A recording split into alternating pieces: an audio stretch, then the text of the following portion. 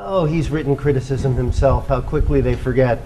I'm going to, before I give him an official introduction, with your kind permission, I want to say a few words. Dares to stretch out these pauses to make the audience maximally uncomfortable. Would you say?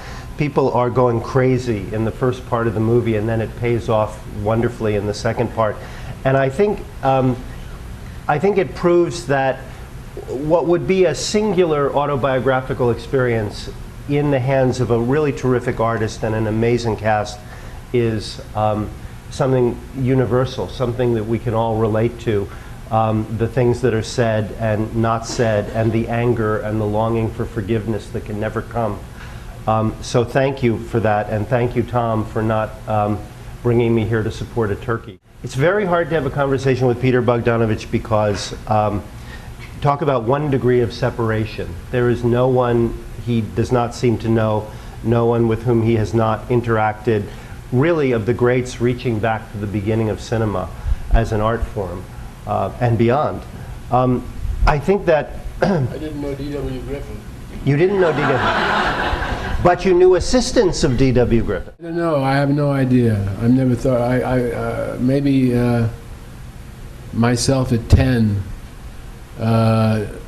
reciting a poem from my parents' company. My parents used to have. My father was a painter, an artist, and we lived in New York. And they would have dinner parties, and they'd say, "Now Peter's going to do a poem." Or something, and I'd get up and do a poem by Edgar Allan Poe or something. I don't know how if the guests enjoyed it or not, but it was my first audience. It was a bunch of artists from New York. Did you tell them that you wanted to do a poem, or they pushed you onto the stage? I was sort of an actor at a very young age, like at 5. I was acting already all the time, so I think they just thought it might be fun. I didn't ask for it, no. Did you ever compose a poem for the occasion? Oh, no, God, no.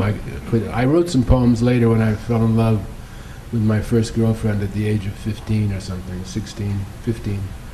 But I'm not a poet. But I did Edgar Allan Poe, Annabelle Lee, I think, and The Raven. The Raven's a bit long, but Once upon a midnight dreary, while I pondered weak and weary. Yeah. Do you remember any of your love poems that you could recite to us for your first girlfriend? David, that was a long time ago. But were you always, did girls loom very, very large in your imagination as a boy? I don't know, loom. Well, you said you were a young actor, too, so acting was your first ambition? Oh, yeah. I vaguely remember this, but I'm not sure if I remember it because I remember it or because it was told to me so often, but on a train trip from New London, Connecticut, where we spent summers, back to New York, supposedly when I was 5, I had a plastic toy telephone, a red telephone, and I evidently entertained the entire train car with a conversation on the phone between Franklin Roosevelt, Winston Churchill, and Stalin. I spoke Serbo-Croatian before I spoke English, so I did Stalin in Serbo-Croatian. I can't imagine what the people in the train would thought. Stalin would have sent you to a gulag. Get me the hell out of here. Yeah. Don't step on my jokes. Sorry, I knew. You know what? As soon as I said that, I said, "Wait a minute. This is a guy who you do not interrupt and you do not step on his jokes." And I shall not do that again. You're forgiven. Thank you. Just don't do it again. Thank you. Thank you. But you did actually study to be an actor. From a very young age. The only thing I ever studied formally in show business is acting, and I studied with Stella Adler for 4 years, from the time I was 16 until I was about 19. You know who Stella Adler? Tell her about her relationship with Strasberg. Well, Stella and was the Klerman. great teacher of what came to be known as the method, which is a misnomer. But she's the only person in America who actually worked with Stanislavski in Paris sometime in the 30s. And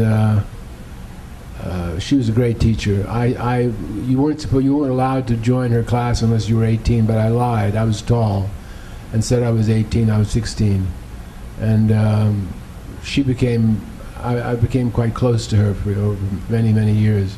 She sort of became my second mother. And she outlived my mother by about 20 years, actually. She was a great woman, great woman. I loved her dearly. One time, I never quite understood this for many years, but she was talking about Golden Boy, a play by Clifford Odets. And the theme of the play, as you know, is sort of the conflict between... Lee Strasberg, as probably many of you know, is famous and infamous for trying to kind of give actors an emotional and spiritual enema. Basically, they have to do a lot of self-plumbing. This is the popular perception, and use their own personal life, and to the point where a lot of people, I gather he was a very bullying and dictatorial and invasive man. How was Stella different in how she taught you to act, and what do you still remember from the lessons that she taught you now that you're an actor and also having directed actors? Well, she hated Lee. She thought Lee was completely 30 or 40 productions in the theater. You did a lot of Shakespeare too, right? Not a lot, just some. And where, just in New York in small theaters? No, at the New York Shakespeare Festival in Central Park, and at the American Shakespeare Festival in Stratford, Connecticut. And I didn't do a lot of Shakespeare. I played Pistol in Henry IV, Part 1 or 2. Not the whole play. We did scenes from it. Do you remember any particular moment when you felt that you understood acting kind of from the inside, where you thought, No, oh, there was no moment like that I can remember. I had a natural, I was good in front of an audience. You were a ham? Well, I don't know if it was a ham. Were you a ham? You can characterize it however you like. I felt comfortable in front of an audience. Did you, as an actor, did you need a lot of stroking, or did you have to go to the director a lot, or did you keep to yourself? I don't think I was going to the director too much, no. Have you ever worked with an actor who really, really did not want to be directed, to the point where... Not really. I've worked with some actors, having been an actor, you cut to the chase sometimes with actors and you say, do it like this or try it like this, and you show them what you have in mind. Some actors hate that, and if they hate it, then I don't do it, usually. If they don't mind it, it's easier, it cuts to it's simpler.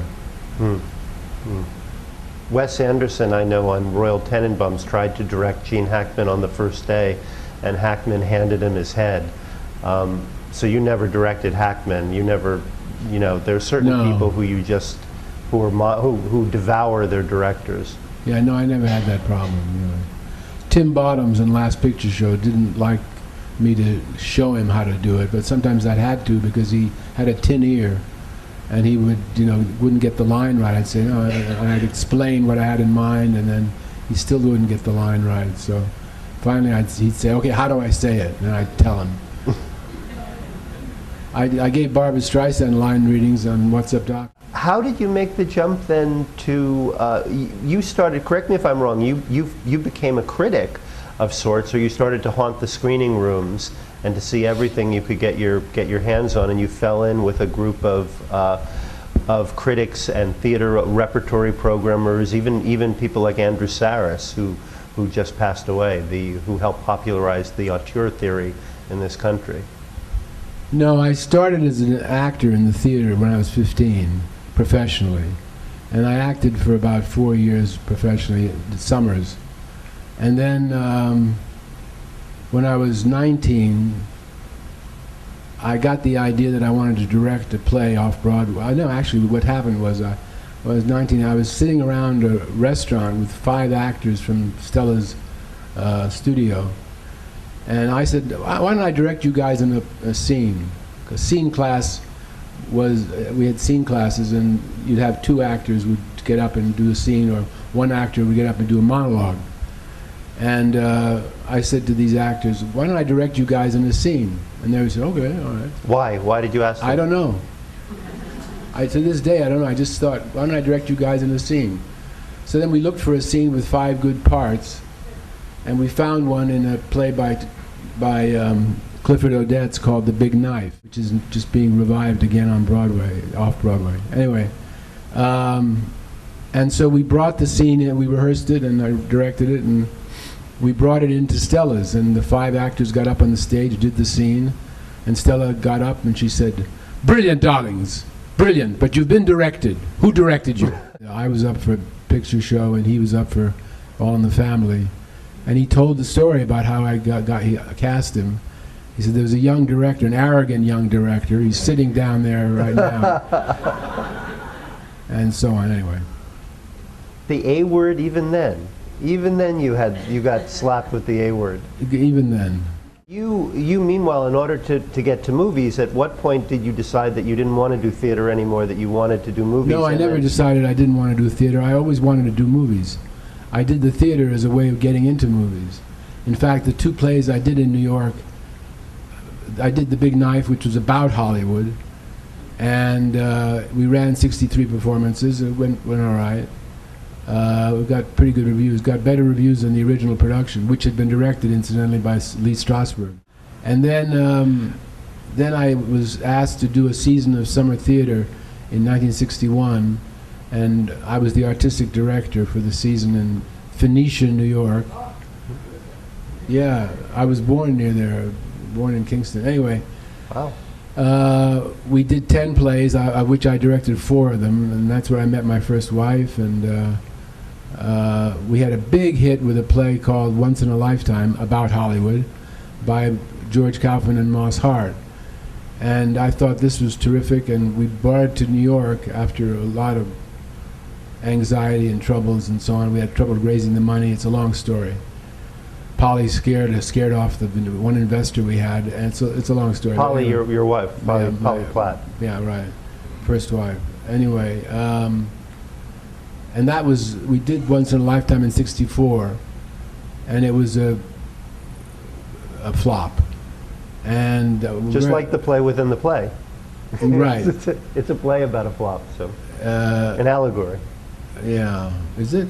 isn't Anyway, it? Or maybe that's no, Light Up the you're Sky. thinking of another play. Yeah. Anyway, it was a flop, and 5 months later, on Frank Tashlin, the director, friend of ours, on his suggestion, we moved to California, because by then I had been writing I had done what you brought up before. The C word. I started writing about movies for various places, program notes for theaters, for film societies, and I eventually graduated to the Museum of Modern Art when I was still pretty young, 21 I think, and I did monographs on and programmed retrospectives, the first in the United States, of Orson Welles and Howard Hawks and Alfred Hitchcock, and was writing, and then again by accident met a managing editor of Esquire and started writing for Esquire, and I was doing that as a way of making money before I would direct another play or something like that. And Frank Tashlin, after we had this flop, came to New York and he said, "Well, why, do you want to make movies or do you want to direct theater?" I said, "I want to make movies." He said, "Well, we make them in L.A., you know." You know who Frank Tashlin is? He did The Girl Can't Help It. Will Success Spoil Rock Hunter? Yeah, and And the a lot greatest of- Lewis comedy, the greatest Jerry Lewis and Dean Martin comedies. Yeah, And also, did he do Son of Paleface? yeah. And he began as a Warner animator. Fantastic figure, you know. Yeah. And you helped, rediscover him or bring him to a larger audience, right? Yeah, I guess I did, yeah. Anyway, we moved to California in '64, middle of '64, and by the middle of '65 I met Roger Corman, and that got me into pictures. How did Roger Corman give you your first shot at writing a picture? Wasn't it a motorcycle film? Yeah. Well, I met him at a performance of a film called Bas des Anges, Bay of Angels. And he was with somebody who knew somebody that I was with. And we got introduced. And he recognized my name from Esquire. He said, "You're a writer." I said, "Yeah." He said, "You write for Esquire?" I said, "Yeah." He said, "Would you be interested in writing a movie?" I said, "Yeah." That was easy. Very easy. And next thing I knew, we had a job writing a script. Polly and I, had a job writing a script for him. But before we could even start on that, he had said, "I want you to write a script for me, kind of a mixture of a combination of Bridge on the River Kwai and Lawrence of Arabia, but cheap." So we came up with a story which we started to work on. It was based on a true World War II event. Anyway, before we had a chance to really even start, he called me and he said, "Would you come over to the office?" He said, "I'm making a movie called The Wild Angels." It wasn't called The Wild Angels then, but anyway. And he said, "The script just came in, and I just spent an hour on my first note to the writer, and he's being very difficult. I'd like you to read it and tell me what you think." So I went to the office, read it, and said, "It's terrible." He said, "Yeah, I know." He said, "I'll pay you $300 to do a rewrite, no credit." So I said, "Okay."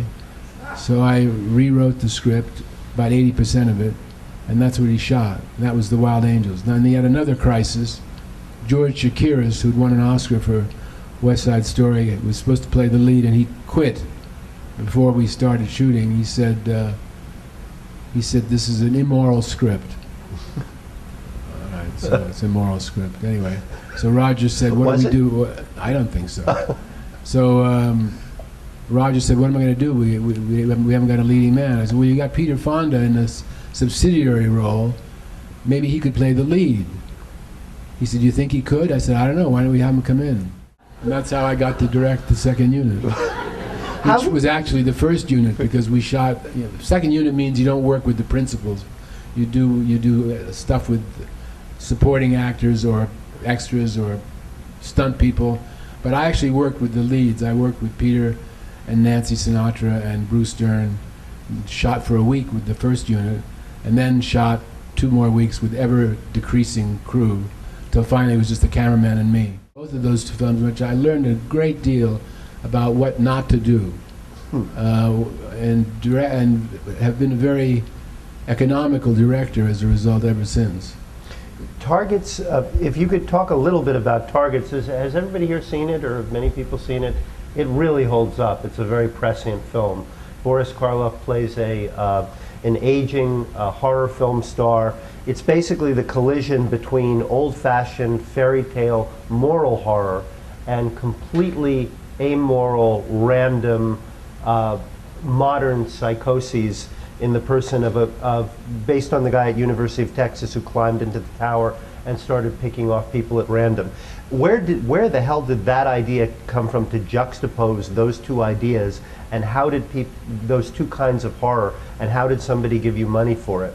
Well, Roger put up all the money for the picture. Roger said, "Boris Karloff owes me 2 days' work." That's how it started. He said, "He owes me 2 days' work." He said, "Here's what I want you to do. I want you to get Karloff, shoot 20 minutes in 2 days. You can shoot 20 minutes in 2 days. I've shot all pictures in 2 days," which he has. And he said, "Now you shoot 20 minutes of new Karloff footage in 2 days, and then take 20 minutes of Karloff footage from another picture I made called The Terror." Not a great picture, but you can find 20 minutes of Karloff footage. Then work with some other actors for 10 days and shoot another 40 minutes, and now I'll have a new 80-minute Karloff picture. You interested? Oh, sure. And then when we went to New York at some point in this period, Harold Hayes, the legendary editor of Esquire in this heyday in the 60s, said, "Why don't you do a movie about that guy in Texas that shot all those people?" Charles Whitman was his name. And I said, I don't want to do that. And then back in California, I was shaving one morning trying to figure out what the hell to do with Karloff. And I thought of a joke. Literally, I thought this would be funny. I was being sarcastic. I said, picture begins, the terror comes to an end, we're in a projection room, the lights come up, Boris is sitting next to Roger, he turns to Roger and says, that is the worst fucking movie I've ever seen. And then I said, wait a second, that's not a bad idea. What if Karloff is an actor who decides that horror isn't, his kind of Victorian horror isn't horrible anymore? Then I can excuse all the footage because it's not, I didn't direct it, it's some movie he made.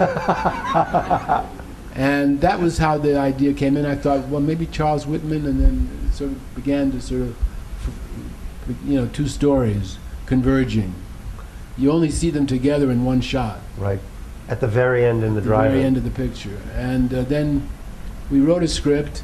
Roger said, this is very interesting, but how can you shoot? Well, actually, we wrote a script, and then I went to see a friend of mine, Samuel Fuller, a great action director, a great director, and a great friend of mine at that time. And Sammy sort of rewrote the script for me in about 2 hours, pacing up and down in his living room.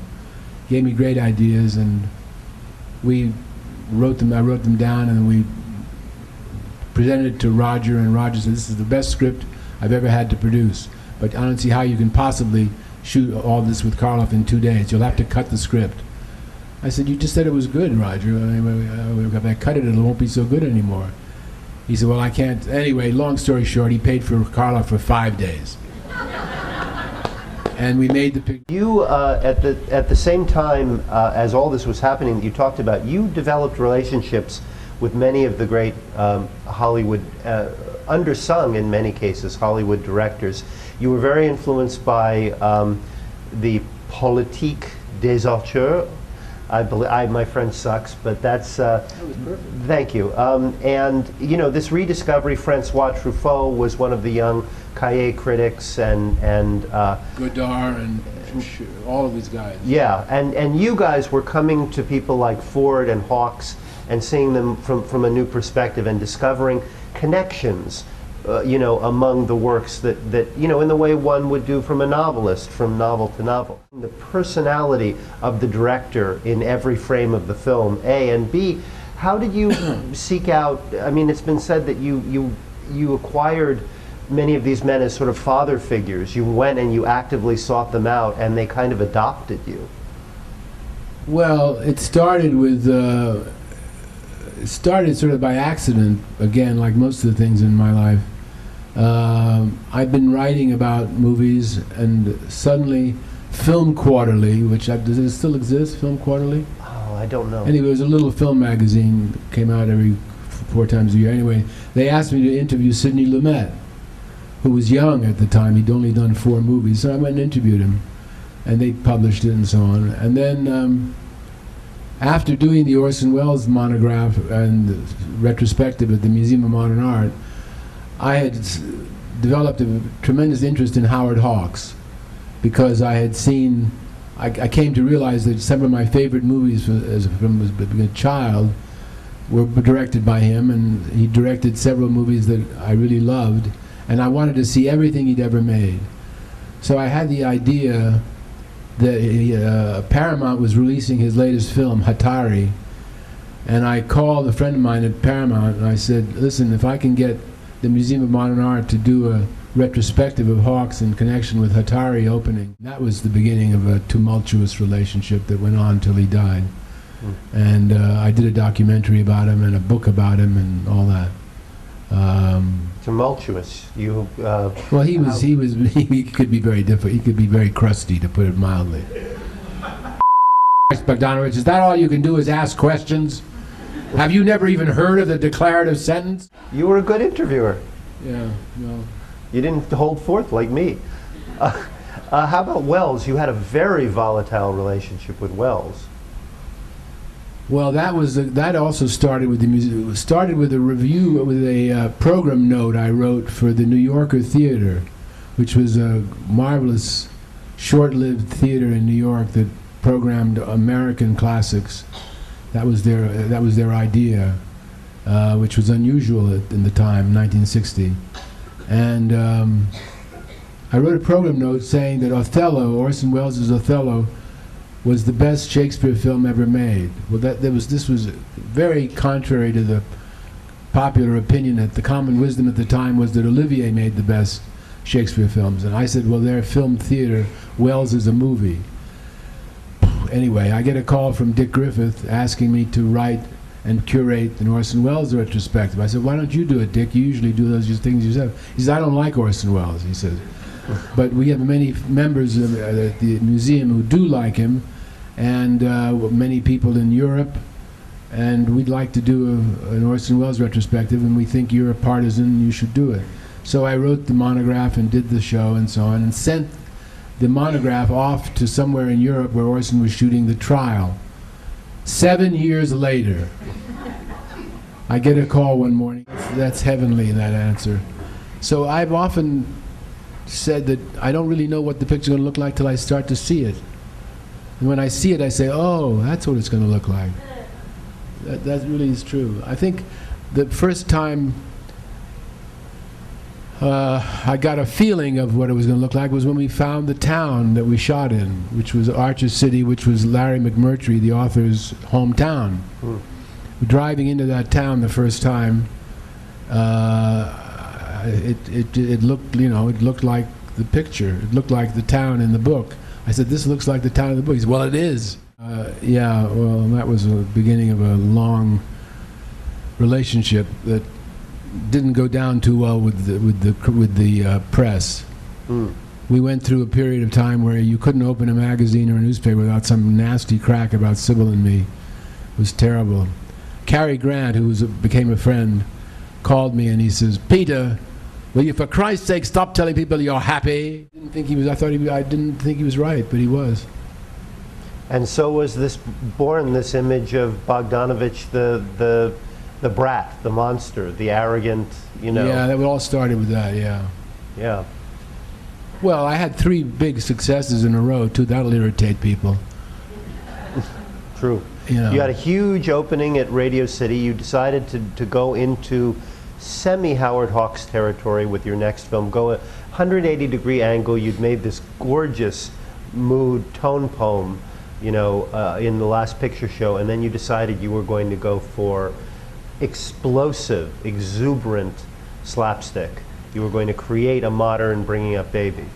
Well, thank you, but I didn't decide. I've noticed as we go through this interview that most of these things just happened. I didn't really decide anything.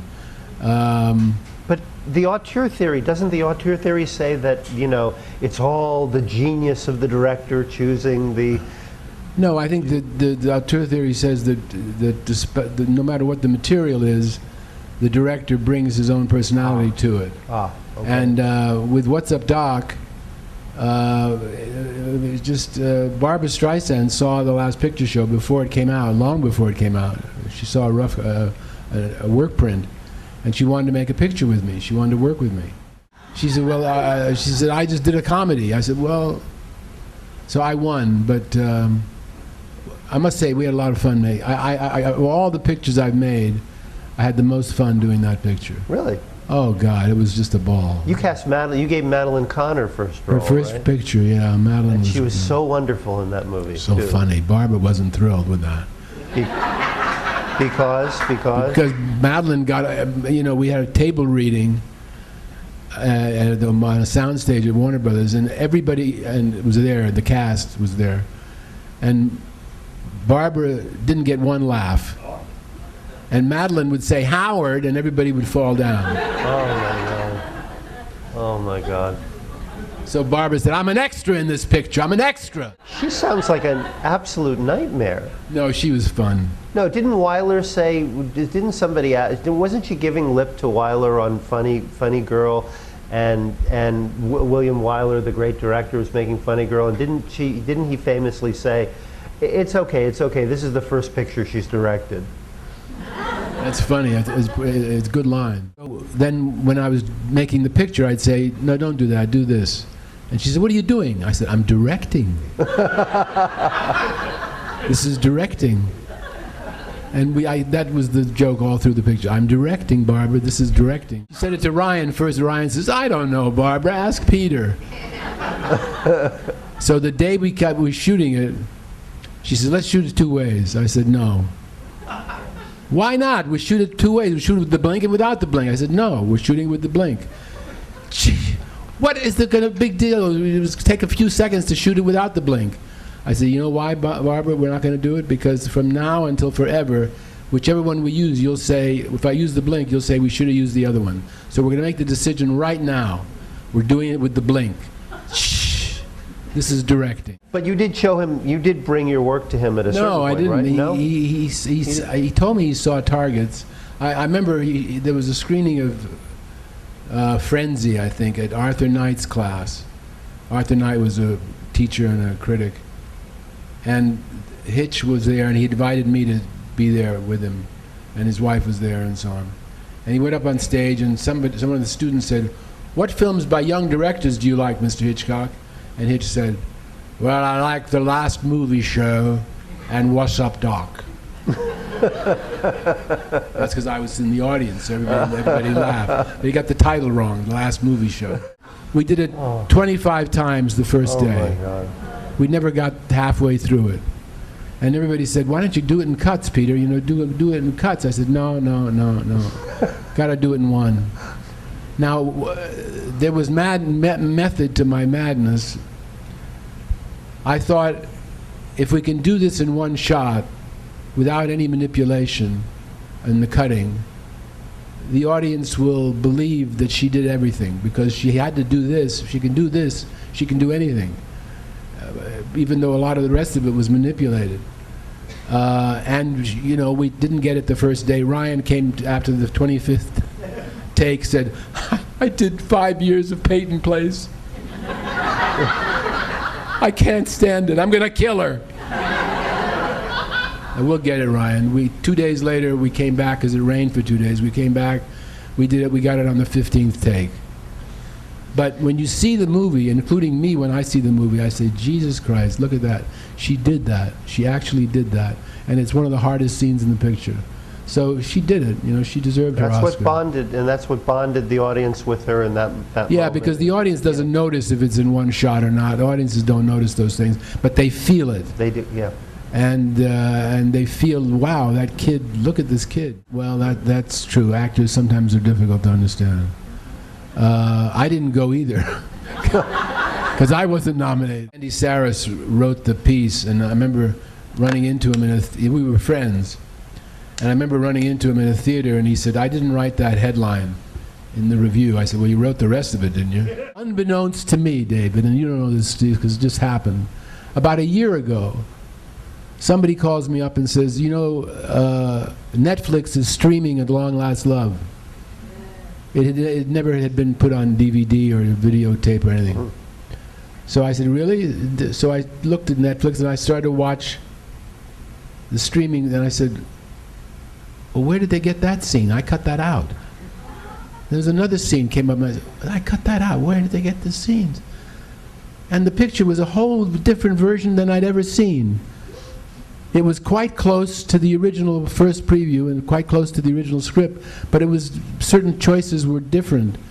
Scenes were shorter, some scenes were longer. It was, you know what happened? I said, I called Fox and I said, where did this version, what is this version of the picture? And it was good, by the way. I loved it. Well, it turns out that a guy in the 20th Century Fox editorial department, he'd been the head of the department for years, a guy named Jim Blakely, who had died about a year before, had been a big Cole Porter fan, and had been involved with musical comedy, and he had, unbeknownst to me, who had Final Cut, by the way, recut the picture and put it back the way he thought it should be. And that version, I said, how long has this been in circulation? Oh, since about 1979, about 4 years after the picture opened. I said, Jesus Christ, for all these years I thought that was my TV version. It was his version that people liked. I didn't even know it. So we previewed it, and it was so they gave me an award in Temecula, California, and I said, let's run At Long Last Love. because Sybil was going to present the award. And we ran this version of At Long Last Love, and people loved it. Then we ran it at Fox, and people loved it. So Fox said, let's put it out on DVD. So it's coming out in June. I'm not worried about that. But then you did They All Laughed, a wonderful film called They All Laughed, which has been, I'm happy to say, rediscovered. And you know, these films from the middle period are actually being rediscovered now and are getting, I hope will get the audience they deserve on DVD and in retrospective showings. We have to say a few words about your resurgence as an actor, beginning with The Sopranos, leading to this wonderful film, Pasadena. Can you talk at all about how you were cast in The Sopranos as the psychiatrist of the psychiatrist, what you made of that, and how it relaunched your career? I know, in addition to the fact that you're still directing, but as an actor as well. Well, it connects with Orson, strangely enough. In 1992, a book that I had worked on with Orson called This is Orson Welles, and a long interview book, which, for a long, long story, it didn't come out until 7 years after he died. But it came out, and David Chase, who created The Sopranos, was at that time doing a series called Northern Exposure. That was the beginning of I think I did about 16 or 17 episodes. May I ask you, well, when you said you came down to talk, what did they talk with you about to see Nothing, whether you'd be just just chatted. They didn't tell you their problems and see how you reacted? No. No, they didn't. There was no audition. It was just chatting. I guess they thought I had presence. It was a lot of fun to do it. It was really it changed. You know, for years people kept saying I was a critic who became a director, and after The Sopranos they finally got it right. I was an actor who became a director, who became a critic, who became a director. That was the sequence of events. That's going to be your epitaph? Wes has become a good friend, and Noah also. I acted in one of Noah's movies, Mr. Jealousy, right? Mr. Jealousy, and I love him, and I love Wes. They both call me Pop, and I call them Son. Son Wesley and Son Noah. And I said it's okay for them to call me Pop. So they're producing it. I'm going to make a picture this summer in New York called Squirrels to the Nuts. It's a comedy.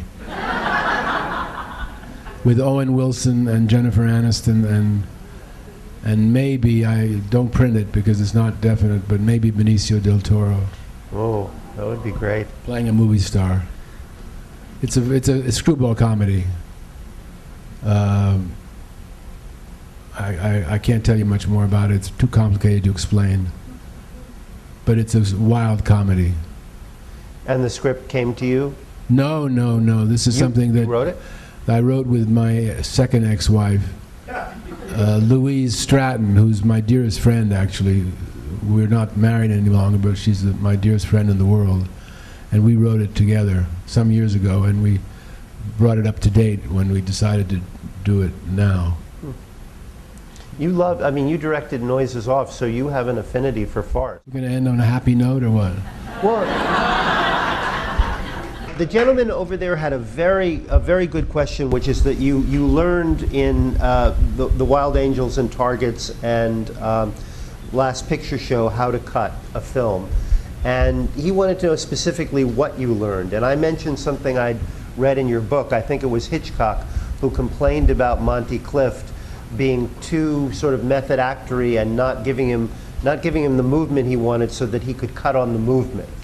And I wondered if that had anything to do with No, he complained because he wanted Monty to look up so that he could cut to his point of view of something up there. Right. A window. Right. But didn't he also say you Monty cut on says, the I don't know if I would look up. And he said, well, you've got to look up, because if you don't look up, I can't cut. So that was that story. But I learned, I learned a lot about what you don't need when you're making a picture. I learned about what not to shoot. I learned that you only shoot what you need, because otherwise you have to look at a lot of crap that you're not going to use, and then somebody else can make a decision and put it in behind your back, which is, if you don't shoot it, they haven't got it. You know, there's a great story about John Ford. I don't know if I have the health to tell it, but anyway, I don't care about special effects. You know, going way back to the beginning, the first big star in American pictures was Douglas Fairbanks. And when he jumped up on a table, he really jumped on the table. They didn't fake it. When Buster Keaton fell down and hit his head and did a twist, and that was Buster Keaton. When Fred Astaire and Ginger Rogers danced, they were dancing. When Gene Kelly danced, he was dancing. They didn't have to fake it, trick it up, put CGI and crap. Now, you know, the whole point of movies was suspension of disbelief. Now everybody says, well, that's just a trick. It's all a trick now. They had the tiger in The Life of Pi, and I said, oh, they have a tiger in this thing? No, it's all CGI. Well, who the hell gives a shit? I don't want to see a CGI tiger. They can do that. They can do anything. So who cares?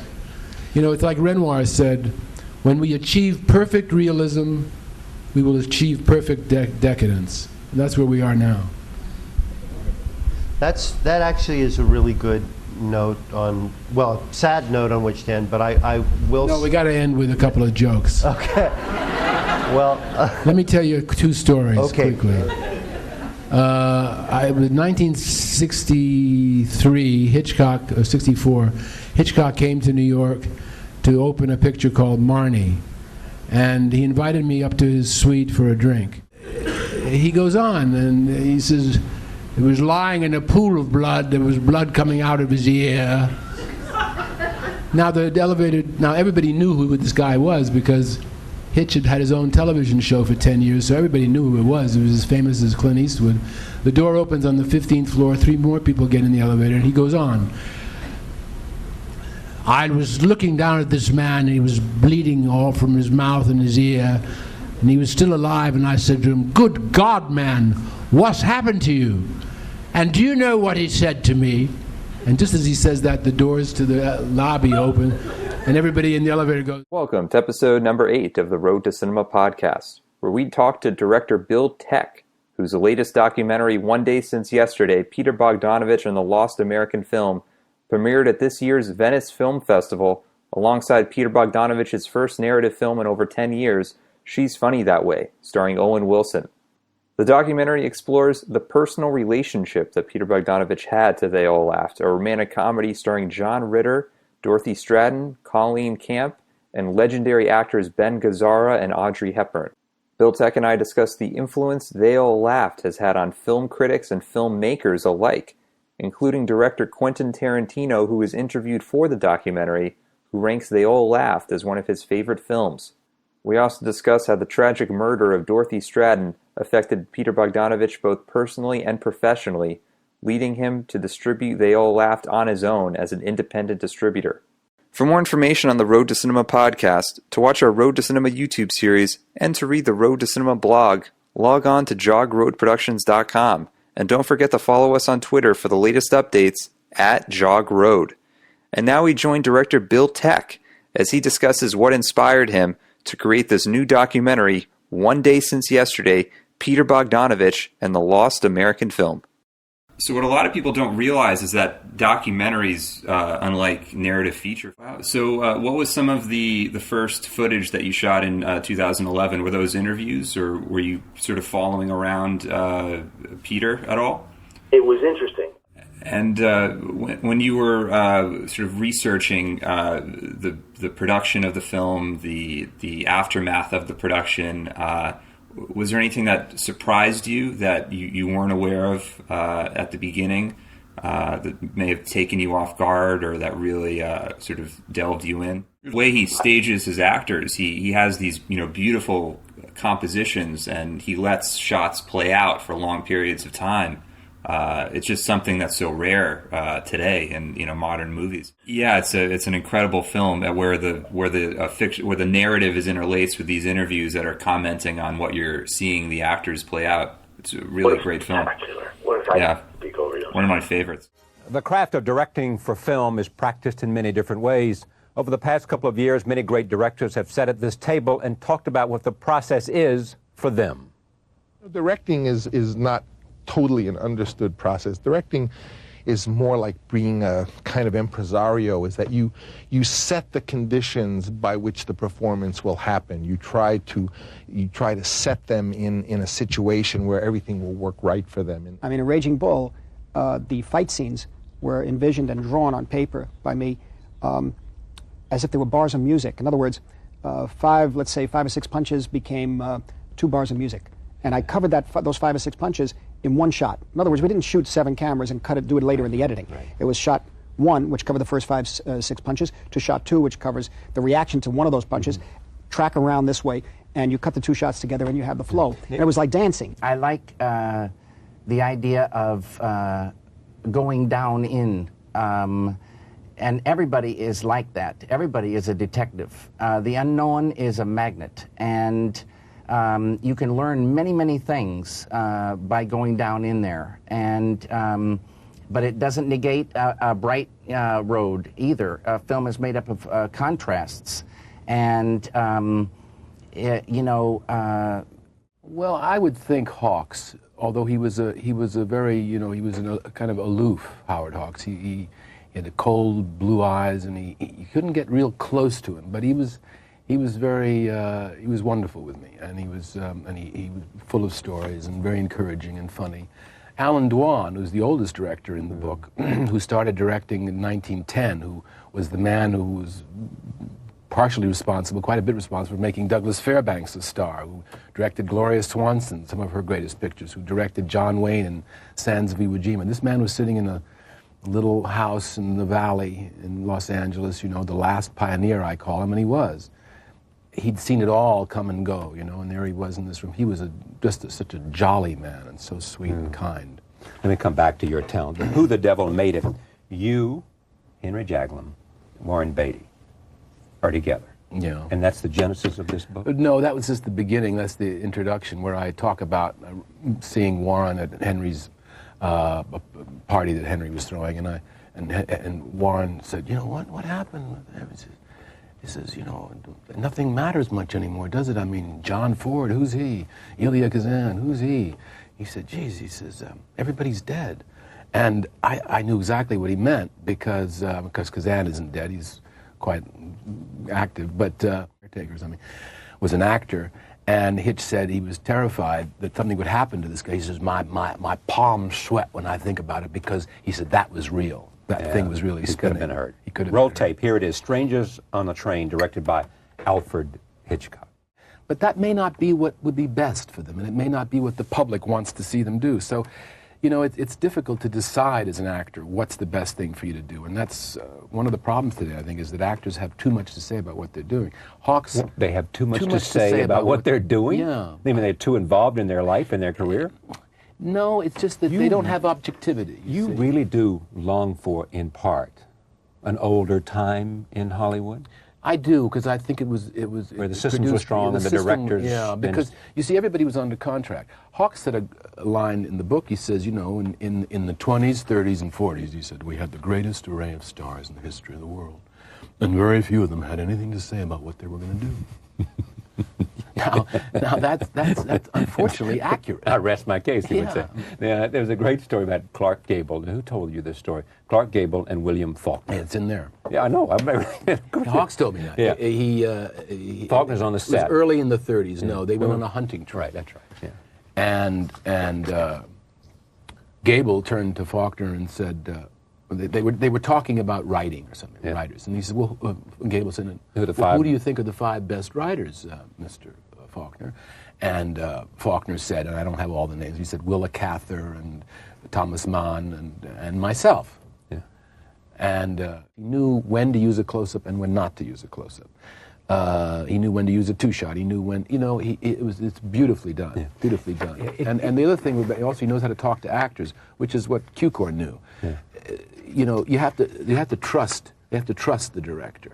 There's a great line of Cagney's, who had a kind of maxim for how to good movie acting. He said, look in the other actor's camera eye, and tell the truth. Yes. So, the eye closest to the camera right. brings the lens close, brings it close to the lens. But both Lumet and Cukor, Sidney started as an actor. George started as a director in the theater here in New York.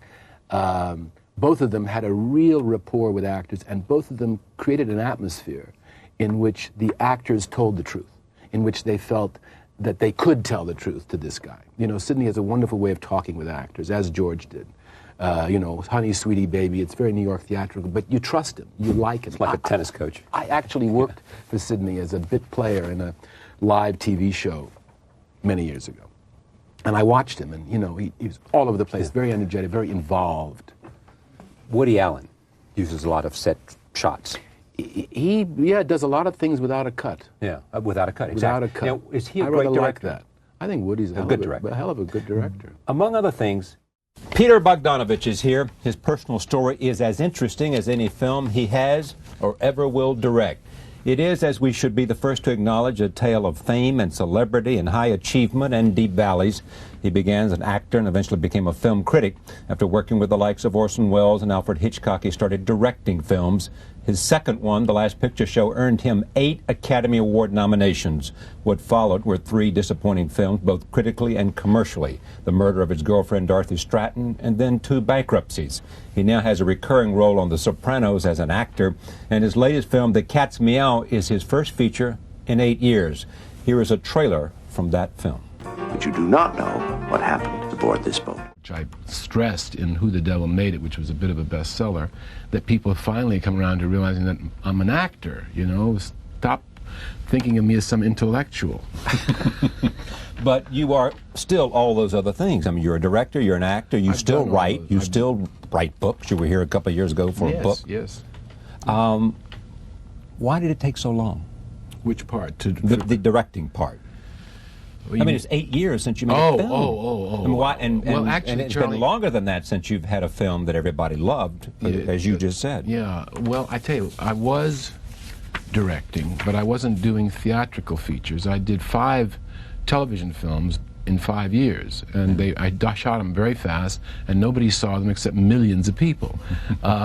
Nobody ever talks about it, but I did 3 of them were on the network, and they won their night. So I said a lot of people saw.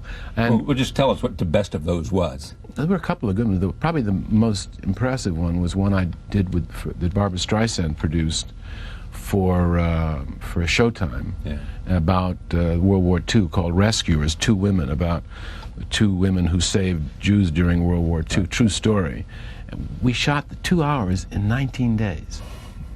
I don't know how. Well, does that suggest to you that perhaps more people could do that if they tried? Charlie, I couldn't have made The Cat's Meow, which we did in 31 days. If I hadn't have done 5 television films back to back in 5 years, all of them 19, 20, 22, 24 days. It gave you what? Put me back in that place where there's a certain rhythm where you have to go fast. But you can go fast and just drop shots and not get what you want. But the trick is to get what you want, but go fast. And that means you have to know exactly what you're going to shoot. You have to make decisions on the set. You can't shoot what they call luxury shots. You can't shoot coverage. You can't shoot things. I might need that. No. You got to shoot only what you need. And that's how we did Cat's Meow. But I don't think I could have done it if I hadn't had that kind of practice. You watch them shoot The Sopranos. These guys are superb. They do that an hour. They do it in 9 days or something. That's fast, And these directors are superb. And you don't get the feeling on the set that you're being rushed. It isn't like, okay, here we go. No, but they do it. And it's a certain rhythm. And frankly, I think it helps the work. I think it helps the creativity. To have a certain rhythm and urgency about getting it done. Yes, movies take too long. They lumber onto the screen. It's like a caravan, $100 million, 72 days. I think you feel it in the pictures. Now, I sat there and I thought many times, well, John Ford made She Wore a Yellow Ribbon in 28 days. He made The Informer in 15. What are we talking about? This is what's great about you. Well, it never was more clear to me than on The Cat's Meow, because so many things happened that I cannot, in all conscience, say, "Oh, that was my idea," or that was because I said. No, we had a lot of luck, a lot of really good luck. Things that I thought were bad luck turned out to be good luck. actors that became unavailable, and we had to get another actor, and that actor's better than the one we had. Things like that happened all the way through the picture. That's true in life. Well, yeah, absolutely. Absolutely. This movie, where did it come from? There it is. Now, was it hard to attract all these very good actors? Again, we got really lucky. No, they all wanted to do it when we finally got them. Because they liked the script, they liked you, they liked what? The script, and they liked me. Right. And that was really it. And they didn't like the money. It was very low money. They certainly didn't do it for the money. Was raising the money hard? No, lucky. We sent, the first people we sent the script to was Lionsgate. And Mike Pasternak at Lionsgate. And they liked it, and they said, let's do it. What's been, for you, the most difficult thing about directing? Getting to do what I wanted to do, and then It's always that. and then getting it released properly. Yeah, release properly. Yeah, Meaning and having it distributed at the right time, in the Charlie, right it's way, all- with the yeah, appropriate promotion. Yeah, absolutely. Because any form of entertainment or art is a kind of communication. If you can't get it to the public, what's the good of it? And I've had trouble with some. I've made a few pictures I think are pretty good that nobody ever saw because they never got distributed. Well, tell me which one you think is best of the ones that nobody ever saw. Well, there's one that I made with Ben Gazzara in Singapore called St. Jack, which won the Critics' Prize at Cannes, at Venice, the first time it had been given since Clockwork Orange. It was a tremendous success in Europe. America hardly saw it. A picture called They All Laughed with Audrey Hepburn and Ben Gazzara and Johnny Ritter and Dorothy Stratton I liked very much. Do you want to make any kind of films? That's a great question. Yeah. My favorite writer is Robert Graves. Yeah. Who, although he did every kind of writing in the world, novels and histories and criticism, he was a great man. He considered himself a poet. And he said that he used to ask the question, whenever he started to write a poem, he asked the question, is this poem necessary? That's a great line. That's Isn't a great it line. great line? Somebody said... And I thought it only takes very little to write a poem. You take a piece of paper and a pencil. To make a movie takes an enormous amount of equipment and time and energy and people and so on. So the question I would like to ask before I make every picture I make from now on is this one necessary? And I wish people would ask that question. There's an awful lot of unnecessary movies being made. So I'd like to make a few that are, somewhat necessary. And that doesn't mean they have to be, I'm perfectly happy to do a comedy that just is only necessary because it makes people laugh. Yeah. I don't think there's anything wrong with that. But, but something that's worthwhile. Is there somewhere inside of you this film that you know you want to make, and either you know exactly what it is or you sort of have a sense of it but you don't quite know? No, I've got several films that I want to make. I think to be honest, I think I have more films that I want to make now than I ever have. Because I've been thinking a lot. I imagine it's the same way about films at their best. Well, at their best... People are on the same page, etc. Oh, boy, that is it. Because on this picture, we had 14 actors, basically. That was the ensemble. And we were all together. We all went to Greece together in this godforsaken little town. We shot the exteriors. And we bonded. I'd say to the actors, what do you think about this? Do you think this line works? And Eddie was playing Chapman, said, I don't think he'd say it that way. Or Kirsten would say, I don't think I'd say anything. Or Ed Herman would say, he wouldn't do that. They all were on the side of their characters. They all trusted me. I trusted them. So that and the writer was there, and we were all working together to really try to do what was right. And that all had to do with engagement, all had to do with communication. The director and actors need an audience. They love an audience. That's what one of the reasons they act. But there is no audience in a movie except basically the director. He's their first audience. So I am like the most, interested audience that they'll find, and they know that I'm there to approve and to maybe correct, but not to dictate. You obviously, to have done what you have done, have to be a good listener. You can't have the relationship with Ford or Wells, especially Wells, without being a good listener. In England, too, Movie, which picked up the same kind of critical position. Well, there was something exciting about movies, and it seemed that, some of the movies, or a lot of the movies that were being made or being understood, were either, classic sort of Hollywood films to sort of determine the language of cinema at that time, right? And then some of the movies that you guys made now determine, what was great for this generation. But it doesn't seem like anybody's really taking on film that way. No, you're right. I mean, there are certain people. Richard Brody in The New Yorker is very hip, and Anthony Lane is funny in The New Yorker, and sometimes pretty good. Yeah. The whole thing between Pauline Kael, for example, Right. and Andy Saris, Right. That kind of stuff doesn't exist anymore. No one cares, and it's too big a field. I mean, There's hardly anything to write about, really. The movies aren't very good. even the smaller movies.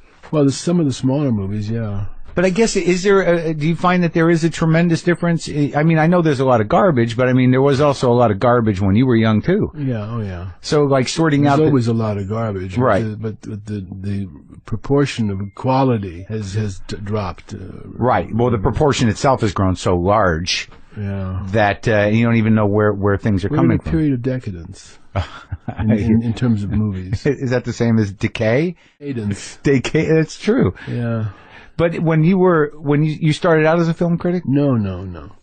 I started out as an actor Really? in 1955 when I was 15. Really? In New York? Well, I got a job. I was studying acting at the American Theater, whatever it's called. Theater Institute? What's it called? American Academy of Dramatic Arts. Oh, yeah. They had a Saturday class for teenagers, and I was studying there. And the lady that was the main teacher there said, "Would you like to be an apprentice this summer in Traverse City, Michigan?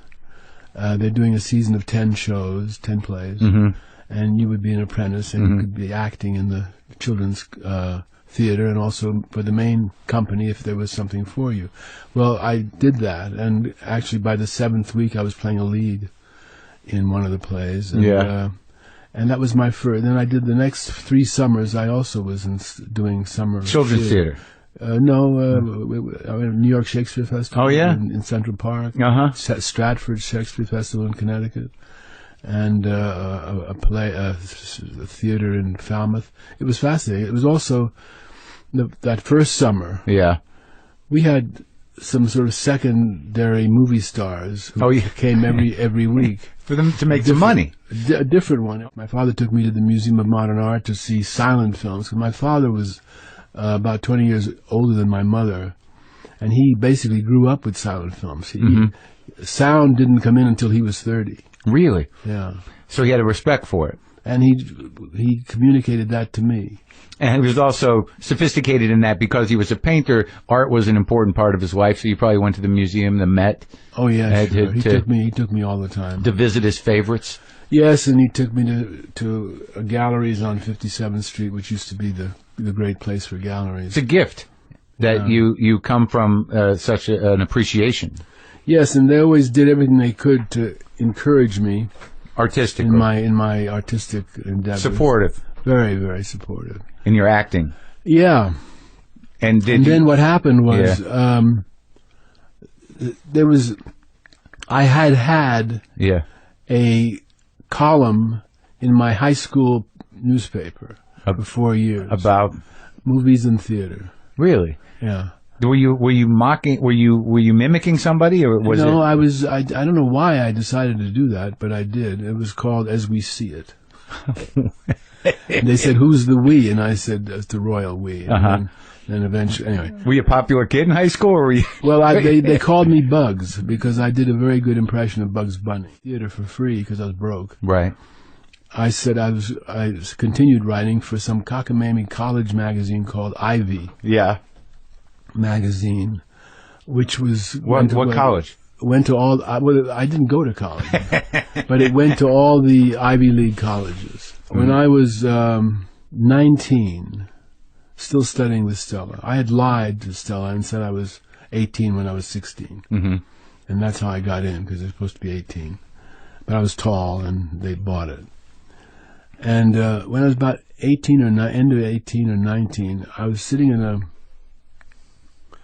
diner with 5 actors from Stella's, and I said, I'd like to direct you. I don't know why I said this. Who are these actors? Actors from anybody? Nobody famous.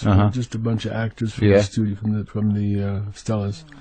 And I said, I'd like to direct you guys in a scene. Uh-huh. Scene class was usually 2 actors doing a scene, Uh-huh. or 1 actor doing a monologue. Right. Well, I got the 4 or 5 actors together, and we found a scene from a play by Clifford Odets called The Big Knife, which had a very good... I love that. That's a great play. Yeah, well, yeah. That's, good movie, thereby too. hangs the tale. Yeah. So we did the scene. Which one? Toward the end, Yeah. something in the 3rd act, and about movies and theater. And I got in free. And a guy named Dan Talbot, who was an exhibitor and a writer, opened a theater 2 blocks from where I was living with my parents. Yeah. Called the New Yorker Theater. He changed the name of it. Yeah. It became a very influential theater. The idea of the theater was to run American classics as opposed to foreign films, Uh-huh. which most of the art houses in New York were running foreign films. What year are we at? 60. Okay. 60, 61. So American classics at that point would have been some of the musicals, the westerns. Well, things like the Informer, The Grapes of Wrath, things like that. Uh-huh. That was 60, 61, and then I was hired to be the artistic director of a season of summer theater in Phoenicia, New York, and we did 10 plays. I directed 4 of them. What were they? Well, the 4 I did was Tennessee Williams' Camino Real, Kaufman and Hart's Once in a Lifetime, another play by Clifford called Rocket to the Moon, and a play by Agatha Christie called 10 Little Indians. And we had good success, particularly with all of them were successful. I supervised the other 6 shows. It was quite an interesting summer. So coming into theater, though, like in directing theater, did you study that, or was it more intuitive for you? Well, I saw about 350 plays in New York on Broadway. So my mother insisted that I go to the theater. When you were a kid? When I was 13. And I raised a ruckus. I said, I don't want to go to the theater. I want to see Martin and Lewis in the movie that had just opened. Right. And she said, you're going to the theater. So you saw that? So you really went all the time? So you saw everything? Well, she sent me to this. She's insisted that I go to this play. It was Henry Fonda in a play called Point of No Return. I remember sitting in the last row of the balcony, and I loved it. I didn't think I would love it, but I loved it. What was it about it? I don't know. It's just great. And but did you feel it? Because I went to see some theater recently, and I tried to define, like I talked about it just the other day, the importance of theater, what exactly it is. There's something that you can't get anywhere else. It's like it's a visceral experience, and it's moving. It's live. And it's exciting. And then after that, I went every weekend to the play. I must have seen 350 shows between 1952 and when I moved out of L.A., New York. Do you remember like moments where you were like, holy shit? Oh, yeah. I saw Cat on a Hot Tin Roof, directed by Kazan. And oh, my God. I saw Ben Gazzara's first thing in End as a Man, which was brilliant. That's the first review I wrote. For Ben? Was Ben Gazzara in End as a Man, which was written by Calder Willingham, based on his book, about a Southern military academy. He played a kind of a sadistic guy. He was very good and very funny, actually. And that was the beginning for him? That was for Gazzara. Made him a star, yeah. Yeah. Overnight, really. So many people got launched out of theater back then. I mean, it made a big difference. Oh, sure. Doesn't happen at all anymore. That goes the other way now. Doesn't seem to happen at all anymore. No, because like now you become a movie star or a TV star, then they drag you to Broadway to sell the play. Yeah, that's right. It's interesting. I didn't even realize that how many people came out of theater. John Garfield, you mentioned. I mean, he must. Sure, have been, he was with the group. Yeah, right. That was Strasberg's people. It was Strasberg. The actors group. Harold, the group theater. The group theater. It was Strasberg, Harold Clurman, and Stella. And then the American Method came after that. Well, it was around that time. What happened was. And Odets was involved too, right? Who? Clifford Odets. Yeah, he was the kind of the house playwright for the group. He wrote Waiting for Lefty, which was a big success. And what was the other one? Golden Boy? Golden Boy. Oh, I saw a revival of that not too long ago. It was great. Yeah, it's terrific. So anyway, with all that experience in the theater, I was still broke. Yeah. And started writing for this magazine, and this fella got the New Yorker 2 blocks from where I lived, and I went to see him, and I said, I live 2 blocks away and I'd like to get in free. And I wrote, he said, did you write a program note for Intolerance a couple of months ago? I said, yeah. California on my own. I saved up enough money, and I went, I think it was in early 61 or 62, I can't remember now. Yeah. I went to convince Clifford Odets to let me do another play, Which one? Night Music, Uh-huh. which he didn't let me do. Why? He didn't want to do. He said he didn't want to do any more. One was enough. He got the temperature of the New York theater, and it still wasn't on his side totally. So he backed off. But what was he doing? He's in Hollywood? Yeah, writing scripts. What were some of his movies? Well, the best one is Sweet Smell of Success. Okay. And he was also directing. He Okay. directed a movie called The Story on Page One. So he didn't have any weird ethical problem with that? Because he was sort of like a proletariat guy. Well, he was, and well, that's a long story. I think he was one of the guys that was called up in front of the House Un-American Activities Committee, and he gave some names, and I think that Crushed him? yeah, I think it did. Yeah. Didn't fare well for the Rats. No, Personally, after all was said and done, that not too many of them could live with it. no, he couldn't. Sterling Hayden either, really. Yeah.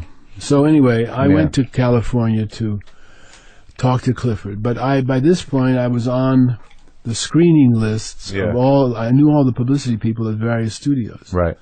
So I got in. I said, and I had a friend of mine at Harper's Magazine, Bob Silvers, who eventually started the New York Review of Books. Yeah. And he said, okay, he wrote me a letter saying, okay, he was at Harper's. He said, I will read anything you write about Hollywood. Right. So I said, I have an assignment from Harper's to do a piece about the state of the art. About Hollywood. About Hollywood, state of the art in Hollywood.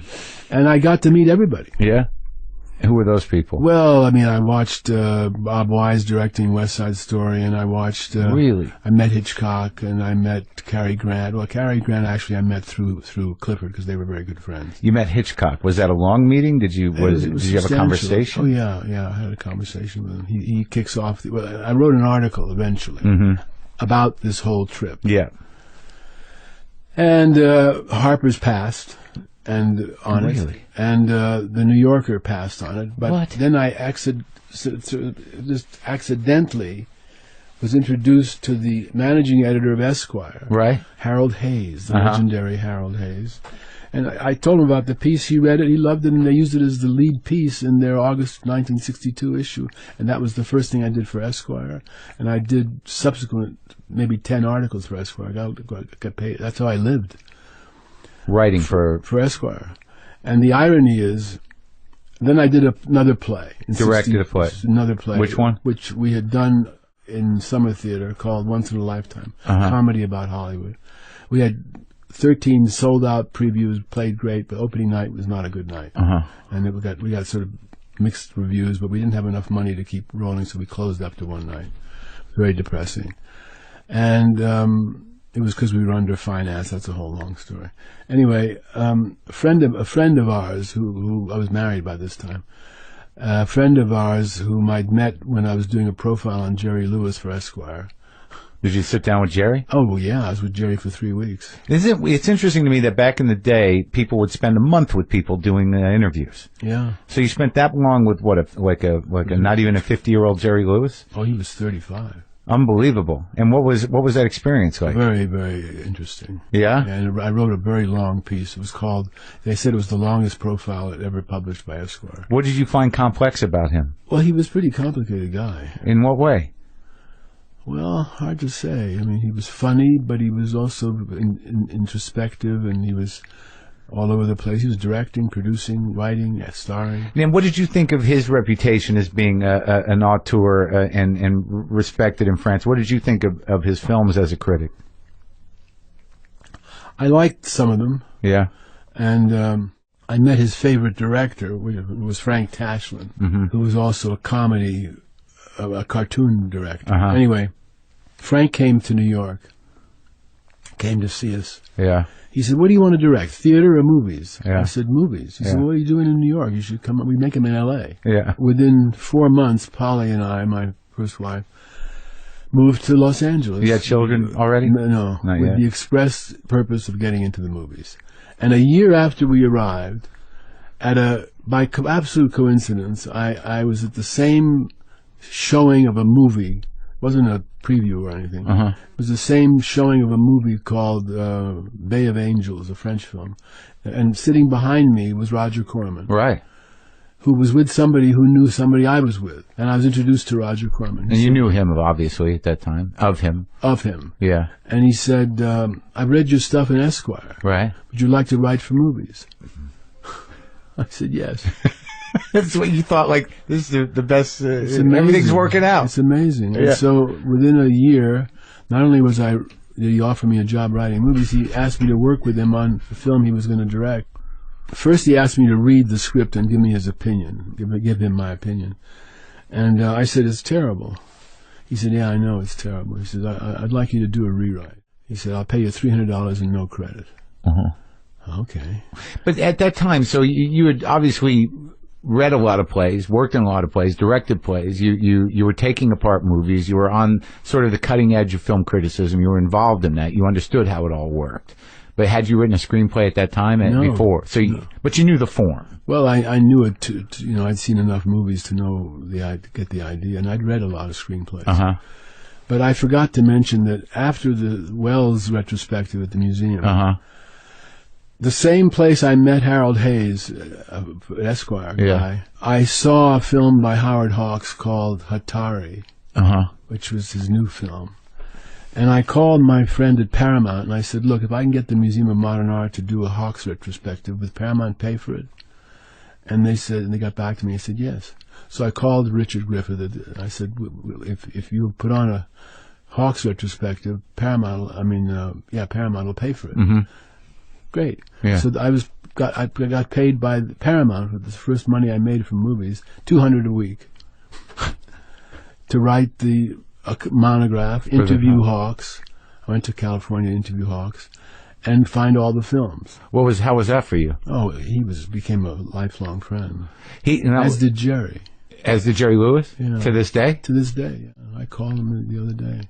Really? Oh, sure. The other day I called him about a year ago. I called him, Jerry, it's been 50 years we've known each other. You realize we're having our 50th anniversary? Yeah. Hey, Sam, Peter says it's been 50 years since we know each other. That's what you got. Yeah, he was very happy about that. Anyway, so I did the retrospective of Howard Hawks, which was the first in the United States also. And the following year, I said to the museum, how about Hitchcock? Let's do retrospective. And they said, fine, and we got Universal to pay for that. So this is the mid-'60s? This was, Orson was 61, Hawks 62, Hitchcock 62. So all these guys were still making movies? Oh, yeah. And some of it... Hitchcock's retrospective was coordinated with the opening of The Birds. Oh, my God. And I met Hitchcock again. I'd already met him.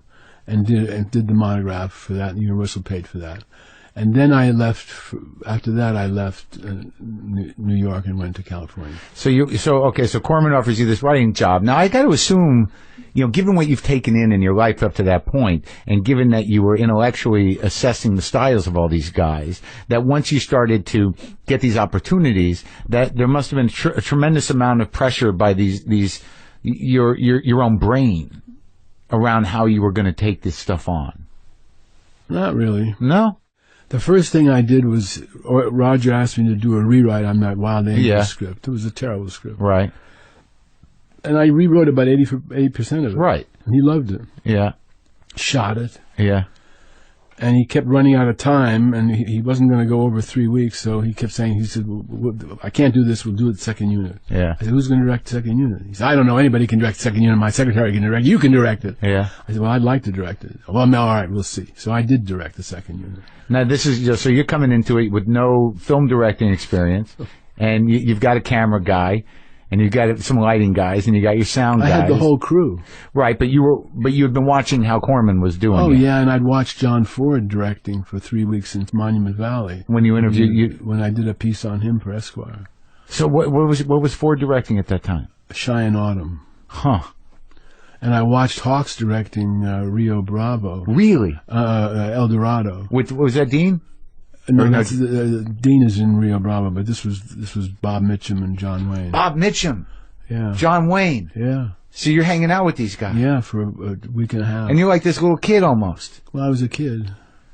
So I was very young. Now, what was your demeanor around these guys? Were you gracious or annoying or? No, they liked me. They liked you. Yeah, Ford liked me. He picked on me all the time, but he Right. liked me. And Mitchum. Jesus Christ, Bogdanovich. And what was Mitchum like? Edgy and kind of outrageous. You know, he kind of shocked me and my wife, ex-wife. And what'd your wife do at that time? Was she in the business? Was She was. I hired her for that season of summer theater that I was the artistic director. Oh, in New York. I hired her because she's a costume. She started as a costume designer. Okay. And I tried to push her into designing sets. Mm-hmm. She was scared to, but then she did when I started making movies. She did. Really? She did the production design. Now, and John Wayne you spent a lot of time with, right? Later, I spent more time with him, but quite a bit on that 1 week or week and a half we were there. I talked to him quite a bit. And like when I think about like just a couple of guys you mentioned outside the directors, someone like Jerry Lewis and like John Wayne were challenging kind of characters in a way. Well, they were, but they seemed to like me. Yeah. Did you find that the creativity, like with someone like Jerry Lewis, who's become sort of this weird caricature of himself, did you find an intelligence there that was surprising? Jerry was very smart. Yeah? Yeah, very bright. And John? Very sensitive. And Duke was extremely interesting and like a kid. He was like a huge 10-year-old. Uh-huh. He loved making movies. He never went to his trailer. Yeah. He would sit around on the set playing with his 6-shooter or playing with the rifle. That began with him saying, Boris Karloff owes me 2 days' work. I said, okay. And this is like Boris Karloff at 70, right? 79. He owes him 2 days' work. And he says, now here's what I want you to do. Uh-huh. I want you to shoot 20 minutes with Karloff in 2 days. You can do that. Yeah. I've shot whole pictures in 2 days. Right. He says, and then I want you to get a bunch of other actors and shoot 20 minutes with them. So now I've got 40 minutes. And the movie was about a psychopathic sniper, right? Well, that wasn't. It wasn't anything. It was just, all it was. Where was the script? There was no script. What does that mean? He basically was telling me how he wanted me to make a movie. Okay. Shoot Roger Karloff for 2 days, get 20 minutes. Right. Use 20 minutes of footage from another picture that he'd made called The Terror with Boris Karloff and Jack Nicholson, as a matter of fact. Use 20 minutes of footage from that. Yeah. And now I've got 40 minutes of Karloff. And now... Doing what? Exactly. I don't know. And then you shoot with some other actors for 10 days and 40 minutes, and now I have a new 80-minute Karloff picture. Will you do it? I said, sure. So we spent, Polly and I spent some time trying to figure out what the fuck to do with Boris Karloff in 2 days. And what was he like? I hadn't met him yet. Oh. He was in London. Right. Well, when I was in New York, just recently before that, Harold Hayes, the editor of Esquire, had said to me, you ought to make a movie, buddy, about that guy in Texas who shot all those people, Charles Whitman. At the college? He went up to the University of Texas Tower and shot about 30 people. Mm-hmm. It was one of the first of those kind of incidents which have proliferated since then. Mm-hmm. And I said, I'm not going to make a movie about that. And then we were working with Karloff. We were trying to figure out what the hell to do with Karloff. Yeah. We couldn't imagine him being a heavy. He was too old. Yeah. And that kind of Victorian horror didn't seem to me very horrible anymore. And we ran The Terror, a terrible movie. And I was shaving one morning, trying to figure out what the hell to do with this thing. And I was shaving, and I thought to myself, I know what I'll do. We'll begin the picture with the end of The Terror, and the lights will come up in a projection room. Yeah. And Boris will be sitting there next to Roger, and he'll turn to Roger and say, that is unquestionably one of the worst films ever made. That's the scene you were going to shoot with Boris. I made a joke for myself. Right. And I said, wait a second. That's not a bad idea. If he's an actor in a movie. Yeah. We don't have to use. We don't have to justify that material. So right. Okay. So it's your way of getting around. It. He's an actor. Yeah.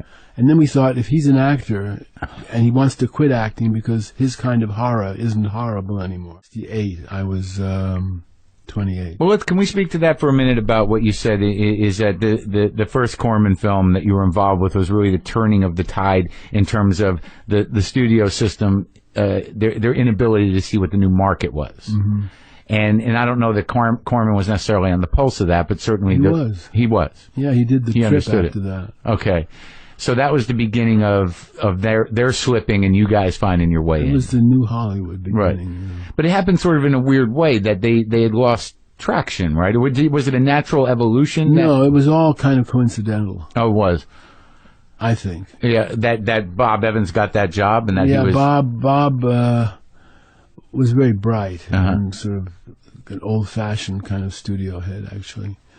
And things were interesting at that period. And when did you start finding or meeting these other guys that were involved in that, like Coppola and around that time?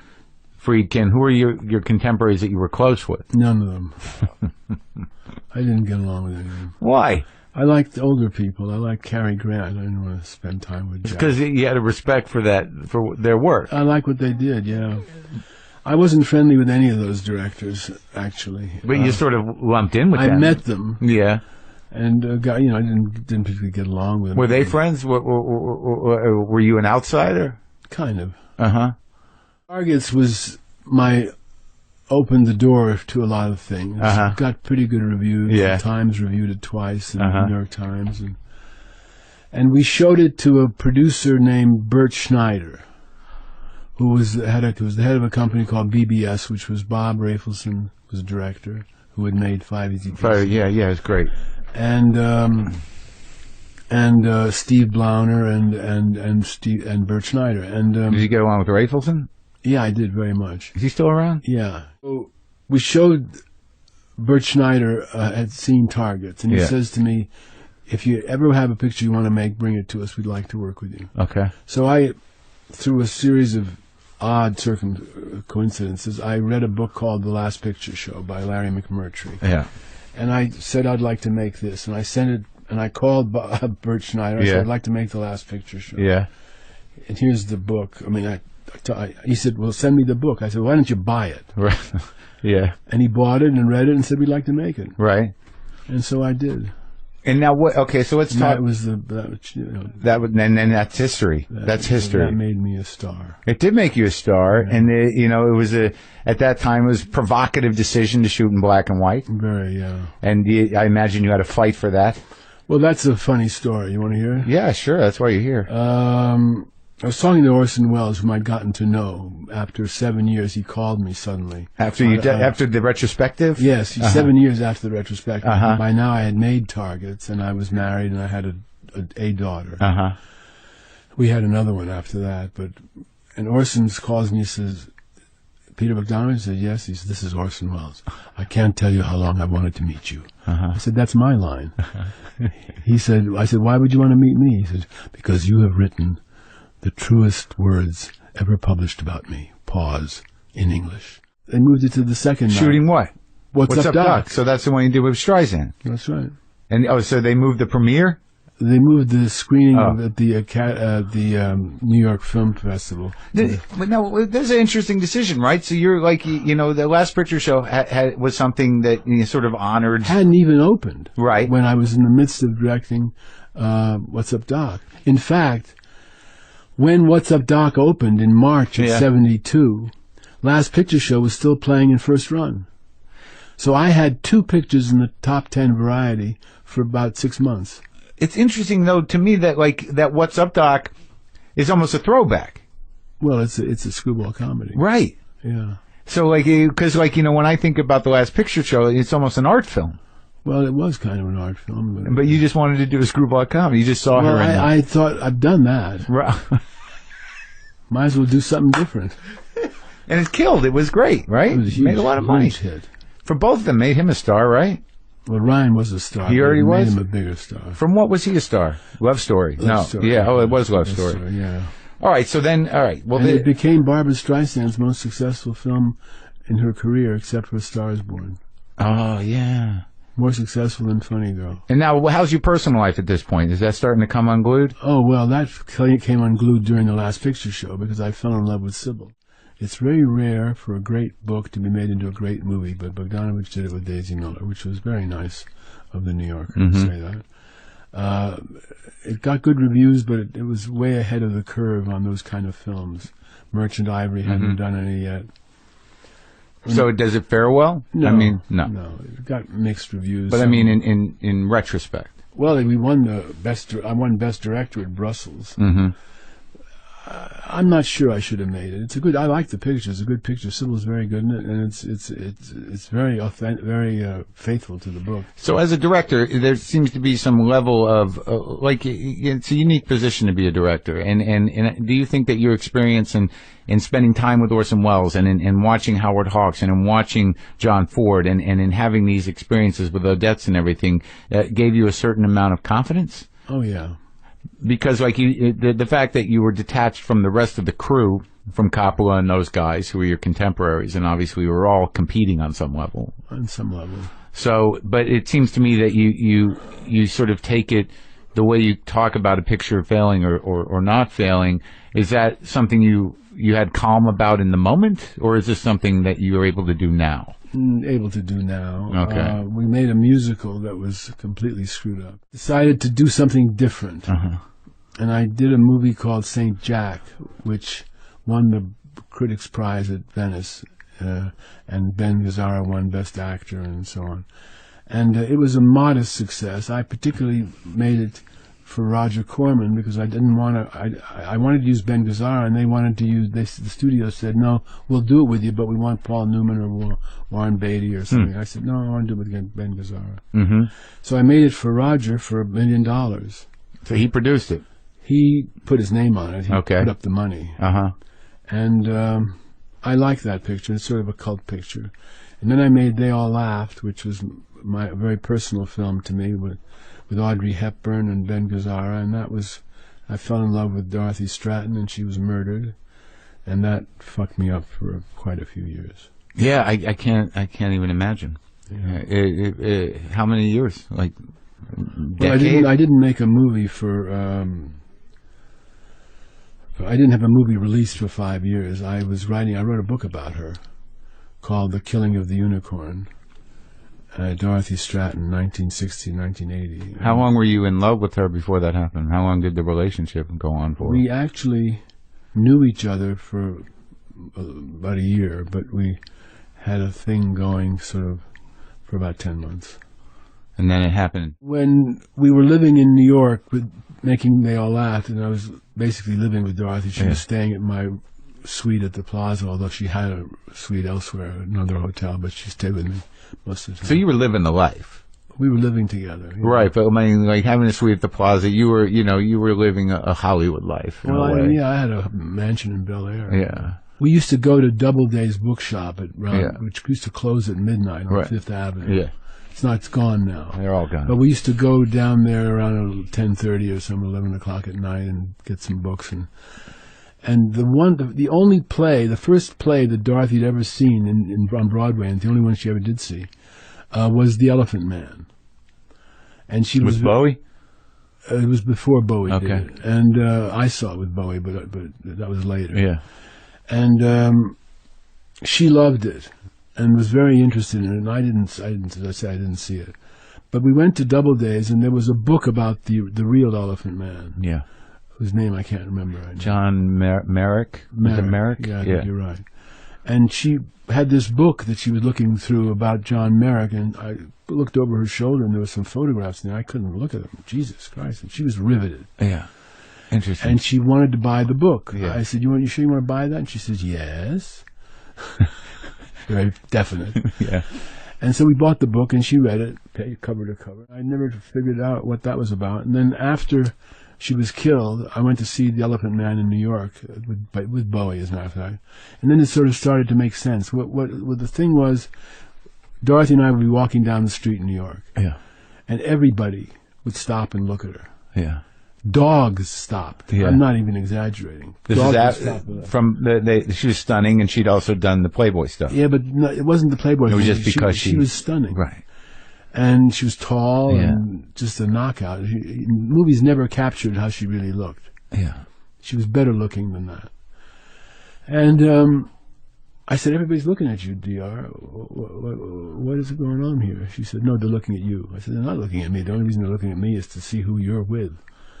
And I said, well, does it bother you? She said, yeah. I said, why? Well, I don't know. I feel weird. It's like I've got ice cream on my shirt or something. So it didn't matter why they were looking at her; they were just looking at her. Yeah, And it was freakish. Freakish to her. Yeah. And so I realized that if you're an outsider, whether you're beautiful or ugly, whatever sets you apart from everybody else still makes you feel like an outsider in some way. Yeah. And so I understood mask, and I said, okay, I'll do this for Dorothy. But you survived, Peter. I'm here. You survived and you work. I'm still working. What compelled you? I know you did other movies, obviously, and some television. What compelled you to do the Tom Petty documentary? Because people love that thing. Yeah, I loved it too. I loved doing it. Yeah? Well, what happened was this. A guy named George Draculius, who's a record producer, and a friend of mine whom I got friendly with through Wes Anderson, who became friendly with me too. Do you love his movies? Yeah, I like his movies a lot. You like Noah's movies? Yeah, very much. And you like Quentin's they're movies? Friends of mine. Yeah. They're all These friends are your of mine. guys, the young guys. Yeah, the young guys. Who else? They call me Pop, Who else? and I call them my son. Oh, are there other ones? No, those are the two. Oh, Quentin doesn't call me Pop. Right, but those three, you like their movies. I like we their we movies. started by talking about movies and independent movies, and you like those guys. Yeah, I do. I like Anybody them. else? Oh, there's people around. Yeah? Sure. I don't know. I'm not, You like David O. Russell? Yeah. He makes good movies. Good. I like him personally, too. Yeah, that's good. So Tom Hey, Petty. So Dracarius. George Draculius calls Draculius. me and he says, "Would Tom Petty wants to do a documentary about the 30 years anniversary, which is coming up, of the Heartbreakers. He wants to know if you'd like to direct. Great American Band. Yeah, exactly. He'd like to know if you'd like to direct it." Really, Tom looked at. He was. And I said, "Why me?"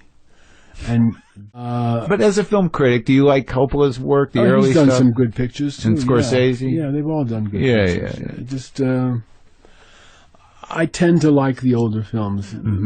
I go back to those Sure. more than I do to them. But you know, Friedkin and Coppola and I had a company together for about 30 seconds Oh yeah. called the Directors Company, and I put Paper Moon into that deal as a kind of a jump Through Paramount. through Paramount to jumpstart the company. It was Paramount's idea to have the company happen at all, and we did it because we were promised that we would go public Right. and make a lot of money. It never happened, Okay. but Well, at least you got along with those two. I got along with them. Yeah, Yeah. But like, you go back to The Searchers yeah. and watch that sometimes. Like, yeah. I find that like that out of a lot of the movies, and I don't come to it in the same way you do. But like that movie, I go back to a lot. Oh, it's a great film, and Rio Bravo I go back to. You do? a lot, yeah. Yeah. And which one of Wells do you go back to? Well, I like Chimes at Midnight, and I like Touch of Evil. I like all his pictures, but I remember I said to him when I first met him, I said, there's only one picture of yours I don't really like. Which one? Yeah. The Trial. I don't either. And I thought, wow, we're really close. 6 months later, I made some kind of disparaging remark about The Trial. He said, we should stop saying that. Uh-huh. Yeah. So that informed this. that was Right. the idea Uh-huh. sort of behind this picture. Yeah. And Owen Wilson plays a theater director, New York theater, Broadway director. Uh-huh. That's interesting. So you have no knowledge of that, right? Well, no, he didn't. But No, you. That's what I'm saying. That's you're kind of, it's a surrogate. Yeah. Mm-hmm. And he's married, and he's about to direct a play on Broadway with his wife, Yeah. who's a star, and so on. And the night before they arrive, he gets to New York first, and he has an escort. Mm-hmm. And he gives her $30,000 if she promises to stop being an escort. She's young, played by Imogen Poots, who's an absolutely brilliant actress. Great. And then he has auditions for this play that he's doing, and she comes into audition, not knowing that he's the director because he gave a fake name. Yeah. And that's the beginning of All Hell Breaks Loose. Wow. And there's a lot. It's a big cast. Well, we've got the 6 principals Who are they? are Owen Wilson Yeah. plays the director. His Yeah. wife is played by Catherine Hahn. Okay. Oh, she's great. She's just great. Love Just her, man. Great. And the escort is played by Imogen Poots, who's brilliant. Mm-hmm. And the movie star who is in the play, Yeah. played by Rhys Ifans. I don't know if you know him. I don't know. He's Welsh Yeah. actor. He's brilliant. Oh, wait, I think I do know him. I've seen him. Yeah. Yeah, you've seen him. Yeah. And then the therapist, Uh-huh. the therapist just last year directed her first movie. Really? Yeah, and Well- she did quite well with it. Is the other one in show business too? No, she's in Brooklyn with 2 kids, and that's plenty. But she's going to do some writing. I know when her kids get a little older. One is 10 and one is 4, and they take up pretty much all her time. And where you living She's a really now? good girl. I'm living in L.A. Okay. I'm staying with a friend of mine right now. I have an apartment in New York, but it's sublet, so I can't use it right now. But I'm staying with a friend of mine. Well, great. Wait, I tell you, Peter, it's been great talking to you. Well, it's been great talking to you, Mark. You're a good talker. Good interviewer. Well, thank you very much. It was an honor, and I'm glad we covered so much ground. We covered a lot of ground. We did great, and I appreciate it. Thank you, Mark.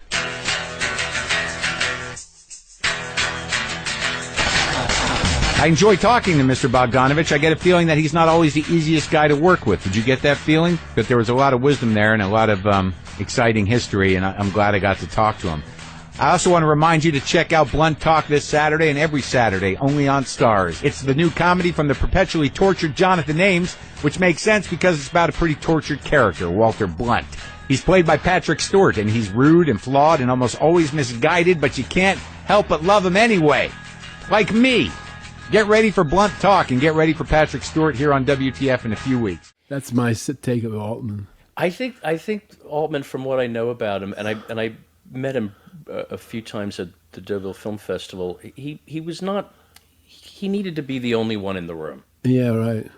And he was quite blunt about it, really, which sort of was a little disarming in a way. He didn't, it was just clearly it was going to be his table, or he wasn't interested. But that's too bad too. But I thought it was funny because he's very tight-lipped on the show. Mel Brooks feels like he's kind of like, should I really be with you guys? Which is so unusual for him.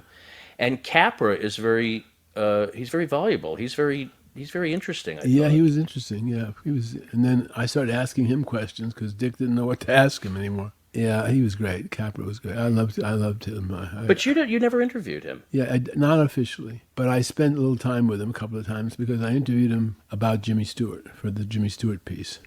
And I wrote about him in that piece, about Capra. Which is in Who the Hell Is in It. His autobiography, name above the title, Capra's autobiography, was my first big film book that I think it was everybody's. It was a very good book. Yeah. He told his life as an adventure, and it was also very optimistic. Did you think that maybe he'd said it all in the book? Is that why you never did one of your big pieces about him? I talked to him about doing an interview, but he said he was writing a book. So he did. And he's very good. I've seen it. He's very good. One reel missing. I think the first reel is missing.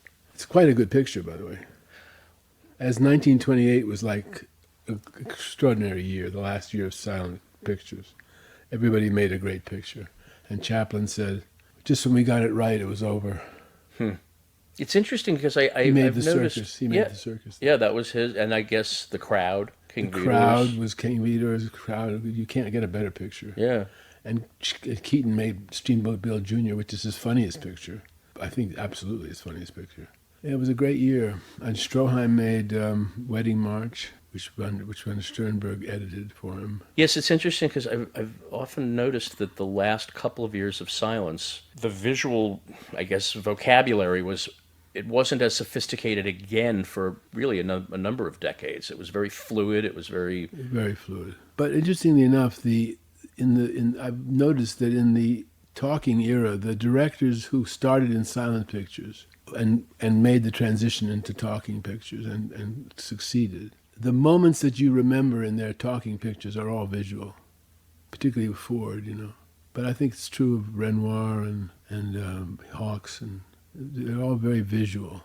I always thought it was interesting that Howard Hawks, and I think he says it in the interview with you, he was relieved when talkies showed up. He thought it was an easier and more natural medium. Yeah, well, he wasn't a poet.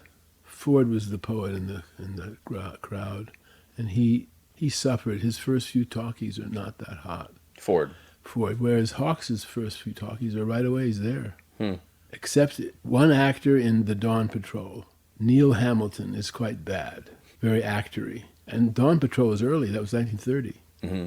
It's a magnificent picture. Contact. This was the immortal Royal Air Force, whose gallantry thunders across the pages of history. Young warbirds, gloriously reckless, taking off in rickety ships to challenge the enemy veterans of the skies.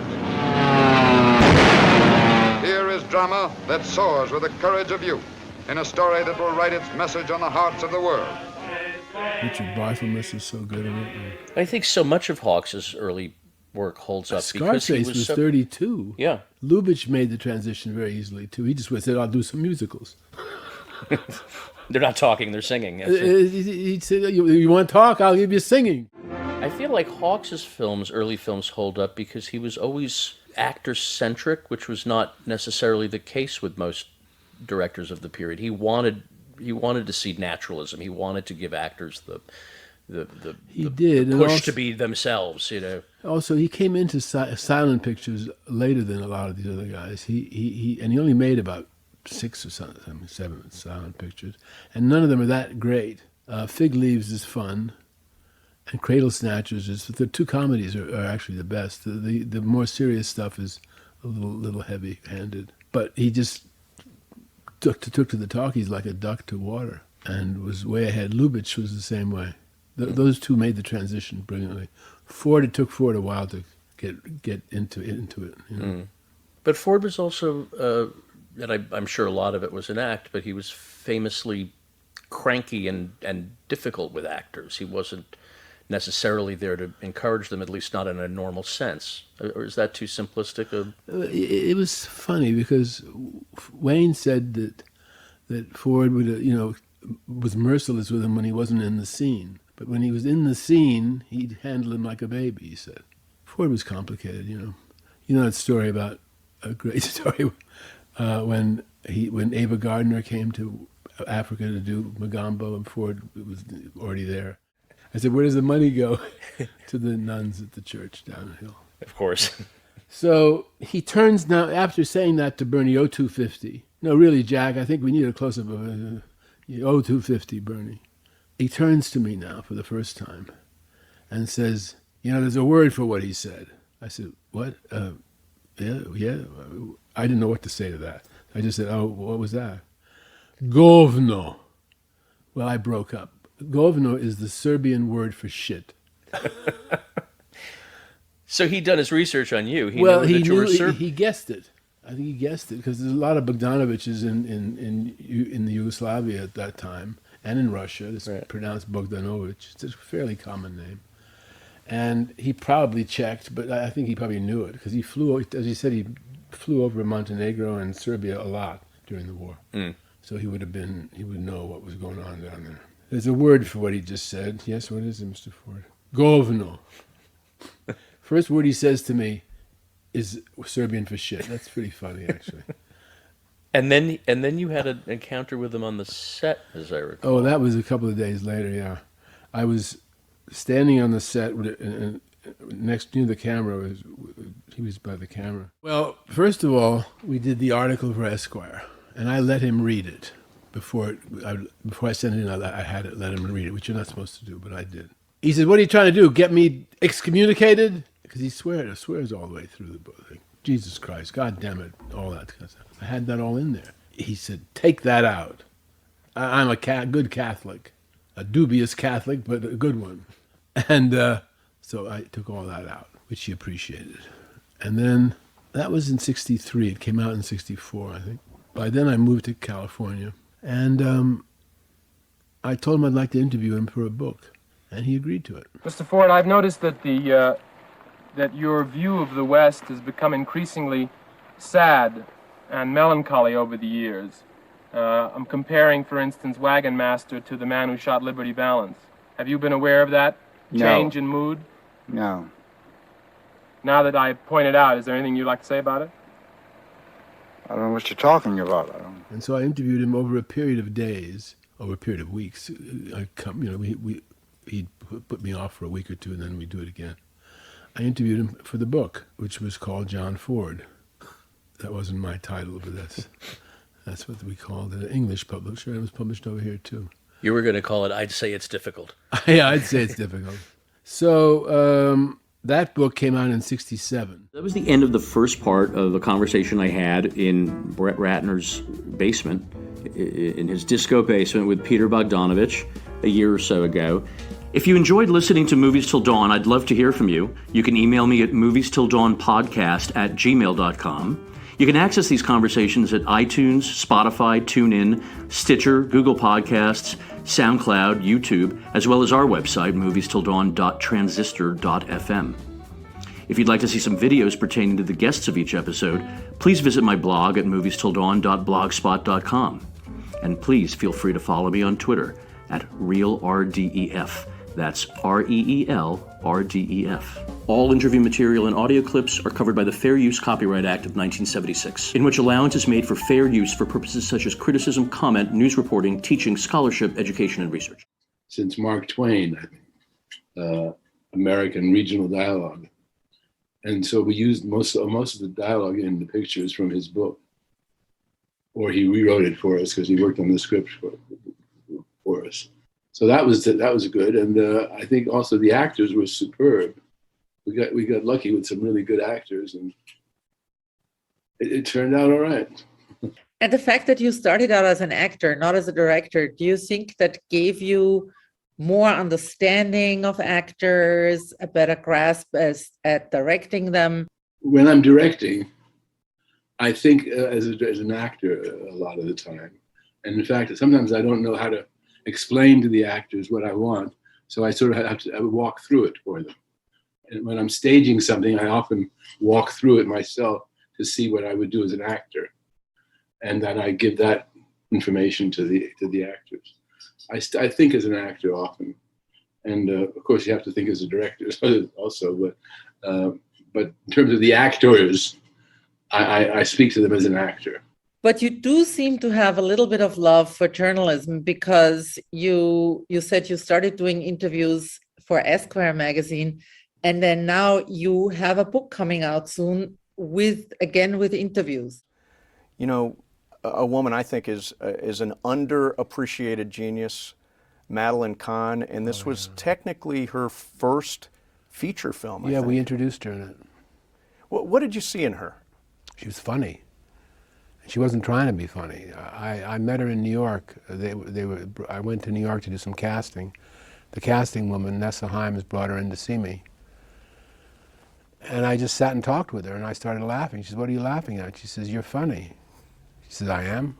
She just had that voice, and she had a way of delivery. But she didn't think she was funny. She didn't think she was funny? No. She didn't know why people laughed. We had a table reading, and she'd say, "Howard," and everybody would fall apart.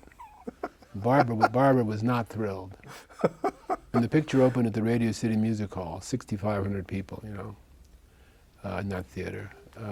She went to see it, and everybody was laughing at her, and she went into therapy.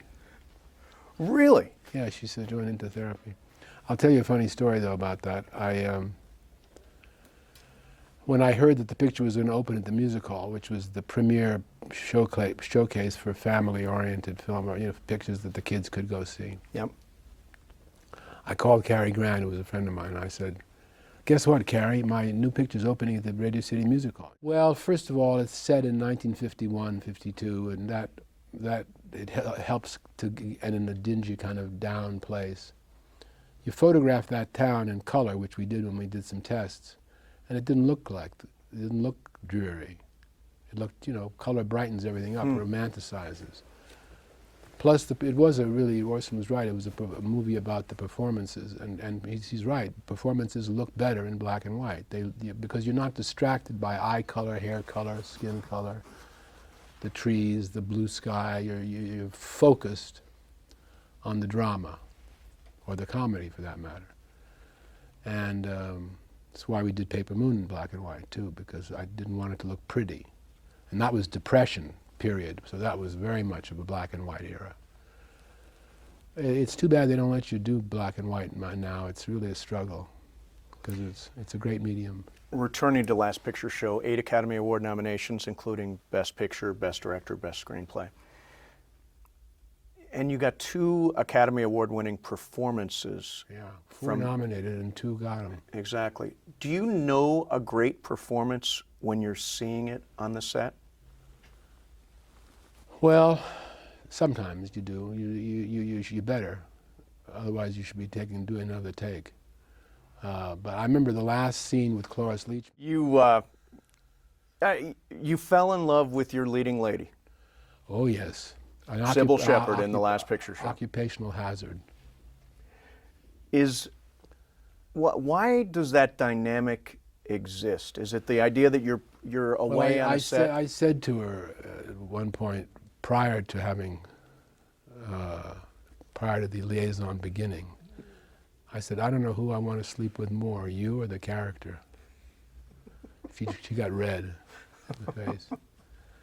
And I couldn't actually answer that question, but they merged, and it was overwhelming. It was sad because I had a pretty good marriage going, but this was overwhelming. Directors, is this something that's unique to you, or are directors prone to falling in love with their leading ladies? As I say, it's an occupational hazard. Actors falling in love with actors when they have love scenes, you have to do it really and as much as you can, and you start thinking it's love, and sometimes it isn't. Sometimes it's just passion. But with Sybil and I, we really fell in love with each other, and it lasted quite a long time. I did dinner with her last night. We're still very good friends. You met Roger Corman at a unique time in your career. You had yet to direct a film. You directed plays, but you hadn't directed a film yet, right? Right. I had directed 5 or 6 plays in New York, but I hadn't done a movie. And I moved to California. I was writing quite a lot of feature pieces for Esquire, when Esquire was the magazine. It was the hippest magazine going. And I was fortunate that happened through an accident too, but I was writing quite a bit for them, and so I used some money from the pieces to move to California with the express purpose of getting into movies somehow. And exactly a year, almost to the day that we moved there, I went to a screening, not a press screening, but just a performance at a theater of a French movie called Bay of Angels, directed by Jacques Demy, I think. And seated behind me was somebody whom I knew, and he was with Roger Corman. And somebody with me, who was with me, knew the other guy or something. And suddenly we were introduced, and Roger said, I've read your stuff in Esquire. Do you want to write for movies? I said, yeah. And that's how it started. Would it have happened had you not met Roger? But maybe not as quickly. Roger was great. I mean, he was responsible for the careers of many, many, many, many, many people. The whole New Hollywood essentially started with Roger. In fact, the New Hollywood movies started with Roger, with The Wild Angels, '66, preceded Bonnie and Clyde by a year. It was the real first off-Hollywood movie. And I worked on that with him. And it was a great experience working with Roger. He's a real guerrilla filmmaker, And is still out there still doing making guerrilla movies to this day. To this day, yeah. You know, I came across your first movie, Targets, on some pay cable channel, I think, not long ago. That's one that really gets under your skin. I mean, Boris Karloff is. How did that project come together? There's a sniper. There's Boris Karloff. There's a drive-in movie theater. Yeah, it's crazy. It's a little crazy, that movie. Well, it happened because Roger was very happy with my contribution to The Wild Angels, so he called me one day and he said, I'd like you to give you a chance to make your own movie. He says, now Boris Karloff owes me 2 days' work. What I want you to do is shoot 20 minutes with Karloff in 2 days. You can do that. I've shot whole pictures in 2 days. And then, now you've got 20 minutes of Karloff that you've just shot. Now I want you to take 20 minutes from a picture I made with Karloff some years ago, not a very good picture, called The Terror. Okay, wait a minute. So you shot 20 minutes with Karloff? No, this was the proposal. Oh, okay, got it. 20 minutes with Karloff in 2 days, 20 minutes from an old Karloff picture, that's 40 minutes of Karloff, then shoot with some other actors for 10 days, and I have a new 80-minute Karloff picture. Will you do it? I said, yeah, sure. Had no idea what I was going to do with that. But it finally evolved with my wife at the time, Polly Platt. We talked about it, and we finally figured out what to do. It was very tough because the movie that we had to take footage from was really god-awful. It was one of the worst movies ever made, I think. So really you were just finding a way to use that 20 minutes that had already been shot? Well, we actually ended up not using 20 minutes. We must have used about 6 minutes. But we used it under the main title, and we used it at the end sequence. So we didn't use anywhere near 20 minutes. And we ended up with bars for 5 days instead of 2. That's how we met, and then we were pulled together by a force of love as kind of which I've never felt before or since. Is she the great love of your life? Yeah. I thought it was interesting that with the movie Mask that we've talked about, that something in that movie spoke to, something in The Elephant Man spoke to Dorothy. That's why I made Mask, because when we were in New York, there was a Doubleday bookshop on Fifth Avenue that stayed open till midnight. And we used to go down there after shooting sometimes. It was just a few blocks from the plaza. And we went there one day and we were getting some books, and she picked up a book, a factual study of the Elephant Man, and whose name was, I can't remember. John Merrick. Yeah, John Merrick, the Elephant Man, had this terrible disfiguring disease. And she was riveted by this book. So she was poring over it, and I was doing something else. I came over and I looked over her shoulder. I saw what it was, and she was looking at these pictures I couldn't look at. I said, "Are you interested in that?" She said, "Yes." Then she went, first Broadway show, the only Broadway show she ever saw was a stage production of The Elephant Man. I can't remember which came first, but she went to see it, and I wasn't able to go with her because I was cutting. And she loved it. After she was killed, I came back to New York, and I saw The Elephant Man on stage, and I started to understand what she saw in it, what it was that she identified with in some strange way. And that was the reason I made Mask, because we used to walk down the street in New York, and she was not famous. The Playboy thing came out, but that's not what everybody stopped and looked at her. She was tall and strikingly beautiful. No photograph ever did justice to how she really looked. So everybody would stop and look at her. Dogs, I'm not kidding, dogs would stop and look. And I said, "Everybody's looking at you, darling." She said, "No, they're not, they're looking at you." I said, "The only reason they're looking at me is to see who you're with." How does that make you feel? She says, "Terrible." I said, "Why?" She said, "Well, I feel like I have ice cream on my dress or something." She didn't have any consciousness of how beautiful she was. Action, adventure, horror, those are the A pictures, pretty much. The B pictures now are the ones about people, which you can't get made. It's screwed. I don't know how badly I can speak on this television, but it's screwed, and it's an F word that's more explicit. It's very personal, and it's about a movie director. It isn't me, but it could be. Well, if there is a new Peter Bogdanovich movie, I will be the first guy in line. Well, that'd be nice. We'll give out dishes, I think. There you go. Thank you so much. I really Steve, appreciate it. Thank you. Pleasure speaking with you. Nice to speak to you. Thank you. Yeah, okay. I accepted, after pestering Tom to invite me down here again this year, he's asked me if I wanted to talk to Peter Bogdanovich. I said, of course.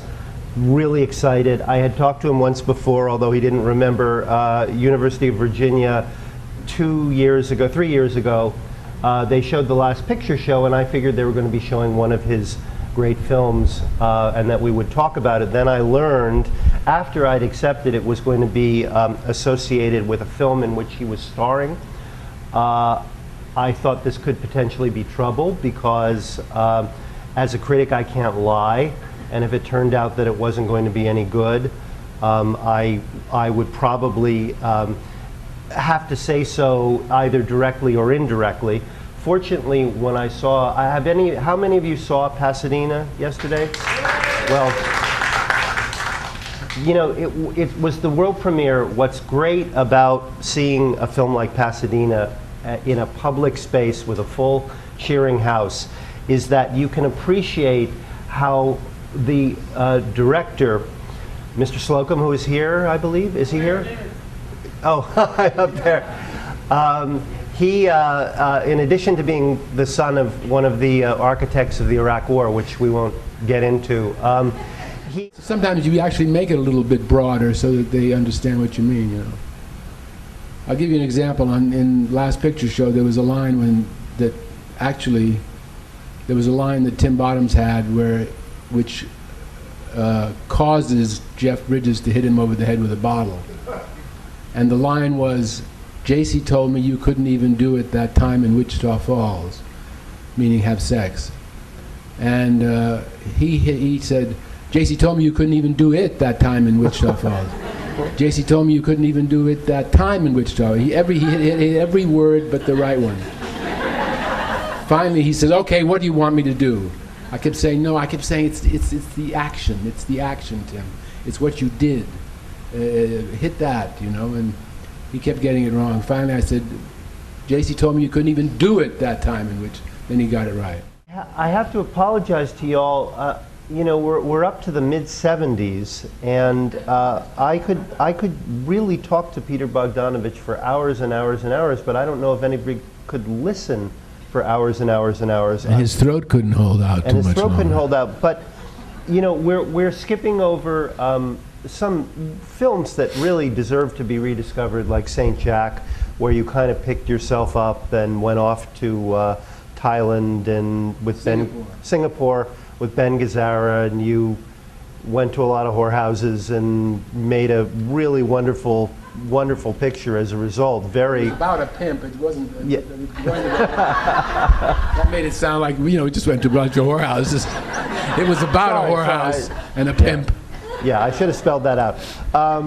And it made me look a little better. What's interesting about They All Laughed, it sort of came at an interesting period in Peter Bogdanovich's career. He had made 3 huge successes in a row, The Last Picture Show, What's Up, Doc, and Paper Moon. And then there were sort of a couple of films that were sort of lukewarm with the critics and the box office, Long Last Love and Daisy Miller. And then he had made St. Jack, which is, you know, also an incredible film. And They All Laughed came after that. So what in the film sort of traces sort of where Peter Bogdanovich was when he was about to sort of develop They All Laughed and, you know, go into production on it? That's exactly what Quentin Tarantino says in the picture. He says, "Forgive me for calling it a picture. You can't hang out with Peter Bogdanovich." A picture, you know? Which is that's funny, but that's exactly what Quentin said. He said, "You know, it's one of the great hangout movies." And he said, "Dazed and Confused" is one, and Todd McCarthy was observing that perhaps Hatari is another one. And I think that Laugh definitely has that feel where you're just like, "Oh man, this is just cool to be with these people." And the plot is, as Molly Haskell points out in the movie, is very kind of Renoir-esque. There's no real bad guy. They just kind of, and really most of his films don't really have a quote-unquote bad guy. And you're just kind of hanging out with these people and floating along.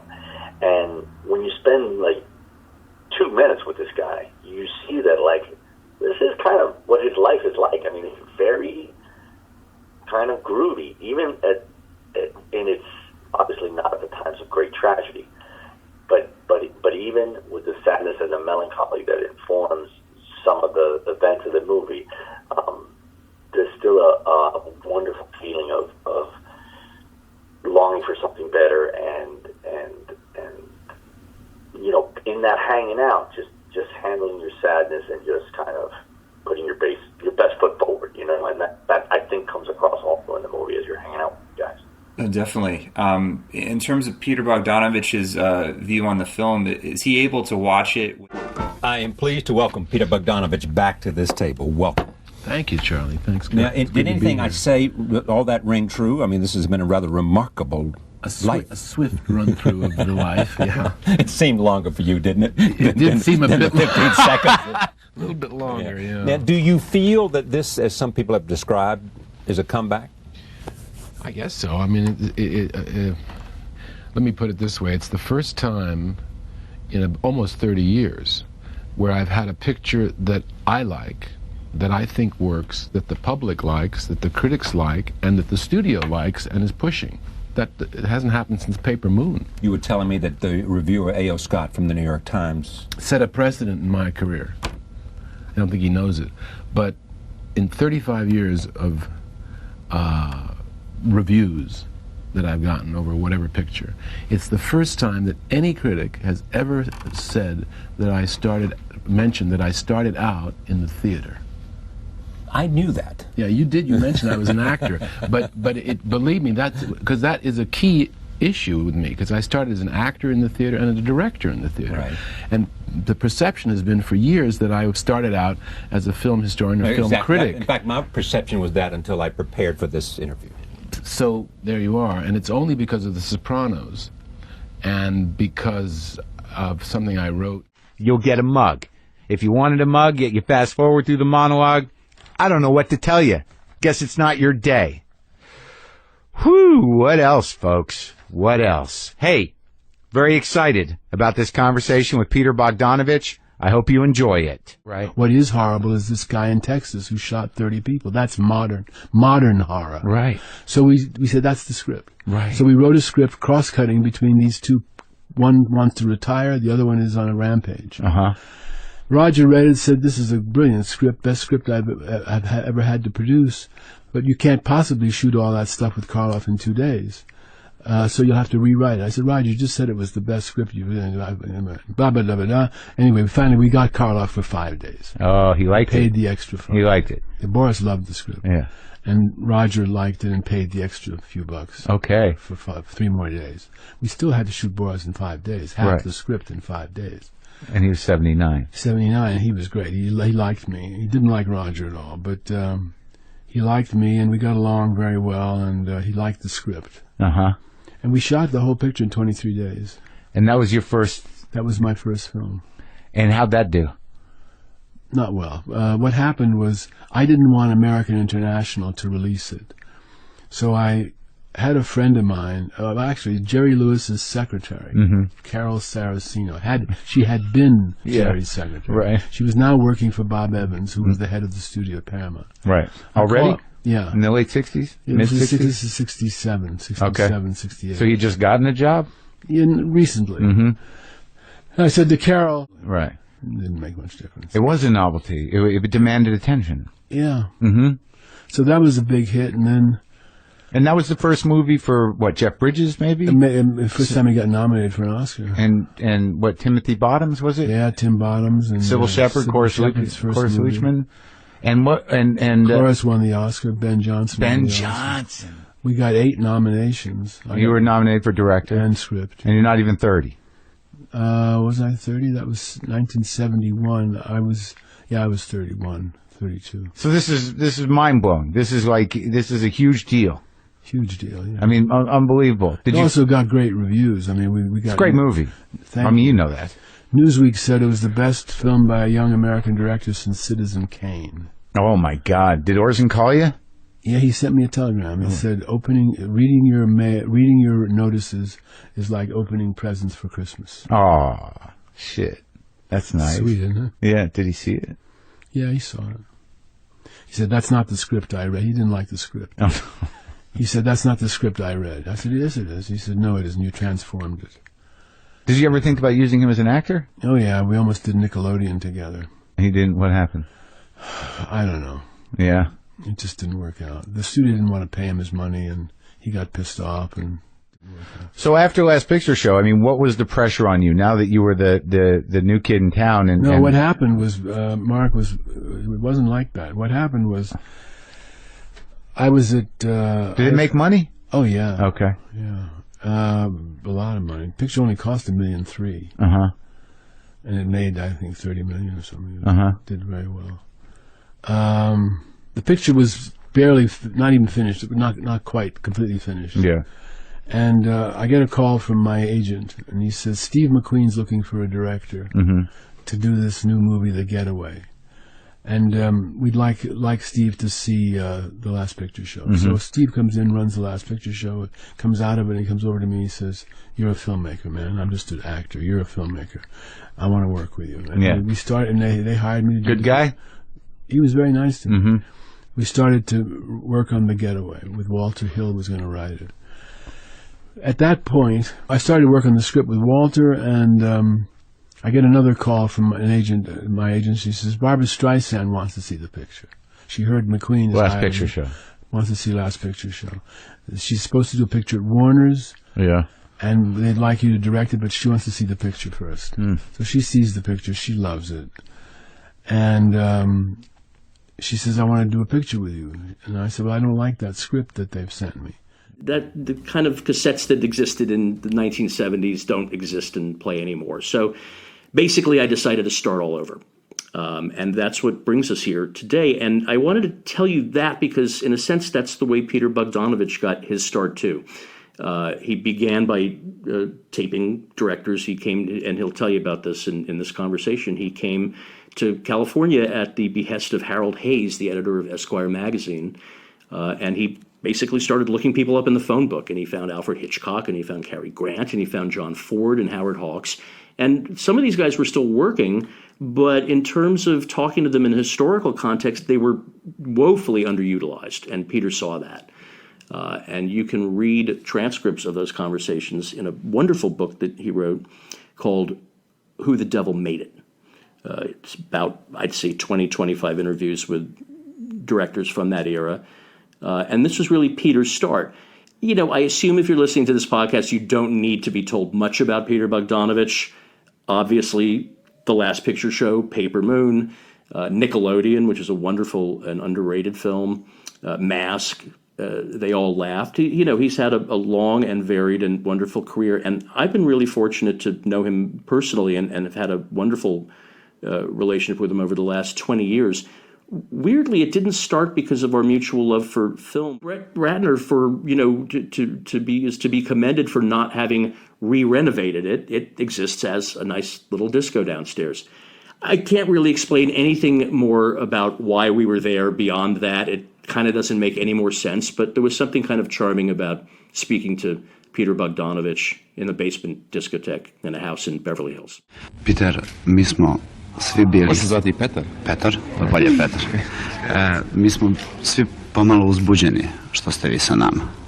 I unapred smo imali jednu strašnu simpatiju za vaše filmove i za vas, zato što ste poreklom Jugosloven. Htjeli bismo ovu priliku da vas zamolimo da nam nešto kažete o sebi, da bismo bili u stanju da vas predstavimo svojoj publici.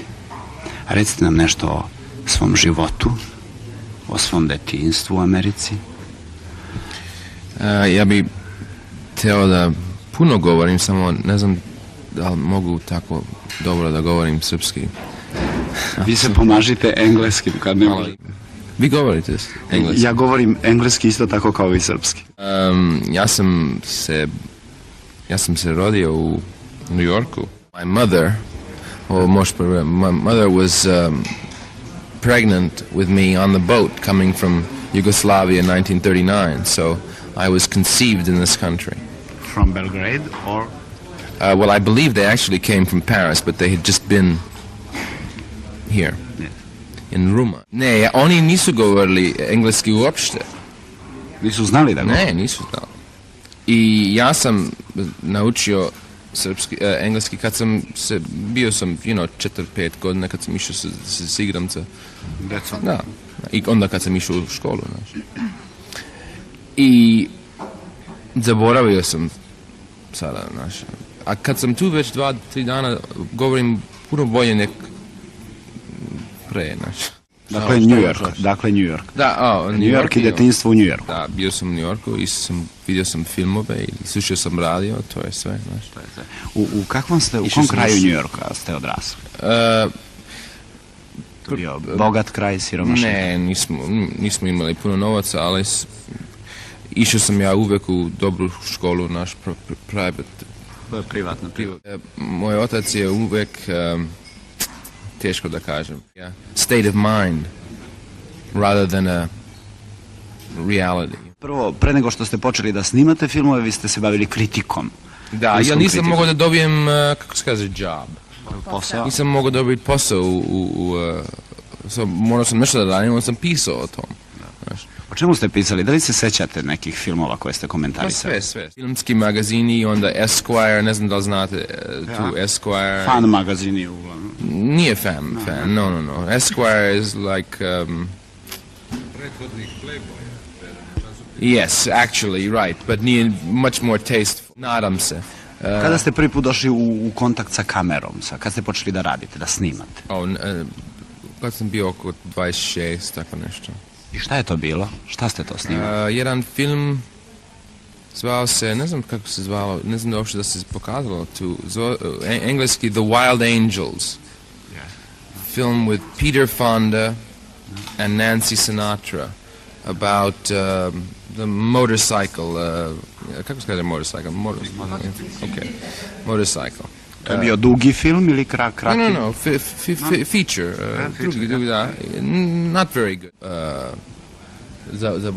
Za Bojan. I taj film je puno novaca napravio. $5 miliona u United States.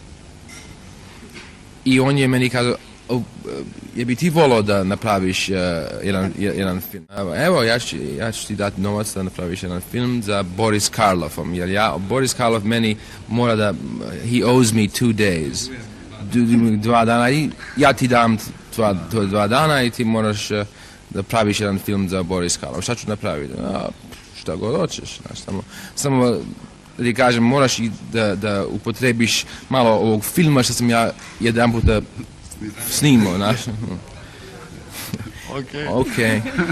I napravio sam film, se zvao, it was called Targets.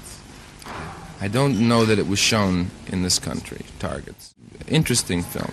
To je 1968. Released in 68, shot in 67. And it was onda taj film nije bio puno, nije bio jako successful.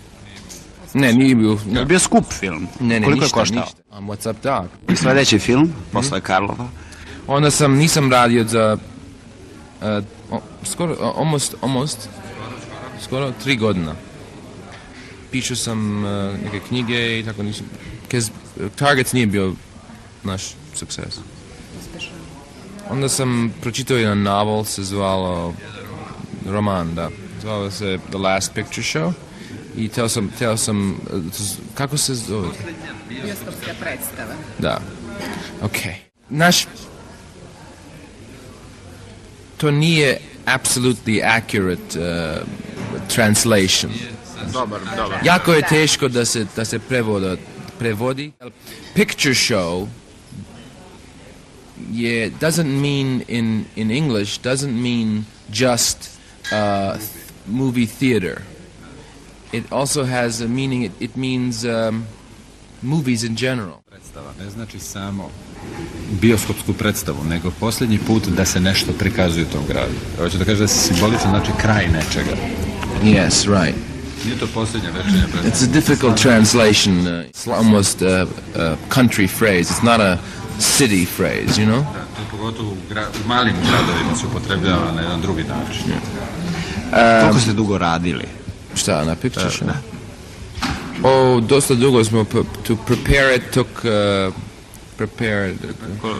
pripreme, koliko dugo pripreme? 9 months.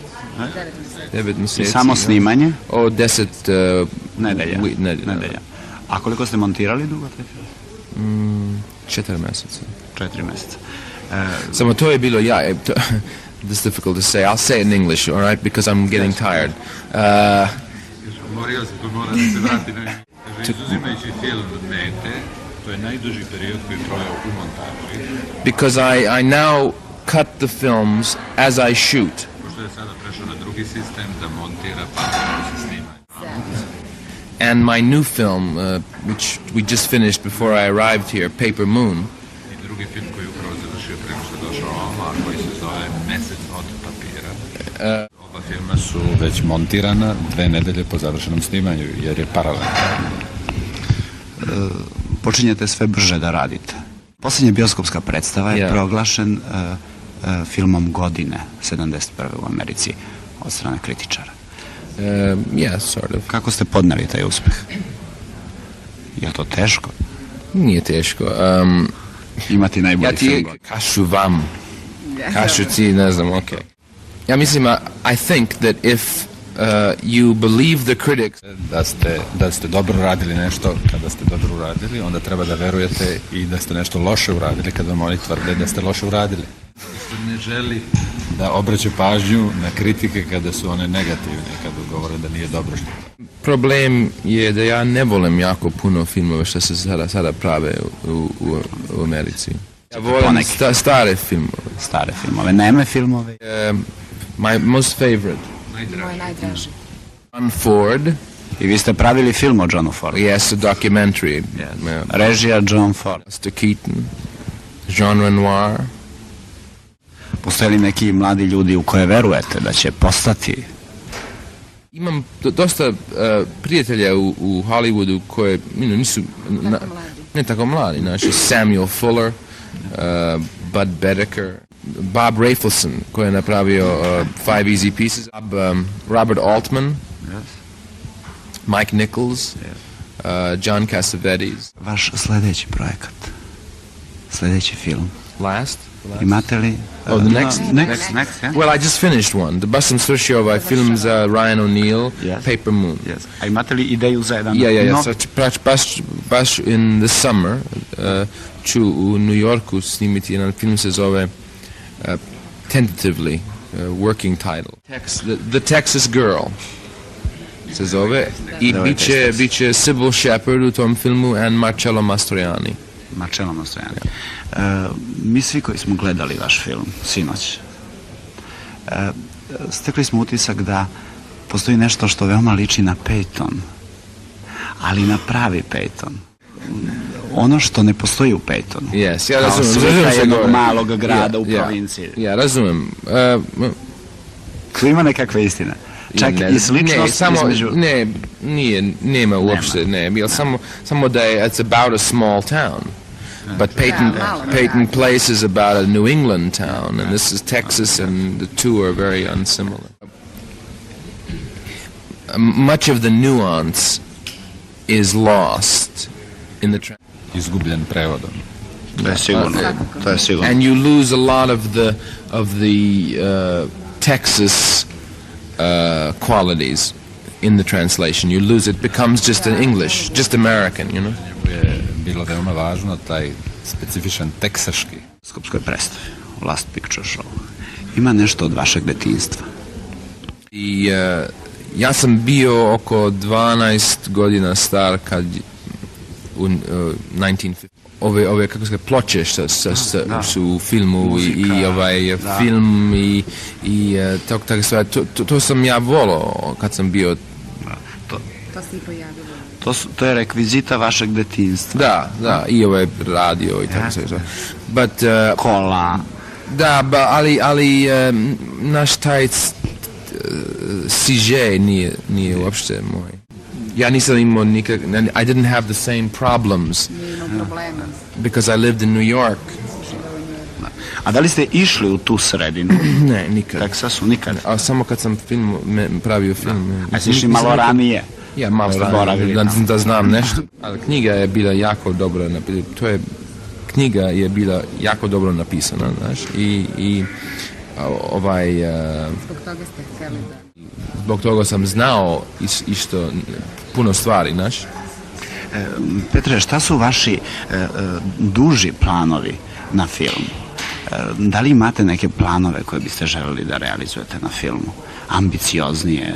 Well, puno stvari. Ja hoću da pravim, bi htio da napravim možda 50-60 filmova, onda moram se žuriti, znaš.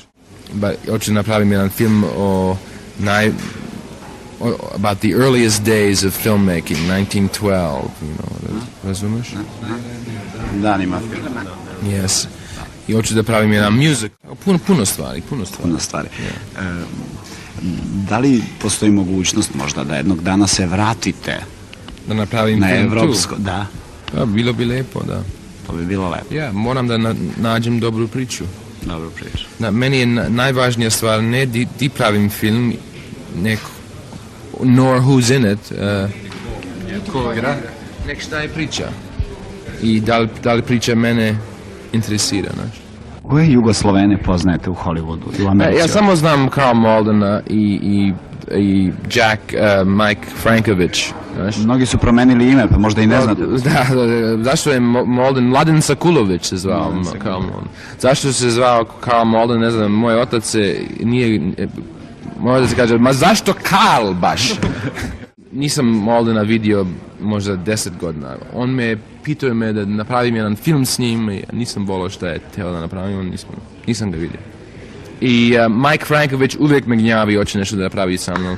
Samo ja neću da radim za producerom, znaš, on je veliki producer, ja njega ne trebam i on i mene ne treba, ali hoće da pravi, ja neću da pravim film sa producerom, znaš. Ali jako je ljubazan i tako. But ne znam ga, mi se uvijek, ej, Franković, Bogdanovich, to je sve. Petre, volite li neke evropske filmove i da li ih gledate? Francuske filmove, možda talijanske? volim stare, like genre noirs films, Truffaut I like, Truffaut and neke Godard, not so recent Godard, Chabrol, Louis Buñuel, sve. I admire him, but I don't enjoy him. Da, divim mu se, ali ne uživam u njegovim filmima. A Italijani? Samo Rossellini. Samo Rossellini. Antonioni me je gnjavaža. I Fellini uopšte ne mogu da gledam. Samo rani Fellini. Volim Šeko Blanco i Ulicu. I Ulicu and Kabirine noći. Dosta dobro. Ali 8,5, kako se kaže, La Dolce Vita, satirikan. Niste gledali novi njegov film Fellini Roma? Ne mogu, after satirikan ne mogu ništa više vidjeti. Da li ste gledali neki jugoslovenski film? Samo ovo što sam kazao, znaš, ja mislim da sam kazao nešto... Nisam imao našu prilike, da. Neke kartune, kako se kaže? Crtane. Da, to sam vidio u Vukotića možda? Yes. I jako dobro. Petre, pošto mi pravimo jedan mali portret vaš za naš program, jedan portret Pitera Bogdanovića. Šta mislite, šta bi još nedostajalo tom vašem portretu, da vi sami upotpunite taj portret? Šta biste mogli da nam kažete još, što bi bila još neka informacija o vama? Ja imam tu našu, u ovoj zemlji, moj otac ima veliku familiju. Veliku familiju. I ja nisam sreo, I only met... Samo je sreo... About three, and I guess, one of them is here waiting for me, my cousin. Sa nam je moj rođak. Yeah, Feđa Soratić, koji je slikar i imat će tu jednu ekshibiciju, tu izložbu, tu ima u februar. Htio bi da vidim all these people, but I'm talking on television. Go ahead. Dobro, Petre, nećemo još dugo da vas zadržavamo. Recite nam, kakav ste vi čovek? Van filmova, šta ljudi misle o vama? Šta vi mislite da ljudi misle o vama? U Americi štampa i kritičari govore o njemu kao vrlo arogantnoj osobi. A jeste li vi stvarno arogantni? Jeste li zaista? Dosta. But when they write it about me, I encourage it because I think it's an amusing image. I kaže, kad oni već pišu o tome, on ih još i podstiče, jer smatra da je to vrlo zabavno, da takva slika o njemu postoji u javno. My biggest disappointment is that my father, who was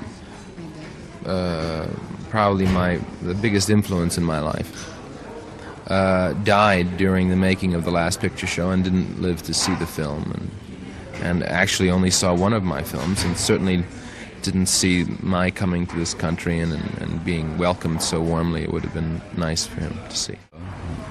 Da završim svoj veliki film i nije video ni film, niti je video ovu njegovu posetu, niti je doživeo ovu posetu i povratak Peterov u Jugoslaviju. On bi bio srećan. Petre, mi vam se zahvaljujemo na ovom vašem intervju. Mi nismo videli da ste vi arogantni. Vi ste Come on over to vrlo America. simpatični.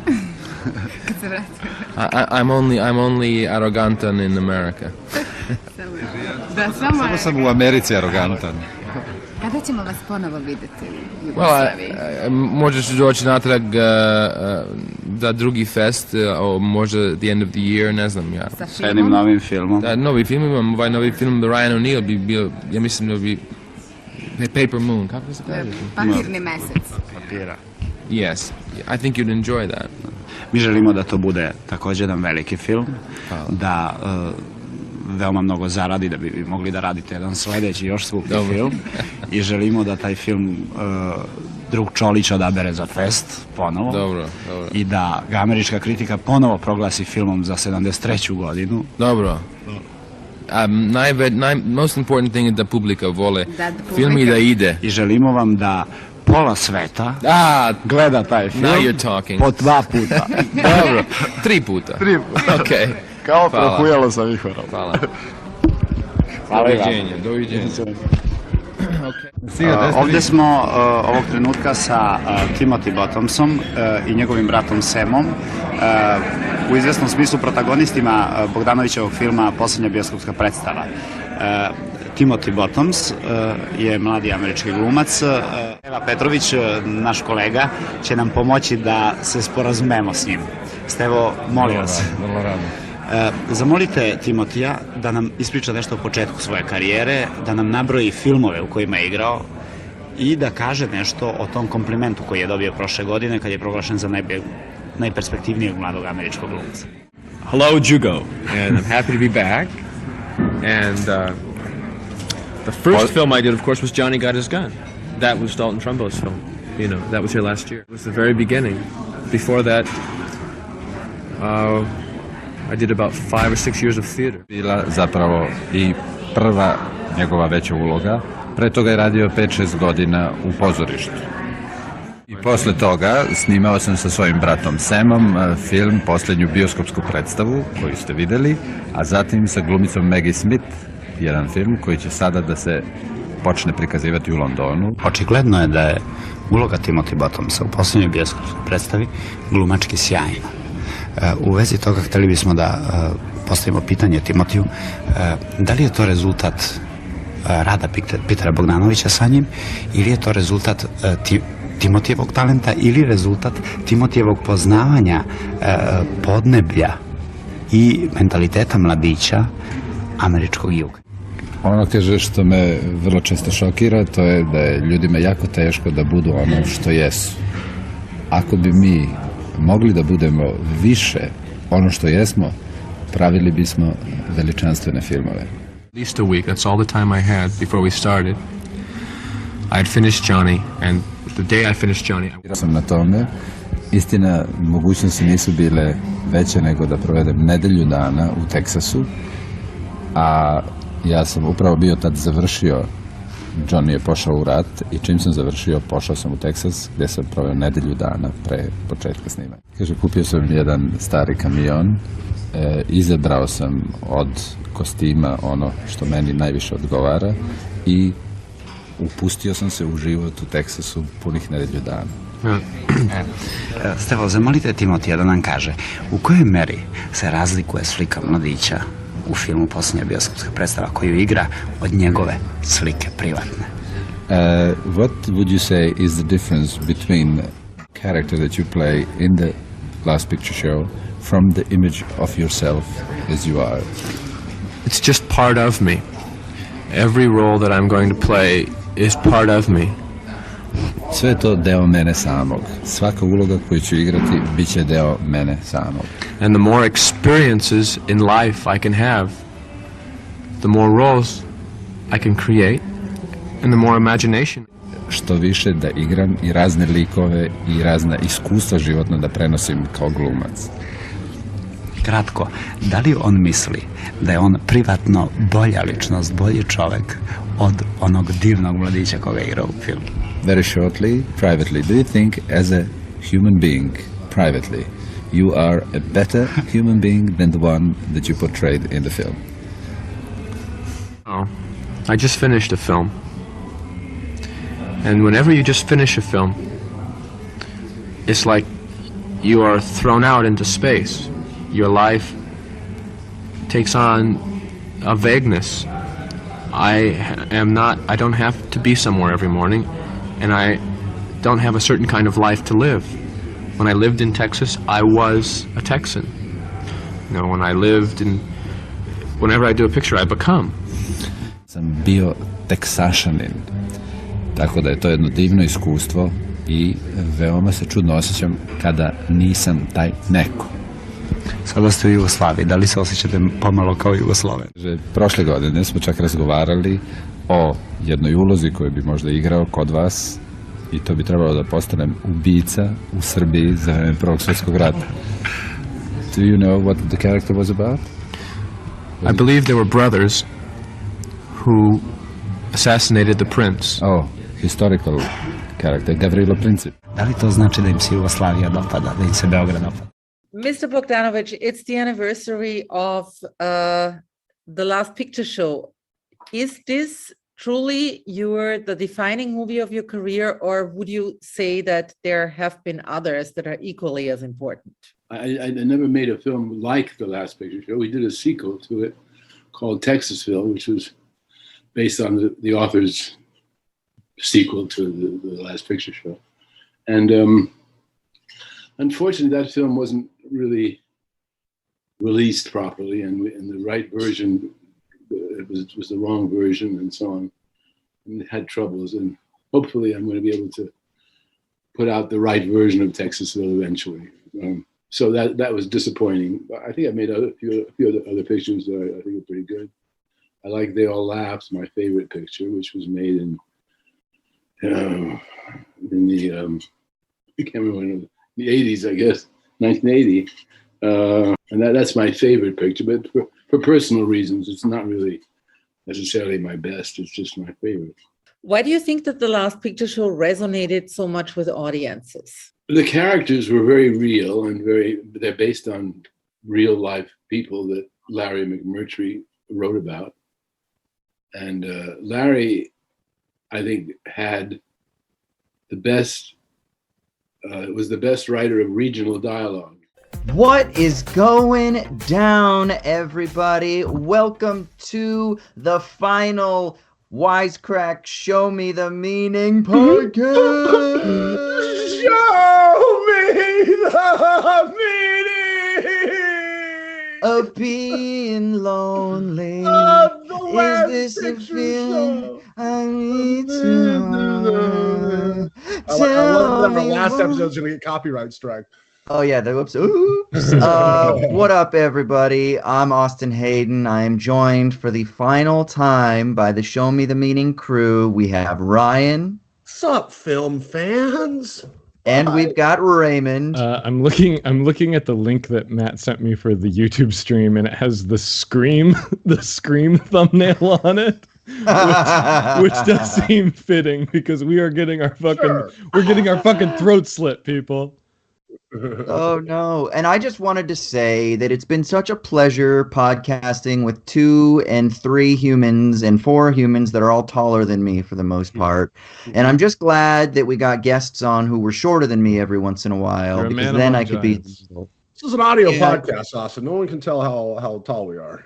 But this information has been revealed and it's been illuminating for me. And anyway, everybody, thank you so much. As I said, this is the final episode of Show Me the Meaning for various reasons. We are closing shop. We're sad about it. We're not happy about it, but this is the world that we live in. Sometimes things don't go your way, but that is okay, because where one thing dies, another thing emerges. And so make sure you stick around to the end of the podcast, because we do have some announcements to make about some new projects, film podcasts that we have in the work and things like that. So definitely make sure to stick around for that. But for the last podcast, we decided to talk about, I guess for our last picture show, we decided to talk about The Last Picture Show, the 1971 classic starring Jeff Bridges and Babelicious Sybil Shepherd. And I'm gonna be honest, Cloris Leachman really does it for me in this film. Tim Bottoms She's great. Timothy Bottoms, and it's obviously directed by Peter Bogdanovich. This is one of the classics of the new Hollywood. Did I not Maybe say you Jeff did. Bridges? Jeff Maybe you did. Bridges, babyface. What is he? 19 in this film. And Sam the Lion he's one of those guys that if you're a fan of westerns, you probably don't know who he is, but you're like, oh, I know that face. It's Ben Johnson, who I had to Google because I was like, why do I know this fucking face? And then I was like, oh my god, The Wild Bunch, and so many freaking westerns. Yeah, so we're going to talk about The Last Picture Show, and then we're going to do some reminiscing, talking about some of our favorite memories from the show. Since this film is all about mood and tone, and as Raymond was saying, it's kind of light on plot, but it's more about just a feel, a vibe, as the kids say these days. So first things first, let's do this. Let's talk about the film, and then we'll use the film and its themes to open us up into a broader discussion about this podcast, why we love film, nostalgia, what does film do for us? Because I think that's kind of one of the things that this film really allows us to do is look at the dying of an old age and kind of welcoming in a new generation. So anyway, let's just go around. Also, just to piggyback go on ahead. that, also it's like remember Coda just 2 days ago won Best Picture, right? We're at the almost like the weird intersection of stream, which is an Apple Plus movie, so it's like streamers are taking over. It's like we're at a weird intersection of cinema. We can talk about that, but also like Austin said, we're not going to be just talking about The Last Picture Show here. So definitely, if y'all have any questions for us just about the podcast, about episodes in the past, about anything about Show Me the Meaning, you guys can start putting them in the chat, and we can basically start. Oh, that's right. We're live. Sound we're off live in the on the chat. screen We'll right do now. a little impromptu Q&A throughout the episode. Yeah, we'll basically do a Q&A at the end, if you guys have some good questions. So anyway, take it away, Austin. Yeah, well, so this is going to be kind of a free-form discussion.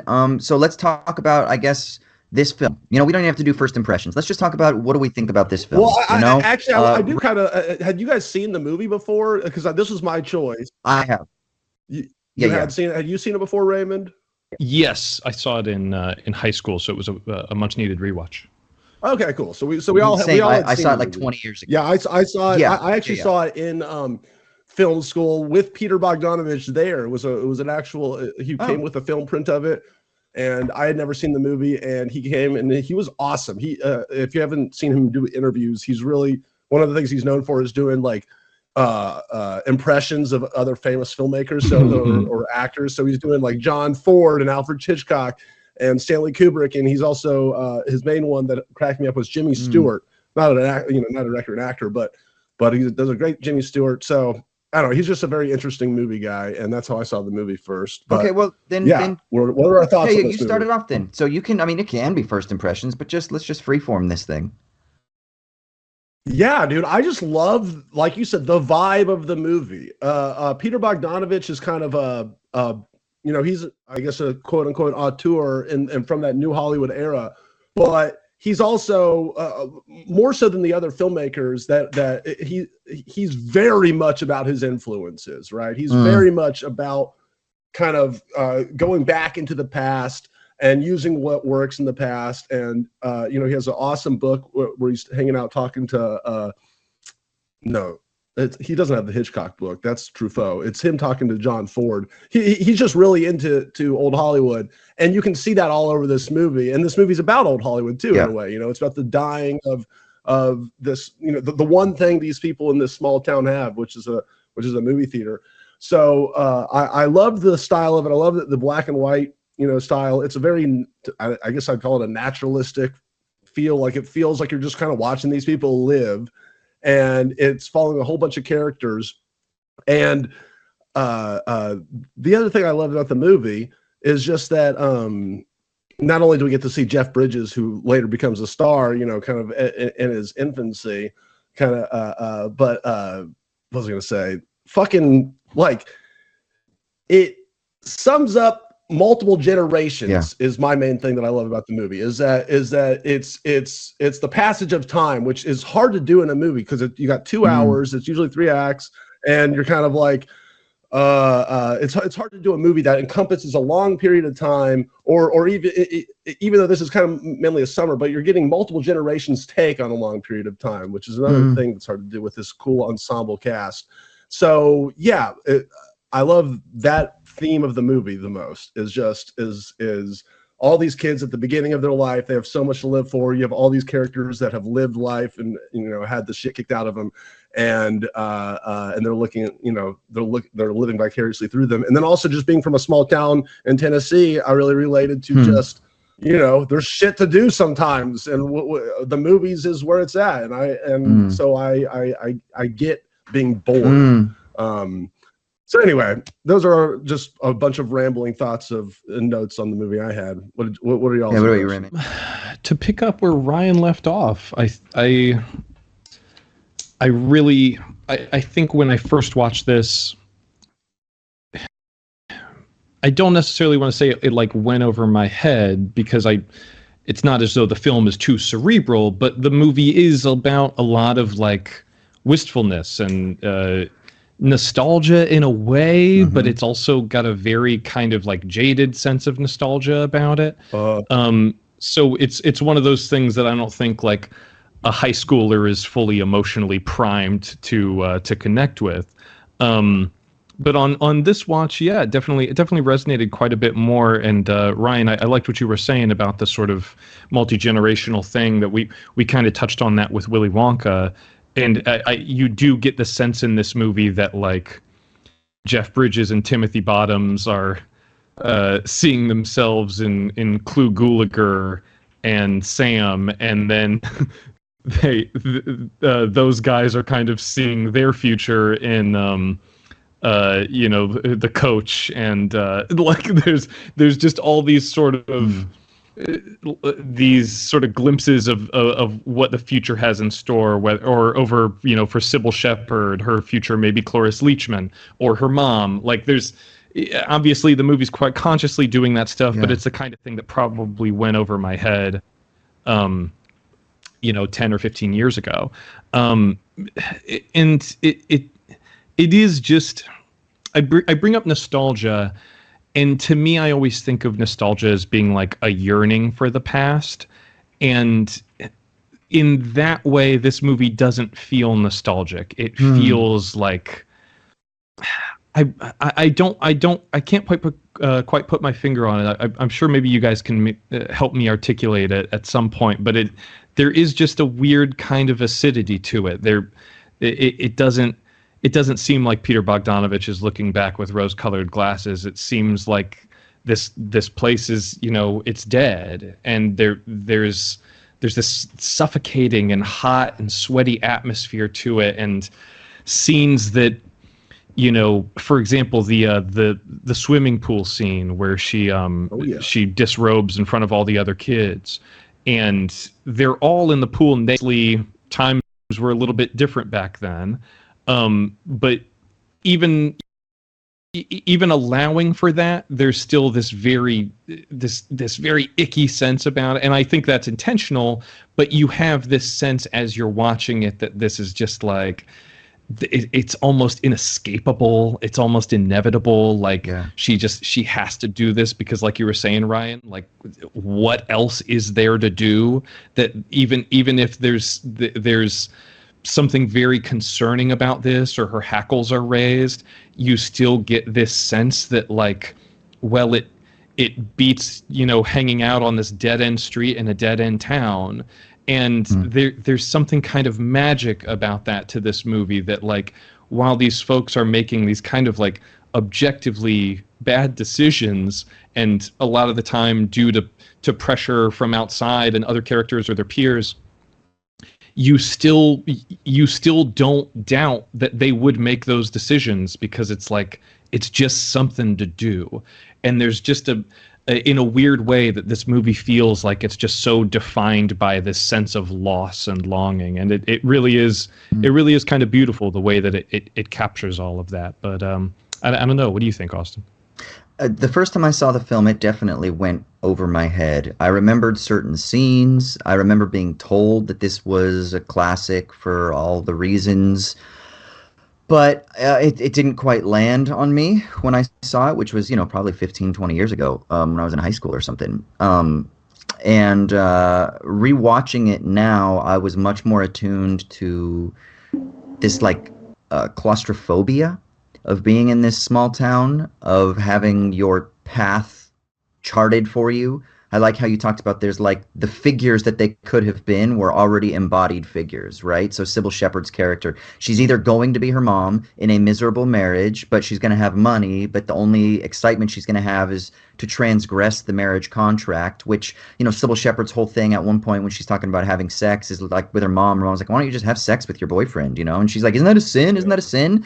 And so there's something about transgression, which makes you think that, oh, in transgression, these people can find freedom. But that's actually not true, because in transgression, you just simply mimic what everybody else is doing. So there's actually no freedom. There's nothing. The only freedom is death in this film. The only freedom is when you actually die. Like even getting out and going to Dallas like she does at the end of the film, I still feel like, oh, she's going to end up back in that town, or she's just going to be like fitting out that carved path that was laid out for her. So it's a very sort of, it's the path of least resistance. yeah, absolutely. Yeah. And so I was thinking a lot about like this claustrophobic feel, and then I was also thinking, I love what you said, Raymond, about it not feeling like nostalgia, because nostalgia tends to romanticize a past, whereas this one seems to be bemoaning, while also at the same time highlighting the reality that transitions always take place, right? The transition from childhood to adulthood is the transition from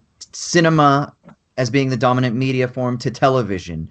The transition from, you know, film to digital in cinema that you see a lot of like contemporary filmmakers over the last 20 years complaining about. And now the transition from theater to streaming at home, which is related to the digital revolution. But so there's this idea of transition that Bogdanovich is talking about. It's almost being like a fall. It's almost like a religious fall narrative. And the fact that this takes place in Texas, which is a very conservative Christian town, especially it's made in the 70s, takes place in the 1950s, filmed in black and white. I think we're supposed to get the feel of 1950s claustrophobia, the death of the old world, and the type of particular transition that was confronting people at that time. And maybe what Bogdanovich is saying is that the reason we're in a crisis of cinema that we are now in the 1970s is because of what happened in the 1950s. And we're living now downstream from this, and we're suffering from this.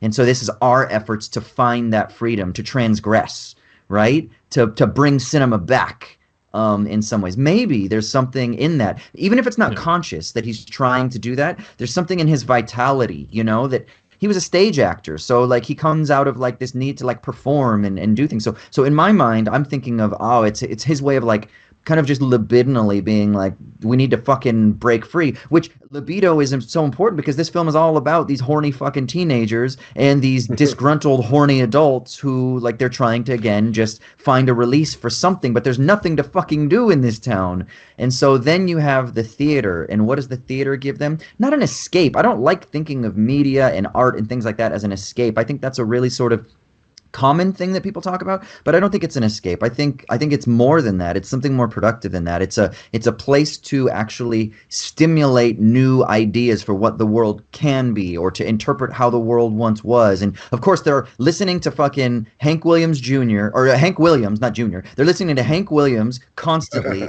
diegetically, in camera. It's that same friggin' "You're cheating hard," blah blah blah, you know, or whatever. It's the same freaking songs over and over again. So again, there's a repetition. And then they're watching westerns because they're in Texas, and this is like the story of their lives. So there's just something about that I think is what really struck me this time around. It's so weird. I had to double check when I was watching this that this came out 2 years before American Graffiti, because it feels like a direct rebuke of that movie. Right? It feels like so the evil twin, Yes. you know, of American Graffiti. Yeah. What were you going to say, Ryan? What the fuck was I going to say? There was something else, but specifically about the Western point you were making, Austin. Yeah, I mean, also, especially in film school, I remember them talking like, you know, obviously the Western is about America, right? Yeah. It's about the story of the country that you're in, and so you're watching kind of the inspired, like entertaining, you know, like what's the word, optimistic view of America, and then you're kind of like also but the movie is set in this dying town with these people who are basically depressed to be there, and then a bunch of kids who don't know any better or what's coming to them, And so, yeah, it's kind of almost like an ironic choice to have these Westerns there. And I agree. Oh, yeah. And I also, the other thing I was going to say is I agree with you. You said it really well about the word escape and stuff, and how people use movies like, oh, it's almost like our lives suck so bad, but we got to go watch movies to get away from them. I agree with what you said. It's their entertainment, to a lot of people, but also they're places that have new ideas exposed to you, and you're seeing new things that you would never have thought about on your own, and surprises, baby, the whole time. So yeah, I think that what you said was cool. Yeah. I mean, so normally at this point, what we do is we go into a recap. Let's just do like a real loose form recap. We don't need to go into all the ins and the outs and stuff like that. Basically, it's about a group of people in small town Texas, particularly a bunch of teenagers who are about to graduate. They're all horny for different people. They're all trying to find their way. And then you also have these adults. You've got Sam the Lion, who runs the local pool hall, who also kind of figures as a sort of father figure for a couple of the kids. You've got a diner that they frequent. You've got the lonely housewife who's married to the coach at the school, who ends up striking up an affair with one of the teenagers. Some of the kids want to have sex. They're all obsessed with sex, but none of them are having it. And then even when they do have it, they don't have good sex, and then they don't really understand what they're doing with their sexuality. So there's just this really paltry exploration of sexuality, which is not like the fault of the film. It's because, especially in conservative parts of the country, they don't teach you what good sex is. The best that they'll ever do is teach you maybe to fucking what safe sex is, but even then, they never teach you what good sex is. So it's just bad sex and bad sexuality, bad desire. There's nothing to do in this freaking town. So then you got Jeff Bridges and his girl, who have been going together for a while. That's Sybil Shepherd. His name's Dwayne. What was her name again? I forget her character's name. JC. So yeah, and JC ends up kind of like striking out on her own and feeling like she needs to do something because she's looking at the monotony of everyday life. Her mom even says that, right? You do something enough times and it just becomes monotonous and boring. So she's feeling this entrapment that she's got to go out and try something different. So she goes to this like freaking naked pool party and tries to make out with people. And maybe she's going to find her joy there. But even then, her solution is always conservative. I'm just going to marry this other guy, right? And so then she ends up, none of that ends up working out and giving her jollies like she thought it might. So she ends up marrying Timothy Bottom's character. Totally forgot his name at the moment. What's his name? JC. I know. I just saw the fucking thing. JC. I know. Timothy Bottoms. No, it's Sonny. Sonny. That's right. She marries Sonny just so she can piss her parents off, but she doesn't really want to do it because she leaves a note for them so that they'll track her down and like get the annulment and stop the marriage. That ends up happening. So she's getting a little bit of excitement, all at the expense of Sonny. And basically at the end, what ends up happening is the local, I guess he's deaf, but is he also like cognitively disabled? They don't really explain. He ended up getting hit by a car and dying, and he was kind of like one of the boys that the other boys kind of took care of, or sometimes like put in shitty situations. He ends up dying, and you kind of get this whole theme about like death and like a generational conflict as well, where like the older people in the town just don't understand the kids these days, sort of thing. Mm-hmm. And the film ultimately finishes off with Dwayne, played by Jeff Bridges, who's going to get ready to go off to Korea, having one final stay in the town, meeting up with his buddy Sonny, and trying to figure out what they're going to do in town. They go to see the final screening at the local movie theater. That's why it's called The Last Picture Show. And they go see this film. It's a John Wayne Western. They go see it, and then they fucking bail, and there's nothing else to do in the town because the town is about to die as well. So, what else? Did I miss anything else? These are kind of the themes. Pretty much it. Yeah. I mean, I think there were probably a bunch of people who turned off the podcast because you said, I'm not going to do one of the long recaps. And of course, everyone wants the patented long recap. This is your last chance to do one of the absurdly long recaps. But then you redeemed yourself. That was still a pretty long recap. It was pretty long. Yeah. Okay. Yeah. I think, you kind of closed the loop there saying, the last picture show is the one that they attend in movie. What do you guys think about the title as it applies to the film itself rather than the film within the film? Anything to shake loose there? Is it worth barking up that tree? I mean, is this film a film, a sort of like bemoaning of the death of the picture show? That there are no more picture shows? That somehow the last picture show ended in the like we don't have them anymore. And so this film is kind of a weird, ironic statement because it itself is a quote picture show. But maybe it's saying that the picture show is dead. Like there is no more the picture show. Now we have cinema. Now we have something else. Now we have celebrities and movies, which I guess they had, but under the studio system, maybe they were different. I don't know. I'm just bullshitting. I don't think it's saying that because I mean movies existed outside of their town. It's just that their town was dying, you know. And so another like little weird fact is that the town in Red River is like Abilene, the cow town, and then which is kind of he named the town that they're in. What is it, Aranine or something? Aranine, yeah. To Aranine, yeah. Yeah. So like that was an obvious homage to the movie itself. So I think he's more just commenting. This is based on a book. A dude's basically a biography, even though he claims that he made a lot of it up. But people in the town are like, ooh, I think this person was this person, this person was this person.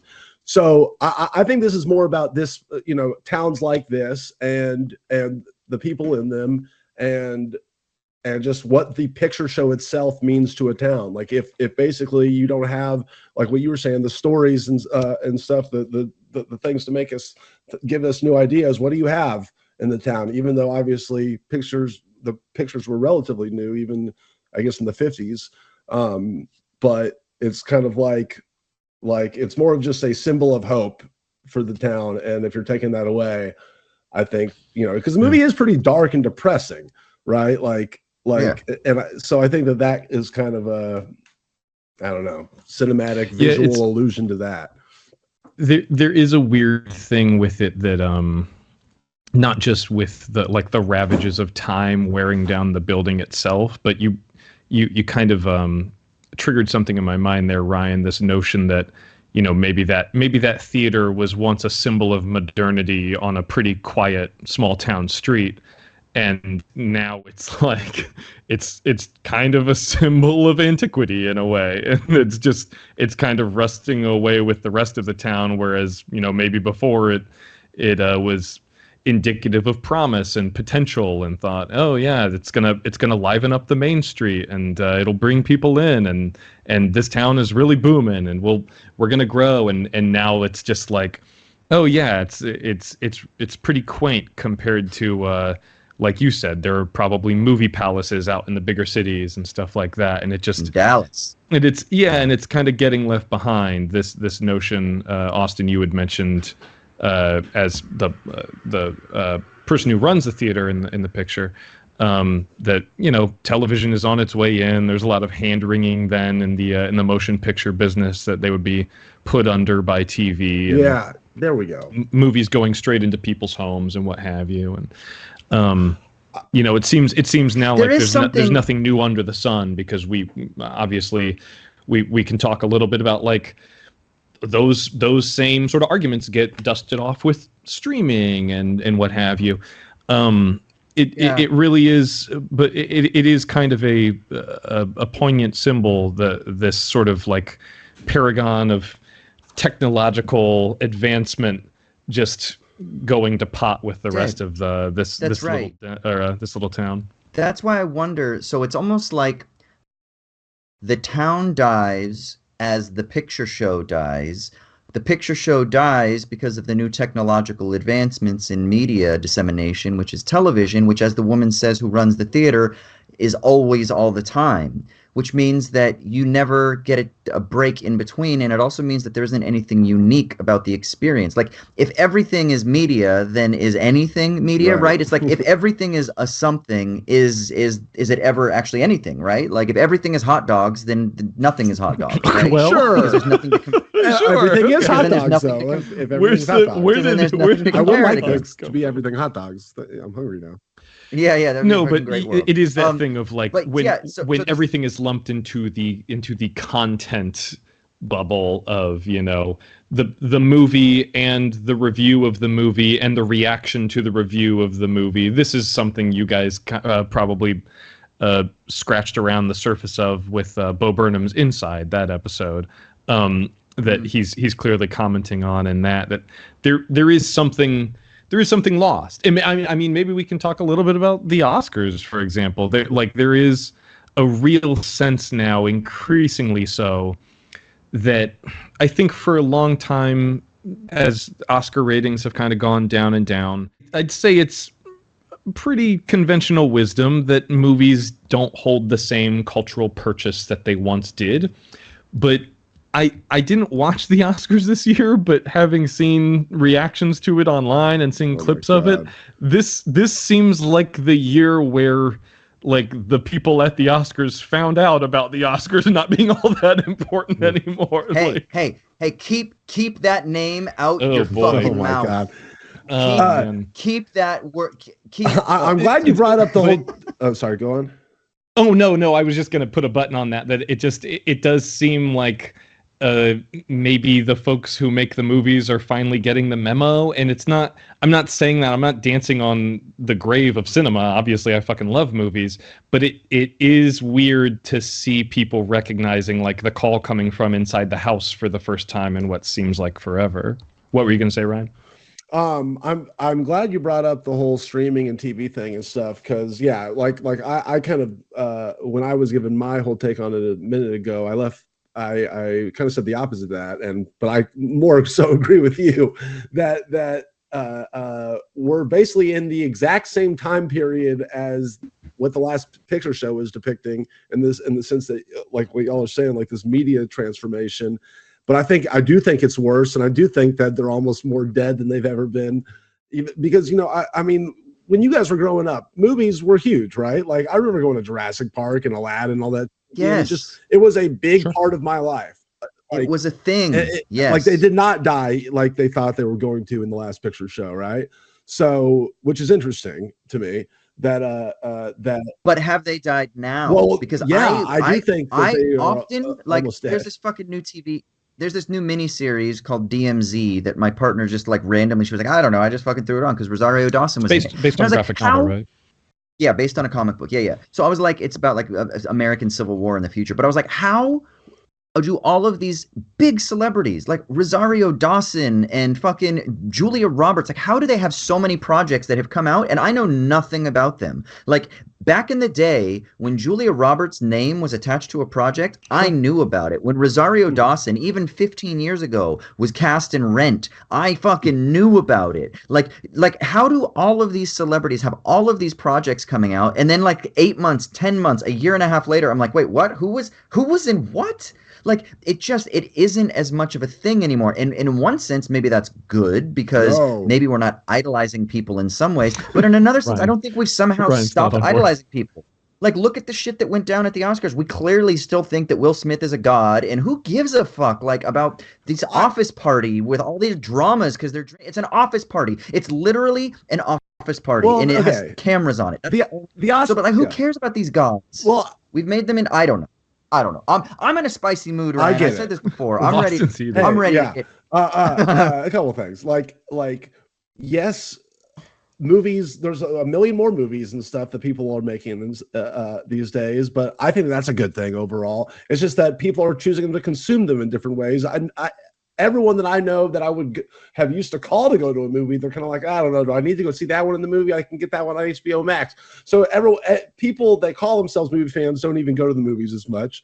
People are just not into it as much. The Oscars is way different because that has its own other set of problems that basically people just are bored of award shows, and they are boring and they are long. And if you're not really a geek about this stuff. So I don't think that that's like a 1-to-1 ratio in the sense that like, oh, because the Oscars are less watched, that means people are less into movies. People want to go to the movies and see awesome movies. It's that there's so few and far between because people at the end of the day are bad at getting in the habit of going to just something that they don't know everything about, some IP. Oh, I'm going to go to this sequel. Mm-hmm.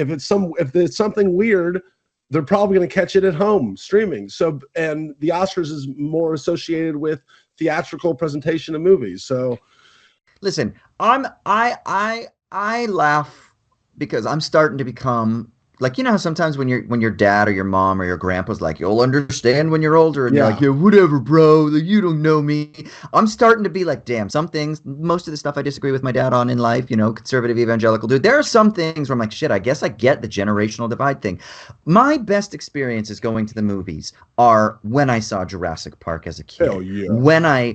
When my best experiences now are when I go and I see Alien, you know, at like the local tiny independent theater house, you know, and they're doing a retrospective or something like that. Or when I used to go to the Dundee Contemporary Art Museum in Dundee, Scotland with my boys.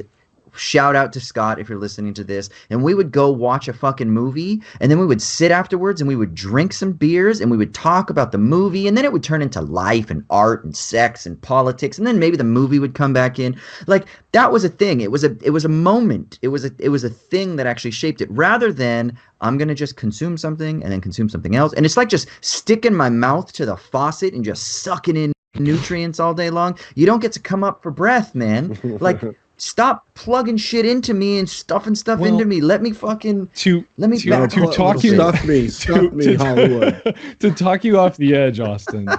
I think that's kind of the benefit of doing stuff like this, where we get to bring back the old, you know, the salons of old, where we can talk about these things intellectually, or like you and Ryan just said, stuff all the hot dogs in our mouth at once. But on that note, we have a. Hey, and I don't want to say that it's not just intellectual, because many times those nights I would end up in some dingy nightclub, like shooting fucking Jaeger bombs. Though, is that, you know? like, So I think movies have the power to transform, and I think they have the power to touch people's hearts and touch people's minds. And I just think that there is an extent to which, yes, there are a lot of movies that. The kind of movies that used to get made that don't really get made so much anymore, at least not on a studio level. But I also think that in the constant churn of content, like there are more movies made in a year now than were made in a decade in you know, the 60s or 70s. Yeah. So it is one of those things. It's tough for a movie to capture the cultural moment, and I also think that even people who are inclined to really engage with art and want to think about it critically, they're the ones who are most overwhelmed, because they want to go out and engage with as much art as possible, and it's just coming from all directions. But I want to shout out someone in the chat. Spraggies or Spragies had a question for us on this note. What does it mean for y'all for a film or TV show to be a 10 out of 10 or a 1 out of 10?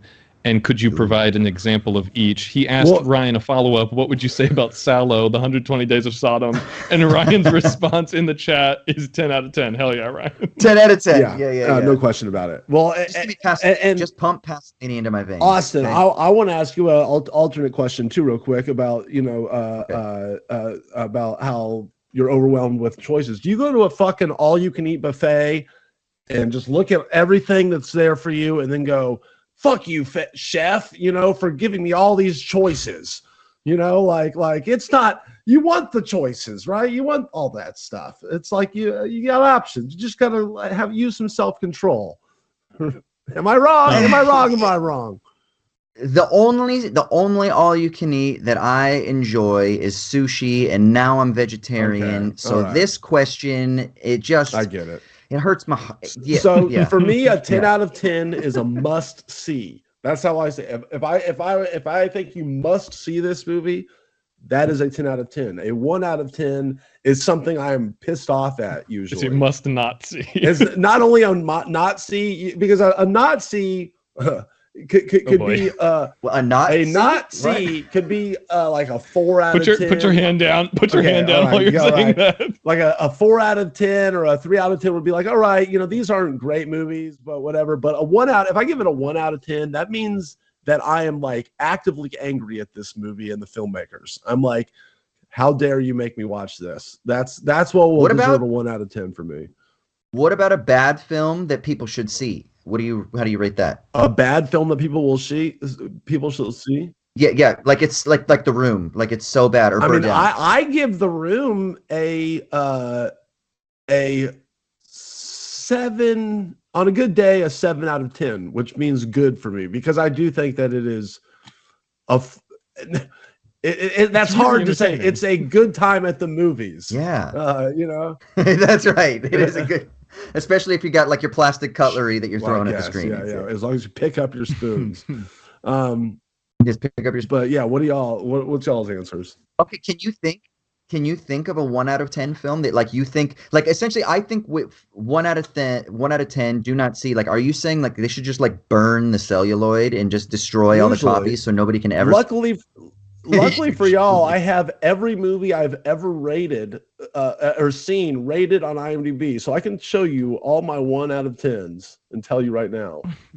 God, I wish I had this discipline. Friends with Benefits, starring Mila Kunis and Justin Timberlake. That movie pissed me off. Didn't the creator of New Girl create Will that Gluck. one? Elizabeth Harrowitz? Will Gluck did. This is 40. Judd Apatow's This is 40. That movie pissed me off. I'm sensing a theme here. Blues Brothers 2000. Fuck that movie. Sacha Baron Cohen's The Dictator. 1 out of 10. Oh yeah. Steven Soderbergh's remake of Solaris can go fuck itself. 1 out of 10. This is New York Stories, the Woody Allen, Francis Ford Coppola, Arnold Schwarzenegger. That one's a little weird because I did like one of them, like the Woody Allen one. The anthologies, makes me laugh, but Francis Ford Coppola is just can go fuck itself.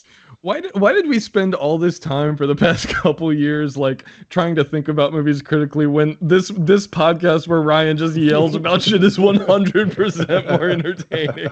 Solo, 120 Days of Sodom, must see. 10 out of 10.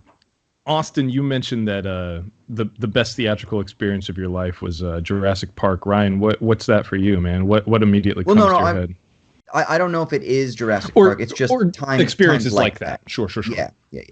Are you asking me what I rated Jurassic Park? I'm gonna guess. No. What's not necessarily what you think of Jurassic Park, but what is the best, and not even the best movie you've seen in theaters, but the best theatrical experience. What do you think? Oh, dude, I've had so many of those, but I'm going to Last Action Hero and. There was a row of summers where every summer me and my family would go for 4th of July. I would go to the big movie that year, and it was like Last Action Hero, Men in Black, and Jurassic Park: Lost World or something. Or no, Jurassic Park 1 maybe even. I don't know. Either way, all those years, it was just crack for my 7-year-old brain or 10-year-old brain or whatever the hell, however old I was. Dude, I had a great time. I went to go see Uncharted the other day in the theater with my girl. We both were fans of the video game series, and I think that Uncharted 4 is one of like my favorite games I've ever played. And so I had zero expectations that it was going to be a good movie, but I had so much fun. Like, yeah, sure, I could sit there with my critical brain and be a grump about it. But honestly, just being in these comfy chairs in the theater with my girl late at night during the week, watching this silly action film, I had a great time. Like, going to the theater is so, like, the chances that I'm going to enjoy it, even if I don't love the film, is better because the experience is what really gets me. I've always heard that those games are, like, even structured like movies, that they're very cinematic down to the actual especially gameplay. The last one. It's made by the same creators that did like The Last of Us and The Last of Us 2, so it's extremely theatrical. So does it seem like it benefits from that? Was it a fairly standard or a fairly faithful adaptation? Like it's that seems like sort of a winning formula if the movie or if the game is already kind of built like a. Welcome to our episode about our final episode about Uncharted starring Tom Holland. The game's still Uncharted 4 is still 100 times better. It's just so hard to translate because the games are so much more. They're so much wider in their scope and what they can do. The biggest problem with like action films today for me is that they're actually really small. because everything's fucking green screened, what you have are a bunch of like mid shots on the celebrity or whoever it is that's the sexy person that they're trying to push on social media, and then you just have like some digital shots, but you don't have like landscape shots. Like fucking Hell or High Water had more big landscape shots where you're just like, oh my god, look at the country that they're in, and like you're just on like. There weren't in the third act. There's a little bit of like some big grandiose shots of like these islands, but in the game, like you're standing up on this fucking hilltop and you're looking out over these oceans and these seas, and because the graphics are so amazing, you're like just sucked in by the sublime of the immensity. But these action films these days, they're so small, even though there's like lots of loud noises. So then they try to make up for it by just making everything go boom, like the new Batman movie, which destroys your ears. Ryan, you know, Ryan, are you a gamer? It's debatable. Not really. A little bit. I'm curious what you guys think. You know, maybe this is to tie it back to the Last Picture Show. Do you feel like some of the energy around video games has sort of taken the air out of the room for cinema? No. That a lot of like cinematic storytelling is happening more on the small screen. Whether like you hear that a lot with TV, but you know, being in the game and playing it for yourself, do you think that people just naturally connect with that a bit more than going out and seeing a movie that might challenge them a little bit? Not that video games can't be. My opinion, no. Like I think there's way more people that are into having a very passive experience of sitting on their ass and having a story be told to them rather than than play a game. I mean, obviously they're huge, but I think there's room in the world for video games and cinema and TV and all of it. It's just it's just that people have conflated movies as something they can basically watch on their TV, and they forgot about the whole cool in the dark watching it on a big screen with a bunch of people part of it that objectively I think makes certain movies way better. There's some movies you don't need to have that experience, you know, but we're certainly in the, you know, how Spielberg predicted several years ago, like the time where it's just going to be the big Marvel roller coaster movies, Avatar 2s and whatnot, whenever the fuck it comes out.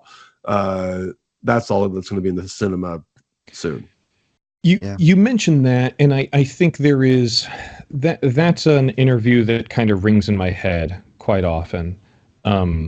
That notion of these movies taking up all the oxygen and pushing smaller, you know, arguably more interesting fare to the margins. But I don't think it's them taking the oxygen, because I think that you could have a world where there's Marvel movies and the indie movies together. It's just that human beings have trained themselves to not want to go out to the theater to see the indie movies. Too, well, in addition, I don't know. I think the tail might be wagging the dog there, because people see like on average, I read that people see 6 movies a year. That's the average film goer makes it to the theater 6 times a year. And when there are 6+ huge event movies, I don't blame people for making those their 6 trips. But I do think that some of the onus is on, I think this goes without saying, a lot of the onus is on studios for only focusing on those types of movies to the exclusion of, you know, whatever, your Last Picture shows. And it is really, really tough to say to someone who maybe lives in a small town like this, oh, well, it's on you that we only get Spider-Man 18 because you didn't go out to support the worst person in the world. Worst person in the world ain't playing on that screen because nobody's going to it. Yeah.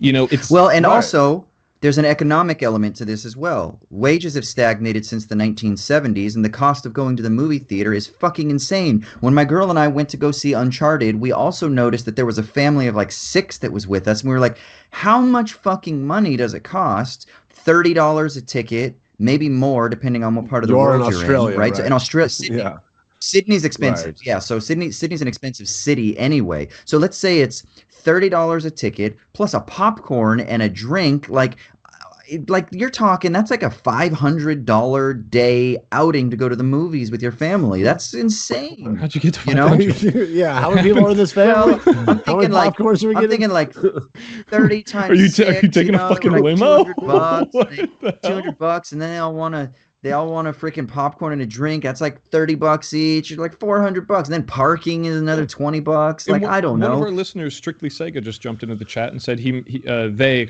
make the effort to see big blockbusters at cinema instead of indies due to the expensive special effects. And I think that makes sense. I mean, like, I may not be crazy about big Hollywood superhero flicks, but at least those you do feel like you're going to get some bang for your buck. Now, it may be the bells and whistles that I don't really care all that much about, but like you're saying, Austin, if you're going to put all the kids in the car and take them, on a night out to see a movie, yeah, you're going to go to something that's going to be a bit more entertaining, a bit more of a crowd pleaser. But to circle back where I landed before, I wasn't negating my argument by saying that no one is going to go see an indie movie, so therefore it won't play in a small town. It's just that, like, those markets, by and large, demographically are not going to have the kind of support for certain smaller movies that are more niche interest that generally only play in bigger cities anyway. But I think that there's a false dichotomy at play here, that we're talking about this Spider-Man and Worst Person in the World, or really, really low, $1 to $5 million indies.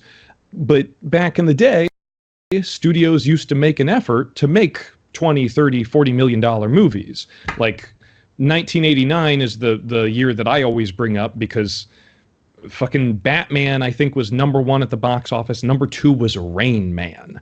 Like, that's insane to think about now. Just imagining a movie like Rain Man, of that film's pedigree, doing that well at the box office, or even getting that kind of release to be able to pick up that sort of steam. And studios just aren't interested in making those kinds of movies. But I do think there are a lot of people in smaller markets who would be interested in seeing stuff that's a little bit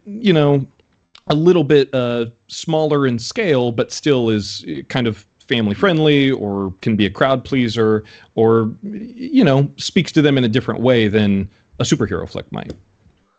Sure. Yeah, I think we're basically saying the same thing. I mean, this is basically a supply and demand issue. Is my whole point. And even in the big markets, like even in LA, like the ones that supposedly these indie movies are being made for, I'm saying people aren't going to them, and therefore they get made less. And it's like, all right, well, fuck it, let's just make all Marvel movies. Let's do a little of this real quick. Let me ask you, what's a 1 out of 10 film, and what's a 10 out of 10 film for you? To me, a 10 out of 10 film in the abstract is a movie that accomplishes what it's trying to do. That, like, so Ernest goes to jail. Perfect. What's that? Ernest Goes to Jail. Yeah, perfect. Bingo. Version of what it's trying to do. But what I mean by that, Ryan, you kind of hit the nail on the head. Not that I'm a big Ernest fan or whatever, but I do think that people have a tendency to sort of like separate movies by what's a serious movie, what's not, blah, blah, blah. But I do think that there are really small or inauspicious films that accomplish what they set out to accomplish in a way that, a movie with infinite resources can't really get across. It leaves you feeling empty or unsatisfied because it feels repetitive or monotonous. So for me, I mean, an example of a perfect movie in my mind is, the first one that comes to mind is Jaws. I think that's one of the best movies ever. I mentioned on a recent episode, I think Children of Men legitimately might be near the top of the heap of all movies ever made. I think that's a movie that accomplishes exactly what it sets out to accomplish. It's brilliantly acted, brilliantly made. As far as 1 out of 10 movies go, I kind of hew closer to Ryan's definition of like a movie that just can't justify its existence and that doesn't have anything commendable. And I hate to be mean-spirited about movies because I think they're all gifts, but there are, I always say that I don't hate any movies, but I do have like 2 or 3 exceptions. And I think I've already mentioned one on air, so I'll just go back to that one, which is Boondock Saints. I think is the worst movie ever made. Give me a break. That movie is watchable though. Like, and doesn't that movie set out something and then accomplish Yeah. that something? That's what how do you define?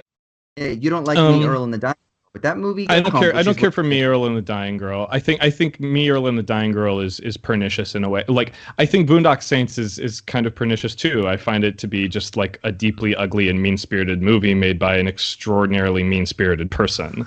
And I don't enjoy a moment of it. I think it's like if all the worst corners of Reddit wrote a script and then shot it very haphazardly. Damn.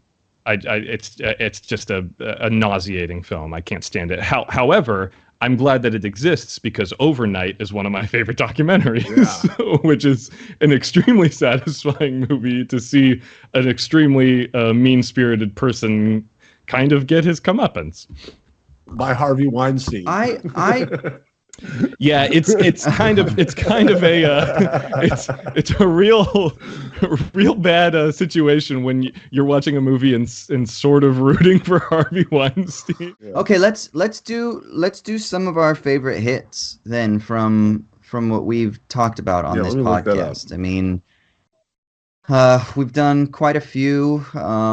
We can keep talking about The Last Picture Show and its themes, but I think it kind of just gives us an insight into talking about film and why we care about film and this podcast and what we get to do here. And did you give your culture? I'm sorry. Yeah. Did you give your 10 out of 10 and 1 out of 10? Have we heard that? Well, I mean, for me, a 10 out of 10 is something that at a baseline, it has to accomplish what it set out to do. But then for me, I always think of scenes and I think of cinema a lot of times musically. And the melody is kind of the spine, let's say, of it, right? And there are thousands and thousands and thousands of different combinations, maybe millions of different combinations of melodies that can be strung together, right? And if you listen to Thai music, for example, it sounds very, off key to Western ears that are used to certain types of scales with their melodies. So you have to learn to appreciate these different melodies, which is one of the things I love about watching an avant-garde film, which has a very different melodic structure than watching, a rom-com from Hollywood or a British dark tragicomedy, right? They all have these different melodies, and the more we expose ourselves to the different varieties of melodic possibilities, the more then you can see what those kind of baseline sort of standards are. And so for me, that's one of the reasons I love exploring the variety of cinema is I want to learn all the different melodic structures so that I can watch a Bollywood film and be like, well, it might not be what I'm accustomed to, but I can learn to appreciate it in its context by attuning myself to the melody. So that's like that's the baseline for me. It has to accomplish a nice melody, we might say. But then I'm looking for harmonies. I'm looking for poetry. I'm looking for it could be a fucking guitar solo. I'm using music metaphors here, or the jazz riff where there's a melodic structure, but all of a sudden the pianist just goes off on one and you're like, oh my God, they just did something crazy. Now, sometimes they go off and they do something crazy, and even though the baseline structure is there, the melody is fine, but I don't know, the performances were over the top, or they addressed some themes in a way that didn't resonate with me, or that maybe I find to be weak, or maybe even problematic in some ways, right? Or politically insidious, or that there's a blind spot that I wish that they would have explored, in a different way. So for me, then, a 10 out of 10 is a film that is melodically strong, but then is also like harmoniously robust. That is for me. Yeah. And for me, so that means the performances are solid, that there's some sort of like je ne sais quoi, there's some oomph in the story, in the setting, in the cinematography, like something like maybe they're doing something unique and different. Like Titan for me is what I would call a must-watch film. Is it 10 out of 10? I mean, 9 out of 10, 8 out of 9, something, I don't know. The reason I love it is because... I'm sorry. Well, so the thing that popped into my mind immediately when you read the question was a TV series, which is Station 11. The new TV series, Station 11, for me, it's a mini-series. For me, that's 10 out of 10. And the reason is because it's a post-apocalyptic story, but it is this triumphalist post-apocalyptic world that talks about art and narrative and mythology and story as being this savior, the thing that gives us purpose and meaning and community, but also that explores tragedy and that can provide catharsis, but that also might not always give us easy answers, but that introduces us to the mud and the muck of the human experience as we are on this floating marble in the middle of an infinite fucking universe, potentially multiverses. Like, to me, it's existence is also absurd objectively. So for me, story is the thing that kind of grounds us in that absurdity, but it doesn't excuse away or kind of distract us, but it confronts us with absurdity. And so Station 11 for me is a series that did that, and the performances were all amazing, the costumes were amazing, they use Shakespeare in a way that's amazing. It's also very current because it's dealing with a fucking like flu pandemic that kills 99% of the people that it infects. So there's also like some fear shit about being stuck in a pandemic, right? So there was just, but it did it in a way that was fresh and different for me. I thought there were some really lovely family dynamics explored. Those are the harmonies. And so for me, that's like a 10 out of 10. What's a movie that does that for you? Well, Jurassic Park is a 10 out of 10. Yeah. All right, nice. Jurassic Park. Terminator 2 is a 10 out of 10 for me. Now, Terminator 1, I haven't seen as much, and I haven't seen it in a long time, but Terminator 2 was one of the first films that I saw that pissed my dad off because I was like 8 or 9 years old, and my aunt let me watch it at her house, and I was like, oh my God, you can do this with a movie? I was like, what? And Arnold Schwarzenegger was larger than life. And even though I don't think it's the best sci-fi film ever made, there's an oomph about it. So like those would be 10 out of 10s for me. Stalker is a 10 out of 10. Wings of Desire is a 10 out of 10. Drink, motherfuckers. Chris Rincon, take a drink, yeah. We're also waiting to cross off The Man of Violence, Byung-Chul Han, and Terrence Malick references. So whenever that comes up organically, feel free to drink. Badlands is a 10 out of 10. There we go. Yeah, that's a 10 out of 10. Speaking of favorites, least anything favorites, John what have Cassavetes you? has ever made is a 10 out of 10. There we go. Briar Bookhalter asked us if there are any standout moments, not just standout episodes, but standout moments from the history of SMTM. I mean, you guys have been here a lot longer than I have. What do you think? Boss Baby. Tons. Oh yeah. Well, that was what? That was our first batch. That was like the first 3 or 4. For some reason, that one will always stick in my head because people constantly bring it up in like on Twitter and stuff like that. They're like, this podcast that does these deep dives talked about this silly Alec Baldwin animated film. Boss Baby. Tetsuya the Iron Man. I think that was that was great. That was I was a good thinking one. that one. You know, I like the ones where it's like it was, you know, us, and then, you know, when Jared was on, like talking about movies that we loved that not many people had seen. Like whenever we got a chance to do those episodes, it was great. Punisher Warzone, that was a funny one. Audition, Antichrist, you know, all these weird ones I love. How many episodes do y'all think we've done? Do you know the answer? I don't know the answer. Probably 175. I was gonna guess 200. 200. Okay, well, I already knew the answer, or I already looked up the answer, but I was going to guess in the 150 range, and it's 187. Ooh, everyone was pretty Austin close. wins. Closest without going over. So, nice. Yeah, that's a lot of films. And now I wasn't here for all of them. Like not all of us were here for all of them, but I don't always have like a standout of like the individual film that I remember the most, but for me, the thing that I always found that was interesting was even when it was a film that I didn't like that maybe I don't think is a good film, I always had good discussions. Oh, yeah. And sometimes it's weird. I would walk away from the discussion and be like, well, wait, do I like the film now? Because I was able to have such a great conversation about it. You know? And I think that's something that happened frequently for me when, yeah. So I think we've kind of gone. We jumped on here and said, yeah, we're just going to go all over the place and just have a fun last conversation. And as much as I've enjoyed this, what do you guys think about?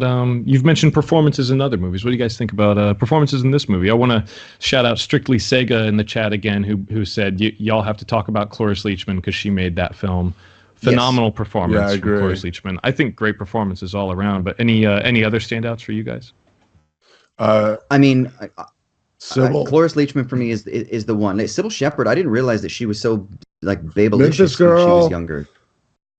Yeah, My hometown. because I remember Sybil from Is she in, her is she TV in your show. song about? She is. She's like she's in the Yeah. first verse. That's a great video, by the way. Thanks. Cloris Leachman is absolutely amazing in this, and it's funny. I was watching it, and you know how when you're introduced to an actor when they're older, like in their 70s or something like that, like you just think of them as always being old. Like for me, Robert Redford has just always been old, you know. So now when I see him like really old, I'm like, well, he's just always been old, yeah. yeah. So it's like what?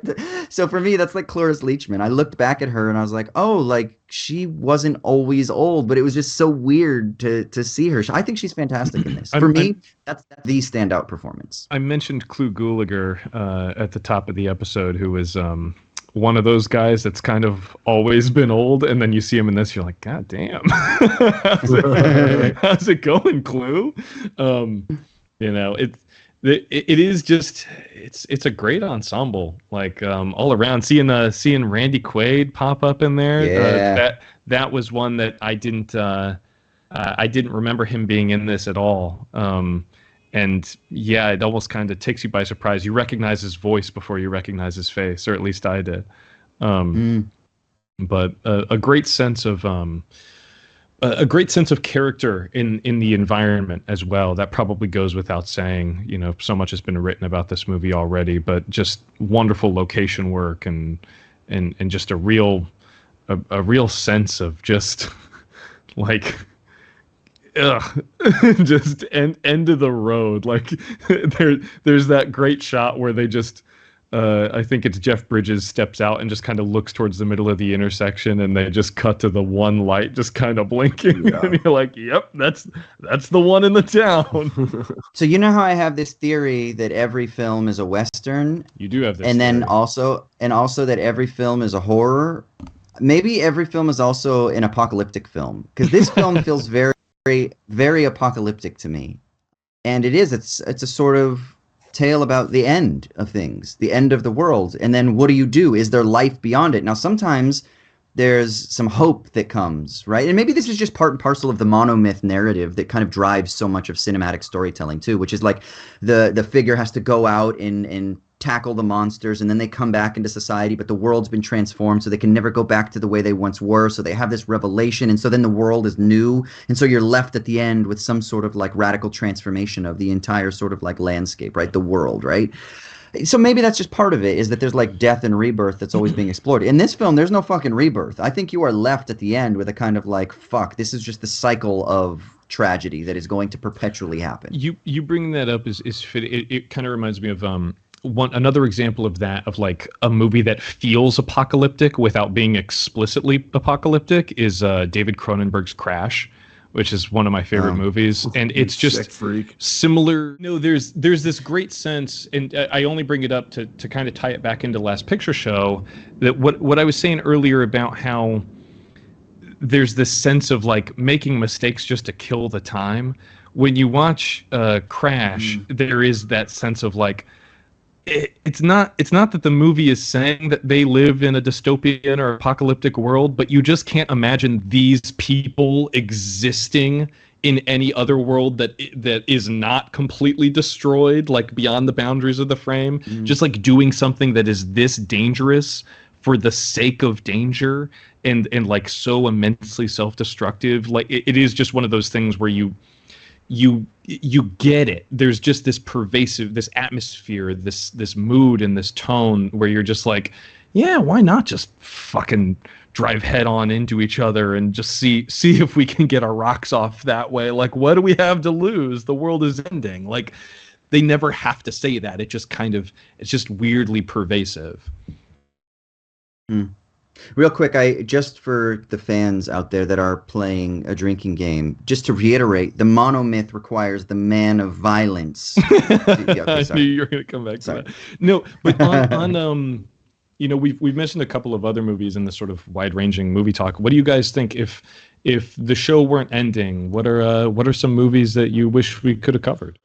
Oh, that's a great question. I've sent so many lists to them over the years. I'm gonna look up my. Austin, do you have any offhand? I would have liked to have covered maybe some classics a little bit more, you know.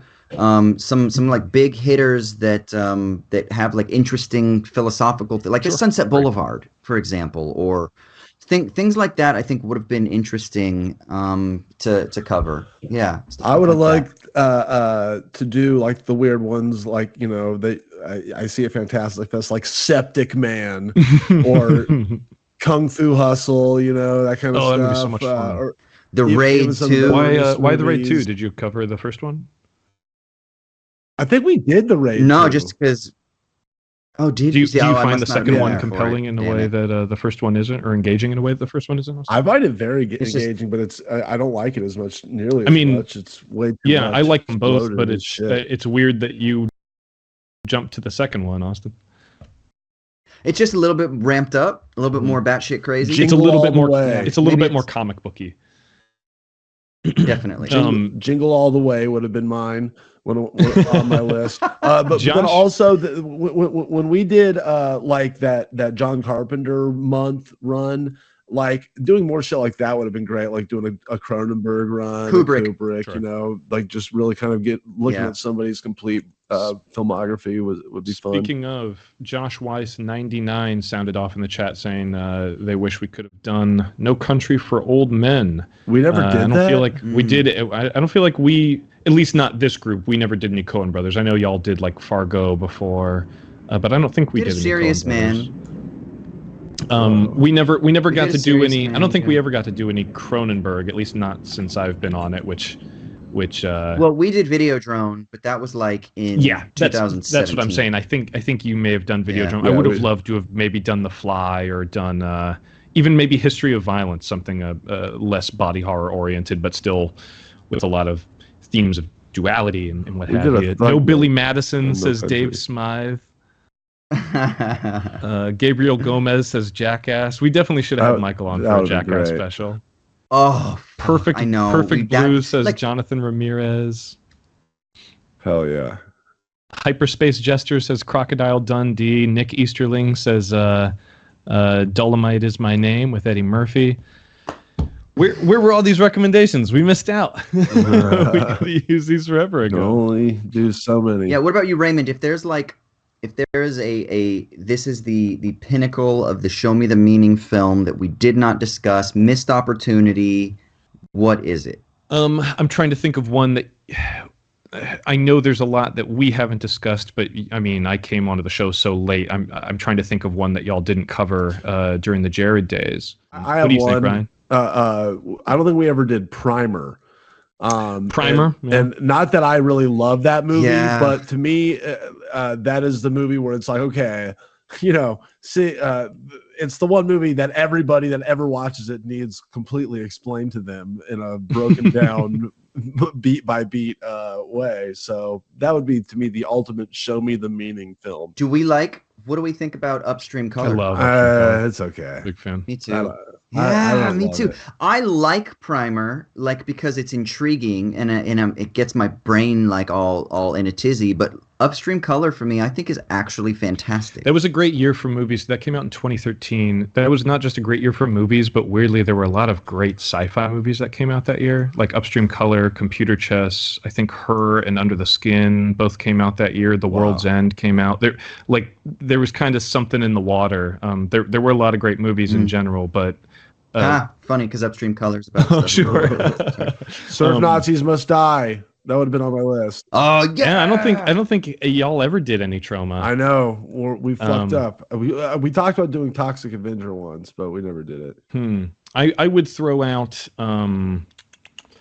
maybe this isn't the pinnacle of a show me the meaning movie, you know, whatever that might mean, but I would have liked to have covered The Witch, one of my favorite movies from the past decade. Vovovich?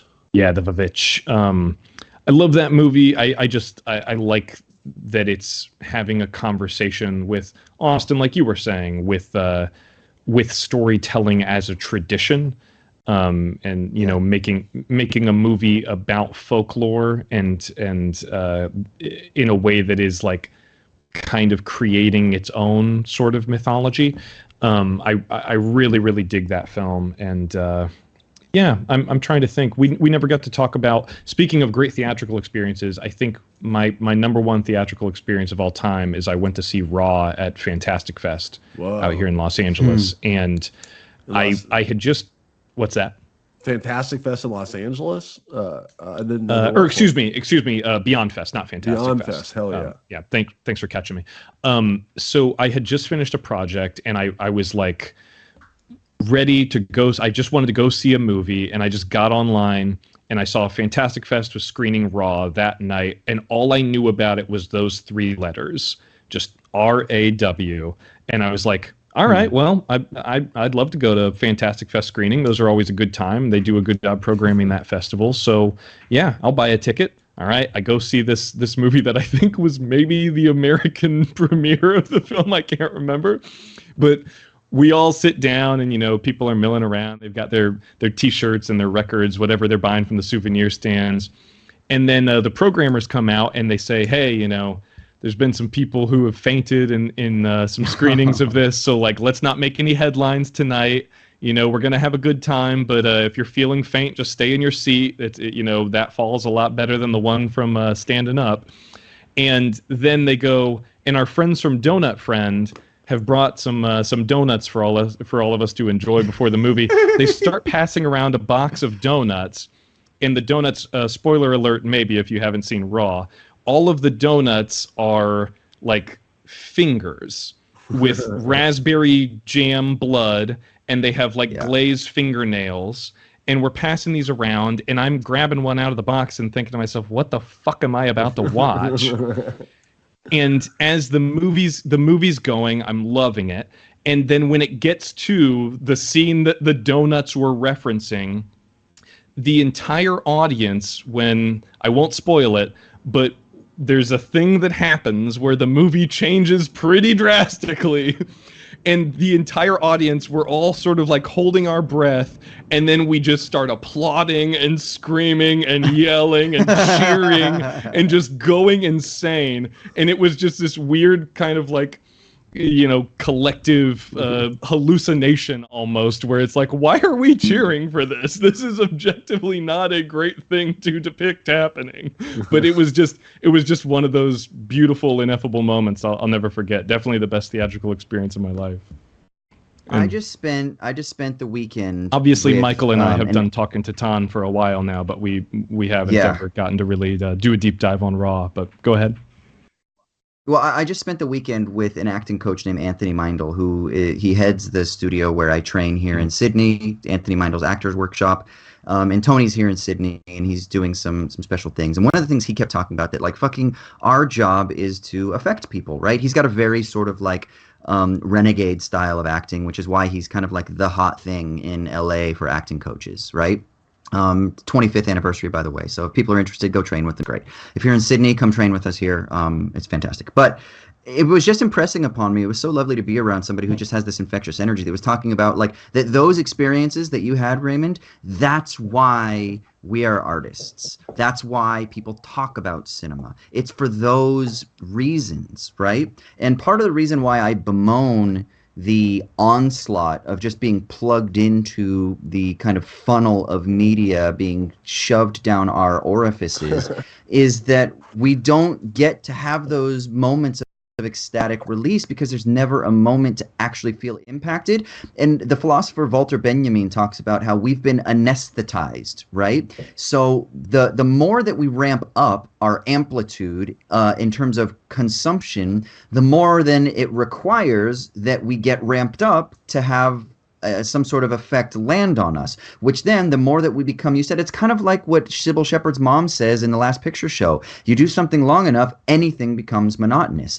And to throw out another name, the philosopher, political theorist Mark Fisher, who famously kind of coined the notion of capitalist realism, I can never remember which way he says it, but I always say it both ways because I think it's great. He says either everything is boring, but no one is bored, or nothing is boring, but everyone is bored.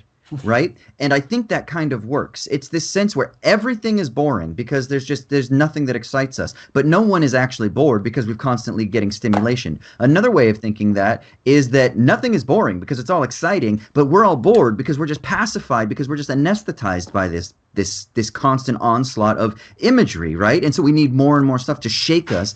And that's one of the consequences of living in like a hedonist culture, is because the stimuli and response system can only go to so many levels, right? Before it just kind of reaches a like a metastable level, right? And so you need more things to fucking shock the system, and then it just keeps going up. And I don't know if we can continue to go, but I'm not sure that it's ultimately yielding the best results for us as consumers of media or as receivers of art. And for me, I want to not lose our capacities to have those ecstatic moments. And as an artist who is a creator as well, I want to be able to still affect people and challenge people on how we think about humanity and relationships and politics and ethics and love and sex and violence. Like, that's why we're storytellers. And I just don't want to lose that impact in the sea of monotonous sameness. And that, by the way, is an allusion to Byung-Chul Han. Drink. All right. What do you think, fellas? I mean, it's Yeah, I think we've covered it. it's about that time. Oh yeah. It's been Let's real, y'all. sayonara, Sammy. Do you have a good walkaway? Like, it's not Nick from New Girl has this list of walkaways that he's trying to compile. At one time he says it's not a good buy. It's a bad buy. Bad buy. Yeah. Any final words of wisdom for the SMTM fans? Well, Davis here in the chat said this podcast changed not only the way I approached my academic career, but also the way I look at the world. I appreciate it. Time to listen to some Owls at Dawn. Hell yeah, Davis. Yeah, on that note, someone else just popped in. Miguel Delgado started watching this podcast when I was in high school, and now I'm a college junior. Truly a great learning experience every time these dudes talked movies. Thank you, Joel Miguel. Toledo, gentlemen, it has been an honor and a pleasure. What I was about to say, thank you, everyone, and this is me talking to everyone right now, not just the listeners, but you, Austin and Ryan. Like, this has been a really fun time. Like, I kind of just I was sort of like doing some work for Wisecrack here and there, and they told me like, oh, we have this movie podcast, and you never shut up about movies. Is there any chance you could fill in on this Total Recall episode? And then all of a sudden I just started showing up. So apologies to anyone who was surprised or put off by that. But it's really been a blast. And for everyone saying that this podcast has meant a lot to them, despite the fact that it's coming to an end, you should recognize that this show would have ended a whole lot sooner if it weren't for your support. So as much as you dig the podcast and we appreciate your support, like, we got to emphasize, we appreciate your support. There's no chance we would have been able to do this for as long as we have if it weren't for all of you. So, thank you from the bottom of my heart. I can only speak for myself. I'm sure Ryan and Austin have nothing nice to say about Oh, the listeners, hell no. but, I mean, hell yes, I do. This has been a blast. What do you guys think? I wanted to also echo that the emails we get. That's one of my favorite parts of doing the show. Yeah. is after we say Definitely. some stuff, and sometimes I'm not the most prepared, and I'm like, oh, and I like hearing your feedback, no matter even if it's good or bad in the thing. The fact everyone that took time to write those emails, that was really awesome. And anyone that commented, and Raymond, I loved when you came on. You were a great addition to the podcast. We've been going for years at that point. And, I think that we all kind of bring something to the table here. And you, Austin, are, how long have we been doing it together? 6 years at this point? God, and I've met you yeah. once in the flesh. One time. Yeah, I love that. This is Yeah. truly a modern working relationship that it's been great. Yeah. We're buds through movies. We've only been talking on That's this podcast, and it's awesome. That's I'm glad that we all got this opportunity to do it. You guys are my friends. Yeah, man. it's been great. Honestly, like it's not very often that you get to like wrap things up in Yeah. life. And even though it wasn't on our time, like it kind of came out because of corporate decisions and needs. We were still able to kind of figure out what did we want to do for our final few episodes, and it was kind of great that we got to have a final episode that really got to wrap things up, which is kind of nice, and then to let people know. And then I think what that also did is it allowed people to express some of their sadness or joys and memories and things like that. And I got really overwhelmed. I've gotten a lot of DMs over the years just from people that have said some pretty heartfelt things about conversations that have been inspiring or illuminating, or the way that we addressed a certain topic, how it was important to them by, giving voice to certain topics or to individuals that maybe weren't getting it. So I'm actually really proud of the output that we've been able to put out, and I'm more thankful that that it's landed with people, because to me, if performance is about affecting people, this is just another aspect of performance. It just happens to be something that's more true to who I am in my day to day, rather than a character or some sort of narrative on top of it. So thank you for letting us know that we had an impact, and then also, I think about movies differently now because of all of the hosts that we've had and all the guests that we've had, And so for me, I've learned so much. Like I have seen so many movies that I've either never seen before or that I'm revisiting with totally fresh eyes. And by being able to talk with you guys and everybody else that's come on about them, I think it's made me a better movie watcher, and it's kind of like raised my standards for what it is that I maybe expect about film and what I expect about the world and how I expect people to create things and be artists. So I don't know. I'm very thankful for this time. It was very wonderful. So yeah. That's my sappy goodbye. And also yeah, I agree with everything you just said.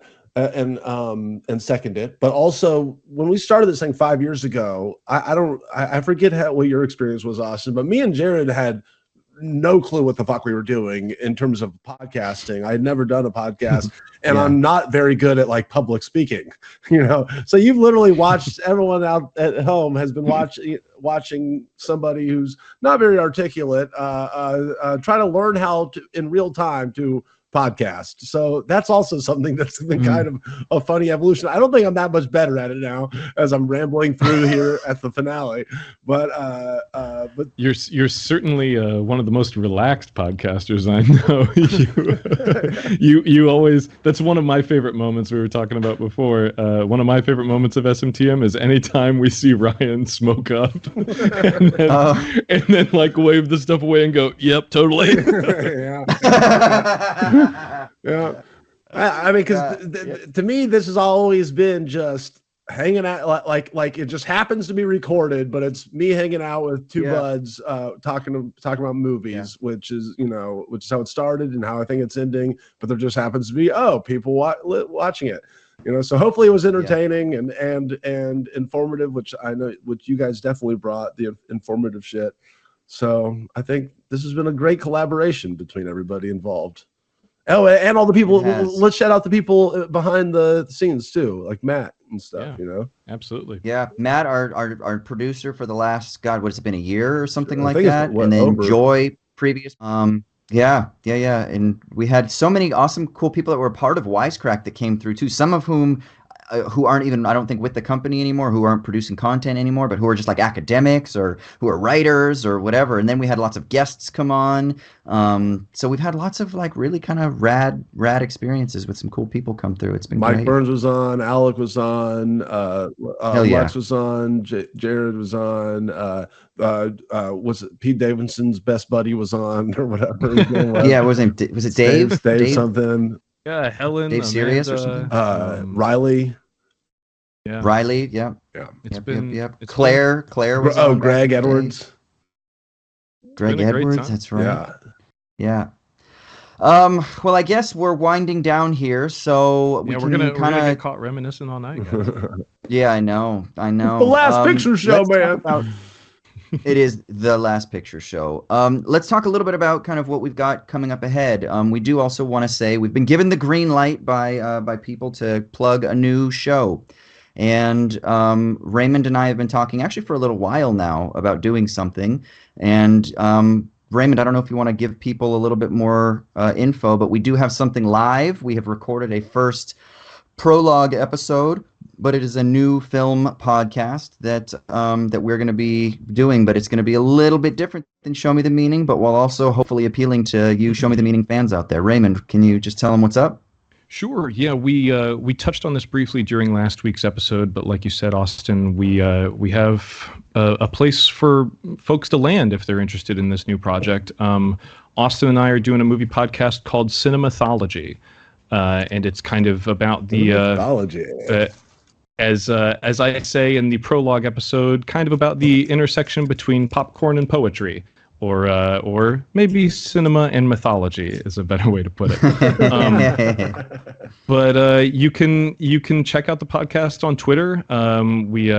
We just started an account today. It's at Cinemathology on Twitter, just one word there.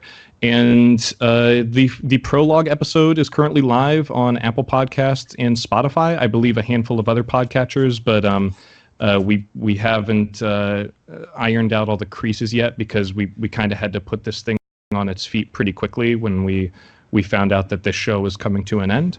But yeah, like I said last week, we're still going to be talking movies, obviously, and Austin will be there, so you're going to get a good dose of philosophy, I'm sure, and you'll probably hear a lot more about the Man of Violence here and there, or Wings of Desire here and there.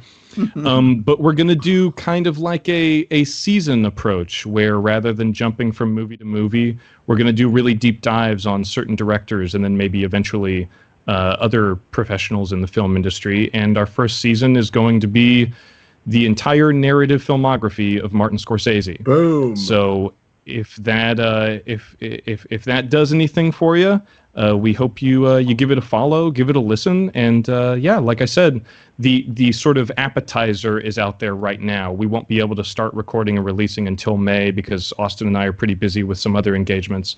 But we're both really excited about this, and we think it has a lot of potential to not only keep these kinds of conversations going, but really take a bigger look at cinema history as a whole and kind of try and carry some narrative threads across different episodes rather than, like I said, jumping from movie to movie to movie. So yeah, we're really excited, and Ryan, we hope that you'll join us for an episode here and there. I'll man. be there, dude. I'm excited. Awesome. I love Marty.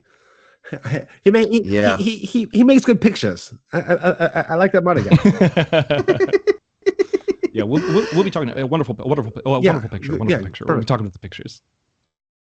Yeah, so that's out now. Like Raymond said, go give us a follow. Other places where you get your podcasts and stuff like that. And Cinemathology, Cinemythology, Cinema and mythology. That's right. So Cinemathology. And yeah, and I'll be tweeting about that too. So you can follow me on Twitter, Austin_Hayden. Hit me up on Insta, AUS_HAY. Always got things going on. As someone said in the chat, thanks so much, by the way, for the shout. You can check out my philosophy podcast called Owls at Dawn. And that's pretty much how you can keep track of me. Ryan, where can people keep track of you in the future? Ryan Shorts. I just released a video today that has tricked most of the city of Memphis into believing that there's a water slide attached to the Bass Pro Shop Pyramid. So go check it out. People have been calling them all day. I'm sorry, Bass Pro Shop Pyramid employees, but go check out my commercial. It's on Ryan Shorts on all the platforms. That video is my fucking ringtone, dude.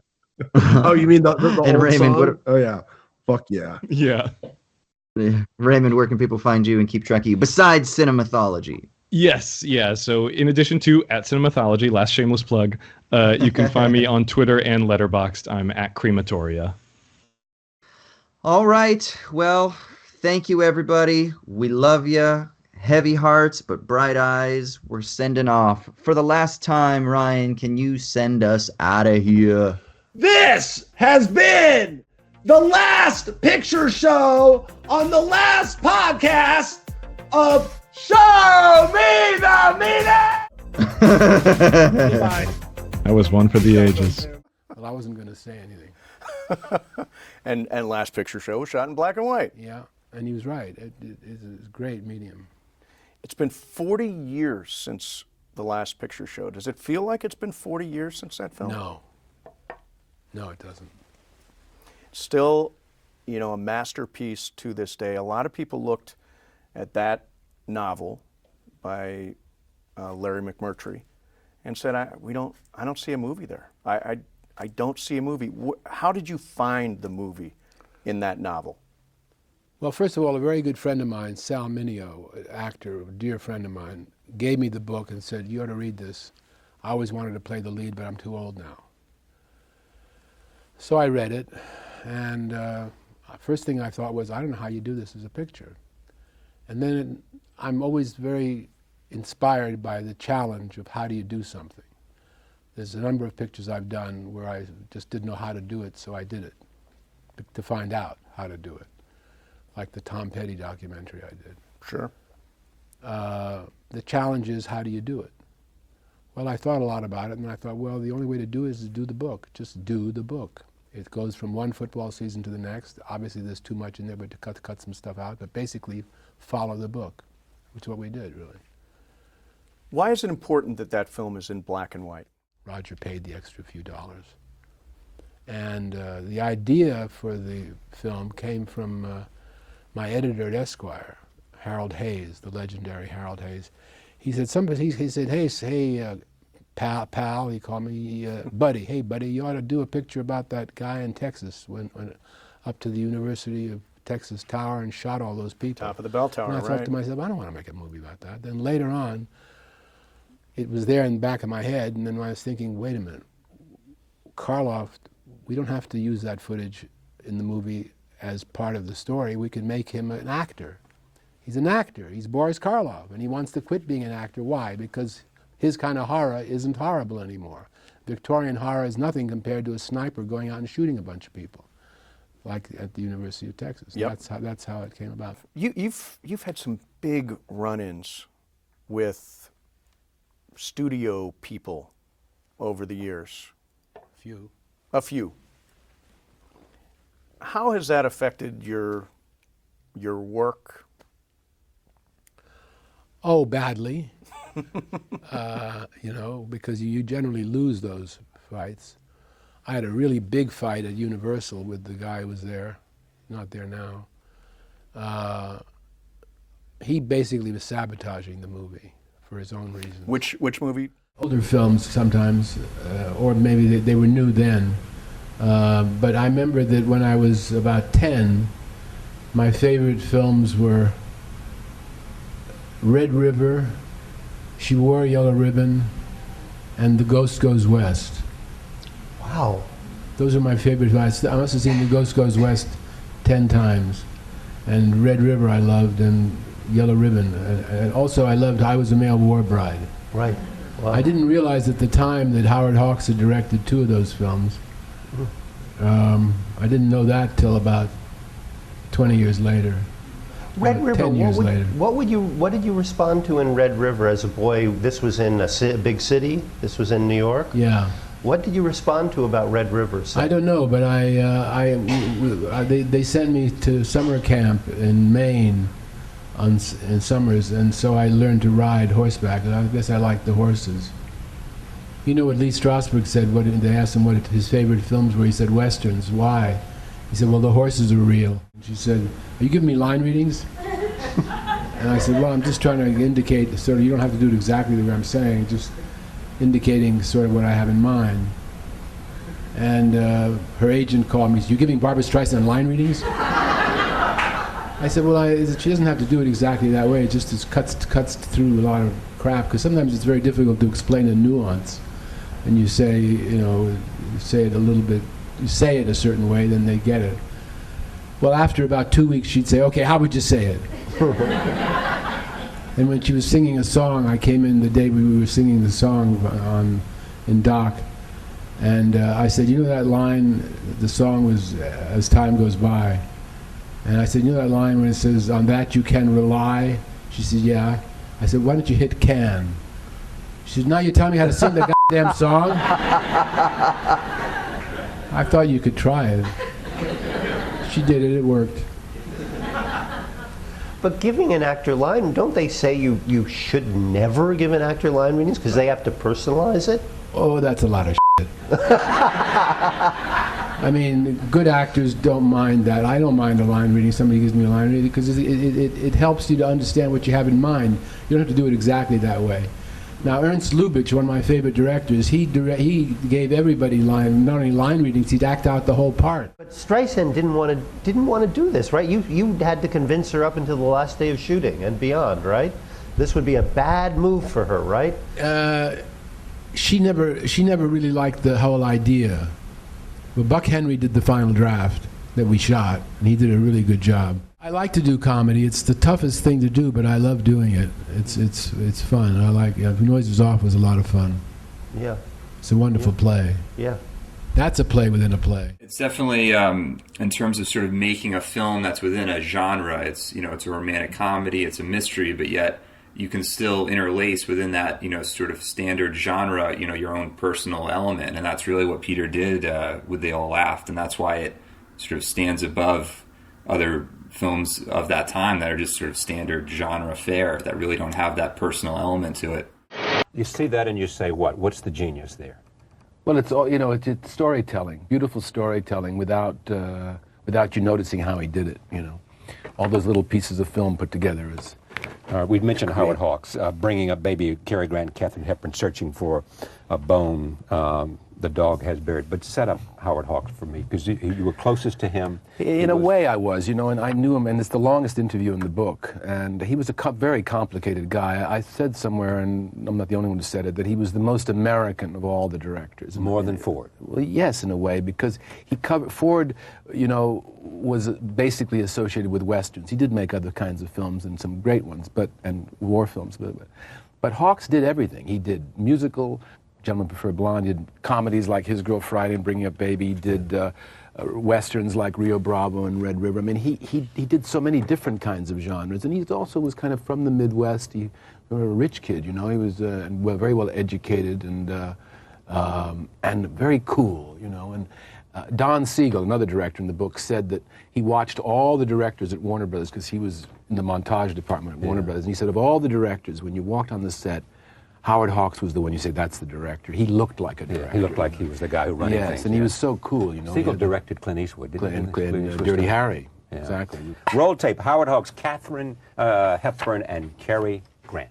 That movie was a failure in its time. Yes, isn't that amazing? That was not a successful picture. Howard Hawks, the imitation to do of him. What was funny is, he had this very particular way of talking, but who knows how Howard Hawks talks? I mean, I could be talking like anybody. Nobody else would know. Right, but Cary Grant, who did 5 pictures with him, and I knew Cary for a number of years, he heard me do it once, and he just, every time I spoke to him for about 15 years, he would say, come on now, do Howard for me, do Howard for me, come on. And I'd say, well, Cary, and I'd think, my God, that sounds just like Howard. Yeah. Cary Grant made himself into Cary Grant. He created this character in his head. Well, it's interesting, Charlie. My next book is going to be about actors, called Who the Hell's in It, and I'm going to get into this. But Cary Grant, really, his movie personality was made up of a number of different directors who kind of led him in certain ways. I mean, for example, he did one picture with Joseph von Sternberg, who's in my book. Right. And he came on the set. I said to Cary, I said, did von Sternberg direct you much? No, it didn't say much to me. He was talking about Marlena. It didn't say much to me. I said, well, what did he say to you? He only said one thing to me. I said, what? He said, your hair's parted on the wrong side. I said, so what'd you do? Well, I parted it on the other side and kept it that way the rest of my career. So he was a... Interesting, huh? Yeah. Then Leo McCarey, who's in my book. I think only posterity can say who's great, but I think he's one of the fine directors we have. He had a signature. He has a signature. Somebody in this book said the problem with directors today is that there's no signature. Well, or they said a director should have, you should be able to look at a picture. Well, that's where I got the title. Howard Hawks said that to me. He said, I asked him, what directors over the years have you liked best? And he said, I like those directors that made me know who the devil was making the picture. Because the director's the storyteller. And he ought to have his own way of telling it. You know what you ought to do? I'm giving you a little career advice. Okay, go and do it. This is true, Peter. You ought to do a one-man thing. You know how they used to do those things, one-man thing, Truman and Roosevelt and others? Yeah. You ought to get on stage. Yeah. and talk about film using all the voices and all the characters. Be fun. You ought to do that. I mean, Yeah, it's a I should great... have a seminar. Because you have the voice, and you've captured it, and you know the dialogue because you've got it on paper. Yeah. You could create a great one-man idea, Charlie. piece. It's a very good It'll idea. be 10%. Okay, Peter? Send it to you. Speaking of that, accept my premise. Last Picture Show, Paper Moon, some of those early films, they said Bogdanovich is the best we've got. He's on his way. They don't say that anymore. Some do. The enlightened ones. Picture people that can, yeah. Kind of the players that can type Yeah, thing? that's right. Is that right? It's sort of like The Player, but it's Yeah. not a murder Play, story, yeah. but it's about picture people. And I'm going to do that. And then I've got a really exciting ghost picture I've been working on for about 15 years. It's a comedy about ghosts, and not only about ghosts, but it's about a bunch of show business people whose lives are invaded by ghosts. Yeah. And I'm very interested in ghosts. Imagine my surprise. Anyway, so that's another thing, and I've got a bunch of things I'm working on. In fact, to tell you the truth, I'm more anxious now to make pictures than I ever was, and I think You're hungrier too. I'm hungrier, and also I think better at it. Why better at it? Well, I think I've learned a lot about the job, and I think I know how to do. Listen, I just did this thing in 19 days for Showtime. There ain't no way I could have done that 20 years ago. 19 days, no way. You know, you have to have a little bit of. You know, my chops are still in very good shape. Who the Devil Made It, a collection of interviews and also comment by Peter Bogdanovich, who understands the craft of directing and has practiced it well. I thank you. Pleasure Thank to you, have Charlie. here. Pleasure to be here. Great. Thank you for joining us. We'll see you next time. I've also spent a lot of time over the last 20 years reading things that I thought would make some good movies. I have 3 novels that I really want to make, 3 by Robert Graves. I've got 2 original screenplays that I'm pretty keen on. We're going to make actually back to back in the next year. One is a ghost picture I've been working on for 20 years, and it's a comedy, and it's very personal, and it's also, I hope, funny and kind of touching. It's called Wait for Me, and it's a comedy about a movie director who and 6 ghosts, and he has 6 ex-wives, and it's a wild comedy drama set in Europe. A lot of the best films I know about relationships, aren't they, in the end? They are about... Finally, that's what I think it's about. It really, for things to really get to people, they have to be able to associate or have some kind of personal human connection with it, you know? And I think one of the reasons that Cat's Meow worked out was I think all the actors and I, and the writer, but specifically the actors and I, could understand where these people were coming from, you know, being all show business people. I tell people all the time about doing what you and I are doing now. At least half of it is about the engagement. It's not about the question. It's not about the preparation. It's not even about, it's about listening, but it's about the engagement. Somebody has to lock in. Yes. To make it happen. Absolutely. It was called A Glimpse of Tiger, and it never was made. And I said, I just don't like it much. And she said, well, I want to do a drama with you. I said, well, I just did a drama. I want to do a comedy. She said, I just did a comedy. I said, well... The Getaway wasn't a comedy. No, but she wasn't going to be in that. This No, was right. a separate movie. Right. But I wasn't. I was just working on the script of The Getaway. Okay. I never did make that film, by the way. Who shot it? Was it Peckinpah? Peckinpah. Okay. Right. The reason... well, that's another long story. Anyway, so I go to John Calley was the head of Warner Bros. Yeah. Very nice guy. I had met him before.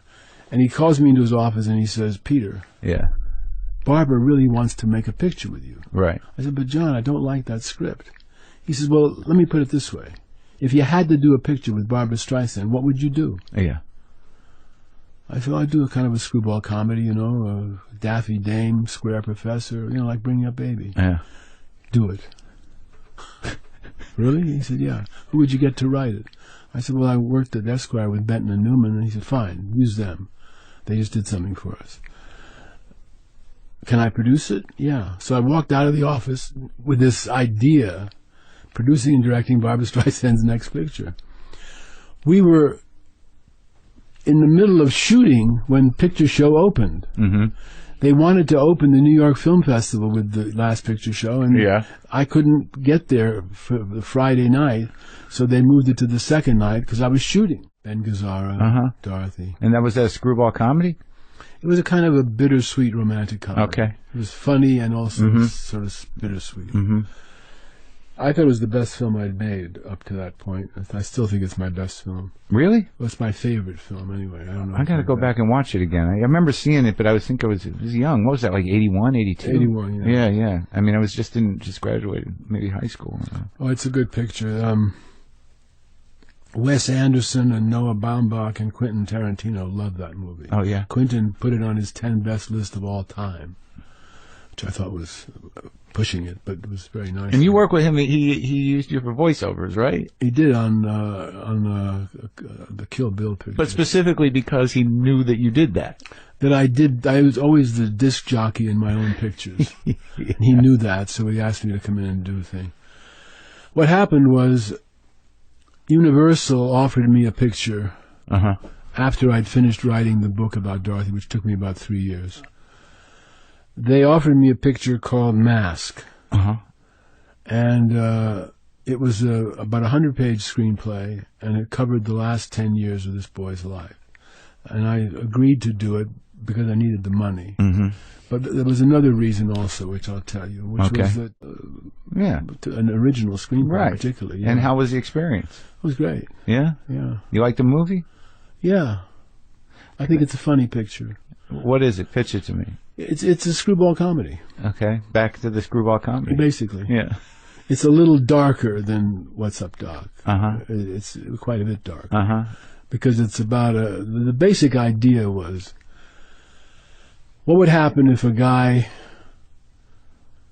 gave an escort whom he had a night with, gave her a lot of money to stop being an escort? Yeah. Which I've done. How'd that work out? I did that in Singapore when I was making a picture about pimps and hookers and so on. So you got involved with one and you decided... I got involved with a couple, Yeah. and they were cast in the picture.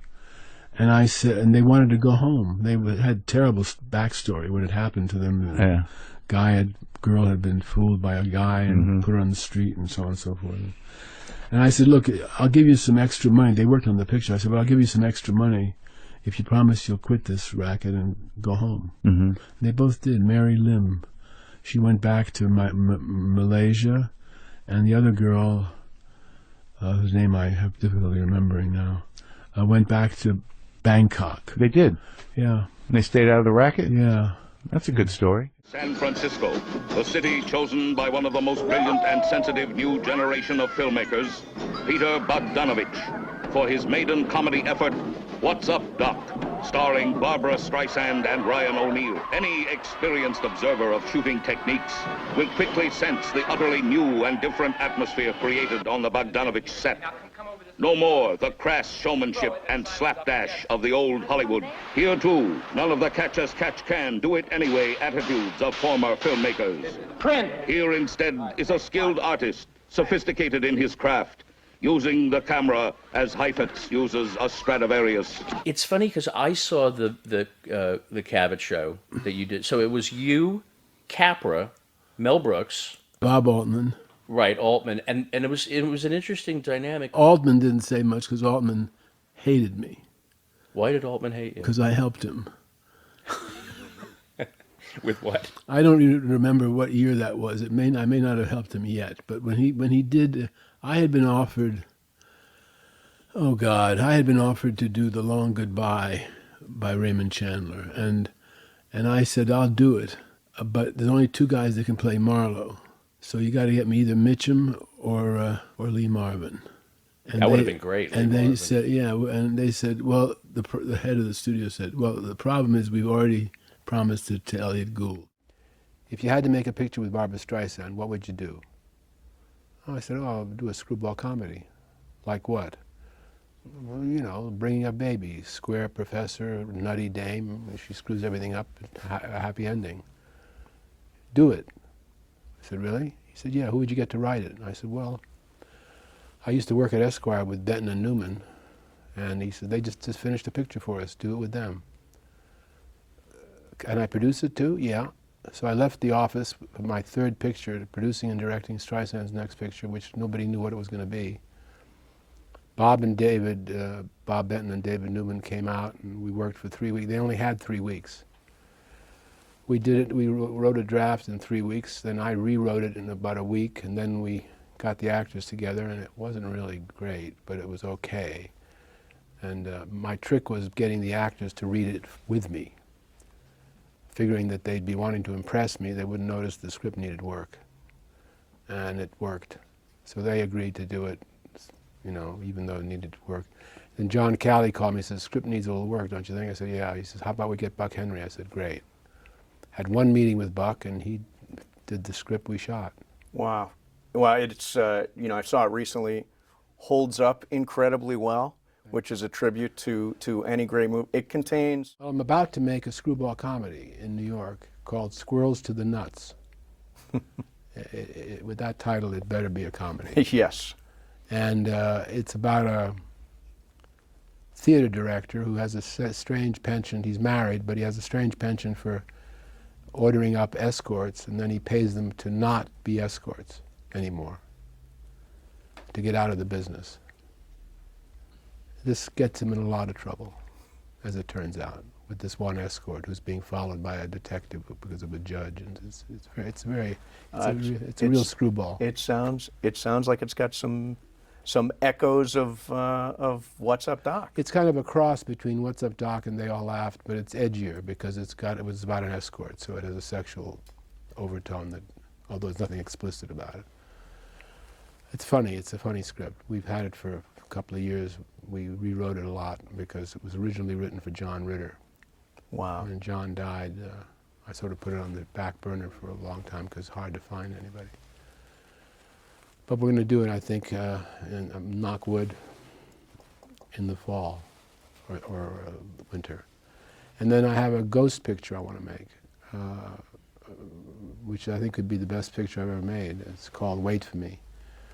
And it's not a scary ghost picture, it's a funny, sad ghost picture.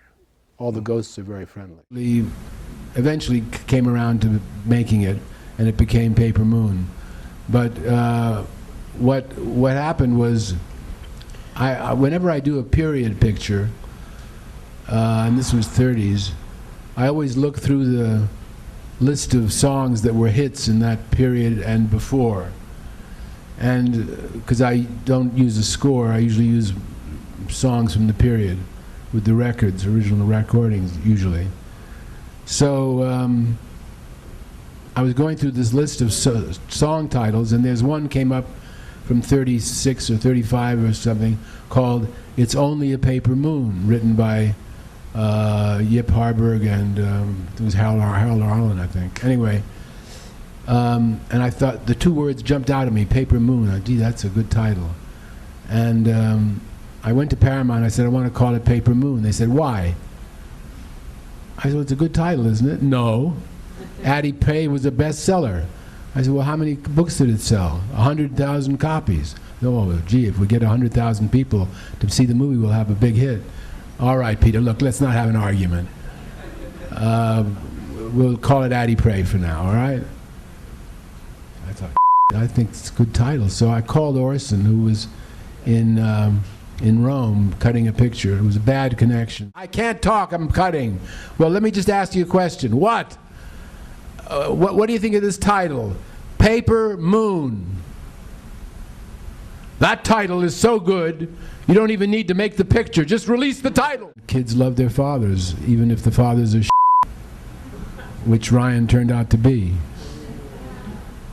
Well, you had a tough time with, I mean, she won an Oscar for the film. She's brilliant in it, but you actually had to work very hard to get that performance out of her, didn't you? Yeah, oh yeah. Well, she was 8 years old and she turned 9 at the end of the picture. I mean, she was just a kid. She never acted before. Of course she had to be directed, but she could do it. And when she did it, it was good, you know? I mean, I would show her what to do, but when she did it, it was funny. Me doing it wouldn't have worked. But there's one scene in the picture at the end of the first act. I said to Alvin Sargent, you know, we need a scene at the end of the first act where they have a huge argument and then they end up like getting along better than they have, and we know that they're going to stay together. That should be the end of the first act. Big argument, big fight, they almost break up and then they end up together.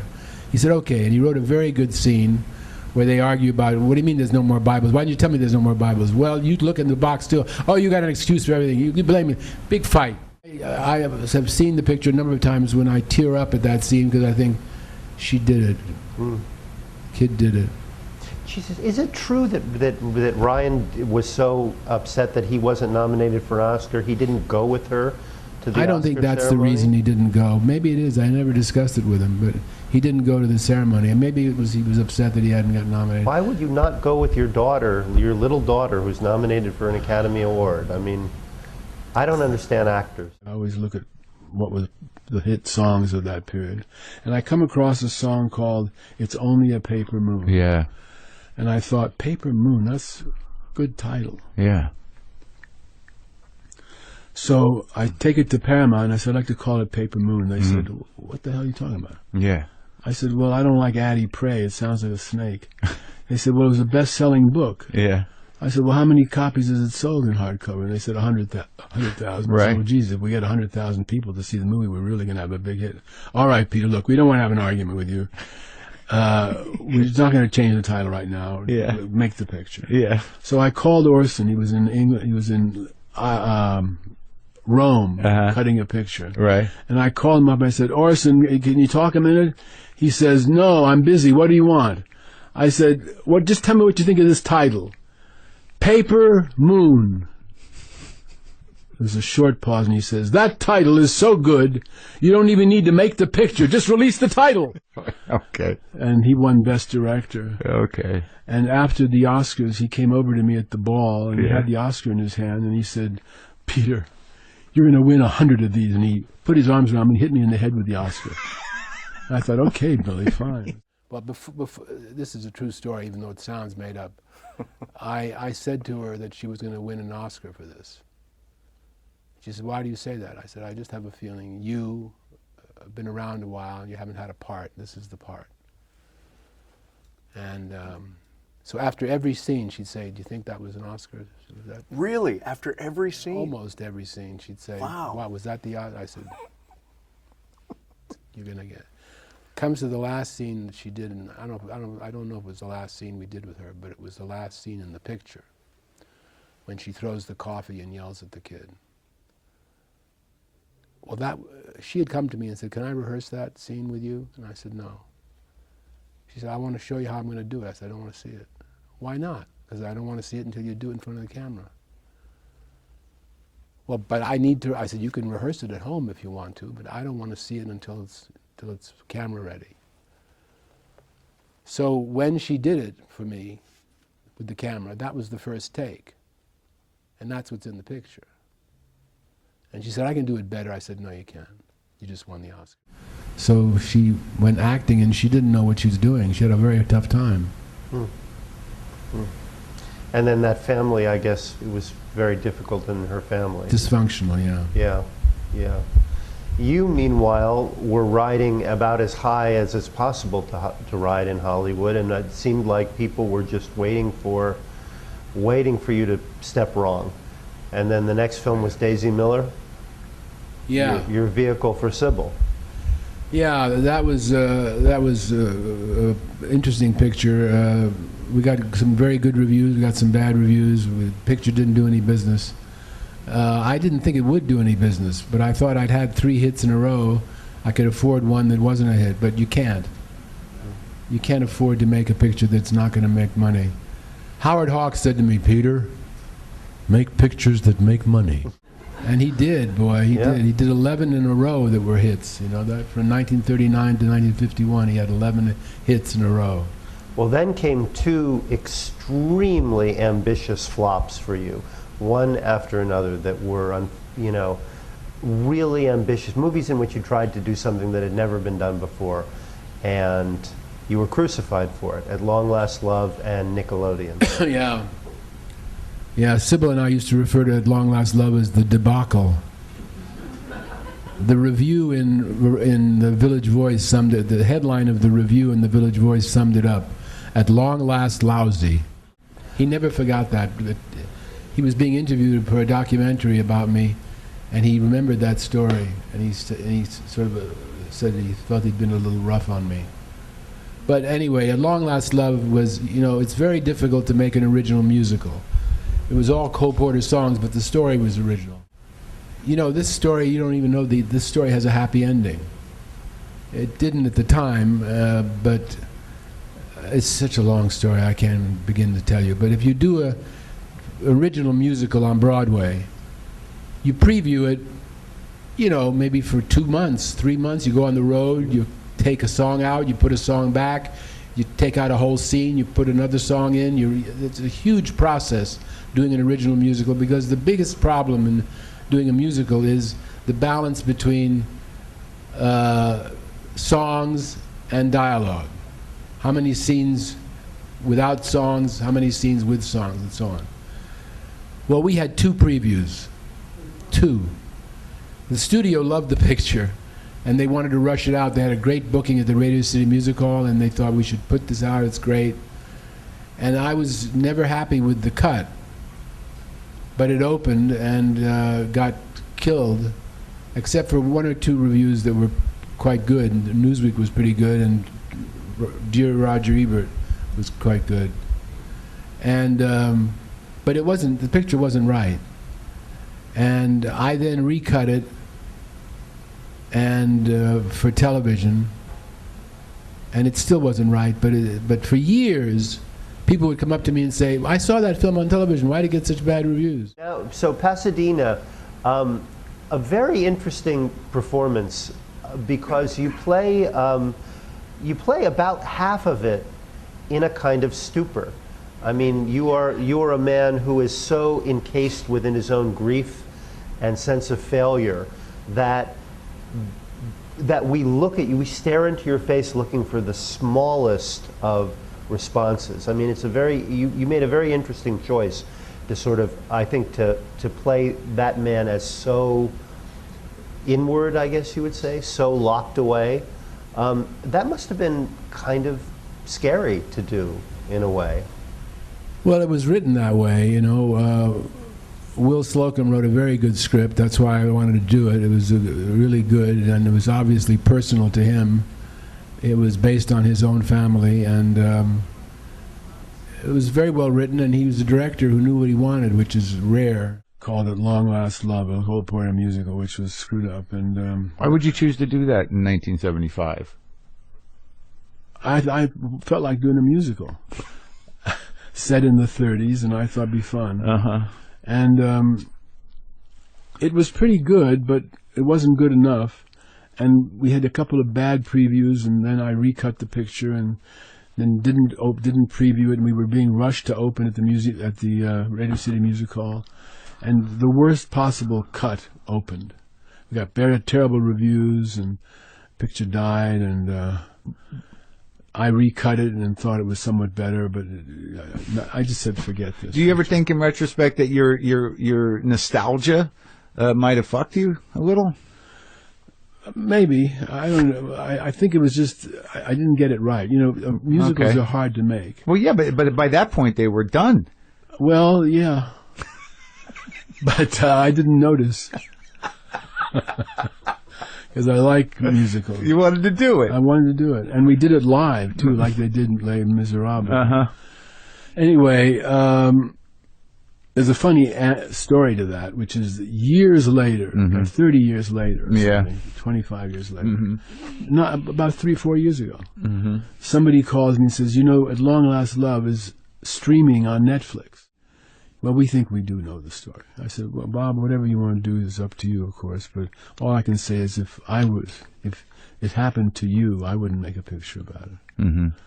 He made the picture. It was a complete flop. And it was his last picture. Killed him. It wasn't a good picture. It wasn't anything like what she was like. I never knew him. Did that phone call end with fuck you? No, just goodbye. I never spoke to him again. I had to see Star 80 because the family was thinking of suing him, suing the studio, and we did. We sued, and they paid off $100,000, and they cut some scenes out. No shit. That were just bullshit. And then you got involved with her sister. Yeah, some years later. But because Dorothy introduced me to her when she was a kid, 11 and a half or 12 or something. And then, of course, the murder brought our families very close. Mm-hmm. And then Louise and I got to be lovers when she was, about 18 or something. Mm-hmm. And this movie that you have out now, you wrote with her? Yeah. That's something. We were married for 15 years, and then she wanted to get divorced. She wanted to do some stuff.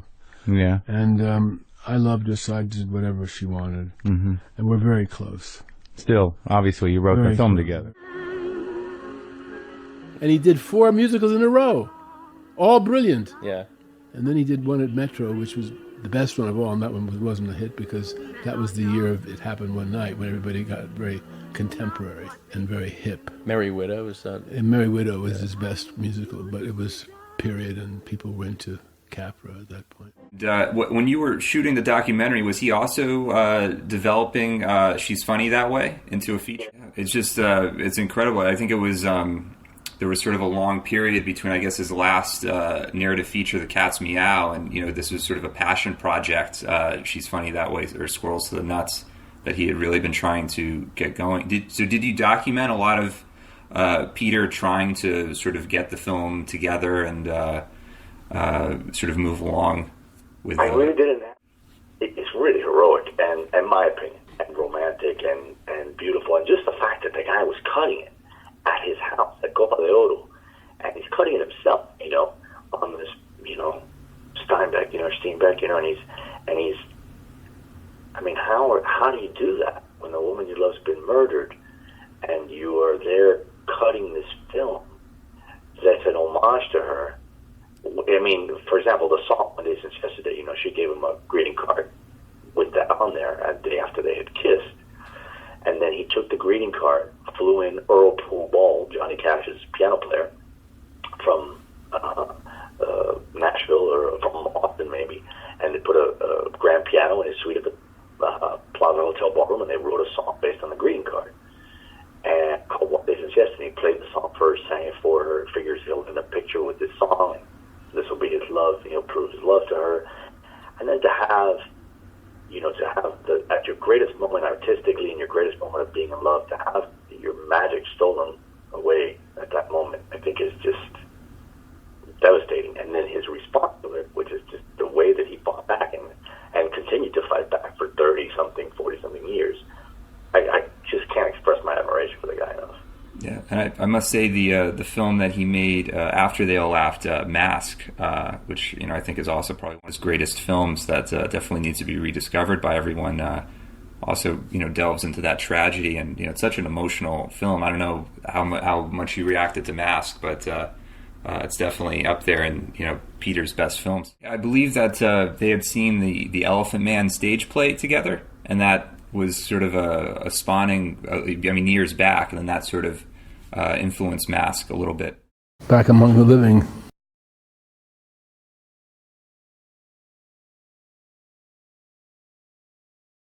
What was the impetus to go out and make another movie? Oh, well, we wrote the script about, 1999, 2000, around in there, about 15 years ago. Mm-hmm. My ex-wife, Louise Stratton, and I wrote the script at that time for John Ritter and for Sybil Shepherd, and Louise was going to play the escort. Mm-hmm.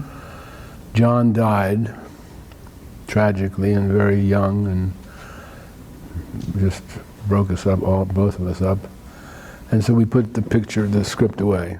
And years went by, and then I got to know Wes Anderson, and I got to know, well, actually I knew Wes Anderson by then already, but I got to know Owen. And I liked him very much, and I thought he could play the part, so we resurrected it. Do you have a bunch of scripts in the desk, or? No. So you pretty much, the scripts you write, you end up making pretty much? Pretty much, I guess. There's been a few that I didn't, I can't remember now. But this was the one we wanted to try to make. Now, you asked the impetus for the script, actually the script itself, how we came to write that in the first place, was because we were having a difficult time in our lives financially, and a lot of other things were difficult. We were living in New York, but we were staying at one person's house, another person's house. We were traveling around, everything. I had just gone bankrupt for the second time. It was not a great moment. So we said to each other, let's write a comedy and cheer ourselves up. So we started to work on it. All we had at the beginning, when we started, was two ideas. One was to call it Squirrels to the Nuts, because I liked that phrase in Lubitsch's Clooney Brown, and I thought we could do something with that. And the other was the idea that somebody would pay an escort to stop being an escort. Because I had done that in Singapore when we were making St. Jack in '78. We had, because it's a movie about a pimp, an American pimp in Singapore. We got to know a few escorts, and we got to know a few madams, and we used them in the picture, and so on and so forth. And two of the girls particularly moved me, so to speak. Just their stories and how they got to do what they were doing. And I said, look, I'll give you a bunch of money if you promise you'll quit doing this and go home. And they did. So I gave them both what was a lot of money then, and not $30,000, but close in terms of what it was then. It was about $7,000 or $8,000 each. And one of them went back to Bangkok, and the other one went back to Malaysia. I never heard from them again, but they're in the movie. Huh. But they quit. They did quit the business. So, doing a film, I mean, they always say the thing with the director is the legs go first. The what? They always say the first thing that goes with the director is the legs. Is it harder to make a movie at this age? No. No, I enjoyed it. We did it in 29 days. Had you done that before? Had you had such a short schedule? Shorter. I did a 2-hour movie for Showtime, 2 full hours in 19 days, in 3 different locations, Quebec, and 2 locations in Toronto. It was brilliantly scheduled.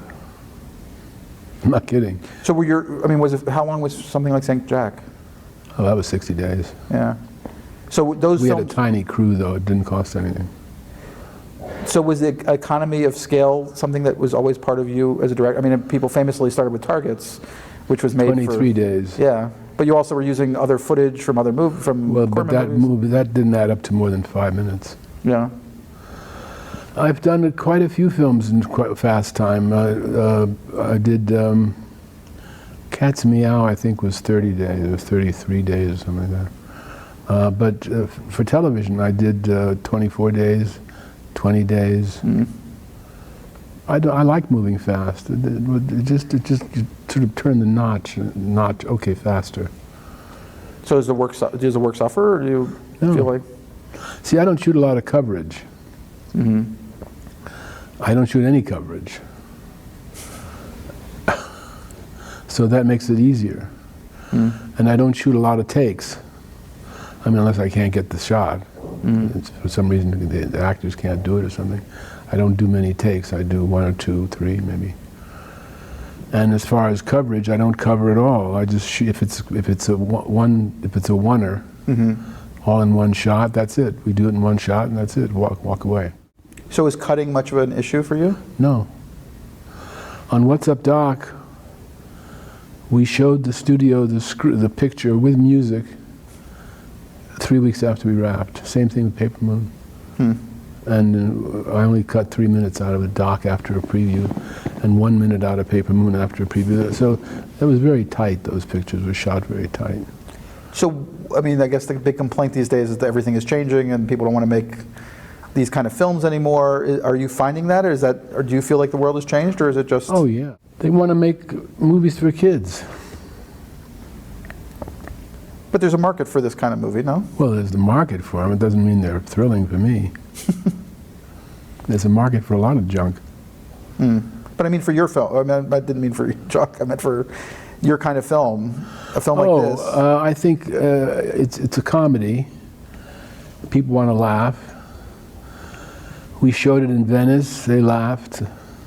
We showed it in Palm Springs, they laughed the same way they did in Venice. We showed it in LA, they laughed the same way they did in Palm Springs. So when a picture gets the same exact laughs in every venue, you know it works. Has that been wildly different? Have you had a situation where it's been wildly different? I've had a situation where the laughs weren't always in exactly the same place, and the picture wasn't as big a success. And how, I mean, it sounds like you, having gone through these different tosses and turns in your career, that how it's received and how it does the box office is pretty significant in terms of how your life is. Well, it has a lot to do with how you go forward, yeah.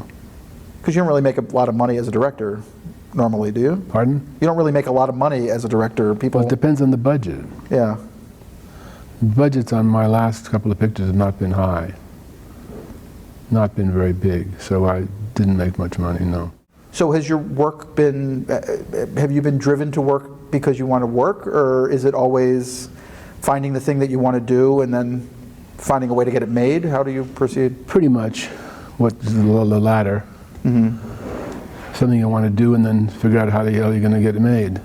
With this last picture, Louise, after we decided we're going to try to do it with Owen, Louise said, why don't we ask Noah and Wes Anderson and Noah Baumbach to be executive producers. Maybe that'll help get it made. Well, it certainly did. I asked them, they said, sure. Sure, Pop. They call me Pop. I call them my sons. Son Wesley and son Noah.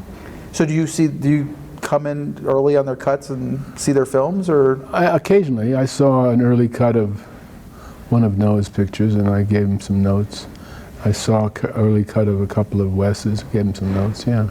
Is there a generational rift, or is it pretty much filmmaker to filmmaker? Filmmaker to filmmaker, pretty much, yeah.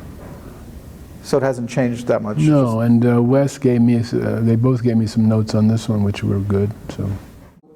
Do you feel like you're now, do you look back on your career? Are you a person who looks back? Oh, David, I try not to.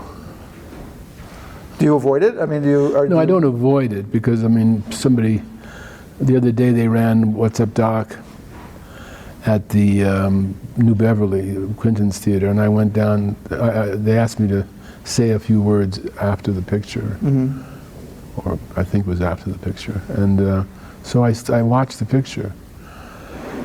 Played the same way I did at the Radio City Music Hall in 1972, exactly the same, except it wasn't as big a place. It was great. And is it fun to see it? Yeah, but it works as well as it did. It worked the same as it did 40 years ago, so that's encouraging. Are there any of your films you wouldn't want to see again?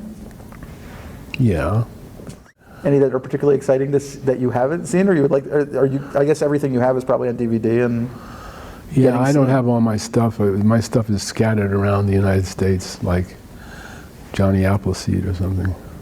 But do you feel like the great wise man of cinema that can talk about the past and? Well, I've been through a lot of it, and I did know a lot of the people who started the whole thing, like Jack Ford or Howard Hawks or Alan Dwan. I said to Orson Welles, I said, I'm interviewing Alan Dwan. He said, Alan Dwan? Didn't he start directing sometime around the invention of the electric light? I said, yes, as a matter of fact. He invented one of the first early lights for movies. But I learned a lot from talking to those people, the people who created the art form, really. Was it always going to be directing for you think, from an early age? No, I was acting. I started as an actor when I was 15 professionally. So I've actually been in professional show business for 60 fucking years. So was there a moment 60 fucking years. 60 fucking years. Was there a moment you decided to get out of acting? Well, I never really got out of acting. I've been acting off and on all this time, just not that much. The Sopranos brought people's attention to the fact that I was an actor. A lot of people thought I was a critic who became a director. They skipped the whole acting part of my life, which started at 15, and I was directing in the theater. I directed my first play in New York when I was 20.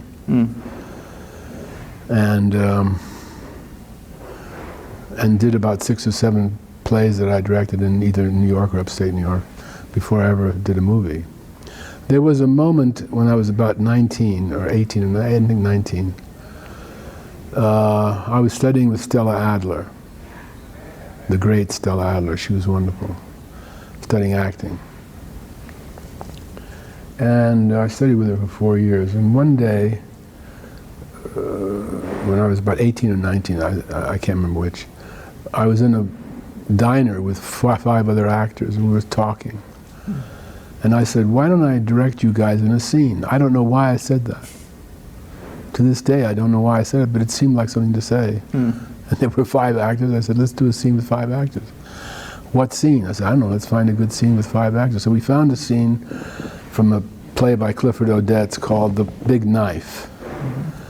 And I directed the scene. Now, scene class at Stella's meant 2 actors doing a two-hander or a monologue. Suddenly 5 actors got up on the stage and played the scene. Well, it played very well. The class applauded, and Stella stood up and said, very good, darlings, very good, bravo, but you've been directed. Who directed you?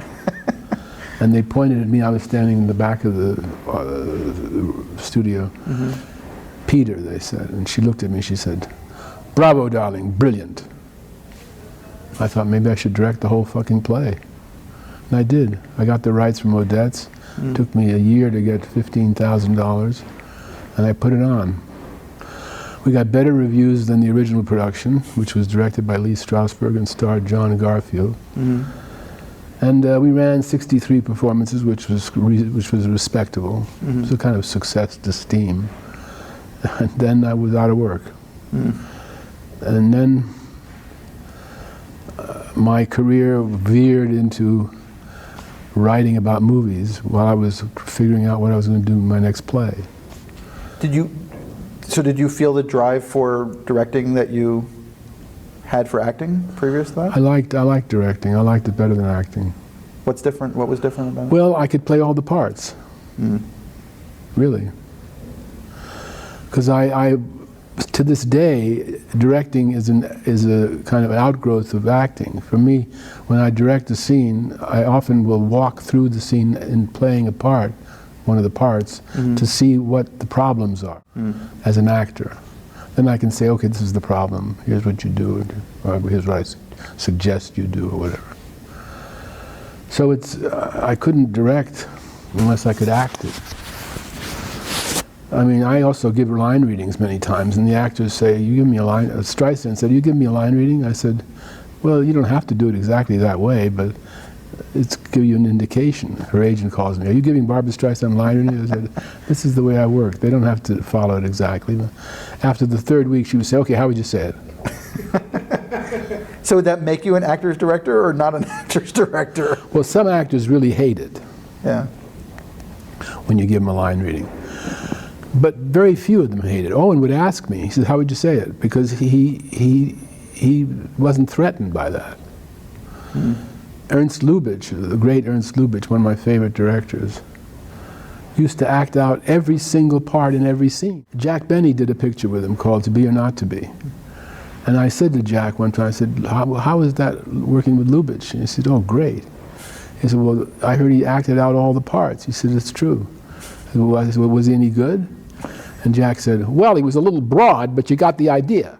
So is that one of the reasons you've been so good with up-and-coming actors? You've had a lot of newcomers? I have a lot to do with the performances when they're new. Unless you have somebody like Madeline Kahn who had acted in the theater and so on, so she was very professional. And I had to handle her a little differently. But she knew what she was doing. She was great. So did Sybil Shepherd made I had her to first work with movie her pretty closely. And Jeff Bridges was still pretty young, but But Jeff was a pro. Already a pro. Jeff was a pro at 19. And Tatum, of course, that performance had to be directed. You know, she didn't know what she was doing. She was a kid. But she did it. That's what I see that movie sometimes, and there's that one scene in the car at the end of Act 1, which I asked the writer to write, because I said, we need a scene where they argue and fight and almost break up, and then they end up closer than ever. And Alvin wrote a brilliant scene, 5-page scene, and I said we have to do this in one shot. Well, 25 takes later, we didn't get it the first day.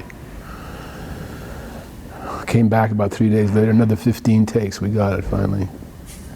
And whenever I see it, I tear up a little bit because that fucking kid did it. It was a very difficult scene. Yeah. Because she had all the dialogue and she had all the business. She had to take the box and put it in the back and put the radio on her lap and do it and open the map and all. To this day, I don't know how I thought she could do it, but she did it. So what's it like to That was the scene that got her the Oscar, in my opinion. Yeah, I think you're right. So what's it like to see somebody like Sybil Shepherd go from kind of being created to kind of finding her way to becoming a real pro? Well, she was good right away. I mean, she had a great sense of humor. And I would say, why don't you try this? And she'd say, oh, that's very funny, and she'd do it. She was willing, and she was very good. And she was good right away. But I mean, she had to be helped, but she, like I'd say, close your eyes tight there. And she'd say, oh, that's funny, and she did it. But, but she did it. A lot of scenes without a cut that she did. And Imogen Poots, who's in this movie. Oh my God, Imogen's brilliant. And she's done a lot. She has quite a long career already. You just have to let her loose. She's brilliant. But she seems to be one of those actors who really disappears into the role. Completely. She has a scene where she has to do an audition. And she has to convince, in that scene, had to convince the audience that she could really be that she was really good. So they ran it through once, and they were playing it for laughs, and I said, no, we can't do that. This has got to be played straight. We've got to believe that she really gave a great audition. Otherwise, why is the wife pushing for her to be in the picture, in the play? So I said to Imogen, I said, an audience won't believe you're a great actress unless you can cry. If you cry, they think, oh, she must be a great actress. So cry a little bit. So she cried. Cried. I said, okay, great. I went over to her and I said to her, listen, darling. I said, you cried, great, but you screwed up your face too much. I want you to be beautiful when you cry. She said, Jesus, Peter. But she did it. That's kind of, but she was great. Great stuff she did. Is there? Do you know, as a director, when somebody like that it comes along that you're going to get what you need, that they can hit those notes as you request? Yeah, because I'll tell you the truth, she came up from Atlanta to New York to see me at the Palm Court at the Plaza Hotel, and she sat down and we talked for about 15 minutes, and after 15 minutes I said, don't tell anybody, but you got the part. Because, first of all, she's English, which means she can do anything in terms of accents or any of that stuff. The English are brilliant actors, let's face it. And they have tradition, they have great schooling, they're just brilliant. So I knew she could play it. But why she got the part so quickly was because she was quirky, she was unusual, she was very eccentric, she's weird, but charming. And unlike some actors, she wasn't trying to be eccentric or quirky, she just was. So I figured with her being quirky and eccentric, in this part, it'll just be more interesting. So I cast her. So is that how and everybody said, Peter, are you sure? And you didn't read her or anything? Have you cast most of your actors that way, or? Yeah, Tatum. I mean, Tatum never read for me. Sybil never read for me. Madeline never read for me. Those are all people I introduced.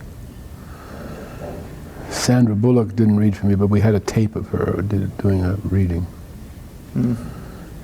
Which that's cheating. Well, she seemed weirdly destined, Sandra Bullock. It was like she got shot after shot after shot. It was like the casting people all knew that she was going to be a star somehow. Well, Paramount fought me for a month on didn't want her.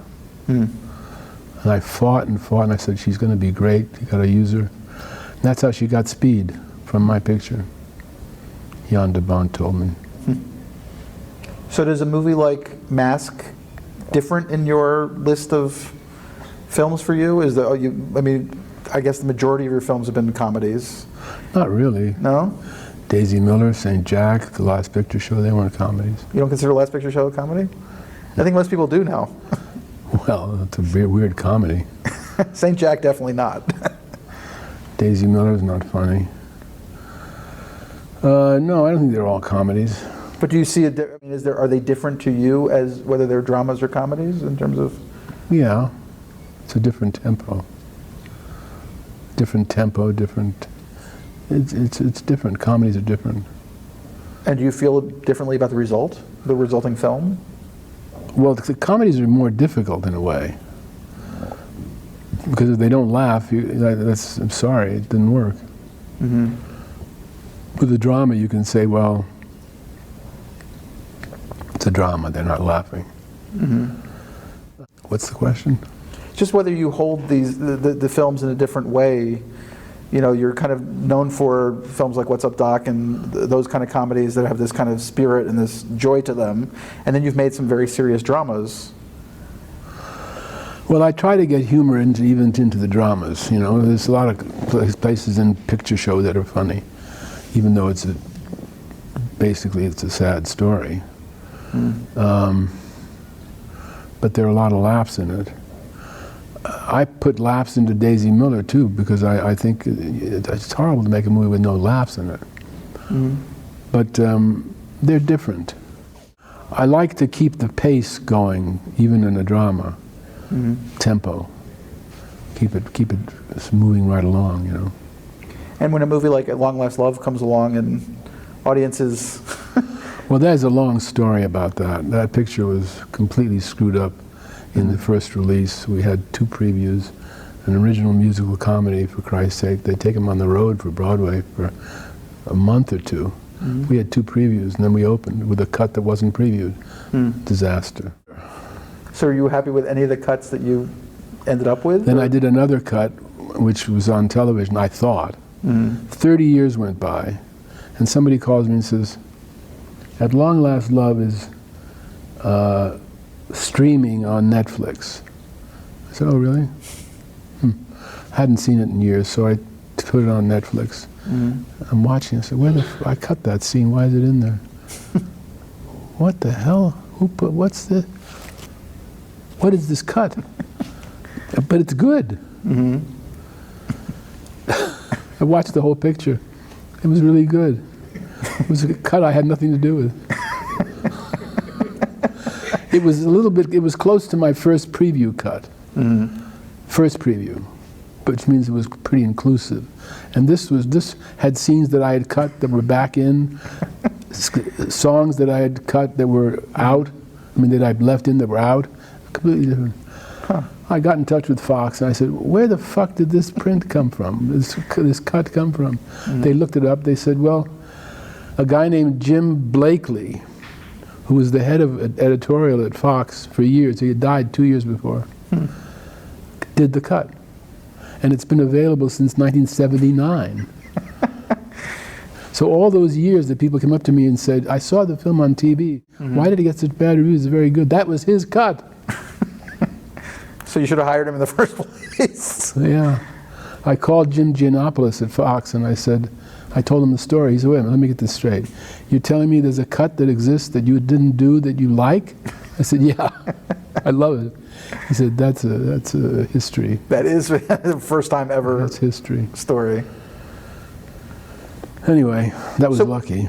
So was that movie like a great experiment in terms of trying to get non-singers to sing and trying to do a live takes and everything else? Yeah, it works in the Jim Blakely's cut. But I mean, was that the drive to do something different? Or yeah, it was an attempt to do a musical that was aware of itself being a musical, which is a little bit what Lubitsch used to do. Mm-hmm. He made the first 5 great musicals at Paramount and Metro. And they were kind of kidding it at the same time as they were celebrating it. And that's what we tried to do. Same idea. And Jim Blakely got it right. So did the period where you were writing about films end up being incredibly significant in terms of who you became as a director? Well, in a way, yes, because I got to interview a lot of people. What happened was, I was out of work, having done The Big Knife, and didn't have anything behind it ready to go. And I didn't get called by Hollywood to come out and direct, as I hoped I would. So instead, I started writing about films in little film society things, for a quarter. And this guy, Dan Talbot, who was an exhibitor and a writer and so on, opened a theater, bought a theater and reopened it as the New Yorker Theater on 88th and Broadway, which is 2 blocks from where I was living with my parents. And I went in to see him and I said, I live near you, I'd like to come in free. I wrote a program note on intolerance. Did you see that? He said, yeah, it was lousy. I said, yeah, I know it was lousy. And I started writing program notes for that theater for $15 or something. And I wrote a program note on Orson Welles' Othello. And I said it was the best Shakespeare movie ever made, which was absolutely not the common wisdom at that point at all. It was a absolutely unorthodox statement. I get a call shortly thereafter from the curator of the Museum of Modern Art, Dick Griffith. He said, we're doing an Orson Welles retrospective, the first in the United States, and we'd like you to curate it and write the accompanying monograph. I said, why me? You usually do that. He says, well, I don't like Orson Welles, but we have a lot of members who do, and we have a lot of people in Europe who think he's great and so on. And you obviously think he's great because we read your program note on Othello. We'd like somebody who's sympathetic to write this. So I took it, I did it. And I went to Hollywood for the first time about a year later, I can't remember now what the order of events was, to see if I could get Odets to give me another play to do. I didn't succeed, but I knew everybody in the movie studios, the publicity people, and I went to and met a lot of people. And I wrote a piece about it for Harper's, because they said they would read anything I wrote. They turned it down, the New Yorker turned it down, and then I met Harold Hayes at Esquire. He bought it and loved it and used it as the opening piece in the August issue of '62. And then I started writing for Esquire. That's how that happened.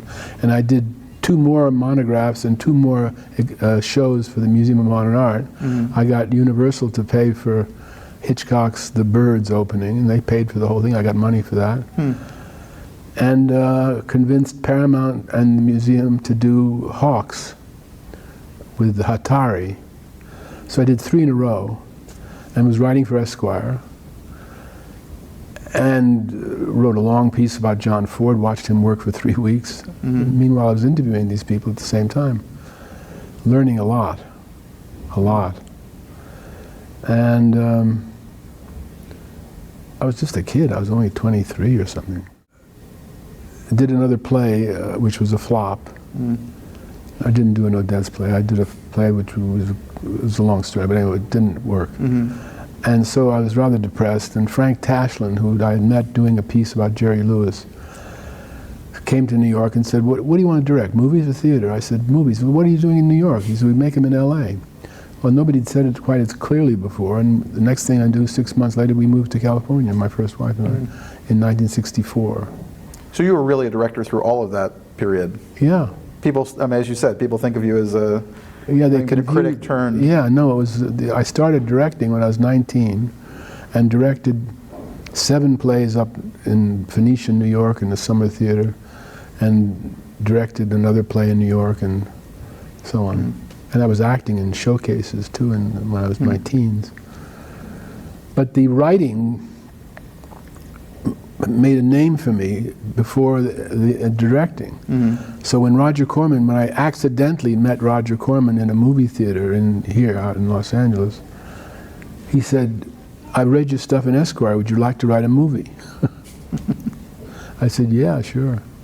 So that's how I got my first job writing for Corman, and then he asked me to help him with The Wild Angels, and then I ended up doing the second unit on that, and that's how I got Targets. So will your movie be in Lincoln Plaza Cinemas? Will this movie be in Lincoln Plaza Cinema with Dan Talbot? I don't know. It's a good question. That's a long history. That's the... We had a falling out at one point. Oh, I'm sorry to hear that. Yeah. But I don't know. I don't know if it'll be shown there. But is there that camaraderie? Do you have people, that group of people who are still from those days who are left? George Morfogen, the actor. I've known him since I was 18. That's about it, though. But you're kind of continuing on. Well, you know, what else am I going to do? Well, it's a rare thing for somebody of your age to still be directing films. Well, Clint's 85. That's true. And the British all do it. And there was a director recently with Spanish, I think he was 101. Yes. Well, the British act directors, there are those in their 70s and early 80s that still do it. Yeah, it's fine. But in Hollywood, they seem to kind of cut everybody off. Well, Hollywood is ageist. Yeah. And sexist. And racist. And racist. All the ists. Yes, we're all very proud. Yeah. But I didn't have any problem directing this picture. I enjoyed it. Excellent. Thank you for your time. Appreciate it. Thank you. Thank you. Hope you got what you wanted. I have no idea what I said. I think this is going to be a most enjoyable boat ride. Yeah, the cat's meow. I wasn't proud of the fucked up version. Right. But it was a very awkward moment for me, Mark. As you can imagine, everybody saying, "Oh, I love this picture, Mask," and I'm saying, "But it's not my picture, not the picture I made. Look at this egotistical bastard. He says he's got a better picture than this. This is great." Yeah. No, it ain't. What I made was pretty damn good. Right. But this is not as good. Did that fuck you? That bite you in the ass? Oh yeah. Things came out. That was October, and I was making a movie at that point. Then you were actually casting a movie, right? Called They All Laughed, and there was a small part in it that I thought she could play, and then I realized the part ought to be bigger, and I made the part bigger, and everybody who was working with me thought I was making the part bigger because I was falling in love with Dorothy, which was half true and half not true. Half of it was that I felt it would help the picture because it would give John Ritter's character a happy ending. So I realized after she was killed and I was offered Mask, I thought, well, it's interesting because extreme ugliness or extreme beauty have the same effect on the person. They feel like an outsider. And so I thought I'd make it for Dorothy. Wow. That's an amazing story. That's a true story. And so where were you when you found out that she had been murdered? It's a tough one. Lightning stroke.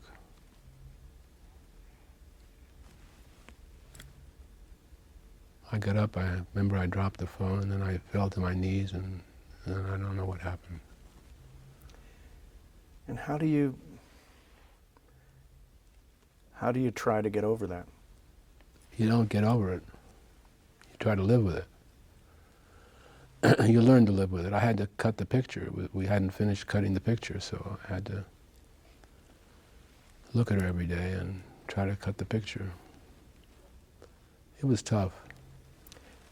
The picture is They All Laughed. Yeah, and it's my favorite picture, too. That's one of my favorite pictures. It's my favorite picture, and I think it's one of my best pictures, but it has a cult following. People like Wes Anderson and Noah Baumbach and Quentin Tarantino. Quentin knows every line in the picture. He put it on his top 10 of all time. Wow. So it's kind of an underground cult picture. I'm very fond of it for obvious reasons. Audrey Hepburn was in it. Yeah, Audrey Hepburn, sure. How much of your fondness for the picture relates to Dorothy? Well, it was the happiest time of my life, making that movie. It was the most fulfilling, really, it was the peak of my life, really. Making the picture and what happened afterward. We're I don't know what the word is, not debasing, there's another word I'm looking for. You know what I'm trying to say? Well, corroding, degrading, oh, you mean coarsening. Yeah, it just makes you sort of think, oh, it's okay to have 50 people get killed in a movie. That's nothing big. Listen, my family was involved in a murder. Dorothy Stratton was murdered. Desensitizing, thank you, that's the word. Desensitizing, and you know, we had a murder in our family, and one murder is enough, you know. 50 is too much. 1 is enough to tell a story. You don't have to kill 30 people to make a point. And people who have a murder in their life, they don't recover. Pauline Kael, when she saw The French Connection, which she didn't like, said that she worried that it was there was going to be a future in which movies were just going to be jolts for jocks.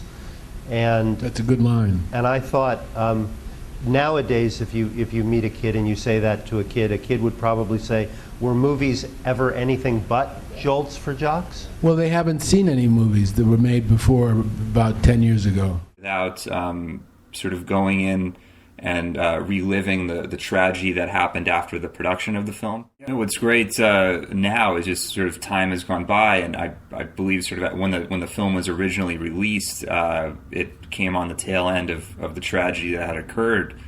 So now people can watch it sort of at a distance from that and really see the film for what it is and the craftsmanship behind the making of the film. Which is incredibly written and really shows Peter Bogdanovich's directing style, which I feel like is consistent through all of his films. Even the films after They All Laughed, like Mask, the thing called Love, Cat's Meow. He has such a consistent style that shows in all of his films. Yeah, I think definitely also overcoming tragedy and continuing to push forward. Both personally and professionally for Peter. Well, life got in the way. You know that story of John right. Lennon's. Yeah, exactly. The song. Life is what happens when you're busy making other plans. Right. We haven't got enough time for me to tell you everything that happened, but a lot of things happened. I was in love with Dorothy Stratton. She got murdered. That put a big hole in my life for a number of years, and took me quite a long time to recover from that. And then I got in some beefs with producers and executives that who were not happy with me, and who did not make my life easy. I had a couple of movies, I don't want to say which ones now, but I don't need to get more trouble, but I've had a number of pictures that were sabotaged in distribution, which, pictures that could have reached the audience, but for one reason or another, they just didn't. Okay. But you were here to say that I'm ready to make some more pictures. No, but before we say that, are you here to say that you haven't lost it, that what you had in Last Picture Show, especially because it was the first thing that grabbed our attention, you haven't lost that at all? No, in fact, I've got 2 films in the can I'm rather proud of that are going to be on television. One is a cable thing I did for Showtime about 2 Catholic women who saved Jews during World War II, called Rescuers, 2 women which Streisand produced, which will be on in November, I think. I want to pursue this. Now, I take the Stratton and understand. I once met Dorothy Stratton and interviewed her, and she was stunning. That's the one I lost my shirt on because I tried to distribute it, which is impossible. Why would you do something stupid like that? I was an idiot. And, no, I was reverberating from a tragedy, and I made an awful lot of wrong decisions. An enormous number of wrong decisions, which ended up with bankruptcy. It was all done because I was paranoid, suspicious, and sort of out of my mind. After the death of Dorothy was murdered, yeah. You just lost it. Yeah, and I didn't know I'd lost it. I thought this was perfectly rational, what I was doing, I thought, it's all right, I'll just distribute it myself. Yeah, but didn't you have friends say, for God's sakes, Peter? Yeah, I was unstoppable.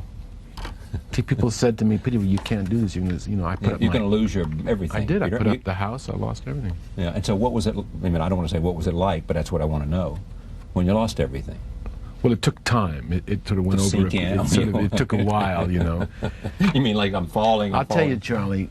I'll answer that really straight. When it happened, the bankruptcy in '85, all I can say is that nothing could be like what happened with Dorothy. So everything that's bad that's happened afterward is still relative. I mean, a murder is, as so many people discovered on September 11th, it's just, there's nothing like it. We're not built for shock. Of that nature. Mm-hmm. Sudden death, murder, premeditated murder. It's very relative. And everything gets skewed. For example, the 10 years between 1971 and 1981 seems, or 1980, 9 years, seems very long. But the time from when Dorothy was killed to now doesn't seem as long. It's been 20 years. It doesn't seem like 20 years. Maybe it seems like 10. I'm resisting saying to the audience Dorothy Stratton was brutally murdered by, was it husband? Her estranged husband. Estranged husband in a vicious, awful way in 1980. August. In August of 1980. Let me come back to Cat's Meow. Hearst is played by Edward Herrmann. Yes, a great actor. Superb actor. Set this scene up. He tells Marion how he feels about her. Marion is played by Kirsten Dunst. Yes. Well, you know, he was, at the time in the story, Hearst was 62 and married with children, all living on the East Coast. And his mistress was Marion Davies, who was about in her about 25 at the time. And he was crazy about her, absolutely crazy about her. And insecure about her, and felt that she was possibly cheating on him, and he kind of suspicious as hell. And she loved him. That's it. Edward Herrmann, here it is. So you knew the guy? No, I never met him. No? No, he didn't. The murder wasn't mainly because he was estranged from her because of me. Yeah. It was much more complicated than that. It Really? had a lot to do with Playboy. Uh-huh. And I don't want to go into it now, but it was not a cut and dry thing where he's jealous because... Right. It wasn't that at all. It wasn't that at all. So how did you feel about the film Star 80?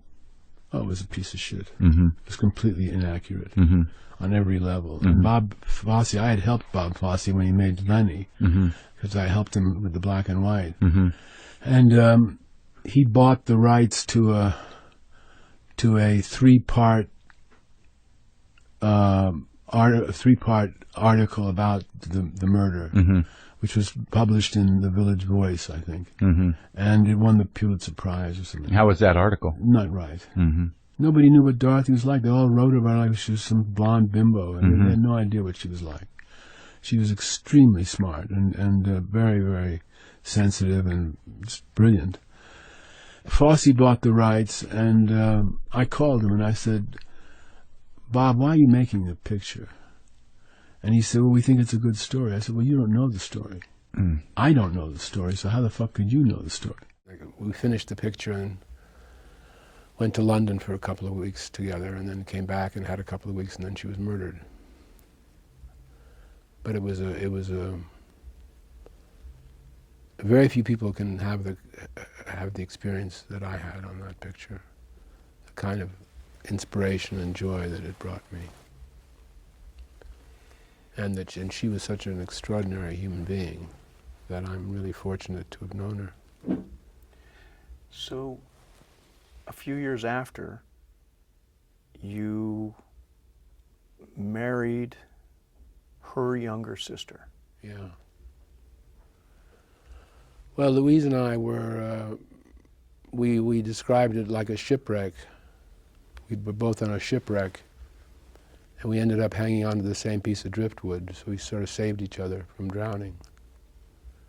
And then we sort of, it sort of naturally followed that our friendship became a romantic one, and then developed like that. And you married? We were married for 15 years, yeah. Yeah. Could you make a movie like The Last Picture Show today in this climate in Hollywood with box office, people reporting numbers and... Of course, our guest of honor, a filmmaker who has had a real influence on me and my appreciation for movies. His books about film alone are basically a modern encyclopedia of American filmmaking. His work on Orson Welles, who the hell shot that, who the hell directed that. I mean, every book that he's written is been profoundly important to my own understanding and the appreciation for movies. Not to mention his work as a director, not to mention his work as an actor. He's an incredible, incredible treasure of the American cinema, and we are so, so proud to welcome Peter Bogdanovich. Peter Bogdanovich there? I said, speaking. He said, hello, this is Orson Welles. I said, oh, wow, hi, how are you? I can't tell you how long I've wanted to meet you. I said, wait a minute, that's my line. Anyway, but I said, I'd like to get that depth of field that you had in Citizen Kane and in Touch of Evil, you know, where everything's sharp. You'll never get it in color. Well, they've got faster film now, Orson, you know, they go, you'll never get it in color. Well, what am I going to do? Why don't you shoot it in black and white? Well, I don't know if they'd let me. Have you asked? No, why don't you ask? So I went to Bert Schneider and I said, I'd like to shoot it in black and white. He said, why? I didn't say because Orson suggested it. I said, because I think we can get the feeling of the period better and quicker, the early 50s, in black and white. And Orson, of course, had said, great thing. He says, you know what I say about black and white? What? It's the actor's friend. Why is that, Orson? Because every performance looks better in black and white. Name me a great performance in color. That film became, unfortunately, one of the things that most people remember from that book is you're falling in love with your leading lady, and all sorts of tensions, romantic and personal and emotional tensions. Everybody seemed to be having a really hard time emotionally on that film. That, of course, would come out to be a masterpiece, but kind of left everybody's life changed. 6 months afterwards, no one's life was the same. No, it was a tumultuous experience. We went down as one bunch of people, and we left as another bunch of people. My father had a stroke suddenly and died during the picture, and I went to the funeral and went back to shoot a funeral of Ben Johnson. I fell in love with Sybil. My marriage fell apart. Just everything changed. Everything changed. And there was it Jeff Bridges was also in love, or was it Bottoms who was in love with Sybil as well? Everybody was in love with Sybil. And he called me out of the blue and said, look, we're going to do an episode of Northern Exposure where we're going to do sort of a tribute to Orson Welles. And since you wrote this book and so on, we'd like you to come up to Seattle where we shoot and play yourself. And we'll send a writer to interview you and talk about what you like to eat and what you're doing right now, and we'll put it all into the script. Would you play yourself? And I said, oh, sure, of course I would. It would be fun. And so I went to Seattle. We shot for a week. After the second day of shooting, David calls me. He says, have you ever acted before?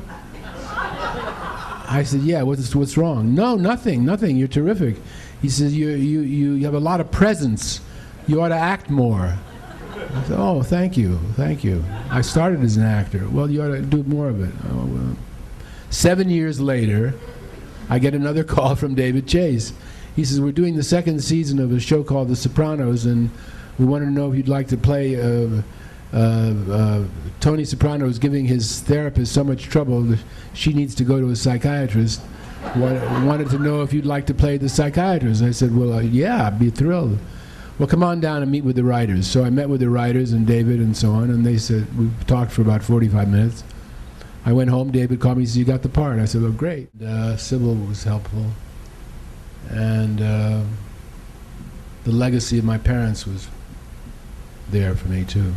They were kind of extraordinary people. And then I also was fortunate enough to win the trust of a lot of older directors and a lot of older stars, and was able to write some interesting books about them. Who the Devil Made It and Who the Hell's in It, which I think are, have gotten good reactions. They're marvelous. If you haven't seen them, big fat books that you could spend hours and hours reading. It took a long time to get them together, yeah. I'm doing a big book now, a diary book, based on a diary I kept between 1965 and 1971, a very tumultuous period in my life. It's called My First Picture Shows, a director's apprenticeship, and it's all based on these journals I kept for 7 years. Up through the last picture show. Up through it, about to open. It ends with the breakup of the marriage and falling in love with Sybil and all that, which was traumatic. And I think it's affecting the people. I think all this violence that we have in the in daily life with these horrible massacres and so on are affected by these movies and video games that as Orson Welles used to say, debase the audience. Orson said in the 70s, we're going to end up like the Roman circus, you know. I said, what's that? Well, the Roman circus ended up with, you know, sex, lovemaking, or sex, and killing live from the Colosseum. You know, I realized that I had read that. I realized I had read that in your book, and I was about to give the punchline, and then I thought you had trained me well. Then one other story, which isn't that funny, but it's got a great finish. I think we should end with this because it sums up what we've both been trying to say about movies. What you do very well in your writing, when you write about movies, you write about them with passion and with intensity and with not superficially. And I was interviewing Jimmy Stewart for a piece I did in Esquire, and we were talking about what is it about movies that makes them so special? For MoMA. Yeah. Did you always say, in the end, I'm learning because I want to do it? Exactly. That was at least 50% of the reason I did the interviews. I mean, there was always some other reason. But usually that was dominated in my mind anyway. I wanted to find out what these people were like. I wanted to find out how they did it. It was really like storing nuts for the winter, you know, when I get to direct. And in some cases, I already was directing by the time I asked the questions. In fact, the first interview I ever did, which is the last interview in the book with Sidney Lumet, I had already directed in the theater. So I knew, you know, working with actors, I'd studied acting. So I never was an academician. I never really was a critic asking questions. I was, you know, kind of an apprentice director or a pro who wanted to know more. And that was the basic reason for all the questions. What turned you on to directing?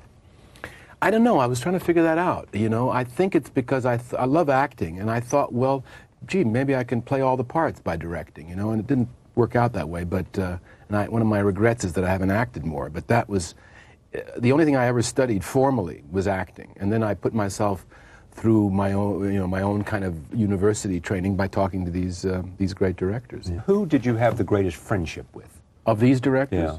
Yeah. I understood how you could be so madly and deeply in love with her. In Texas, when I was doing a show, and she was there, and I interviewed her. I understand that, but other than that, you know, I'm fascinated by someone who has the skills that you have. You could argue about Orson Welles as well. And I never quite understood why he could never, and a lot of other people thought about that, including you, a lot more than I have. Yeah. What is it? Well, you know, I've said before that success, was it Tennessee Williams who called it the catastrophe of success? Because success is much more difficult to handle than failure, and you can get led into a lot of different directions. I made a number of mistakes, listening to this person, listening to that person, not following my own road. You know, you can get going on the wrong path, and then it's hard to get back on the right one. And it becomes a circuitous route. Because they say Peter Bogdanovich, and they say, he's... Whatever, not him, whatever it is, you know. And so it becomes more of a struggle. But, you know, I've been working the last few years. I've done 4 things for television in the last 3 years that I rather like. I like working quickly. I've got some things I'm preparing. I'm going to Cannes to shoot the background for a little movie we're going to make. About Cannes? A documentary type little movie? No, not a movie about... it's a strange story. It's a kind of spooky story. But what happened... We like spooky stories. Okay, well, it's, again, fate. 33 years ago, when I was interviewing Orson Welles for the book we did about his career, he was trying to set the record straight. We were having a conversation about Citizen Kane, and he was at pains to explain to me that, contrary to popular opinion, Kane, Charles Foster Kane, was not based exclusively at all on William Randolph Hearst, but was rather a composite of 3 or 4 people, including a guy named McCormick, who built the Chicago Opera House for his girlfriend, who was a singer. That whole aspect of Kane comes from McCormick, nothing to do with Hearst. And in telling me this, as an example, he told me the story of what the movie The Cat's Meow became, of what happened on Hearst's yacht in 1924 when there was a mysterious death. It was what turned out, I don't want to spoil it for the movie, but it was a murder. Yeah. Who was on the yacht, what happened, Charlie Chaplin, Marion Davies, Thomas Ince, Luella Parsons. He told me the whole thing in about 3 well-chosen paragraphs, and I said, my God, where did you hear this? And he said, oh, Marion Davies' nephew, Charlie Lederer. He's a very good screenwriter, and he told it to me. He knew about it since he was 12, because it happened when he was a kid. Well, I listened to it and thought, what a story, and never thought much about it again. 30 years later, significantly, I'm on an ocean voyage. The whole thing plays on a yacht on an ocean voyage. I'm on an ocean voyage with a whole bunch of movie people on an extended film festival, a Telluride Film Festival. Roger Ebert's on the ship, and Ken Burns and Chuck Jones and so on. And Roger is deconstructing Citizen Kane for the passengers. So at lunch one day, alone, I tell him this story Orson told me about Hearst and what happened on the yacht. And Roger's mouth falls open like mine. He says, Jesus, God, I didn't know that. He said, sounds like it'd make a good movie. I thought, yeah, I guess. I swear, this sounds made up. I get home from that voyage, and on my desk is this script. I pick it up, I look through it says The Cat's Meow, whatever, and I look through it, it says Ince, Hearst, Marion, Chaplin. I said, my God, it's that story. I read it, and it was quite a good dramatization of exactly what Orson had told me 30 years before. Where did it come from?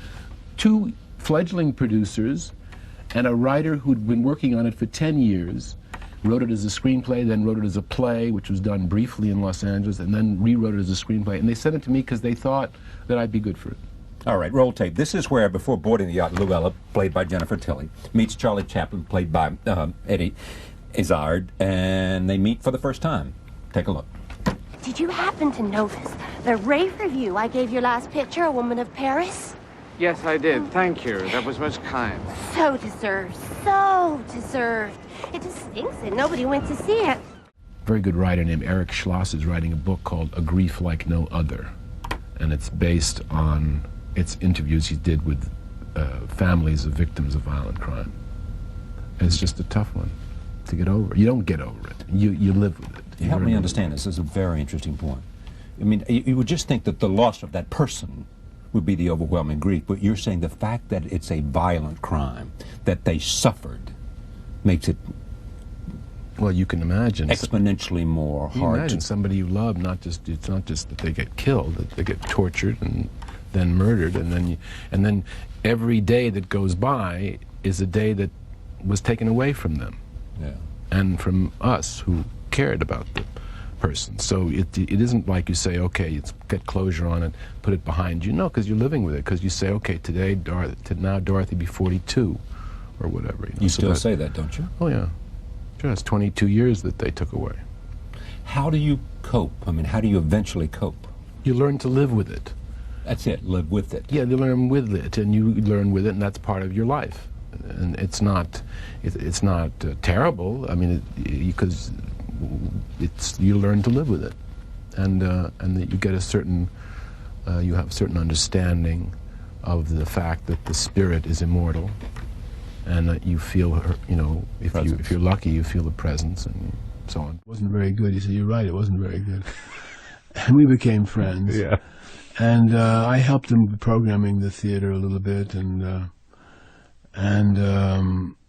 then he booked Orson Welles' Othello, a film, and I wrote a program note for it in which I called it the best Shakespeare film ever made, which was absolutely diametrically opposed to what everybody else was saying, which was that Laurence Olivier's movies were the best Shakespeare film. What was around then? Hamlet? Well, he did Hamlet and Henry V. Right. Yeah. And I didn't like those. I mean, they were okay, but Orson's made a movie. Yeah. So I wrote this not too long program note. Yeah. About 2 months later, I got a call from Richard Griffith, who was the curator of the Museum of Modern Art Film Library. And he says, we're going to do a retrospective, the first in the United States, of Orson Welles' films. And we'd like you to curate it and write the accompanying monograph. How old were you? 21. And that's MoMA calling. MoMA calling, yeah. Orson Welles retrospective. Yeah, and at the that first point, in the United States. how many, was he still making features Yeah, he at was that shooting time? the trial in Europe. Okay, so he was almost done in a way. Well, no, he had still a few more pictures. Mhm. So I said, "Why are you asking me?" I said, "You usually do this, Dick. Why are you asking me?" He's well, I don't like Orson Welles, but a lot of our members do, and our associates in Europe think he's great, and so on. And we read your program note, and you obviously are a partisan, so we'd like you to do it. You like the guy and you're smart. Why don't you do it? That's right. They paid me $50 to curate the thing. To curate the thing and to write the monograph, which was published by Doubleday and the museum. What was the process of curating? You just went film for film? Got the films for them. Okay, so all of them. All the films. Mhm. It was a 3 to 6 month retrospective, and it was very popular. And you had seen all the films already. If I hadn't, I saw them. Yeah, I'd seen most of them. Because you developed a relationship with Wells later. Well, that was later, right? 7 years later. Mm-hmm. But anyway, so that was the first thing I did for the museum. Yeah. And around the same time, I had gone to. That's basically what it was all about. Anyway, so I'm sitting with Orson at breakfast, and I said, I'd like to, in this film I'm making, I'd like to get that depth of field that you got with Toland, with Citizen Kane and Touch of Evil. Who was that? Was that Toland? It was Greg Toland, yeah. And he said, you'll never get it in color. I said, well, I think the film has gotten faster now. Maybe you'll never get it in color. I said, what do I do then? You shoot it in black and white. I said, well, I'd love to shoot it in black and white, but I don't think they'll let me. Have you asked? No, I haven't. Well, why don't you ask? You know what I say about black and white, don't you? No, what? It's the actor's friend. Why do you say that, Orson? Because every performance looks better in black and white. Name me a great performance in color. Yeah. I wasn't going to argue with him. So I went to Bert Schneider and I said, I'd like to shoot it in black and white. He says, why? I said, well... Orson told me? I almost said that. I said, I think we can get the period flavor quicker, and I think the performances will look better. And he said, and he got back to me a week later. He said, okay, go ahead. A couple of years later, I asked him, how come you let me do it so easily? He said, I thought it would be a novelty. Mm-hmm. He was right. Was it cheaper? But because we both love the songs that are, in the American Songbook, as it's now called, the songs of the 20s and 30s and 40s. And we used to get together. I play piano and Peter sang, and we decided on a whim to record a CD. And we talked about movies too, but really what we talked about a lot was music. And gradually we ran out of stuff to talk about once we made the CD, so there we are. We started talking about movies. And in this conversation that I'm going to share with you, we talk a lot about John Ford. John Ford was a major part of Peter's life, and I think if anybody could possibly say that they had a warm relationship with Ford, or I don't know that any relationship was terribly warm, but Peter certainly had a close one with the legendary Western director. So we'll hear some of that. Before I play part one of this conversation I have with Peter, I just want to explain, just because I think it's unusual and important, where it was recorded. It was recorded in the basement discotheque of Brett Ratner's house in Benedict Canyon. This was a house. It's a wonderful old hunting lodge, actually. It was built as Ingrid Bergman lived in it in the 40s. And the theatrical and nightclub and movie impresario Alan Carr lived in it in the 70s and turned it in the basement into a disco. He said maybe he'd do it after he got the book out, but it was pointless. Right. He'd sort of said it all. Same thing with Walsh. Luckily, I got Walsh before he wrote his book. And he kept saying, I'm going to write a book. Oh, no, he didn't say it. He kept avoiding me for a long time. But finally, because I knew Alan Dwan, and he liked Alan, and Alan had approved of me, I guess. Well, these are Raoul Walsh and Alan Dwan are the two oldest directors you interviewed, I think. Yeah, I think so, yeah. Yeah. I mean, Dwan was making films in 1910. And I think Raoul was making pictures pretty early, too. I remember Ford listed his 10 best films of all time, and one of them was a film that Raoul had made in the teens, called I can't remember what it's called now. I've never seen it. The Regeneration or something. Raoul was an interesting guy. I did finally interview him a little bit. I talked about his early years before he really got into pictures. Yeah. Which was interesting. He was an actor. Yeah, before a director, right. or maybe during. At the same time. Yeah. Well, he did Sadie Thompson was his last thing he did in 1928. With Gloria Swanson. With Gloria Swanson, and he did it. He was going to direct it, and I can't remember who the producer was, but he said, "Raoul, Gloria wants you to play it." She couldn't have made it clearer. He said, well, "I don't know if I should play it." Yeah, you should do it because Gloria wants you to play it. Who are, in your opinion, the best interview subjects that you have come across? The people that just were great in a conversation, in an interview. Well, Orson Welles, of course, comes probably the best. And we did a long interview with him over years, and that book is still in print, called "This Is Orson Welles."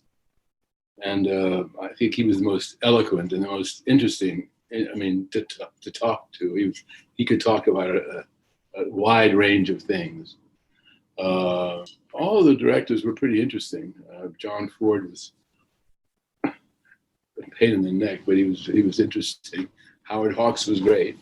I enjoyed speaking with all of them, you know, and they gave me a lot of advice and a lot of stories, and I learned a lot from them. Who's all in your new book?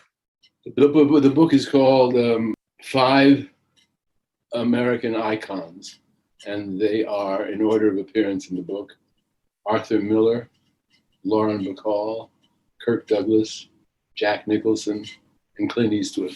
I remember Lauren Bacall being insanely great because she just didn't mince words, which was the best. She didn't at all, yeah. That's what I felt. Yeah. She told you the truth. Thank you so much, Mr. Bogdanovich. Thank you. Thank you. I was going to do another one, and then I needed to make some money, and that was a coincidence. I wrote a program note about an Orson Welles film I liked called Othello, which I had the temerity to say was the greatest Shakespeare film ever made. And this was not the common wisdom at the time. They thought it was the worst Shakespeare film ever made. So the head of the Museum of Film Library, Dick Griffith, calls me. He says, we're going to do a series of Orson. We're going to do the first American retrospective of Orson Welles. We'd like you to write the accompanying monograph. I said, why me? Usually you. I was 21 years old. I said, why me? Usually you do it.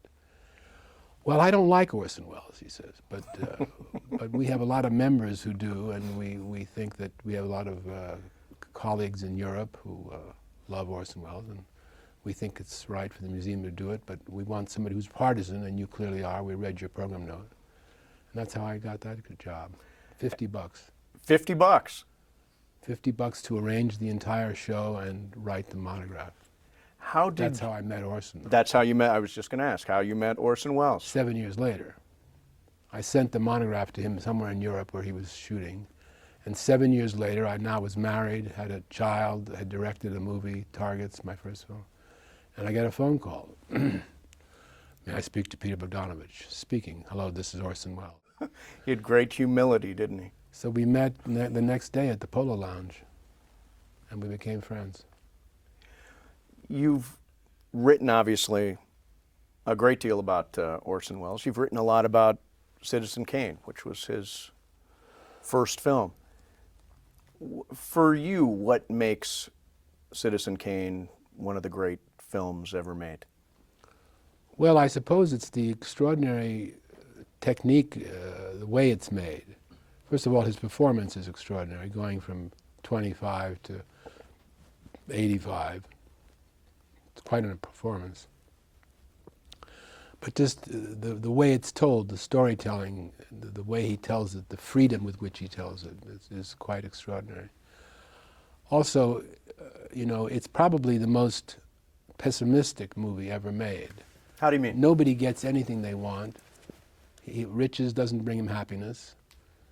Everything burns and goes to hell at the end. And yet the picture is so made with such panache and with such exuberance in terms of technique and style and so on, that it is this extraordinary tension between the depressive or pessimistic nature of the material and the optimistic nature with which it's told. So it's an interesting tension there. The use of... So, do you think the business is healthy? No, it's terribly decadent. I mean, what is this fascination with comic books? With comic book heroes? I mean, what are we, kids? I guess we are. It's made for 13-year-olds. And what about the delivery? In other words, people watching movies on their iPad or their iPhone. Is that still watching a movie for you? No. Watching a movie, I mean, you have to say that watching a movie on television is acceptable because you have no choice. Some movies you can't see any other way, except on the DVD or television. But the proper way to see a movie is on the big screen with an audience in the dark. The film, you can't pause it. It's inexorable, and it's not available except there, right then. That's the right way a movie should be seen. And it's that communal experience. Well, I think it is the communal experience that's very, very important. You're sitting in the dark with a bunch of strangers, and you're all laughing at the same thing. It's a wonderful thing. So if... Or crying at the same thing. So if somebody comes along and says, Peter Bogdanovich, you've got carte blanche, you can make any movie you want to, regardless of... What kind of movie do you make today? So I thought, well, maybe I'll direct this whole play. And then I knew somebody in class knew Clifford Odets and gave me his address, and I wrote him a letter. I remember I typed it. And a long letter, 2 pages, single-spaced. Have no idea what it said. And but all I know is 2 weeks later I got a handwritten response from Clifford Odets on 20th Century Fox stationery. My mother came in, she said, in the morning, wake me up, she said, you have a letter from Hollywood. And it was a letter from Clifford saying, you have herein my permission to do The Big Knife, and so on and so forth. And I remember I was walking down the street later that day, and I felt like I was about 2, 3, or 4 inches above the ground. I never felt that way again. It was extraordinary. It took me 9 months to raise the $15,000 we needed to put on the show, and we put it on and opened in November of 1959. I was 20, and it ran 63 performances. The person who I gave one of the leading roles to an Irish actor who had been in America for a while but hadn't gotten a part. And this was his first big part. See, this is a true director because he's looking one way and you think he doesn't notice you. But a really great film director has the most 20/20 peripheral vision of any other creature in the world, right? You kind of have to know what's going on around you. Anyway, I can't remember where I was now. But I learned a lot. And then Roger calls me in the office one day. He says, your stuff doesn't cut. I said, what do you mean it doesn't cut? The editor was Monty Hellman. He was another director. He says, Monty says the stuff doesn't cut. I said, well, let me go see it. He said, well, go see it. So I looked at it, and it was cut wrong. I said to Roger, it's cut wrong. He said, well, then you cut it. I said, well, I don't know how to cut a machine. I don't know how to cut. He said, well, you don't know how to use a cutting machine? I said, no. He said, well, go downstairs. Dennis will show you. So in 15 minutes, the dentist showed me how to use the machine. They sent it to my house in the valley, and I cut my own stuff. And Roger put it in the picture. It was fine. And did you learn how not to cut from Monty Hellman, who became a very interesting director? In his own right? No, he just didn't. I shot it exactly. It had to be cut exactly the way I shot it. It wasn't like you could fool around with it. And he just didn't understand what I had in mind. So I just did it myself. But I learned a lot from that.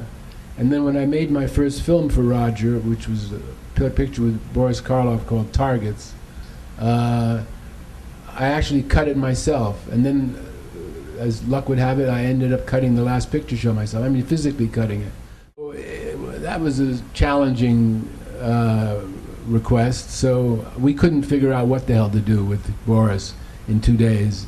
And The Terror wasn't just not a very good picture, it was one of the worst pictures ever made. Wait a minute, wasn't The Terror made because he had a few days left of Karloff's contract on The Raven? I think so. so. They threw together The Terror with all these different directors coming in? Yes, Jack Roger Nicholson was in it, and Nicholson was in The I was Terror. convinced that Jack Nicholson was the worst actor in history because he was so bad in this movie playing a French soldier. You know, I've got a place for you on the Place de la Concorde. And the sexual candor of it was very important, and I thought we really have to do it honestly then.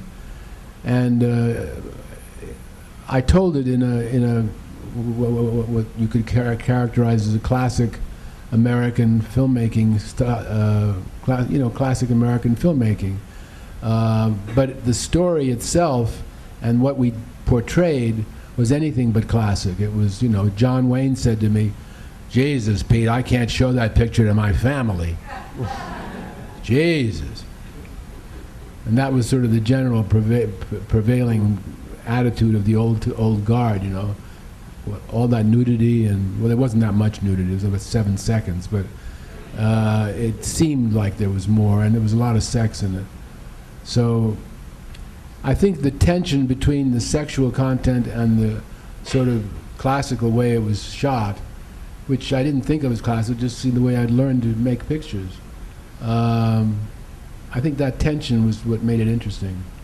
That's what made every frame alive in that movie, instead of pictorial.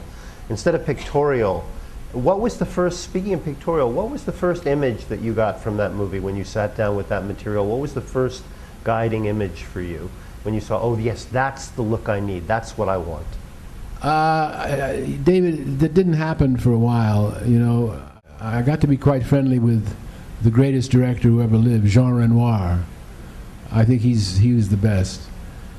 The French New Wave thought he was the best too. They called him Le Patron, the boss. You then somebody gave you Addie Pray, which no. Then we were going to do a Western. Oh my God, that's right. You were going to do Lonesome Dove, right? Yeah. Well, you just blew that story. We sent it to the 3 main stars, and Fonda said, "I'll do it in a second." Jimmy said, "Well, yeah. Why do I let the horses go?" And I said, "Well, we have to shore that up in the script. We'll make that a little bit clearer in the script, Jimmy." "Yeah, all right. And Duke turned it down. "Well, it's kind of an end of the Western, Pete, and I'm not ready to hang up my spurs yet." "But you don't die in the picture, Duke." "I know, but everybody else does."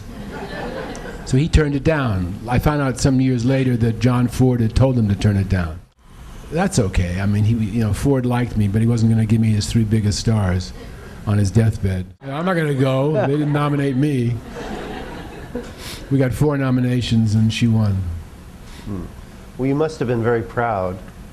I couldn't believe it. I was sitting there saying, she won. Jesus Christ. Can't believe it.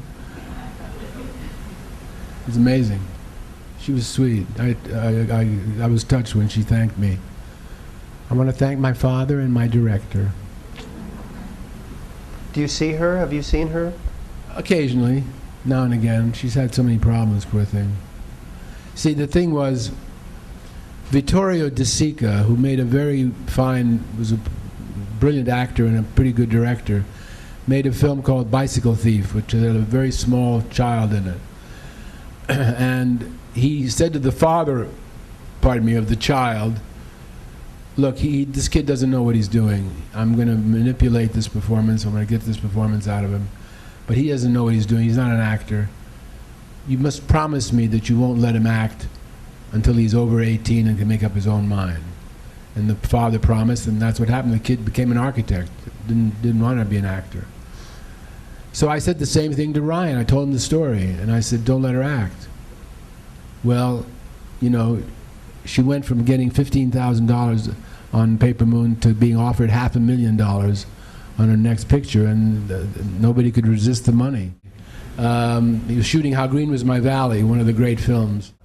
Yeah, and yet he was one of your idols, right? Well, he wasn't an idol of mine. I respected him, and I thought it was amazing what he could do with nothing.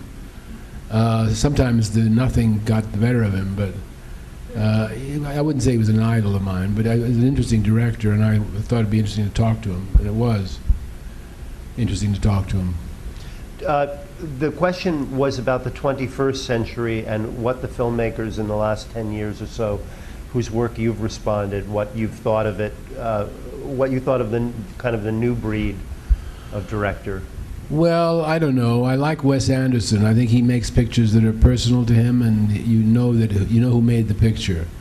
You know, that's where I got the title, Who the Devil Made It, when I said to Howard Hawks, what directors do you like, have you liked over the years? And Howard said, well, I liked almost anybody that made you realize who the devil was making the picture, because the director's the storyteller, and he ought to have his own way of telling it.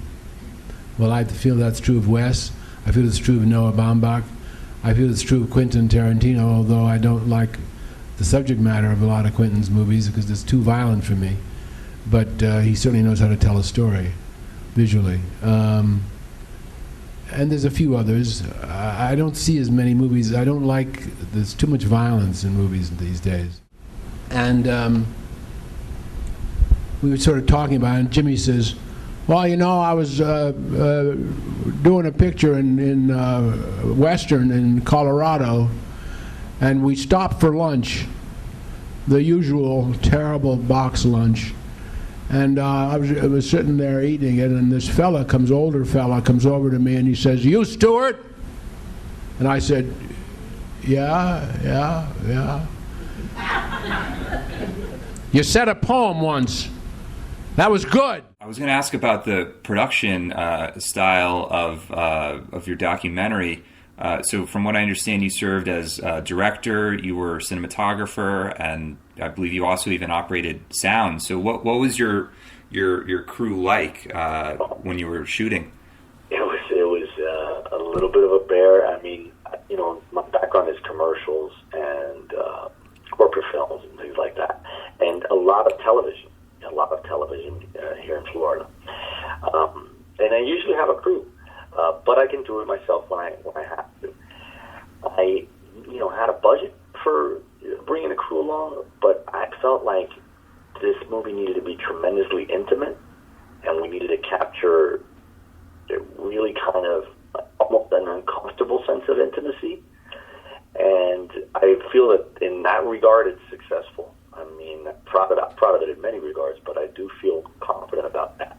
There were certain moments we were able to capture with Peter, with Sybil Shepherd, even with Jeff Bridges, and even with Quentin Tarantino, where the fact that it's just two people in a room kind of informs it, Yeah, it definitely changes the whole dynamic of having, lighting and crafts, having that small group. It makes the person you're talking to more comfortable. Yeah, and what's great is the director's cut of the film came out a few years ago on DVD with the Bruce Springsteen songs in it. And, it's really incredible how much those songs affect the film, and when you're watching it, the emotional reaction that you feel as a viewer. But somebody I really want to do on this Yeah, program. he was an interesting director, but I knew what he meant. Warren and I came into the business as rather young men, very young men, in what was then an old man's business. Yeah.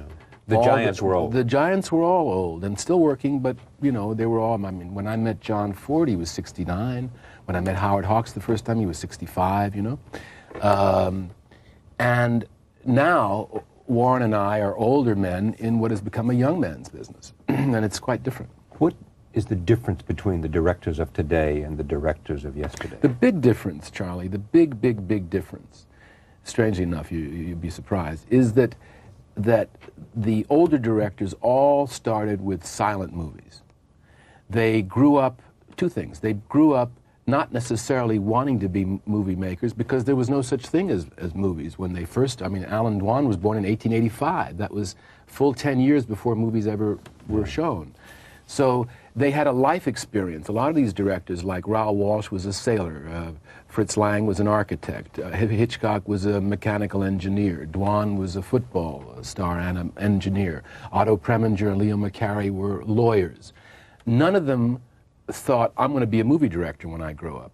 They had other life experiences, and those life experiences enriched their work. That's one thing. The other thing is that the silent era where the image was everything, where everything was done through images. That was the attempt. Yeah. There was no dialogue. So plot was conveyed through images, nuances of character, motivations, all that the attempt wasn't always successful, but the attempt was, let's do this visually. How do we tell this visually? And all those directors who started in the silent era, most of them continued into the sound era up into the 60s and late 60s. So they brought that sense of the foundation of the business, which was this image. They brought that into their talkies. Today, I mean, you say to some young kid, you ought to see some silent movies. Are you kidding? I mean, you can hardly get kids to see black and white, much less silent movies. But the foundation of the art is in silent movies. So if you leave that out, you're stuck with what Hitchcock used to say is pictures of people talking. All right, speaking of Hitchcock, tell me about, I want to go through a series of these, because we got a series of, from Hitchcock, Hawks, Cukor, Lang, and Lumet, and talk about them individually, and we'll show a piece of their work. Right. Hitchcock first. Tell me about it. Well, I mean, Hitch loved to tell you about how he did it. He'd love it. I mean, it was his main thing. He didn't want to talk about the meaning of it, but he loved to tell you how he did it. So the first time I met him was just about a year after Psycho had opened. And I said, so it's part of the whole, but acting is listening too. That's what I'm coming to. Yeah. Is that a trait that makes a good director or a good actor? Oh, yeah, sure. You know, John Wayne said, or was it, who was it? Anyway, acting is reacting. And what are you reacting to? Something you just heard, you know. And John Wayne says, I'm a good reactor. They call me an action actor, but I'm just a good reactor. And you see his pictures. You see when they're cut for a reaction, he does great reactions. You know what I mean? And good acting has a lot to do with listening carefully. I mean, what do I do on The Sopranos? I don't know if I'm good at it, but I sure listen to Lorraine Bracco. When she's talking, that's all I'm doing. How did that happen? When it was over, the class applauded, and Stella stood up and said, "Very good, darlings, you're very good, but you've been directed. Who directed you?" Uh-huh. And they pointed at me. I was in the back of the studio, and they said, "Peter." And Stella turned to me and she says, "Bravo, darling, brilliant." So I thought, shit, maybe I should just direct the whole play. Yeah. So I got the rights from Clifford Odets. Uh-huh. At the age of 19. You wrote to him? I wrote to him. I wrote him a long 2-page typed letter. Mm-hmm. And 2 weeks later, he said, okay. I hadn't done a fucking thing. Yeah. And he said I could do it. And then it took me 9 months to raise $15,000 to put it on off-Broadway. And we did, and we got really better reviews than the original production, which was Strasberg and John Garfield. And it ran a respectable 63 performances. Jeez. And then I was out of work. Right. Who did that film? Because it's hard to find that film. Bob Aldrich. What a great... Aldrich. I love that movie, man. Well, the movie wasn't as good as the play. Oh, yeah? But it's a good movie. Steiger was a trip in that movie. Yeah, he was very funny. Yeah. But they cut some of his best lines, like, "You have pissed away a kingdom today." I love that line. Gone. That's not in the movie. Yeah, yeah. So you're out of work. So I'm out of work, so I started writing. Yeah. And she fell in love with me, and I was married, and I had 2 kids, and she was something, huh? She was something. Are you guys friends? Yeah. Really? Yeah, we talk all the time. That's an amazing feat. Well, yeah, but she's a good girl. You know, I love her. And then what happens, man? And then you do like what? Well, then what I was going to do was a Western. Yeah. With Larry McMurtry. I said to Larry, let's do a Western. Yeah. He said, well, who's going to be in it? I said, John Wayne, Jimmy Stewart, Henry Fonda. All the guys. Sybil Shepherd, the Clancy brothers, remember them? Mm-hmm. Ben Jonson, Cloris Leachman, Ellen Burstyn. He said, Jesus Christ. He said, what kind of Western do you want to write? I said, a trek. They start somewhere, they go somewhere. Mm. Larry, I knew had Western stuff in him. He hadn't written a Western yet. Mm-hmm. And he wrote a 350 pages of screenplay. Mm-hmm. And I rewrote them and cut it down to about 150 pages. And we gave it to the actors. Fonda said, okay, he'll do it in a second. Jimmy said, yeah, well, I'll do it, but why do I let the horses go? And I said, well, we're going to shore that up, make that clearer, Jimmy. All right. And then Duke turned it down. Duke said, well, Pete, it's kind of an end of the West Western, and I'm not ready to hang up the spurs yet. But you don't die in the picture, Duke. He said, no, but everybody else does. Mm-hmm. So he turned it down. Mm-hmm. So I said, I'm not going to make this without John Wayne. So I said to Larry, why don't you write it as a novel? 13 years later, he wrote Lonesome Dove and won the Pulitzer Prize. It's based on my script. He also bought the script from Warner Brothers for $85,000. What was it called? The script? Streets of Laredo, which was the sequel that he wrote to Lonesome Dove. He called it Streets of Laredo. Anyway. Great story. Yeah. So you didn't do that. So you did Last Picture Show, What's Up, Doc, and the third movie? Well, what happened was Paramount came to me and said, would you do this book called Addie Pray? Yeah. And I read the screenplay that Alvin Sargent wrote. I said, it's good, but I'm doing a Western. Then when the Western fell apart, they still were there wanting me to do this Addie Pray, which was about a con man and his little girl. And but Westerns were dying at that point, weren't they? They weren't doing too well. Mm-hmm. They were kind of on the way out. Right. But Wayne was still doing Westerns that were successful. So Rooster Cogburn? It wasn't, yeah, it wasn't. He offered me that. Mm-hmm. So I read Addie Pray, and I said, okay, I'll do it, but it needs a rewrite. Yeah. And I worked with Alvin Sargent. We did a rewrite, and I was looking through songs of the period, because it was 1935. George said, well, he said he wanted a major director, and I mentioned you, and he said, can we get him? And I'm asking you if you'd do it. So I said, yeah, I'm interested. Let me think about it. I hung up the phone. I called Louise Stratton, my ex-wife at the time. She's already been my ex, but I called her up. I said, tell me about Tom Petty. Is he a folk singer? She says, no, he's not a folk singer. He's one of the premier rock and roll artists in the country. Great. One of the best. And I said, oh, really? Well, George just called me and blah, blah, blah. She says, do it. So I went to California, sat down with Tom for 4 hours, and I said, tell me the story of the Heartbreak. He told me the whole thing, and I said, okay, I'll do it. And how are you going to do it? I said, I'm going to have you tell it. And it took us 2 years. And we won a Grammy. You know what's exciting about that to me is that you coming into that had to sit and listen to those first 5 or 6 records for the first time. Yeah, those are great. I listened to all of them; they were great. He's great. He's definitely appreciated. I love him. He's great. Yeah, he's not appreciated enough. And I think that's true because you talk about Springsteen, but fucking Petty's right up there, man. Oh yeah, he is. And he's very unusual. Mm-hmm. And his music is unusual, and he's a very, very smart guy. I love him. And now you act because, like in The Sopranos, everybody else ate down where the trailers were. There's about 600 trailers, and so they gesture for me to sit down at Ford's right hand, and Polly sits next to me, and across from me is Carol Baker, and Dick Widmark's down there, and Ricardo Montalban and Victor Jory all sitting there. Ford doesn't say anything to me. At the moment, he's preoccupied with Carol cutting his steak for him, and leave the fat, he says. He ate the fat too.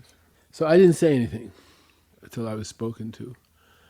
So a few moments later, Bernard Smith, the producer of the picture, comes in. As he's coming in to sit down, he says, Jack, I think we could use a close-up of Carol in that last scene.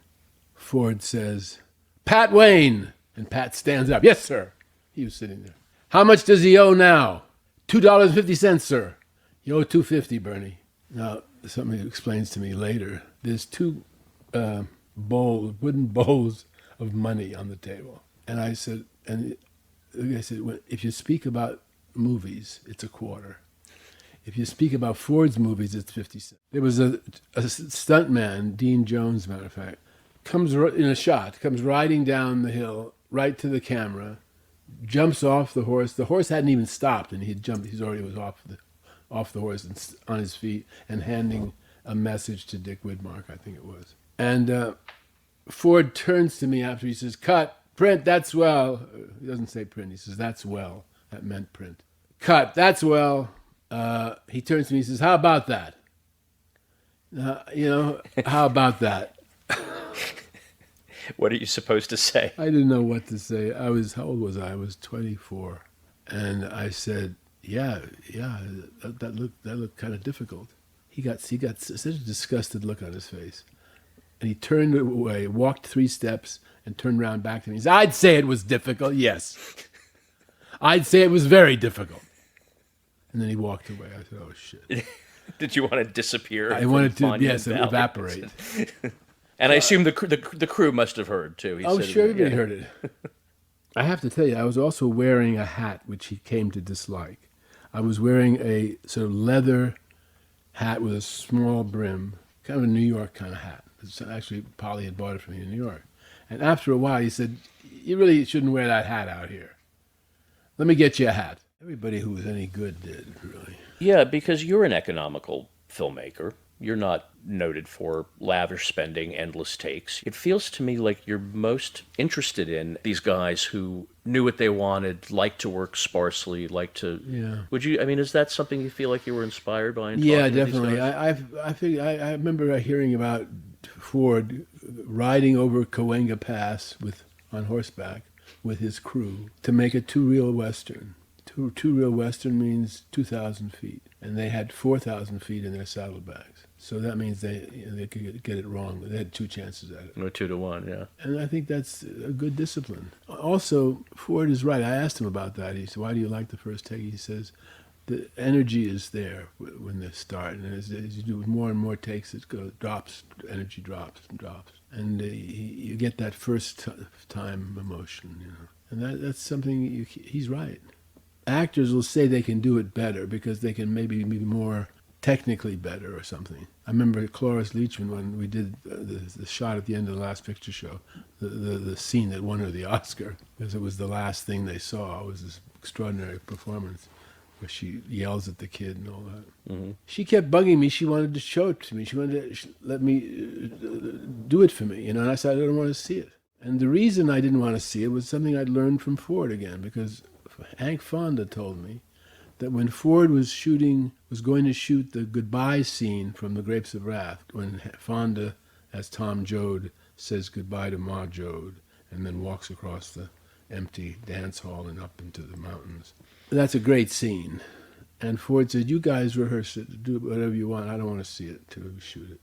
And then when the first time he saw it was when they shot it. And I did the same thing with Cloris. I said, I don't want to see it till you shoot it. Big emotional scene, I don't want to see it. The reasoning behind it is very simple. The director is the only audience that an actor has in a movie, really. And actors need audiences. And so if I'm the only audience, I don't want to have already seen it 10 times, because then she's blown it for me. Mm. You know, you do a scene in the theater, you do it once, and then once a night. Right. You don't do it twice a night. You know what I'm saying? Mm-hmm. So it's the same thing. It's that thing, you know, that you get on the first take, first or second take, early on anyway. Unless they don't give it to you, then you have to keep going till you get it. Mm. But Ford would go more takes if he didn't like it. But my way of looking at it is I read a scene before I go to make a scene. That was that. That's the only thing I ever said about it. And it was a touching moment, though. Years later, we did the picture and everybody liked it. So I didn't like it particularly. I thought it could do better, and I did better years later. Like 20 years later, I did a new version of it. You recut the film, the directed by John Ford? We recut it completely and did additional interviews. That's the version that's available now. Oh, okay. That's the only one that's available, because the first cut wasn't that good. And because the AFI didn't pay for any of the clips at that point, it was never shown anywhere except in film festivals. But the new one, which we did in 2000 somewhere, Frank Marshall came in and produced it with me. Anyway, the first one was first shown in 1971, I think it was, at a special screening at which Ronald Reagan, who was then governor, introduced the film. And John Wayne was there, and Jimmy Stewart, and Henry Fonda, and Ford himself showed up. And we ran it. Now, as you know, it has some amusing stories that Wayne and Stewart and even Fonda tell some amusing stories. But they were all terrified to go over and see him after the movie was over, because they got laughs at his expense, and they didn't know how he was going to take it. Jimmy said, I'm not going anywhere near him. And Duke says, I'm not either. Hank said, I'm not going to go near him. Nobody wanted to go. So I went over and I said, so what'd you think, Jack? When legendary director Peter Bogdanovich arrived in Hollywood in the mid-60s, he forged relationships with some of Hollywood's directing titans, Howard Hawks, John Ford, Orson Welles, among others. And from the best, he learned his craft. In his incomparable career, he's experienced the height of success and the depth of tragedy. The Last Picture Show, made 40 years ago, is still heralded as a masterpiece. His other films include What's Up, Doc?, Paper Moon, They All Laughed, St. Jack, and the critically acclaimed Mask. He's been at the center of a very important chapter of film history, and Peter Bogdanovich continues to inspire a new generation of directors. Peter, thank you so much for being here. Thanks for asking me. So I want to jump right in with arguably my favorite film of all time. It is right there, What's Up, Doc? One of the funniest movies ever made. Well, thank you. That was the only film I ever made on a dare. Yeah, explain that. Well, the head of the studio offered me a picture to do with Barbra Streisand, and she had seen The Last Picture Show, which hadn't opened yet, but she'd seen an early screening of it. And she wanted to work with me. And the script they sent me from Warner Brothers I didn't like, so I said, I don't want to do this. So John Calley was the head of the studio. He called me into a meeting and he said, look, would you guys pay for it? Because I knew the museum needed money. So he said, sure. So I called the museum, Dick Griffith at the museum, and I said, Dick, if I can get Paramount to pay for it, would the museum do a retrospective of Howard Hawks? He said, in a heartbeat. So that was that. And that was how I first got paid by a Hollywood studio. Paramount paid me $125 a week to put this thing together, and we showed every Howard Hawks film that was extant. And that's how I got to see Howard Hawks, and I got to meet him, went to California and interviewed him, and got to be quite friendly with him. He was one of the first directors I really became very friendly with.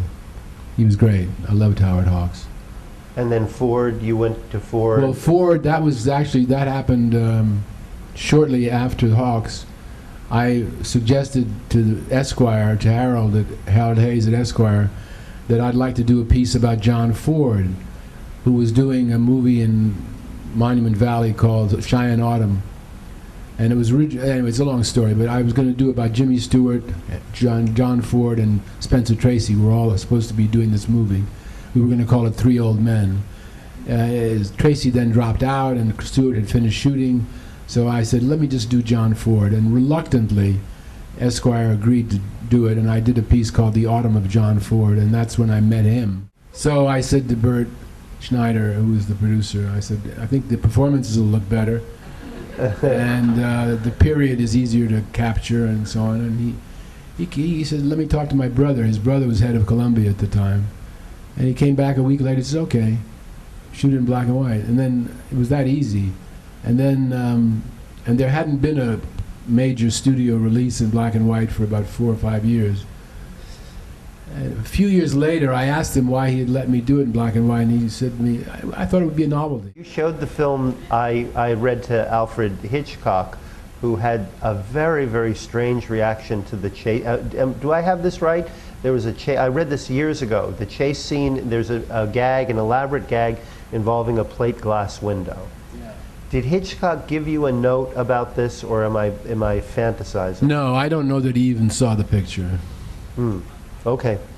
Here's the story that I remember reading years ago, that he told you that just when you expect somebody to go through the plate glass and break it, they should go through it and not break it. No, never happened. I always thought Hitchcock said that? No, he didn't say that. That is completely whack. No, actually, David, he never said that. Anyway, as he just blew the story, Larry McMurtry and I worked on a script that was going to star John Wayne, Jimmy Stewart, Henry Fonda, Sybil Shepherd, the Clancy brothers, Cloris Leachman, Ben Johnson, and Ellen Burstyn. And it was a terrific idea, and Larry and I worked on it for a while. Larry wrote 350 pages of screenplay. I cut it down to about 150. It was called Streets of Laredo. You know, I've been teaching at a university in North Carolina for a couple of years, a job I have not liked.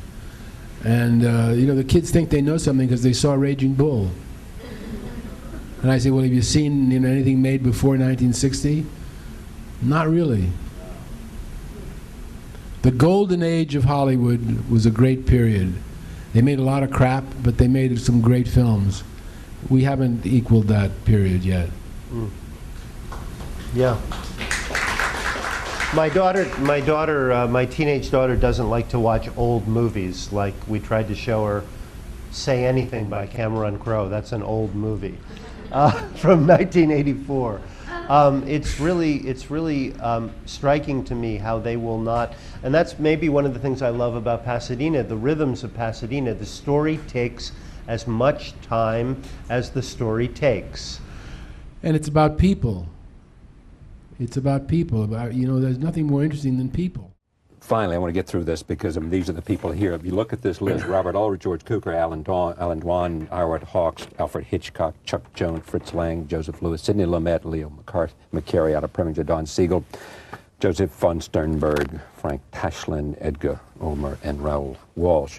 Next is Sidney Lumet, still working, still alive. Still has 2 pictures coming out, yeah. What do you like about his career and his work? And I like the integrity that he's kept in his career and the fact that he's stayed on the East Coast. That's what I was going to say, stayed on the East Coast. Stayed on the East Coast, which at a time when, nobody was staying on the East Coast, he did, and I think he's led the way for a lot of other people who are now staying. Coming back here. Well, I am. I just moved back to the East Coast. Why? I'd like to make some pictures on this coast, and I'd like to do some stuff in Europe, so I'm just going to be closer. All right. This way. Well, this is 12 Angry Men, when one of the jurors begins a tirade against the defendant. Here it is. They get drunk. Oh, they're real big drinkers, all of them. You know that. And bang, someone's lying in the gutter. What do we learn from that, looking at that? Well, that was all one shot that started close on Ed Begley and pulled back. Yeah. Now, we were talking about it, 12 Angry Men is almost, you could use it as a textbook, how to make a picture. I mean, here's this... One room. Here's 12 men in one room, right. And it works. Yeah. Why does it work? First of all, he had superb actors, good script, and also he knew where to put the camera. He knew how to alternate the shots. Yeah, all that. And people do like it. And I like it because it's like channeling the people. I tell a story about Jimmy Stewart and I'm explaining it, and then suddenly I'm doing Jimmy, and it's like he's around. And you could do a conversation between Cary Grant and Jimmy. I could if I had to. I never actually saw that, although Cary did comment for me about Jimmy once. What did he say? He said, well, cyclically speaking, Jimmy Stewart did something that Marlon Brando did years later. His way of talking, his not finishing sentences, his mumbling, the sound people weren't used to that, This is in the 30s. And then Marlon did it some years later. But Jimmy did it first. Listen, it's great to have you here. Oh, it's great to be here, Charlie. I love much your success show. To the Cats. Yeah. Thank you. Thank you so much. We made it. It's a good movie. It was a good movie. It was a better movie when I finished with it than what they released. I had a big fight with them. I sued Universal. Over what? Never was more hated in Hollywood. Really?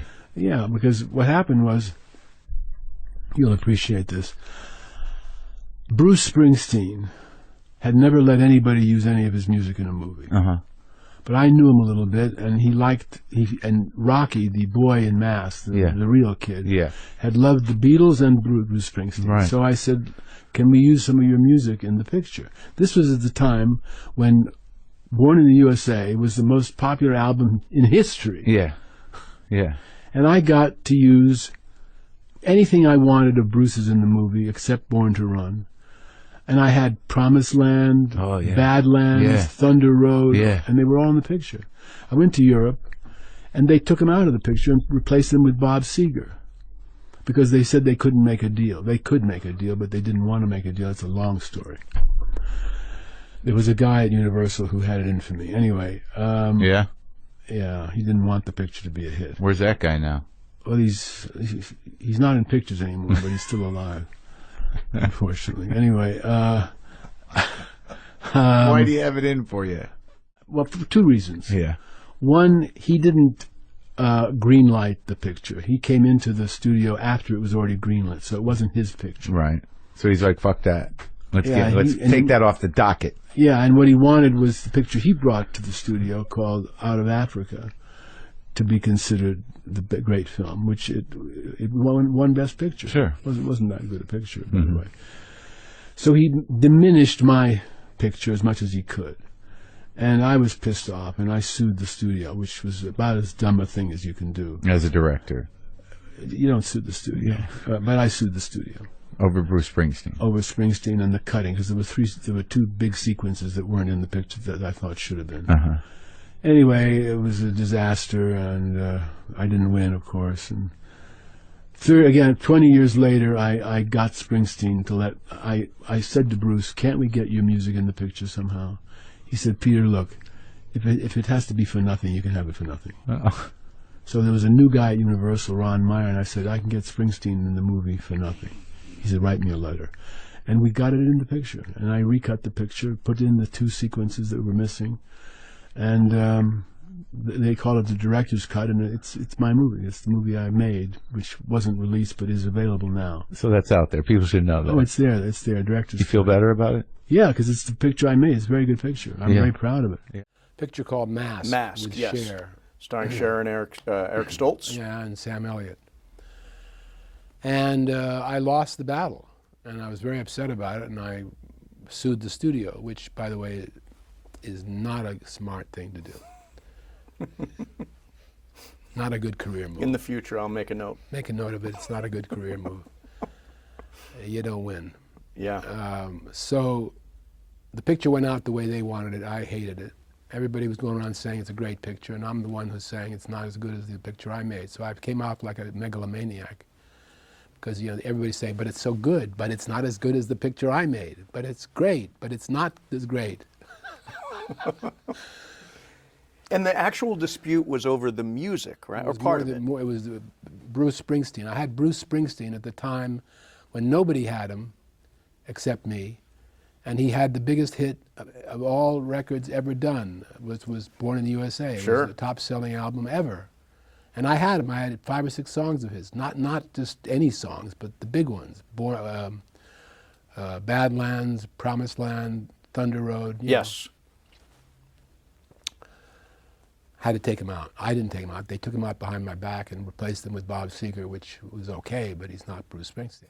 Well, it could be made, but not with a major studio and not with the major studio backing that we had. Don't forget, that was a picture cost $1.3 million. Wow. And Columbia put it out, like a important feature. They didn't say, well, it only cost $1.3 million, why should we spend any money promoting it? I mean, that's such idiotic thinking in my mind. If it's good, doesn't matter what it costs. The audience doesn't check to see what it cost. You could make it today, but with much greater difficulty. And it would cost more because of inflation and so on. But it could be made, but it would be difficult to get it made. Because, you see, what's happened is that in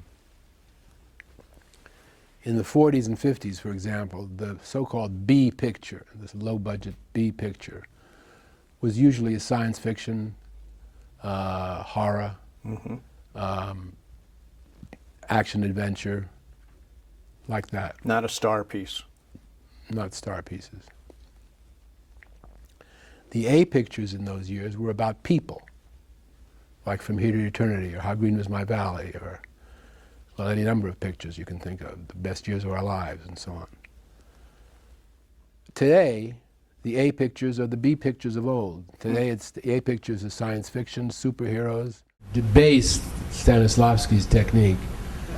To put it in sort of simple terms, there's two sides of acting. The 50%, there's the external, which means a limp, an accent,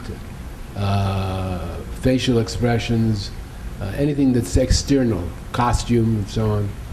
And then there's the internal, which has to do with your thinking and your soul and your previous experiences. And Lee put all of the emphasis on the internal, and Stella said it's 50-50, darling.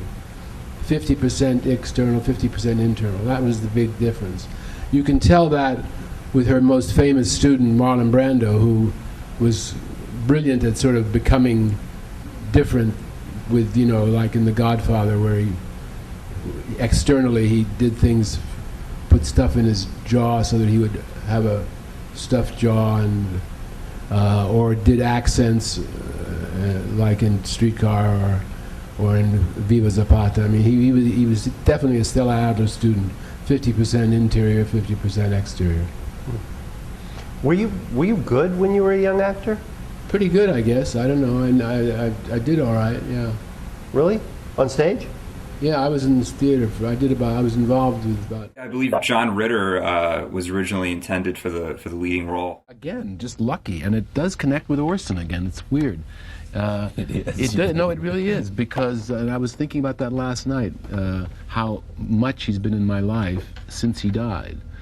This movie and this acting role. Yes, yeah, because in 1993, David Chase, the creator of The Sopranos, was doing a series called Northern Exposure, and he called me up and he said, we're doing a special show about Orson Welles on Northern Exposure. I said, how are you going to do that? And he told me how they were going to work it into the plot. This was about 8 years after Orson had died, a year after our book, This is Orson Welles, had come out. He said, well, it's an elaborate thing, and we'd like to bring you to Seattle, where they were shooting this Alaskan town, and you'd be there for about a week, and you're Orson's friend, and we bring you there, and it's a whole, and we'll send a writer, and you interested? I said, oh, God, yeah, sure. So they sent a writer over, and we worked it out, and they wrote in the special script for me, and I was playing Peter Bogdanovich. We did it. It was a terrific show called Rosebud. And about 2 days into shooting, David calls me up. He says, have you acted before? And I said, yeah, I started out as an actor when I was a kid. I was 15. He said, oh, you ought to do more of it. You've got a lot of presence. I said, oh, well, gee, thank you. Thanks. Very nice of you. 7 years later, he calls me again. And he says, I'm doing a show called The Sopranos. We're going into our second season. I was surprised to see you because I only knew you as this intelligent filmmaker, and I'm watching The Sopranos. I'm like, holy shit, that's Peter Bogdanovich. I didn't know he fucking acted, but now I know you acted a lot. Originally. Now, do you carry anything over from your experience with Stella Adler into when you do that? Oh, sure. What was her pitch? What was her angle? Basically, with Stella, I learned the technique of acting. I had instincts as an actor, and I had a talent as an actor. But when you're not inspired, you need to have a technique to fall back on. Yeah. And that's what I learned. And what are the tenets the technique of acting, I mean, this is complicated. I know, and no one can ever explain it to me. No, because everyone's got their own thing. You have to learn how to imagine things. You start out by pretending to unscrew a jar, and see something, really see it. Those kind of things. That's the beginning. And then you work up to scene classes and so on and so forth. But The Sopranos was great fun. Wow, I miss it. There's some Me days too. I miss it too. Just working on it, or? Oh yeah, it was great to do. I directed one episode. Which one? It was in the 5th season. It was the one where that teacher has a thing with Carmilla. Oh yeah. And then he kind of blows her off. Right. And it's the same episode where Steve Buscemi beats the shit out of that Korean guy who was trying to help him. Right. That was that episode. Wow. It was a good episode. Great fucking show. It was a great show, and you know how I got that? Well, in 1993... Yeah. I get a call out of the blue from a guy named David Chase. Yeah. And he says... Genius. Genius. And he says he was at that time supervising a show called Northern Exposure. And he said, look, he says, Orson Welles, who had died about 7 years before, but my book of interviews with Orson had come out the year before. And he said, look, we're going to do an episode about Orson Welles, kind of a tribute to Orson Welles, and we'd like to know if you come up here to Seattle and play yourself and talk about Orson. We'll write a scene, we'll write a script with you in mind, playing yourself. Northern Exposure. Yeah. And I said, sure, I'd like to do that. So they wrote a script. I thought it was very good. I went up and did it. It took me a week. That was it. 7 years later, I get a call from David Chase again. He says, I'm doing a second season of a series called The Sopranos. I said, yeah, I heard about it. I haven't seen it, but I hear it's great. He said, the therapist, the psychiatrist in the show, played by. Thanks to our sponsors, the Familio Family Foundation, the Amicus Foundation, Longboat Key Club and Resort, Wild Lexus of Sarasota, and of course our friends at the Regal Entertainment Group for their sponsorship of the festival. Thank you so much. I also want to thank our friends at Sarasota Magazine for sponsoring the Conversation series. We've done this every year, and as I was saying, I said before at one of the previous conversations, last year we did 150 people in a 1,000-seat theater. This year we're trying to get 1,000 people into a 100-seat theater. So it's an experiment. I'm really bad at math apparently. So thank you all for your patience, and as we try this new venue, it's a brand new venue. I think they did a lovely job with it, and I like the intimacy. So thank you. I want to bring up our moderator first, a dear friend of our festival who's been coming back year after year now to moderate these conversations and be a part of what we do at the festival. Thank you so much. If we could put our cameras away, silence our cell phones, and enjoy our conversation. Thank you. Do you notice how people say with your kind permission, but they actually don't get your kind permission? So do I have your say yes? And anybody no? No? You. Okay. Everything's, by the way, Tom, where's Tom? Is he still here? Tom promised me that the bar would be open, which I'm really pissed off about because I really wanted people to kind of get loose and relax. You're all like sitting up too straight. We're gonna have like, we're gonna be all over the place here. So because the life and the art intersect, the glory, the scandal, the tragedy. This sounds like the intro for an Olympics show. There's really nothing. Everything bleeds into everything else in this amazing life, which has had, as near as I can see, an amazing first act, a strange second act, a wonderful third act that he's still in the middle of. And so it's my great honor to ask you, if you were telling your own story on film, what would be your opening shot? I had a girlfriend, a steady girlfriend for 5 years in high school. Thought we were going to get married. Didn't work out. She left me. And then she came back, and then I didn't take her back. Anyway, that's another story. Good for you. Good for you. I took mine back. I felt bad about it. You did? I took mine back, and a friend of mine years later, a friend said, I lost a lot of respect for you when you took her back. Well, I didn't, David. And that's why you're you and I'm me, sadly. But now, how did movies first enter into your consciousness? What was the first film that you remember, sort of changing your view of the world? Oh, gee, I don't know. I know the first movie they took me to was Dumbo, and I had to be taken out of the theater. I was screaming. I think it was some kind of infantile precognition where it was all going. Get me out of here. I don't remember what films. I liked, we went to see quite a few films when I was a kid with my parents. Success and Integrity, or Success and Artistry, and the crisis of integrity, and being honest to your core. And I was sitting over in the corner on the side of the room, and she was talking about this play, and then she pointed at me, and she said, "There he is, that's the golden boy." And I thought, what the hell is that happening? But then years later, I kind of understood it, because every time I saw her for years, she would say, "How is your integrity?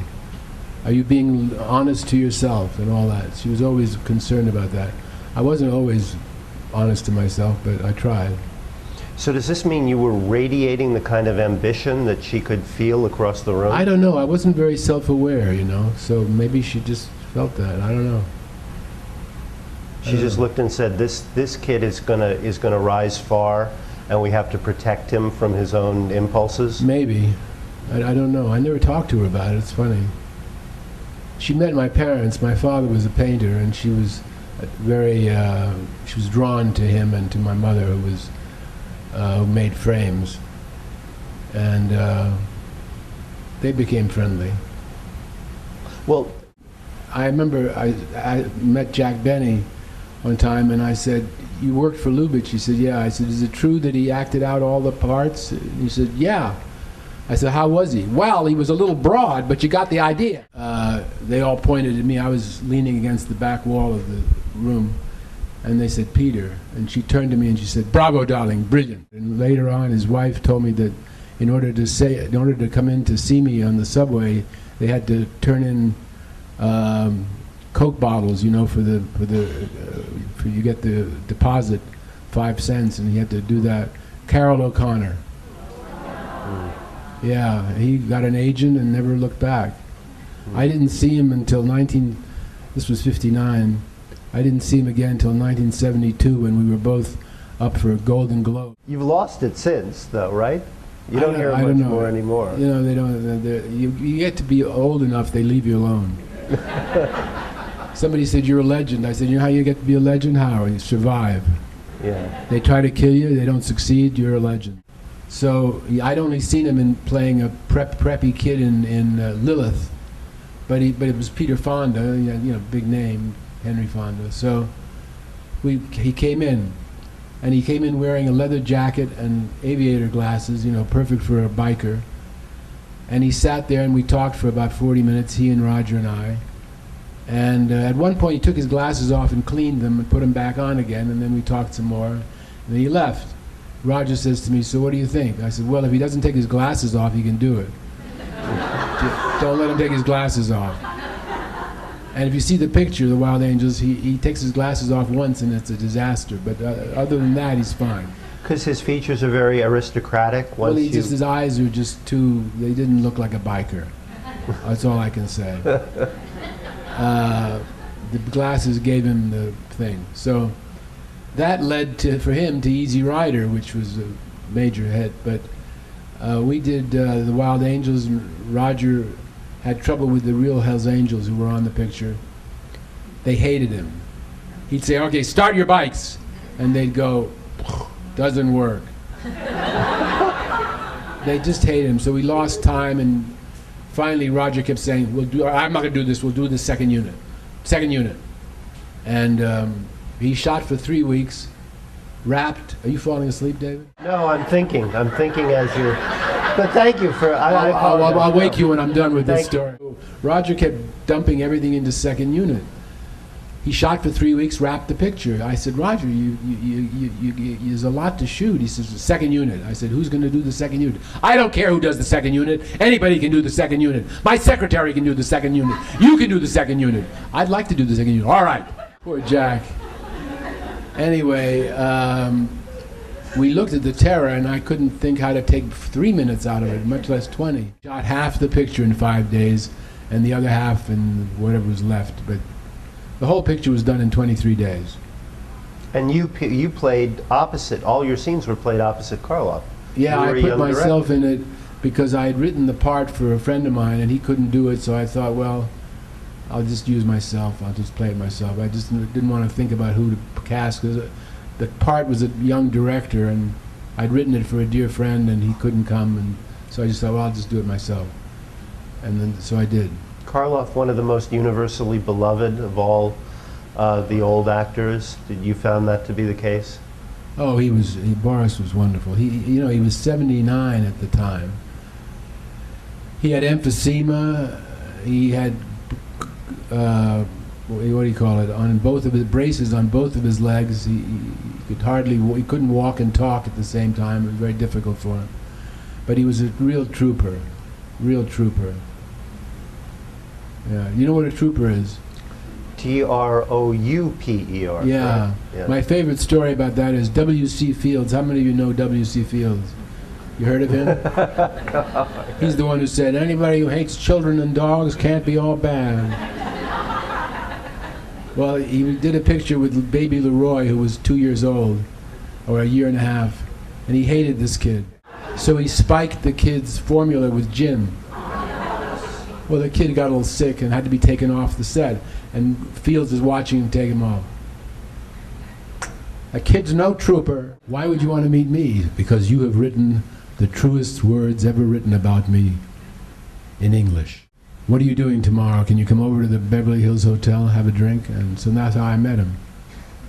and that became quite a relationship. Yeah, that went on for quite a while. Well, you actually had spectacular success at a time when he was having a lot of trouble funding his films. So I gather there might have been a bit of jealousy on his part toward you, a great admirer of his and a student of his. Well, I don't know about that. I mean, obviously, some antipathy develops eventually, but I don't really want to get into that. He was a great friend for a while, and we had a lot of great times together, and I loved him. Didn't you tell people that he suggested doing the Last Picture Show in black and white? Well, that came from a conversation we had one morning breakfast at his house, at a house he was renting in Beverly Hills.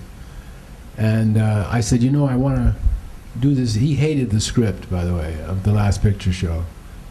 He said, it's a dirty movie. And then when he saw the film, he said, that's not the script I read. I said, yes, it is. No, it isn't. You transformed it anyway. Well, the film is a novelty in so many ways. I mean, you made it at the height of the counterculture, and yet it's apart from its sexual frankness, it actually is a very loving look back in a very classical, in a beautifully austere classical style that really ran counter to so much of the filmmaking in that period. So much of the stuff you would see from Friedkin stuff or Rafelson stuff, or people who were sort of embracing the noise of the 60s.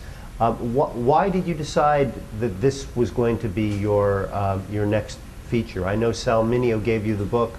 What about it made you think, against all this other stuff going on, that this was the film that you had to do now? Well, I liked the book. I thought the book was very interesting. It touched me. It's not a great book, but it's got great dialogue, and the characters were very interesting, and I just liked it.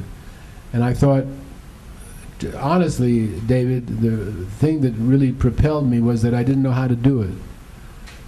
And I thought, if I don't know how to do it, I feel that anything can be made into a movie. So I thought, well, I'm going to figure out how to do this. And as I was trying to figure out how to do it, I sort of thought I should really make this picture. So I said to Renoir one time, when you start a picture, Jean, do you know what it's going to look like? And he said, of course not. If I know what the picture will look like, I have no reason to make the picture. The best of my knowledge, everybody was crazy about her. But I won. I beat out Elvis Presley, too, by the way. Oh, that was earlier, wasn't it? No, that was later. He proposed to her while we were living together at the Sunset Tower. She told me this later. He proposed to her and offered her a ring, and she said, no, She turned him down. He says, you mean you're going to go back to McDonaldville? He screwed up my name somehow. And stop telling them you're in love. Why, Carrie? Because they're not happy and they're not in love. I thought all the world loves a lover. No, don't you believe it.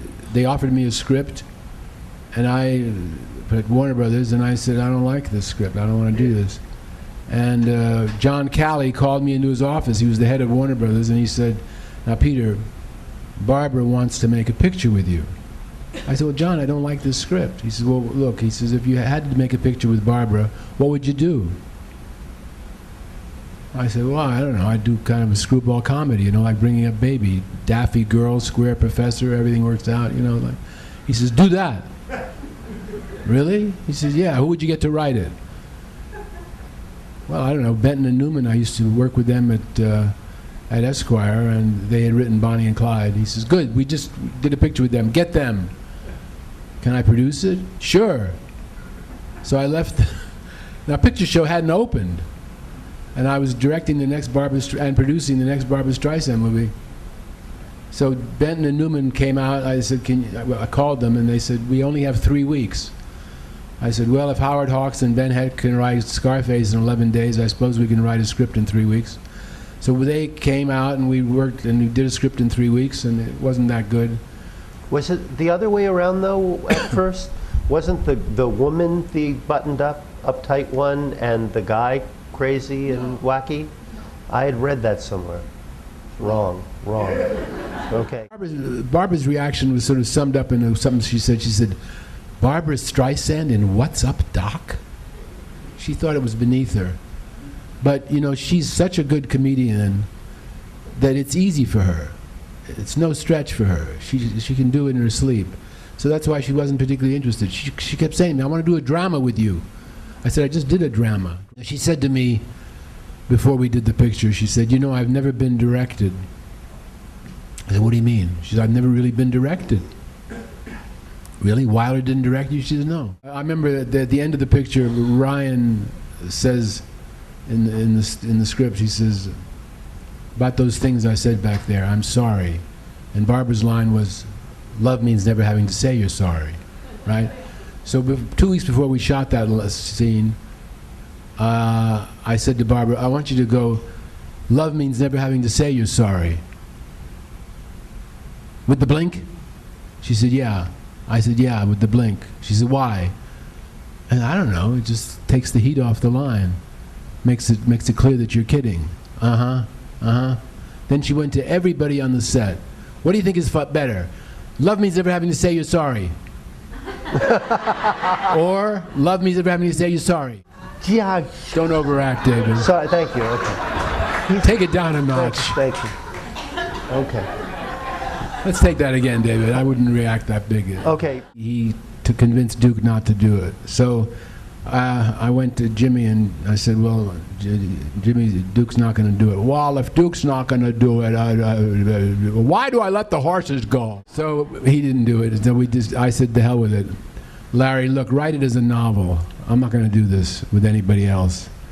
And 13 years later he did, and it became Lonesome Dove, which won the Pulitzer Prize. Sorry. Anything for a laugh. Prop humor. Which became a bestseller and won the Pulitzer Prize. So with no picture to do, Paramount offered me a film called, based on a novel called Addie Pray. And I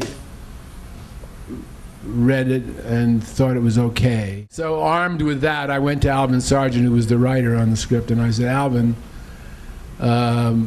you know that scene, we have a carnival scene in the picture?" "Yeah." He says, I said, "Let's put, you know those cardboard moons they used to have in carnivals, you could sit in the moon and have your picture taken?" He says, "Yeah." I said, "Put that in the scene. Let's put that in the scene." "Why?" I said, "So we can call the damn thing Paper Moon, and the studio won't say why." "Okay." And then we figured out a way to really work it into the story and paid it off at the end and so on. But that's how Paper Moon got started.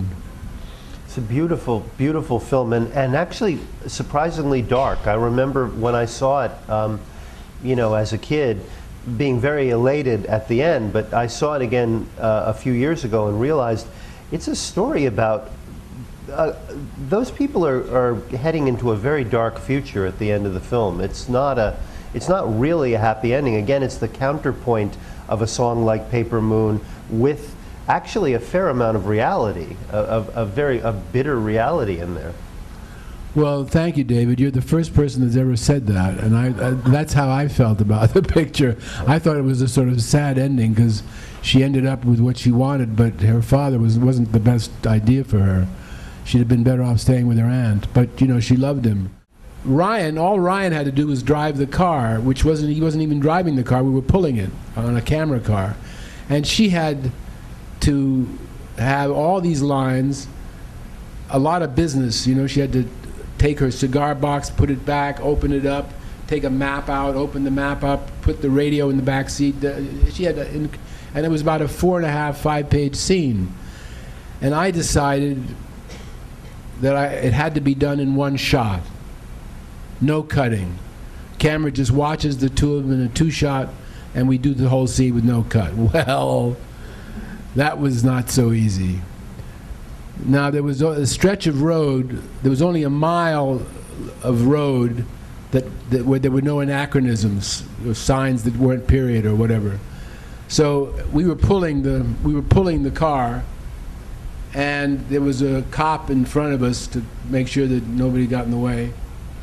And if we made a mistake, we couldn't turn around because the car was being pulled. So we had to go the whole mile and a little bit further than a mile, find a place to pull in, back up, turn around, go back up, turn around, get positioned again. So we'd start the scene, and Tatum would forget the second line, and we'd, oh Christ. So we'd go down and turn around. Had you seen the show at that point? I sure as hell saw it after that. I hadn't seen it before, no. It's a great show. It was so much fun. I directed one episode too. That was fun. It was a divine experience, you know. Now, Lorraine Bracco is a very high-spirited character off the set, and yet she was relatively buttoned in for, and all of your scenes really were with her. Lorraine, pretty much. Yeah. I had one sort of encounter with Tony Soprano in a parking lot, but other than that, it was mostly with Lorraine. Yeah. And what was that acting relationship like over 5 years? Oh, it was great. We had a lot of fun. We just did it, you know. It really was. The script was very good. The lines were very good. You couldn't change a line or add a line or change a comma without getting David's permission. And I remember it was very funny. The very last show, David directed it. He directed the first and the last. And it was a little scene with Lorraine where she's crying and I hand her a Kleenex. I had no dialogue. David is off behind the set in front of the monitor, and he yells out, "Ask her a question." Ask her a question. You know, we hadn't been able to change a word, much less ad-lib a line. So I asked her a question. He yells out, "Ask her a better question." I said, "Fuck you, David. You're the writer. You tell me what to say and I'll say it." So he gave me a question. Anyway, the whole thing wasn't in the show. It wasn't really a choice. It was just the way it came out. You know, I don't remember making a conscious choice. The guy was sort of never really quite there. He was also drinking a lot, and I don't drink, but I know what it's like. He sort of checked out. He's not really there. He's sort of somewhere else most of the time. And it was interesting to play that, you know, kind of vague. My father was a little like that at times, because my father was a painter. And, you know, painters get into painting, and when they stop painting, they're still painting. He'd be sitting at dinner, and my mother would say, "Boris, stop painting." So a little bit of distance. I think this character is sort of in his own head and thinking about a lot of things, or he's in a blank, stoned out place. I saw it was very well written. You were sitting next to Alicia Witt, and I, for some reason, was sat next to her at the premiere, and I heard you turn to her after some of her big scenes and say that was extraordinary. I mean, you were telling her as it was going on how well, great you thought she was. she's wonderful in the picture, I think. All the actors are terrific in the picture, which speaks well of the director. When the whole cast is so good, well cast and well directed, and well written. I thought all the performances were very good, particularly Alicia and Sonia and Cheryl. All the women were terrific, and the boy was good too. Everybody was good, I thought. What is it like for you nowadays to be in Hollywood? Someone who is, you know, battered but back up, and you know, meeting a new generation of directors, just as you once sought out the great directors. Now I imagine there are young directors like Wes Anderson and Noah Baumbach who seek you out, who talk to you about your work. Very kindly going to produce my next picture, Wes and Noah. And you also have a very, very good relationship, I gather, with Sybil Shepherd. Sybil and I are very close, yeah. We talk once a week or every other week, yeah. She cries on my shoulder about her current boyfriend. It's interesting how you've managed to stay, I mean, you've been through such tumultuous things, and yet you and yet you've managed to be close to her and to your second ex-wife, and I guess you were close to Polly Platt up until the end as well. The father of your daughter. We had a tough time, Polly and I. We had a very bad relationship for many, many years, unfortunately, and we sort of made up toward the end. She had a very tough exit, and very tough, and so we became closer toward the end, but it wasn't good for many years. Do you have perspective on the way Hollywood, I mean, apart from the obvious, the way that Hollywood takes people who are oftentimes very, very nice, very open, very innocent, and turns them into monsters and creates all this horror and deviance and everything else in such a short time? Well, it's a difficult place, you know. Hollywood isn't any different from the rest of the world. It's just more so, because there's more money and more money involved and fame, and you're in the spotlight, and you know the things that you do wrong get out to the public more than an average person. It's just like the rest of the world, only more so, as I said. Are you? Do you feel like you're less vulnerable to a lot of those things than you used to be? I mean, did you get a lot out of your system? I don't know quite how to take that, David. I guess so. I've gotten older, and you're supposed to get wiser when you get older. I don't know if that's true, but... You were handed an enormous amount of power. You had access to these beautiful, beautiful women, unimagined luxury, people fawning all over you.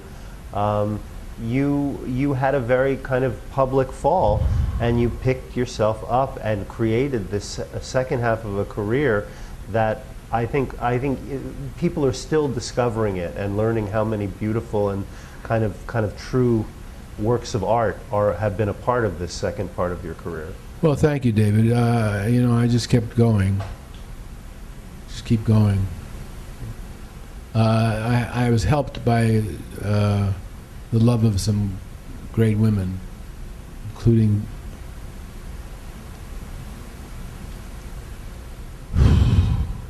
Dorothy Stratton and her sister Louise and her mother, their mother Nellie Hook Stratton, three amazing women. In the story, Maureen O'Hara is in love with a preacher played by Walter Pidgeon, and she can't marry him for various reasons because it's frowned upon, so she marries somebody she doesn't love. And after the wedding, she gets into the carriage and they drive away, and she's obviously very unhappy. And as the carriage clears in the distance, very far in the distance, under a tree, you see the man she does love standing, looking at her going away. Very small figure. So they made the shot, and Artie Miller, the cameraman, comes over to Ford and says, "Jack, do you think we should get a close-up of Walter under the tree?" And Ford says, "Oh, Jesus, no, they'll just use it." Do you find that, we're going to get to the other question in a second, but do you find that I've noticed, for example, that Woody Allen seems to have pared down his technique. I mean, now he does, when some filmmakers get older, they get simpler. You know, they do things with much more simplicity, more economy, less fuss, less of those inserts. You know, do you find that as a rule that's true based on the directors that you've loved and your own thinking? I think the more pictures you make, the more you know exactly what you need and what you want, and you don't shoot stuff you don't need and don't want. And particularly, I had the experience in the 90s of doing quite a few television films and quite a few things for television where you don't have a lot of time. You don't have more than 20 days, 24 days, 19 days, and so on. You can't afford luxury shots. You can't afford to shoot things that you know you may not need. So you just shoot what you need, and I like that better. This new film we're making, we only have 32 days. Now that would have been unheard of for me back in the day. I would have said I can't do it. Now I can do it, but it's not easy, but I can do it. One of my favorite sections in Who the Devil Made It is your interview with Edgar Ulmer, who, of course, by the end was making films absurdly fast. Yeah, 6 days you'd shoot a picture. You know this story? No. And I got to his suite at the St. Regis, and he said, "Would you like a frozen daiquiri?" Alma and I have had a few. There was a room service table full of frozen daiquiris, and Alma and Hitch had obviously had a couple because they were both red-faced. And I don't drink. I never did drink. But Hitch said, "Have a frozen daiquiri." So, you know, it's Alfred Hitchcock. So I said, all right. So we talked for a little while. Hitch says, "You're not drinking your drink." So I drank a little more, and after another 10 minutes, "You're not drinking your drink." So I drank the whole damn thing. Well, I was feeling no pain. I had a definite buzz. Hitch said he had to go, so we walk out to the elevator, and I'm so dazed. I run out of questions. I couldn't even think. I was, you know, buzzed, famished, yeah. So we get in the elevator, and nobody's saying anything. It stops at we're on the 25th floor. We stop at the 18th floor. 3 people get in dressed for dinner. Hitch now turns to me and says, "Oh, it was quite shocking, you know. There was blood everywhere. Blood on the wall, blood on the floor." Now, I'm so pissed that I think to myself, I've missed an entire paragraph somewhere. Nobody wants to get out of the elevator.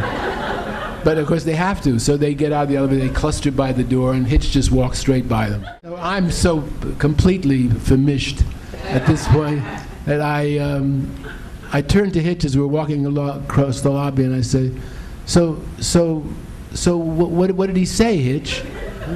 He said, "What? Oh no, that's just my elevator story." "Thank you," and that's all he said, and he walked away. And I knew just what he meant. It was a scene in a picture we'd made 20 years before. It was just a short scene in a bar, and I'd said a poem, and he'd remembered it all these years.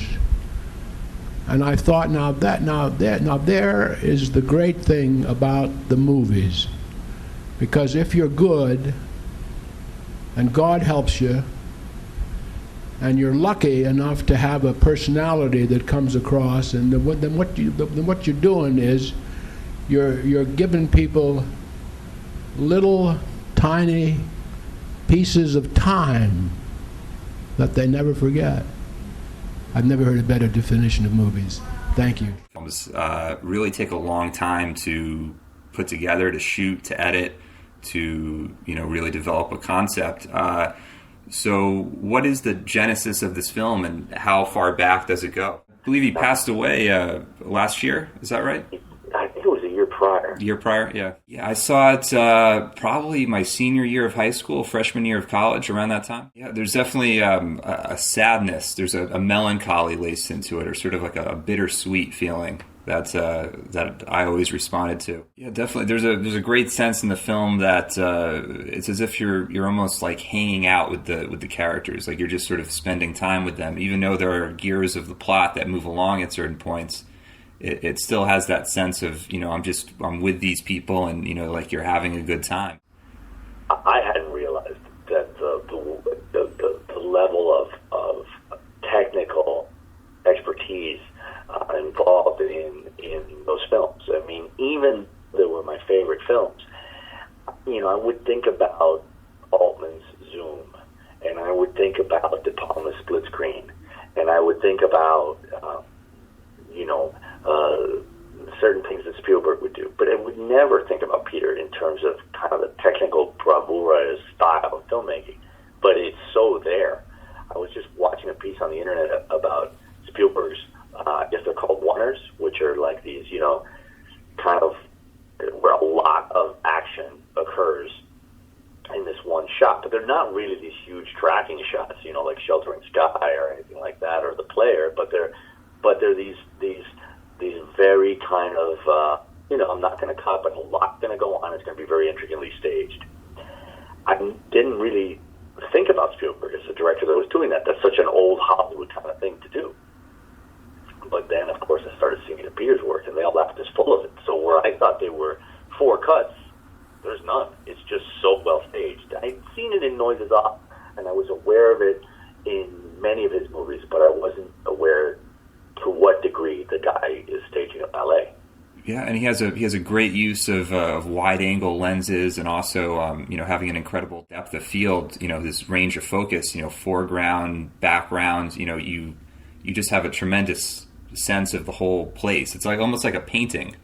It's a very painterly composition that he creates, and it also keeps a consistency among all the people you're interviewing. So the actual space that you're in, sometimes it can vary wherever your subject is.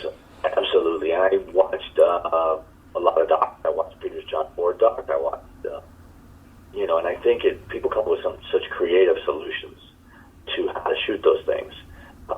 In my case, it was just not wanting to compete with the images in the all laps, and not wanting to compete with all the great objects that we were filming. And then the movie has, I think, I tried to give it a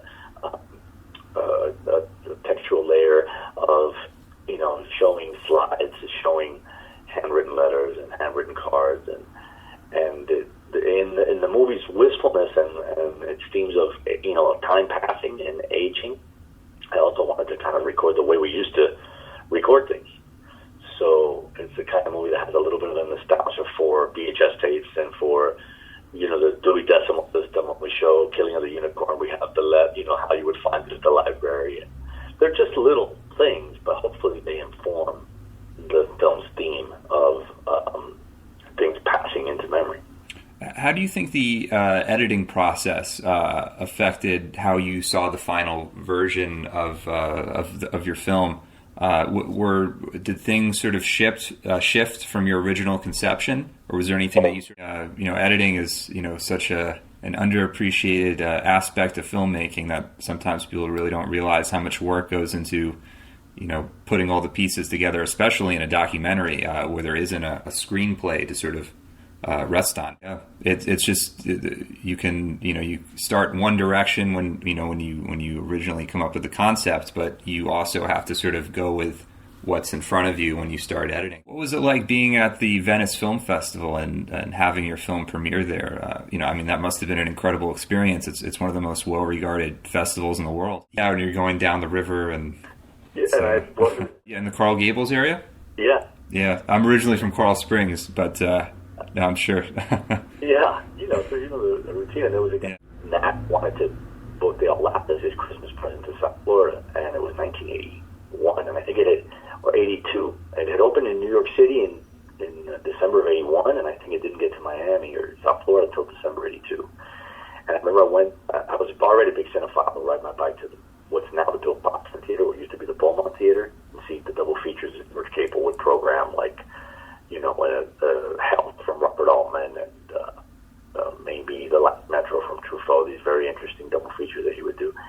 So I was already a cinephile, and I rode my bike there. I was 13 to see the movie, and I think the print hadn't arrived. And I found out later that Peter wasn't even actively booking it at that time. It's just Nat was very persistent that he wanted to bring this movie to Miami. And the print hadn't arrived. They showed something else, I think Veronica Voss instead. So I wound up coming back the next night and saw it for the first time. It just blew my mind. I never seen anything was edited like that. And I went back every day for the next 13 days or whatever of the run, and started, going to the library, trying to get articles about it, photocopying, starting as a scrapbook about it, and really getting obsessed with that movie. So to go from that, I remember I conned my mom into buying a VHS machine. It was like $800, and the tapes were $90, just so I could watch the laugh that came out on VHS.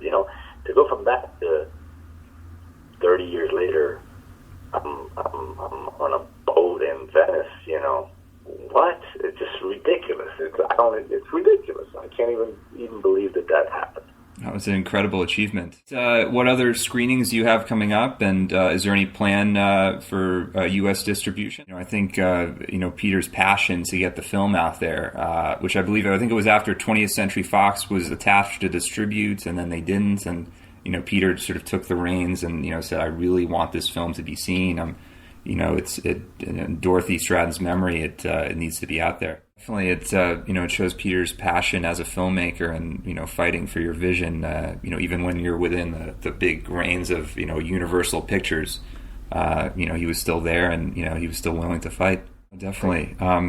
I really appreciate you participating in this interview, and I'm really looking forward to seeing One Day Since Yesterday. Knowledge and experience of combined opposites is sort of what it's all about. Yeah, novelists have always had just a complete freedom to pretty much tell their story any way they saw fit.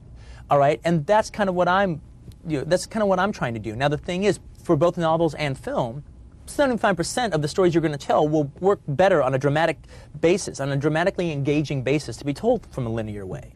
But there is that 25% out there that can be more resonant by telling it this way. And I think in the case of both Reservoir Dogs and Pulp Fiction, it gains a lot more resonance being told in this kind of wild way. Some directors learn their craft in film school. Some learn by getting out there and making a film. Peter Bogdanovich acquired his knowledge straight from the mouths of the filmmakers he admired. Before he became the director of films like The Last Picture Show, Paper Moon, and Mask, he was writing on film for Esquire and other magazines. The interviews he did with filmmakers like Alfred Hitchcock, John Ford, and Orson Welles influenced a generation. His new book, Who the Devil Made It, is a collection of his interviews with some of the greatest directors in cinema history, and I am very pleased to have Peter Bogdanovich at this table. Welcome. Thank you. I'm pleased to be here. It's really great to have you here. Thank you. Let me talk a little bit about you and before we start talking about other people. You came to this craft of directing in a circuitous way. Tell me what it was when you were doing the interviews, when you were out talking to these people and doing the monogram for the... How did you do the shower scene? He said, well, the Paramount Special Effects Department made me a torso entirely of rubber. You plunged a knife in and blood would spurt out. Oh, it was wonderful. I didn't use it at all. I said, you didn't use it? No, not at all. That's cheating. And then he went on to explain to me that what he'd done is cheating.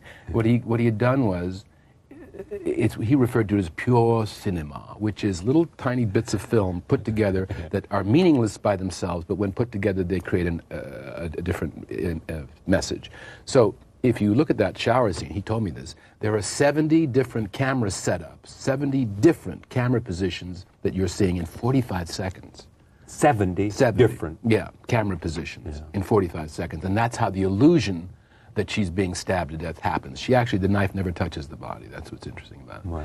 So that's Hitchcock. And he loved to deal with, I said to him once, is it true, Hitch, that you said actors are cattle? He said, no, I said they should be treated like cattle. All right, this is a scene on a carousel with an actor endangering himself under it. Set this up for me. Do you know what I'm talking about? Well, it's the scene on the final scene on the in Strangers on a Train when they're wrestling on the merry-go-round, and Hitch was always very concerned because the little man who crawled underneath to turn the thing off, who was the kind of the wanted Cary Grant to play something different than he'd ever done before in a movie called The Awful Truth. Yeah.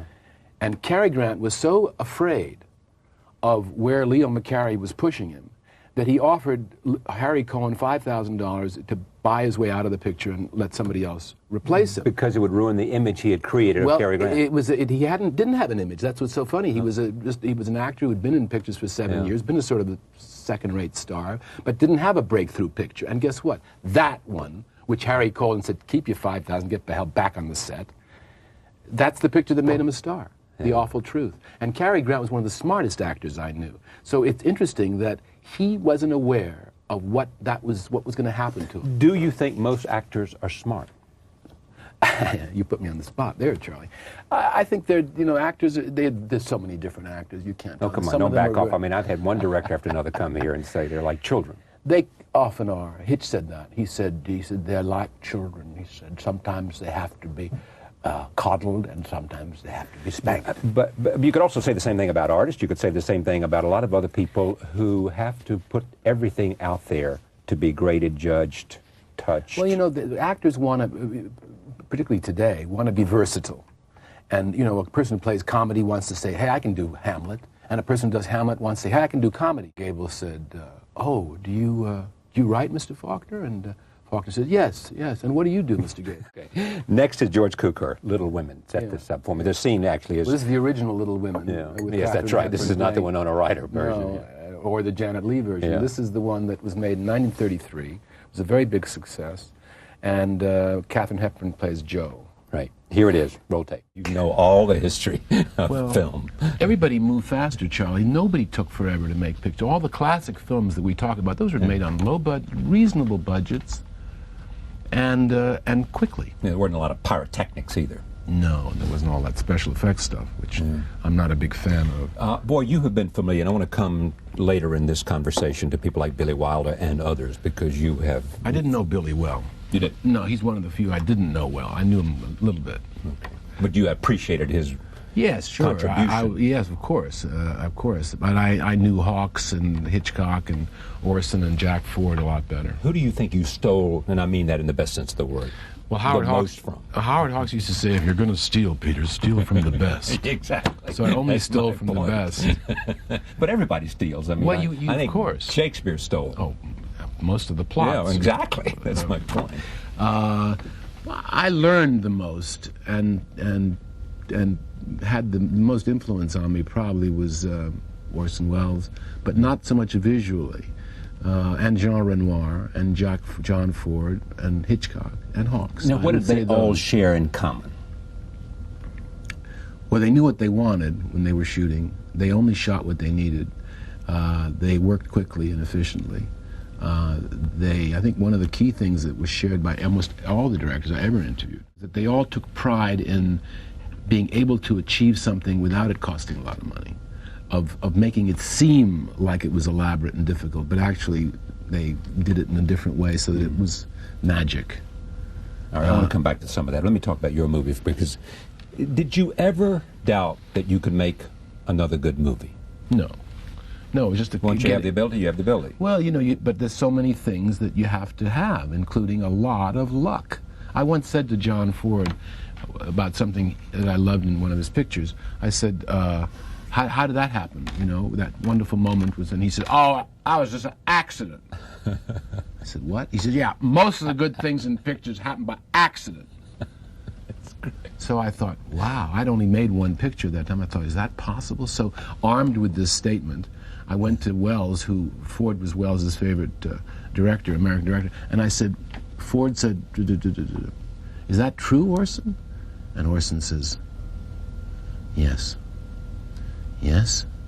You could even say that a director is a man who presides over accidents. Well, at least you won't lose your shirt on the next picture, too. I hear at least you have the good sense to be in this one. The Gold Rush. I hear that's just a hint as to how much this picture is costing you. Of course, you still miss the person. But you can't get up every day and say what might have been. No, God, you do that. You do that, but you get past that part of it. You can't do that. You learn to live with it on a daily basis, but it's not, you don't sit around just regretting all the time. You can't, gotta go on. But it's tough. More than anything else, that's what happened to you. Yeah. More than anything. It's like an atomic bomb went off at my feet and somehow I didn't get killed. It's the only way I can put it. And I'm sure the people who experience it on September 11th know what I'm talking about. I watched those people afterward, broke my heart. They were days, 2-3 days afterward, and they're talking on TV, and I thought, they don't know what they're doing. They're just getting through on guts, and they had a lot of guts. It broke my heart. People going around with those photographs of missing, and you say, well, they're dead, but they don't want to face it. It's just, and, people say, oh, it's been 6 weeks. 6 weeks, it's been 6 months. That's nothing. 5 years is tough, right? The people who've been through this, I went through some counseling, said the 5th year is sometimes the worst. I don't know why, but I remember the 5th year was the worst for me. 85. I went bankrupt that year, but that was, after the anniversary of the murder. I don't know why, but 5 years. So, time is very, very relevant. What's the word? Time is relative. I love you so much. I'll never stop, and I'll always be here. Don't you know that? Thank you. Every time you thank me, what do I say? Shut up and keep me happy, Pops. Exactly. I said, David, there isn't anybody who doesn't know that. He said, well, listen, Lorraine Bracco plays a therapist, psychiatrist, and she has so much trouble with soprano that she needs to see a psychiatrist. We thought you could play that. Yeah. And I said, oh, I'd love to. He said, well, come on down and talk to us. I went down and talked. 45 minutes. I left. They called me about an hour later and said, we'd like you to do it. So no screen test, no audition, nothing? No, just talked. Just talk. Just talk for a while. Yeah. He can do it, they said. They said he could do it. Yeah. Have you ever done, you've never done anything in terms of, there's a documentary now about Bob Evans, as you know. I haven't seen it. I hear it's great. I've heard that, and I think it's going to be shown at Cannes. I heard it was great. It would be great for you to do a kind of on-stage thing because of all these experiences and how you can retell conversations, and because all the things you can use because your life has been in film, you know, and just stand in front of an audience and talk about your life. It's funny you should say that. I have been doing that though since I was on your show about that book, Who the Devil Made It. I think you made a comment about that at the time. You said you ought to do your impressions. Right. And I did quite a lot of. I appeared maybe 30, 40 times around the country. And campuses and places like that? Yeah, and ladies groups, and you know, they pay you to come talk about the book. And I basically tell stories. I don't pontificate. I tell stories about what happened to me with Jack Ford or John Wayne or Orson or Hitchcock or whatever. Skinny on my ticker. And then I'll proceed accordingly. I'll know what to do then.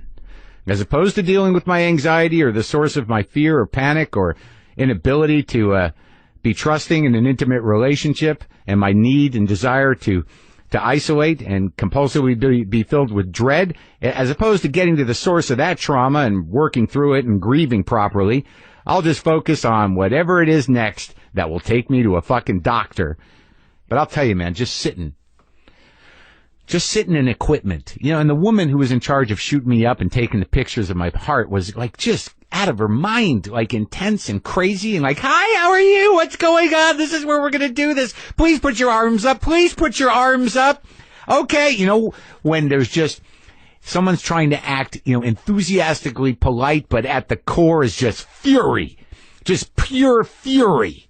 And you're interacting with this weird template that just does not fit. I literally, like, usually I'm nervous at the doctor and I was just doing what she said and saying thank you and stuff. But at some point when she was loading up a syringe, I said, how you doing? You okay today? You okay? She's like, yeah, I'm swamped, but I'm okay, just swamped. And I'm like, all right, there's no bubbles in that fucking tube, are there? Because I'd like to live through the test. She leveled off though, but Jesus Christ. I mean, like, you know, if you're going to be in that sort of, they're just going on business as usual. This is the other thing it's just baffling to me. I'm in there I have to assume that they give people bad news about their fucking tickers every day, and that, you know, at some point when you work in a doctor's office or you are a doctor, you realize that, you know, planned obsolescence or obsolescence in general is just part of the human condition, and people are going to come and go, not just in the office, but off the fucking mortal coil, and, you know, you just have to deal with that. That's part of the job. Oh, that guy, yeah, he was in here. It wasn't good. I guess he didn't make it. But for God's sakes, try not to make it business as usual while you're in there. Try to focus a little bit.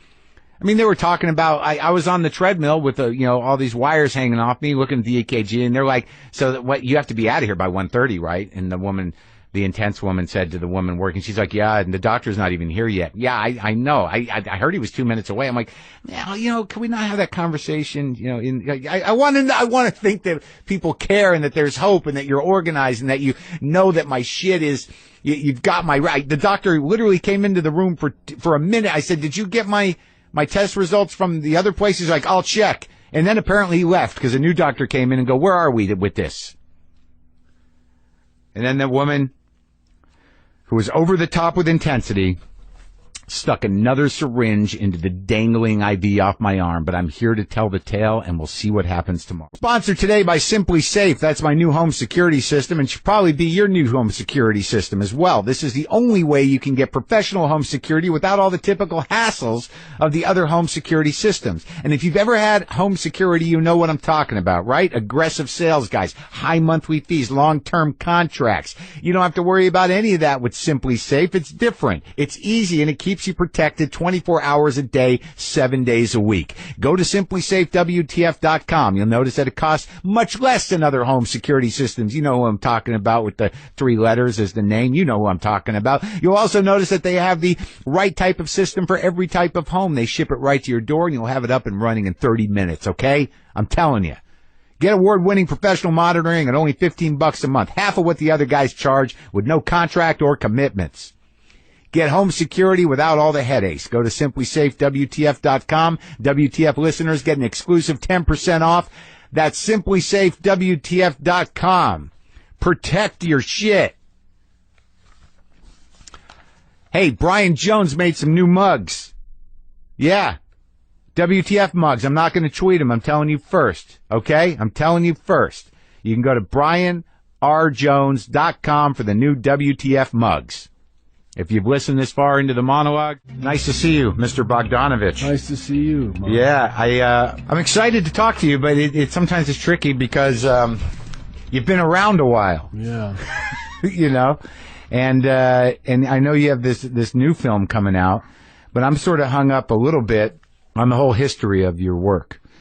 What do you think is the primary difference in the way that people, take in film now? Because I know you come from a time where film was really, a lot of time was spent understanding it, reading into it, thinking about it. There was a whole culture around that seems to have faded away. Yeah. Yes, it's disappeared. Yeah, and film culture in America is non-existent right now. It was barely existent to begin with, wasn't it? Well, I mean, there was a period in the late 50s and 60s when it was quite a bit of stuff going on because the French New Wave influence made its way across over here. Cahiers de Cinema, right? Cahiers de Cinema and all those guys that were on Cahiers, whether it was Truffaut or Eric Romer or Jean-Luc Godard, they all, made films and were writing about films in the 50s and then made films in the late 50s. And then Andrew Saris picked it up here? In New York, there was Andy Saris and me. And a guy at the New York Times named Eugene Archer, who was sort of a secret auteurist. And then there was a magazine, like Zazu Pitts, Richard Arlen, Veronica Lake. Really? Oh yeah. And they would act? Oh yeah, they were traveling around the country doing this one play, whatever the play was. So it was like summer stock in a way. It was summer stock. Yeah. It was a star summer stock. Right. And with the resident company would rehearse the play without the star for a week, and then she would come or he would come for a couple of days before we opened. We'd rehearse it once or twice and then open. With Veronica Lake. Veronica Lake. She was something, right? She's Sylvia Sidney. Veronica Lake was very short. Really? Amazing. Was that the first time you realized, it's an illusion? It's an illusion. So my first, and then I studied acting with Stella Adler for 4 years. So I've been in the show business for 60 years. That's it. It's insane. It must be. How does that feel? Really weird. I would imagine. But where did you grow up? In the city? Manhattan, yeah. Right. And what was your what kind of family? What did your father do? My father was a painter. Like a painter? Yeah, a painter, an artist. And what type? What was his style? Well, sort of post-impressionist, but with an element of the Byzantine as well, because he had very bright colors. Successful? No, artists are very rarely successful while they're alive. Right. The people who make money are the art dealers after they're dead. Do you have some of your father's paintings? Oh, yeah. Yeah? Yeah, my sister takes care of that. And it's just you and your sister? Yeah, and I have 2 daughters and 3 grandsons. That's exciting. Yeah. How you doing as a grandfather? Well, I don't let them call me Grandpa, because then it would make me go into my Walter Brennan impersonation. No Grandpa, huh? No Grandpa. What do they call you? Papa. Pete? Okay, that's decent. Papa. And what'd your mom do? My mother was working in a job she hated for some years, and then she finally ended up teaching herself, with some help, how to make frames, and she became a very, very fine frame maker and framed my father's paintings. It worked out. Yeah, they were a team. They were a team, yeah. So when did the interest in movies begin?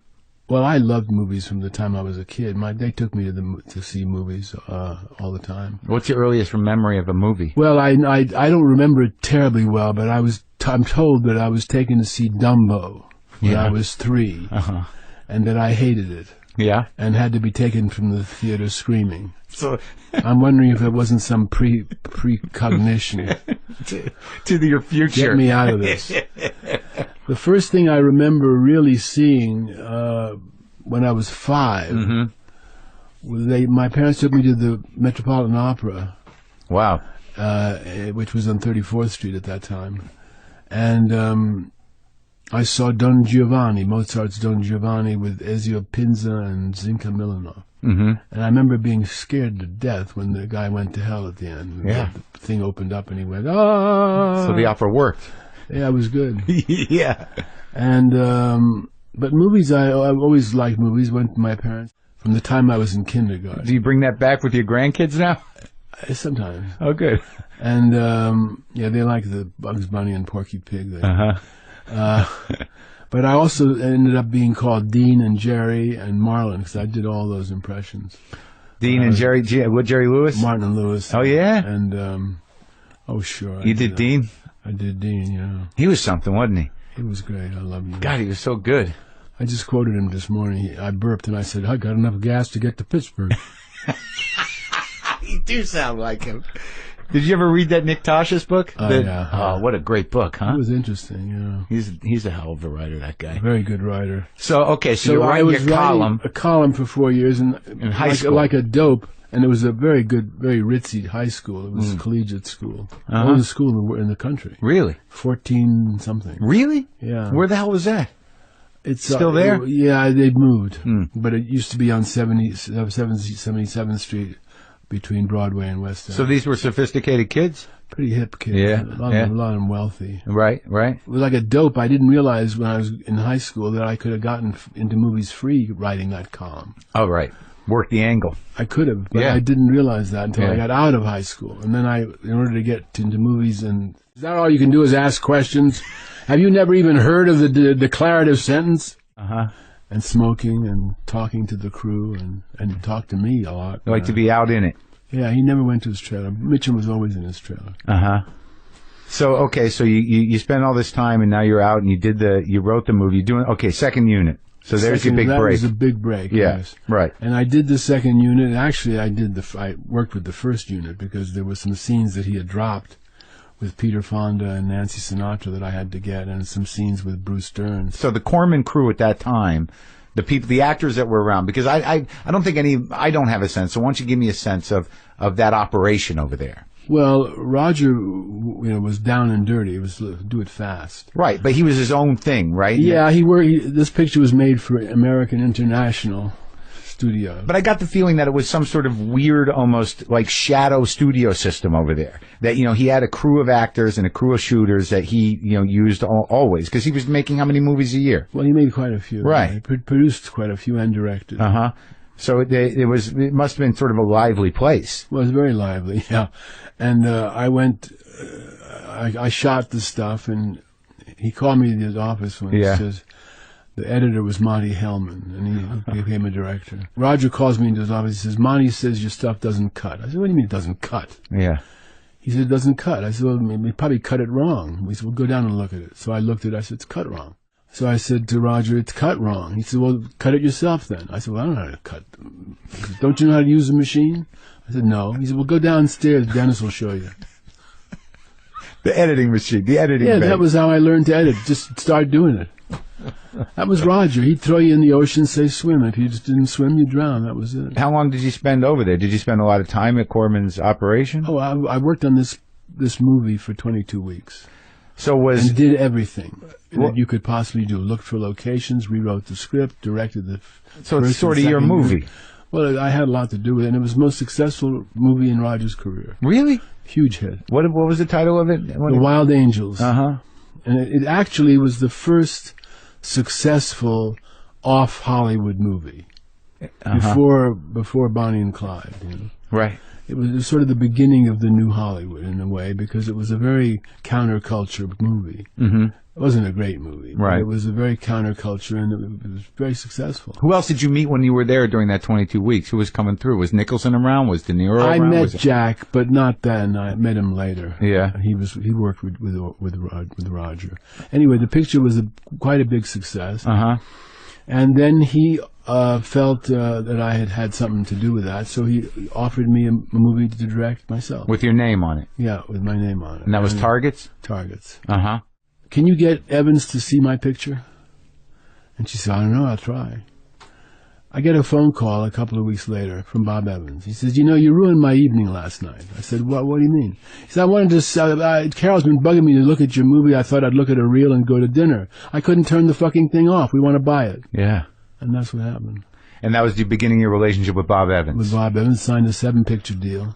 7-picture deal? Yeah, and they didn't use me on any of them. And you weren't 30 yet? Didn't hang around with those guys. Why? Because they were living it up, or you just? No, it wasn't my thing. I don't know. I don't know. It's weird. Yeah, it's weird. You didn't like to party?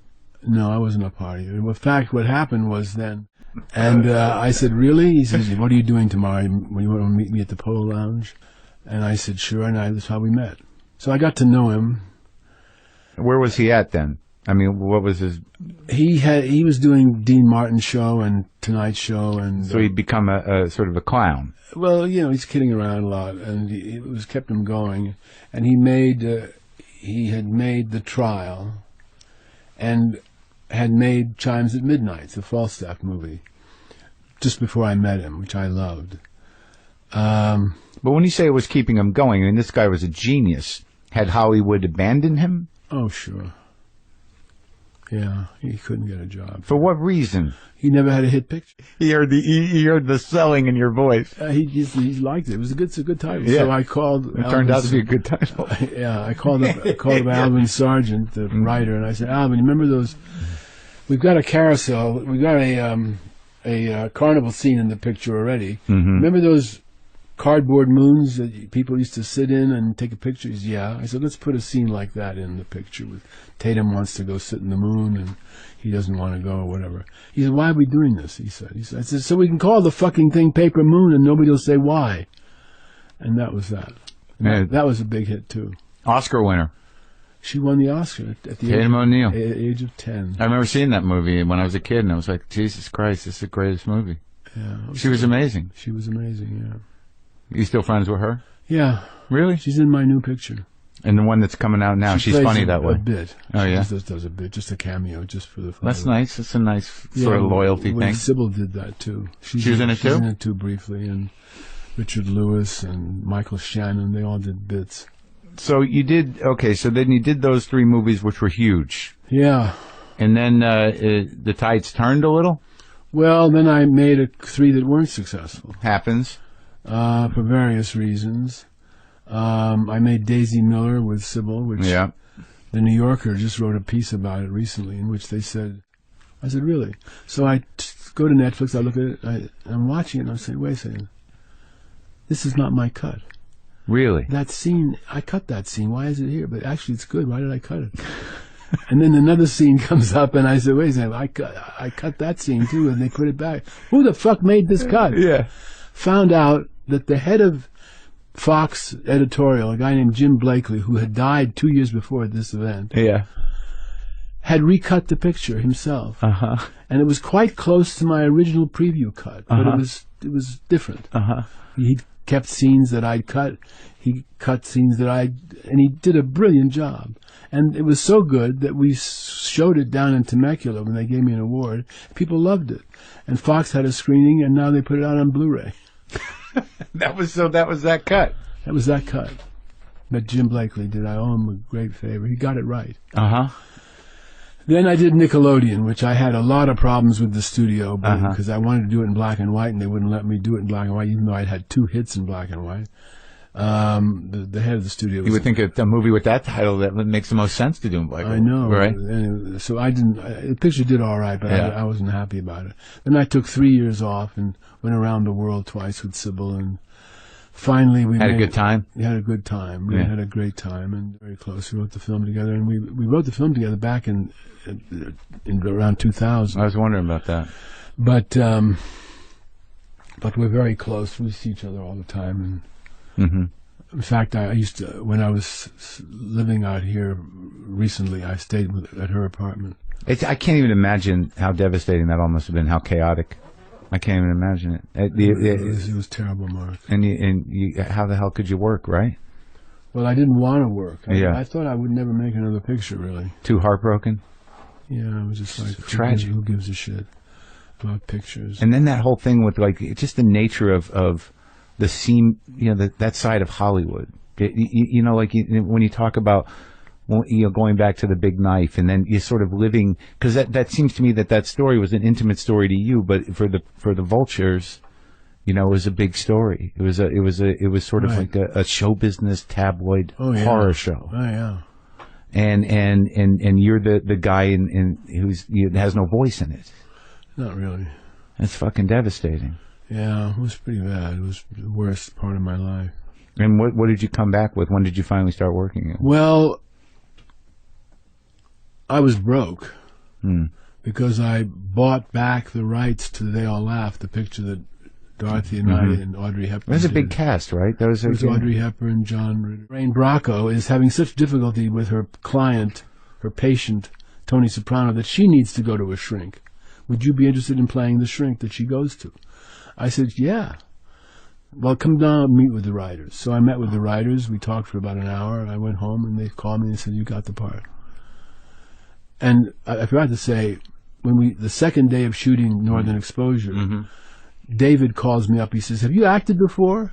Yeah. And I said, yeah, I started as an actor when I was 15. He says, well, I said, why? Am I terrible? He said, no, you're good. He says, you got a lot of presence. You should act more. Yeah. And then he calls me 7 years later and gives me this great part. It's great. It's a great part, and I love doing it. And everybody suddenly said, oh, he's an actor. Right.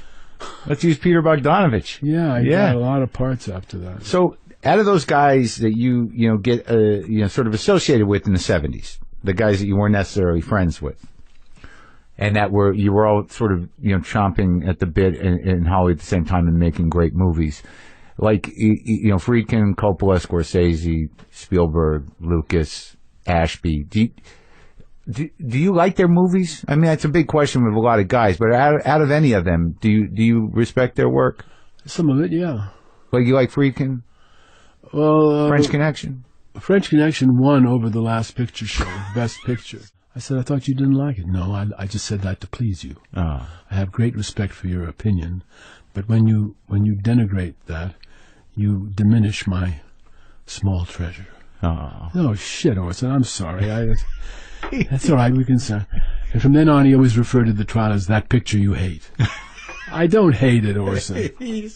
That's so funny that he, as he got older, he was this strangely needy man. Well, he was. Yeah, like he really. It sounds like he really needed a friend. Well, we were there. I was there for him for a while. That's sweet. So the new picture, it's been a while, huh? Since you. Well, I had people say to me, "You haven't made a feature. You haven't made a picture for. What are you doing?" I said, "You've been working." I had a very long. Yeah.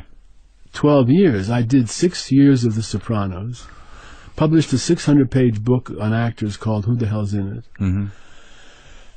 Did 2 specials for television, one about Natalie Wood, one about Pete Rose. Directed a 4-hour documentary on Tom Petty, which won a Grammy, and a 2-hour documentary on John Ford that I redid. And was completely new. So I've been very busy. It wasn't like I was trying to make pictures and couldn't succeed. But to write and direct and cast and to do to really get in a chair again. It's been a while, right? Yeah. Well, the escort. Yeah. Is played by Jennifer Aniston. Oh, great! And it's a pisser because Jennifer's never played anything like this. Oh. She plays the therapist from hell, and she wanted to play it. I asked her to play the wife. She said, "No, I want to play the therapist." Oh, that's great. And she did a great job. I mean, Will Forte's in it, too. Oh, he's great. Good cast. I love that guy. He's a great guy. He really is. He plays the playwright. Oh, that's great. Oh, well, that's exciting, man. Yeah, it's fun. And how are your expectations? Well, you never know. You feel, but you're excited, right? Let me put it this way. The first screening of the picture ever, in fact, it was the first time I saw it all the way through put together, was in Venice at the film festival last year, not this year, last year. And we had a 10-minute standing ovation. Oh, tremendous. They just loved it. I'm so happy to hear that. And then we showed it at Palm Springs Festival. They loved it. Every audience we've seen it with laughs about the same. Oh, that must be places. so fucking exciting for you. Yeah, it's nice. It's, Really, I mean, it's fun. It's fun to. You make play a people laugh. pretty cool character here in the, as a person, but I got to assume that re-entering that particular world of writing and directing and having that experience with these great young actors and having fun. that response must have been fucking phenomenal. Yeah, it's been great. Yeah. And your relationship with your kids is good? Yeah. Oh yeah. My older daughter. He's a great guy. I love talking to him, and you'll love watching him on Blunt Talk. New episodes every Saturday, only on Stars. Go to WTFpod.com, and for all your WTF Pod needs, get a little justcoffee.coop if you want. Get on the mailing list, check my schedule for gigs, get hooked up with the new Howl app. Do the thing, man. Do the thing. I'm going to play some guitar. Some guy actually doesn't like it at all, but he liked it the other day because there was a story behind it about my friend Dave. Hold on. The Movies Till Dawn continue on Channel 5 with Island of Lost Souls. Welcome to Movies Till Dawn, a new podcast that's a safe space for filmmakers to talk about the fascinating and exasperating and always unusual and never quite the same thing twice process of creating motion pictures. I'm Raymond DeFelita, and I'm the show's Toastmaster General. So I don't know how or when or where you stumbled upon this new podcast of mine, but Movies Till Dawn is basically a forum featuring conversations that I've had over the past few years with legendary filmmakers, all of whom I've been fortunate to count both as friends and mentors. I have interviews that I'm going to share with you, including Andy Garcia, Griffin Dunn, John Avildsen, Jerry Schatzberg, and today's our opening two-part conversation, which is with the legendary Peter Bogdanovich. So this all started around 1976 when I was about 12 years old. The whole idea of taping conversations with filmmakers who I admired, it happened because of the white pages. I don't know if you remember what the white pages were. You might remember the yellow pages, but the white pages actually listed people's home phone numbers. It was terribly analog. And I was always fascinated just poring through to see who was in the white pages. I was also really into old movies at the time, so I started looking up basically, just randomly what directors were alive living in Los Angeles. King Vidor, the director of The Crowd and The Big Parade and The Fountainhead, he was listed. He had a Beverly Hills Exchange, which was 275. And I just decided, what the hell? Let me call King Vidor and see if he answers the phone. And of course, I had my little tape recorder with me, my little Panasonic. And he did. He answered the phone, and he was very happy to hear from a fan. I don't think my voice had changed yet. I know it hadn't, because after a while he asked me how old I was and called me young lady. But it was a great conversation, and I realized that these guys were still out there. They wanted to talk. Well, some of them wanted to talk. The next one I tried was William Wyler, Wuthering Heights, The Little Foxes, Best Years of Our Lives, The Heiress. He had a Malibu Exchange, which was 456. These are in the days before the area codes were different in LA. They were all 213. So I called William Wyler, and I got him on the line. This kind of German accented man answers the phone. And I tell him that I'm a young lady who's interested in talking about his career, and I tell him I admire his work, and all of a sudden I hear, "Wrong number! You have wrong number!" And he slammed the phone down. So he didn't want to talk. But I also was able to speak with people like Ruben Mamoulian, who not only was a literary film director, but also directed the original Broadway productions of Oklahoma and Porgy and Bess. And I wish I could tell you that all of this tape was preserved and that I could share it with you. Elliot Gould as Philip Marlowe? I'm sorry, I don't see that. Then they hired Altman, who had done MASH with Elliot. And then I suddenly said, I can see that maybe. He won't make it, it won't be a Chandler movie, it'll be an Altman movie. And I saw it and liked it. Meanwhile, the reviews and the whole way they were selling the picture was dreadful. They were just selling it all wrong. And I said this in my column in Esquire. I had a column in Esquire at the time. I said it's not a Chandler movie, but it's a good Altman movie, and they're selling it wrong. And they redid the entire campaign and put my stuff, all the good things I said about it, in the ad, right? From that point on, Altman started calling me a Xerox director, which meant I just copied other people. It reminds me of the story about the guy who said to William Randolph Hearst, WR, that guy Joe Dokes, he hates your guts. And Hearst said, that's funny, I never did him a favor. And he looked at her and he said, I wanted O'Hara for this part. And she said, well, you got Gardner so you can just shit in your hat. And he loved her after that. Gave her the picture.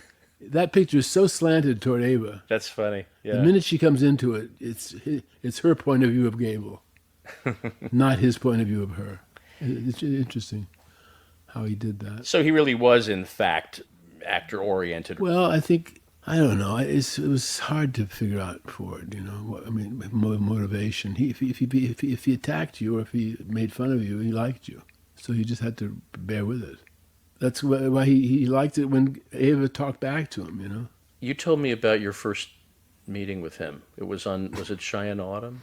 Yeah, in Monument Valley. Yeah. He was making Cheyenne Autumn, and the publicity guy and the unit publicist he says to me, I arrived, Warner Brothers knows about this, the studio knows about it. I arrived with Polly. And you're a journalist at the time. For Esquire. Yeah. And the unit publicist turned bleached white when he heard that my assignment was John Ford. Somebody hadn't told him, I guess. And he just started shaking. Oh, no. He said, I said, what do you mean, no? He says, no, he doesn't like the press. He doesn't like the press. You see, now he's chewing on that handkerchief. You see how he's chewing on that? Yeah, that means he's very, very, very angry, which it didn't mean at all. He wouldn't introduce me to him.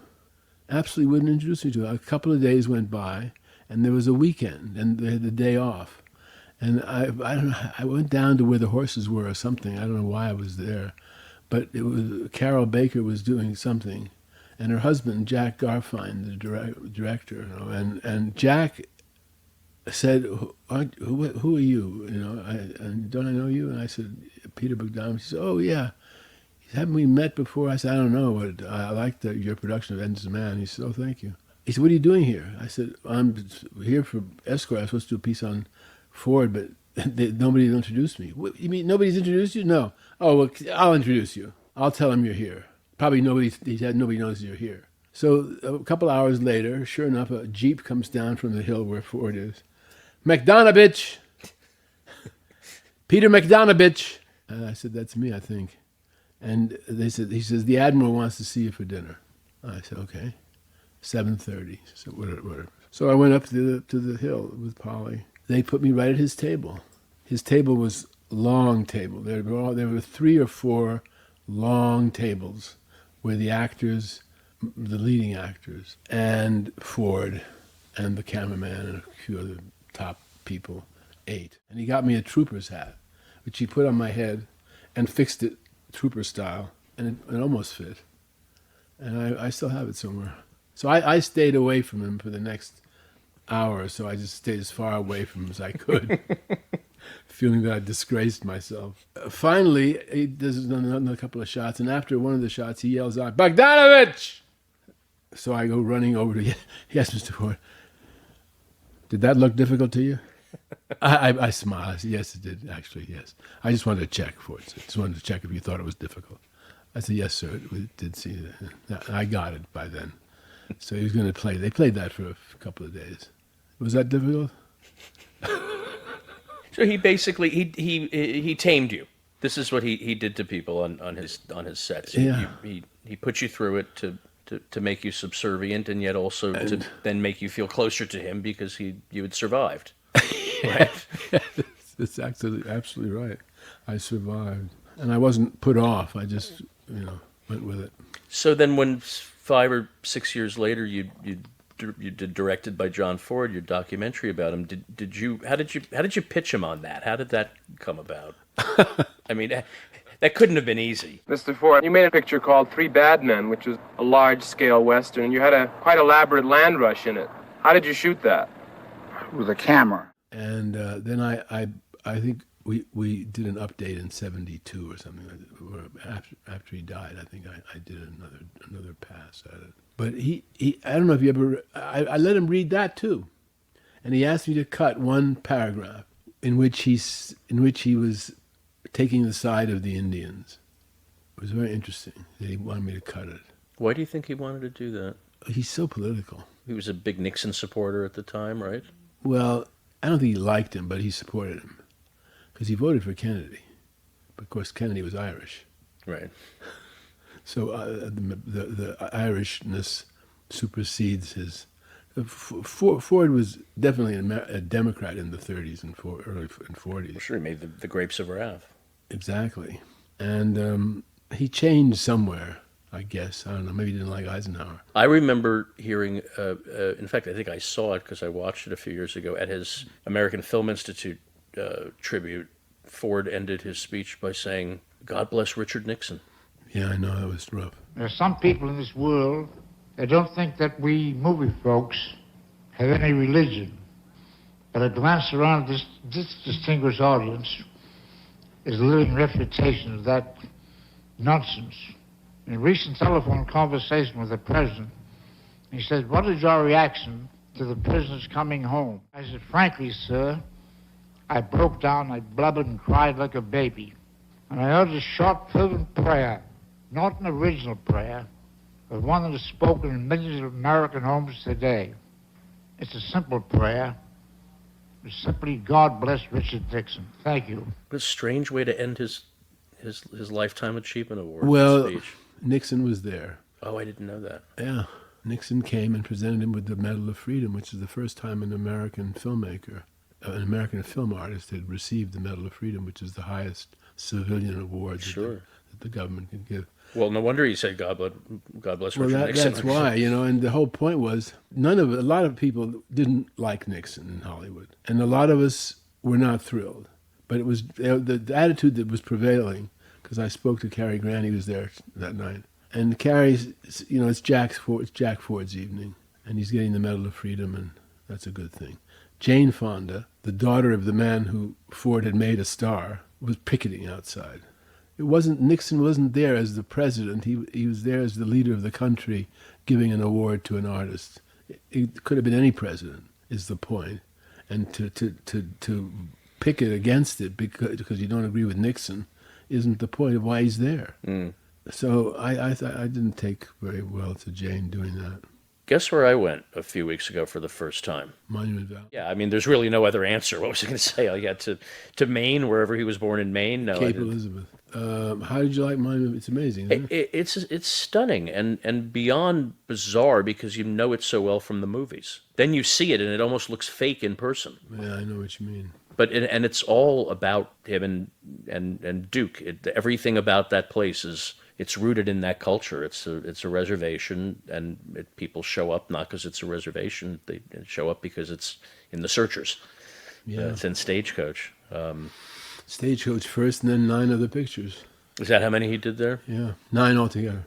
When you look at the place, I can't imagine how the hell they got all their people and equipment and stuff out there. It's hard. really, really rugged terrain. Yeah. It was a very rough location. It's still difficult to get in there. Well, I also took a harrowing a road ride. They offer, rides in a 4-wheel vehicle, and by the end of the day, you're sunburnt, you're nauseous, you feel like your bones have been disconnected from you. I mean, I was thinking, like, well, how the hell do they do this with all the camera equipment and all the stuntmen But then I noticed I was watching Fort Apache afterwards, and most of the scenes are one take. So he kind of got in and got the hell out as quickly as he could, I guess. He was like that anyway. He just did one or two takes. And if he could cover the scene in one shot, he did, usually in the morning or late at night. I read the scene, and if I don't see any place that I need to cut, I'd just say, okay, we do this in one.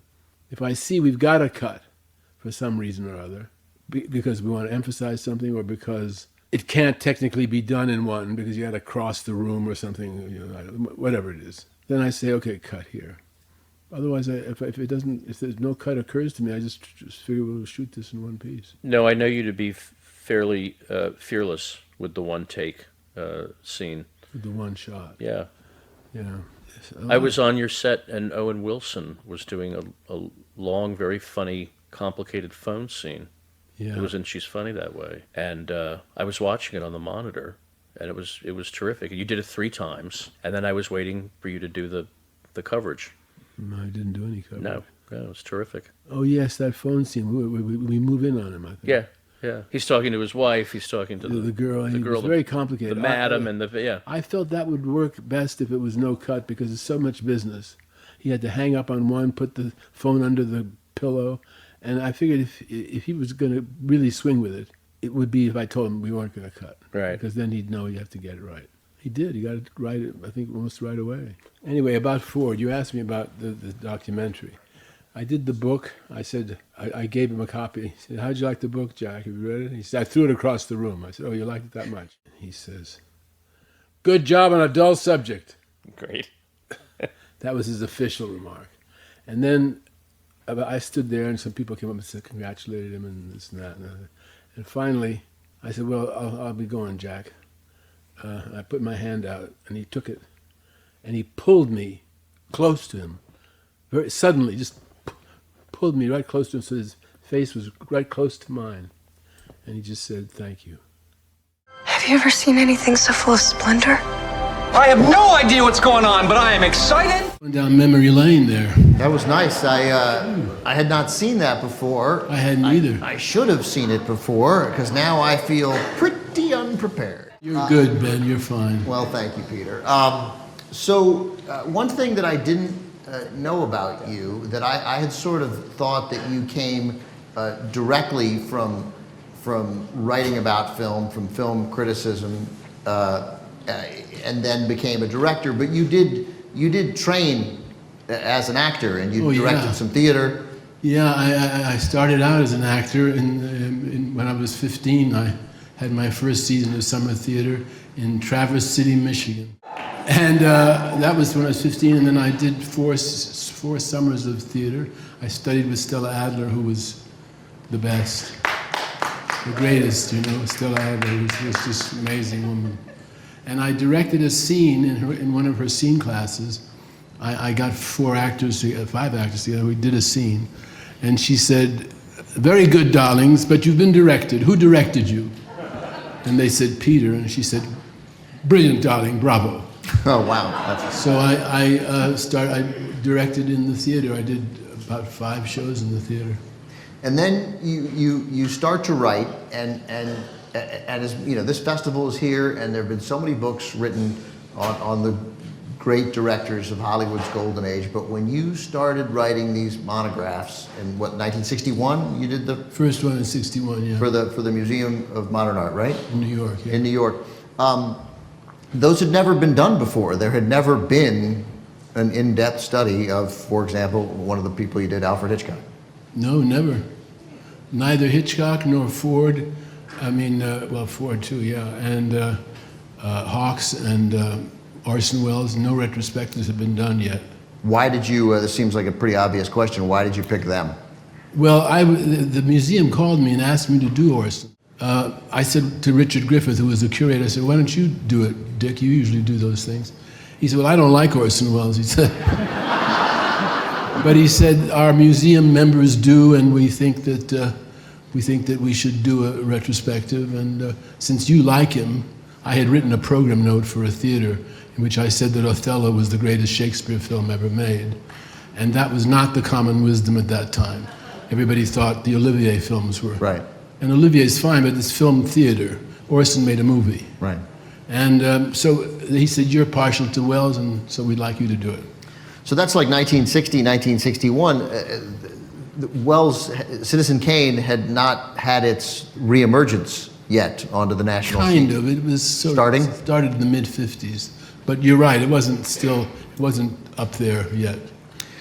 So what did you get out of that experience of, well, first let's start with Hitchcock. Well, with Hitchcock, I actually went and interviewed him.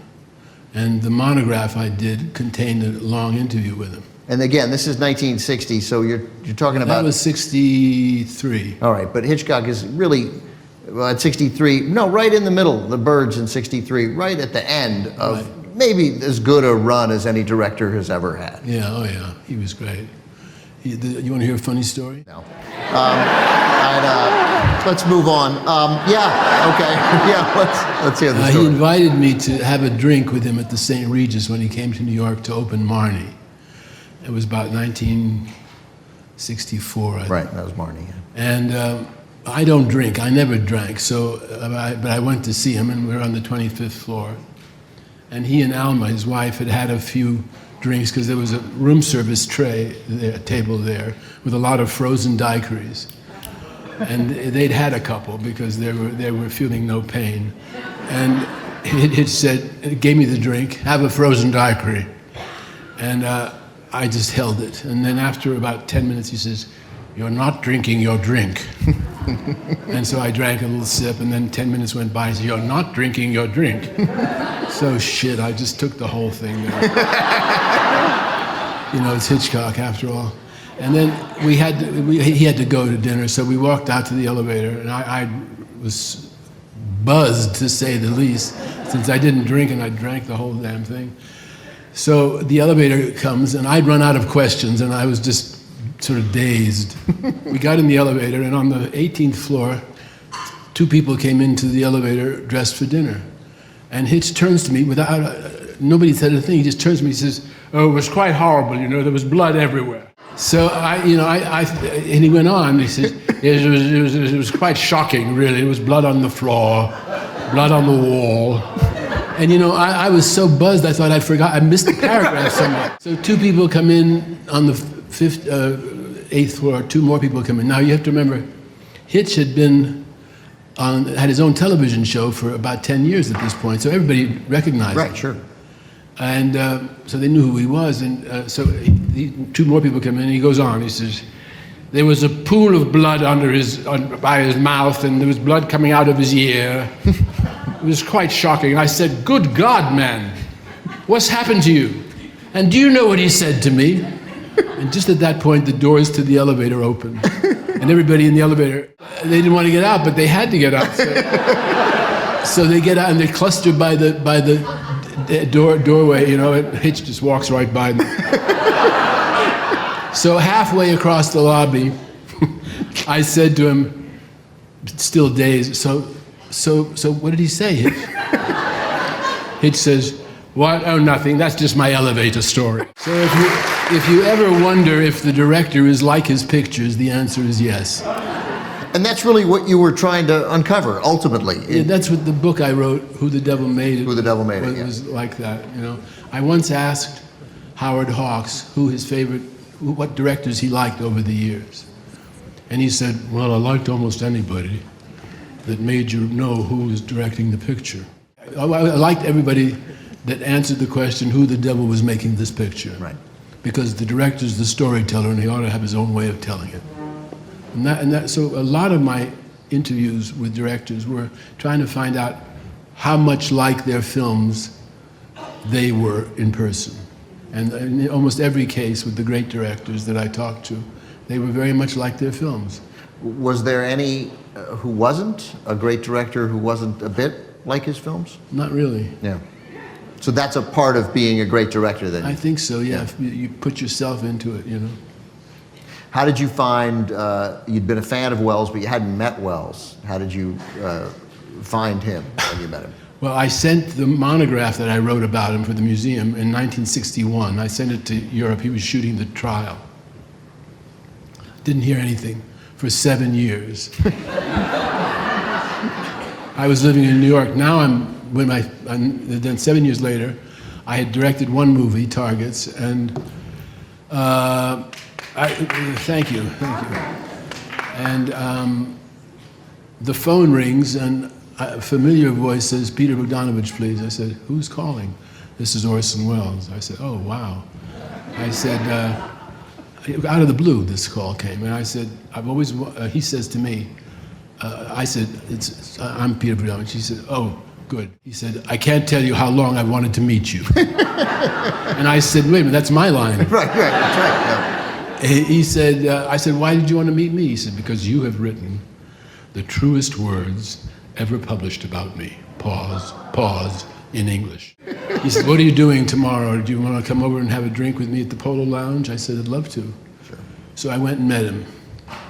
He was so disarming. Orson was scary, could be scary, but he was so disarming. He could also be so disarming that you could say anything. After an hour, I thought, I can say anything to this guy. I mean, he's so likable and charming and open and terrific. And so I said, there's only one picture of yours I don't really like that much. Which one? The Trial. I don't either. I thought, wow, that's amazing. We really get along. So about 6 months later, I mentioned something negative about The Trial. He said, we should stop saying that. I said, I thought you didn't like it. No, I like it very much. I just said that to please you. But I respect your opinion. And when you denigrate it, you diminish my small treasure. I said, oh shit, Orson. So from then on, he always referred to The Trial as that picture you hate. What a lovely and painful line. You diminish my small treasure. Yeah.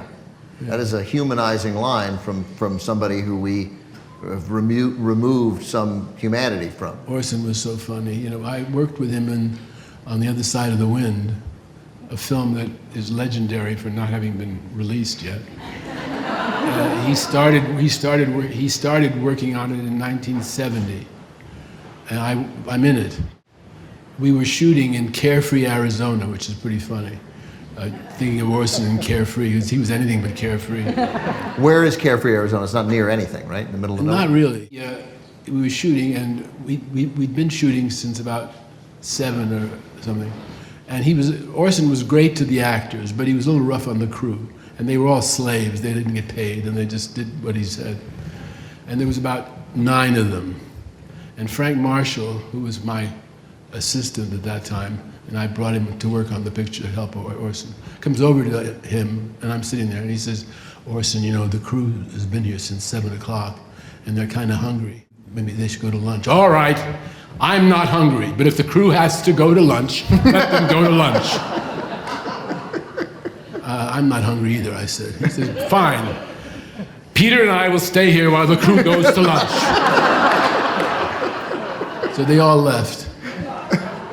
And so about 10 minutes, we talked about 10 minutes. Orson turns to me and says, are you hungry? Because I'm absolutely starved. I said, yeah, I could eat.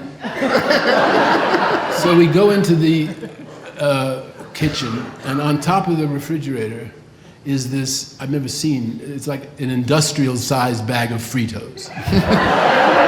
He rips off the top and he dumps almost the whole thing onto the kitchen table, sits down, takes a big handful, and I did the same thing, of course. So sure, of course. We're looking at each other,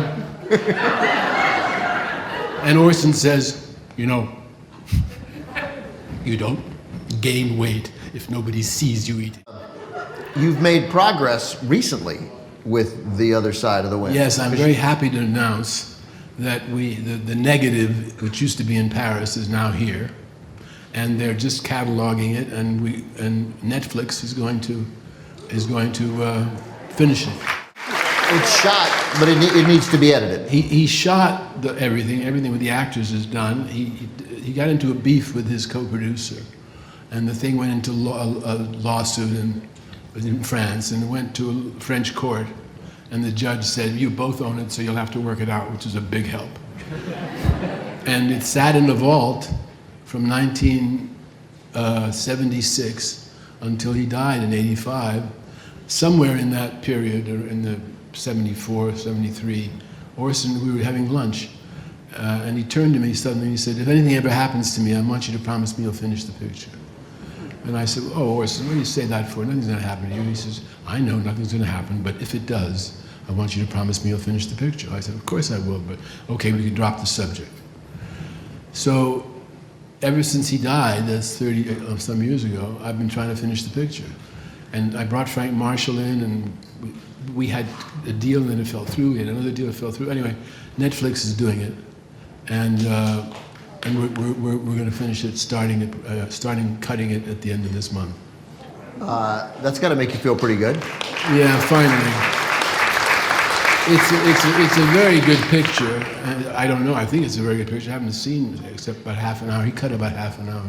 John Huston plays an aging film director. I play a young film director, which I was at that time. Huston is brilliant in it. I've seen a lot of his stuff. He's just brilliant. Who else is in it? Anybody we Yeah, would Susan know? Strasberg and Cameron Mitchell and Pat O'Brien and wow. I don't think people here are going to be interested in that. It's an amazing cast, actually. And Lily Palmer is in it. And it's just wonderful stuff. Wonderful stuff. It was fun working with Houston. Was funny because, you know, if an actor forgets a line, he usually says, "I'm sorry, I'm up. What's the line?" Or "Line, please." Or I don't know, what's the line? You know, not John. If he didn't know the line, forgot the line, he would say something. It maybe had nothing to do with what the scene was about, but he'd say something and exit, leaving me on camera going, "What?" Orson thought that was very funny. At one point, John's standing over there, and I'm standing here, and Orson's setting up the camera, and John says, "How many pictures have you acted in, Peter?" And I said, "One." "That's not very many." Orson with the camera, "That's not very many." I was the butt of jokes.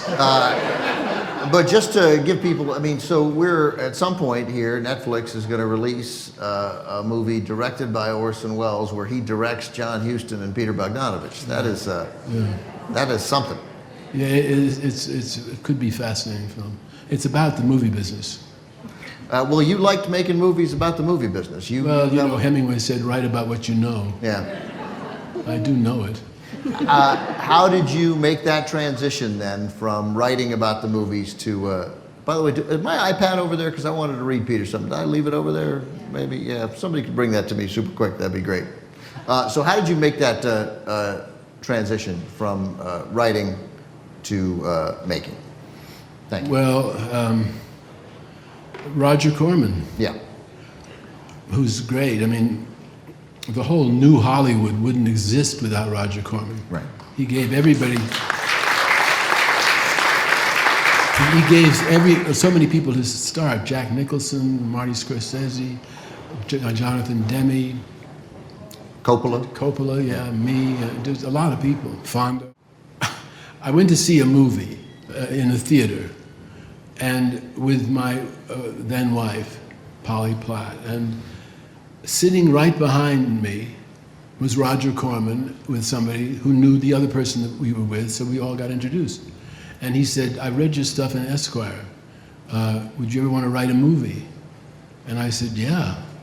So about a week later, we talked, and eventually we came up with a subject that he liked, and we started to work on a script. And then, before I could even start working on the script, he calls me, he says, "I'm starting a picture called The Wild Angels. And I just got the script, and would you come and read it and tell me what you think?" So I went to the studio, read it. I said, "It's not a very good script, Roger." He says, "I know. I've got 14 pages of notes, and I started with the first note, and the writer gave me an hour-and-a-half argument." So I said, he said, would you? I'd like you to do a rewrite. There's no money in it. $300, you'll get $300, and no credit." I said, "Okay, great." So do you think you would have, I imagine the answer to this question is yes, do you think you would have ended up making movies if not for the happenstance of that chance meeting in a movie theater? Or would Yeah, you? I think so, but it wouldn't have happened maybe as fast. It was a year since we came to Hollywood that happened. And that was, you know, I owe Roger that. And I did a lot of work on The Wild Angels. I directed the second unit. I rewrote the script. I did a lot of work on it. I worked 26 weeks on it. And then he gave me the chance to make my own picture with targets. Well, let me, so I want to read this. This is from, this is not from the book about the biography of you. So the Wild Angels proved to be a considerable hit, and Corman called on Bogdanovich again, this time with an offer to direct a picture of his own. There were several conditions attached. However, quote, "Boris Karloff made a picture of me called The Terror," Corman explained, "and part of the deal is he still owes me a couple of days. Here's what I want you to do, Peter. Shoot with Boris for those 2 days, get about 20 minutes of footage. Then take about 20 minutes of Karloff's outtakes from The Terror, shoot another 40 minutes with some other actors, put it all together, and I'll have a new Karloff picture. And oh, there's this one other little thing I want you to do first. I've just bought a Russian picture called Storm Clouds of Venus, unbelievably bad, but I've got a deal with American International Pictures to buy it, providing I put some girls in it. Just shoot for 5 days and stick some girls in, and then you can shoot the Karloff picture. It'll be a one-package deal. That's exactly what happened. That's what working with Roger Corman was like? That's exactly what he was like. You can shoot 20 minutes with Karloff in 2 days. I've shot whole pictures in 2 days. He was always taking pieces of one movie left over and putting it in another movie. The Terror, by the way, which is the movie that he said was absolutely one of the worst movies ever made. And there had been about 6 directors. Coppola worked on it, Jack Hill. Nicholson, right, yeah. Nicholson, yeah, everybody was, it was a terrible picture. But like every other, but it made money. They all made money. Yeah, they all made money. He never lost a dime. And so that's what happened. The funniest thing was we had Mamie Van Doren to play one of the girls on Venus. Right, sure. I had decided that all the girls on Venus were blonde. Right. I think that's true. So we had a bunch of girls that were blonde, and I said to Mamie, there's no dialogue. She said, what do you mean no dialogue? Roger didn't want to pay for a sound crew. Well, how are we going to, I said, there'll be a lot of close-ups, Mamie, like that. And you'll look at a girl, and it'll be telepathy. You look at her, and the girl will say, right, and get up and go. We screened it for the studio, and they said, what the fuck is going on? The worst picture ever made. Is it worse than The Terror? Yes. Okay. It is worse. Mamie didn't want to get in the water. Yeah, that's right. You know, Roger said, go down to Leo Carrillo Beach. It's a good match for the Black Sea. So we went down to the Leo Carrillo, and Mamie didn't want to get in the water. She was scared of sharks or something. She had her boyfriend standing by with a rifle and a baseball bat. A baseball bat? Yeah. Sure. Well, and she finally got in a puddle among the rocks. And there was one scene where we had to throw her a fish. It was made of rubber. And she had to bite the head off. We threw it to her. She went, ugh! We just got the scissors in before the ugh. It was very tough to cut that. It paid off. You made those, and that enabled you, or you made that, and that enabled you to make targets. Yeah, targets turned out well. Yeah, it was well received. So. But I was reading that it was well received, and now it has become incredibly well received. I mean, it's almost an understatement to call it a cult classic now. But you screened it at David O. Selznick's house with a lot of big name people. Right. Like with Peter Fonda and Jack and James Coburn and that's right. And they didn't, and Dennis Hopper. Nobody said a word. Right. We screened the picture, and when it was over, everybody just didn't say anything. Except Jack. I'll never get over this. I was sitting on a couch, and Jack plopped down next to me and started talking about it, asked me questions. He was really sweet, and that was the beginning of a friendship that lasted till now. That people in the industry valued the picture. Yeah, it got some pretty good reviews, and people thought it was worth that I might be a good director. And all those people at that screening, that's where much of the crew ended up getting together shortly thereafter to make Easy Rider, too. Yes, exactly. Dennis, Peter, and Jack, and a few other people made Easy Rider using the crew that I had. Laszlo Kovacs was the cameraman, a great cameraman. And they used my idea about using songs as well. Matter of fact, there's somebody here who was there on the picture. Danny Selznick is here. Danny was a big help, and he helped me. He was the associate producer on the picture. And his father was David O. Selznick, but he'd never worked on a picture. And I said, well, work on this, and he had a good time, and then he went on and worked on other pictures. So, but Targets definitely, there was a direct lead from Targets to the Last Picture Show, yeah? Yeah, it was very strange, because I thought, since Targets was a kind of an action suspense picture, that I would make another one of those, and I had a couple of those in mind. And then I was in a drugstore, and there was that rack that they have of paperbacks in the drugstore. And it said, and I looked at it and it said, The Last Picture Show, a paperback. And I thought, that sounds like a picture I should direct. And I looked at the back and it said, teenagers growing up in Texas. I don't give a shit about that. And I put it back. Sal Mineo, who was a friend of mine, comes to me about 2 weeks later and gives me the same paperback. Really? And he says, I've always wanted to be in this, but I'm too old now. I think it might interest you. Same book. I thought, well, that's weird. And then another week or two goes by, and an English director named John Cutts, whom I knew at the time, brings me the same book. I said, this is getting to be a little bit ridiculous. I better read this. So I read it, and I thought, well, I asked Polly to read it, Polly Platt, my wife. And she said, well, it's a good book, but I don't know how you'd make it as a picture. And that interested me, because I think you can make anything into a picture, pretty much. And I thought, how would we make it as a picture? And then I figured it out. Just do the book. Clever. Yeah. And it's 1 year in the life of a town, from one football season to the next. And we cut quite a few things out of it. But I got Larry McMurtry up here, and we worked on it. And Larry McMurtry wrote the book for... Larry McMurtry wrote the book. And he did the screenplay with me. And we took it to Bert Schneider, who had done Easy Rider and 5 Easy Pieces. And he had seen targets, and he said, if you ever have a picture you want to do, bring it to us at BBS. So I called him. I said, I've got a book called The Last Picture Show I'd kind of like to do. And he said, well, send it over. I said, why don't you buy it? I was a little bit of a bastard there. And a week later, he calls me. He says, well, I bought it. He said, it's good. I'd like you to do it with you. And that was it. We made it for $1.3 million. $1.3 million. Casting a challenge, and I want to then talk about how difficult casting has become now, because you're still working. So how did you cast The Last Picture Show? Well, a lot of people came in to see us, and a lot of people read for me. Jeff Bridges read for me. He hadn't done a big part yet. And Tim Bottoms, and you know, it's odd, but the person that almost got the part instead of Tim Bottoms became a very good friend of mine, even though he didn't get the part, was John Ritter. Oh, right, who you used later. Yeah. John I used in 3 other pictures, and he became one of my closest friends. And Sybil had never acted, Sybil Shepherd.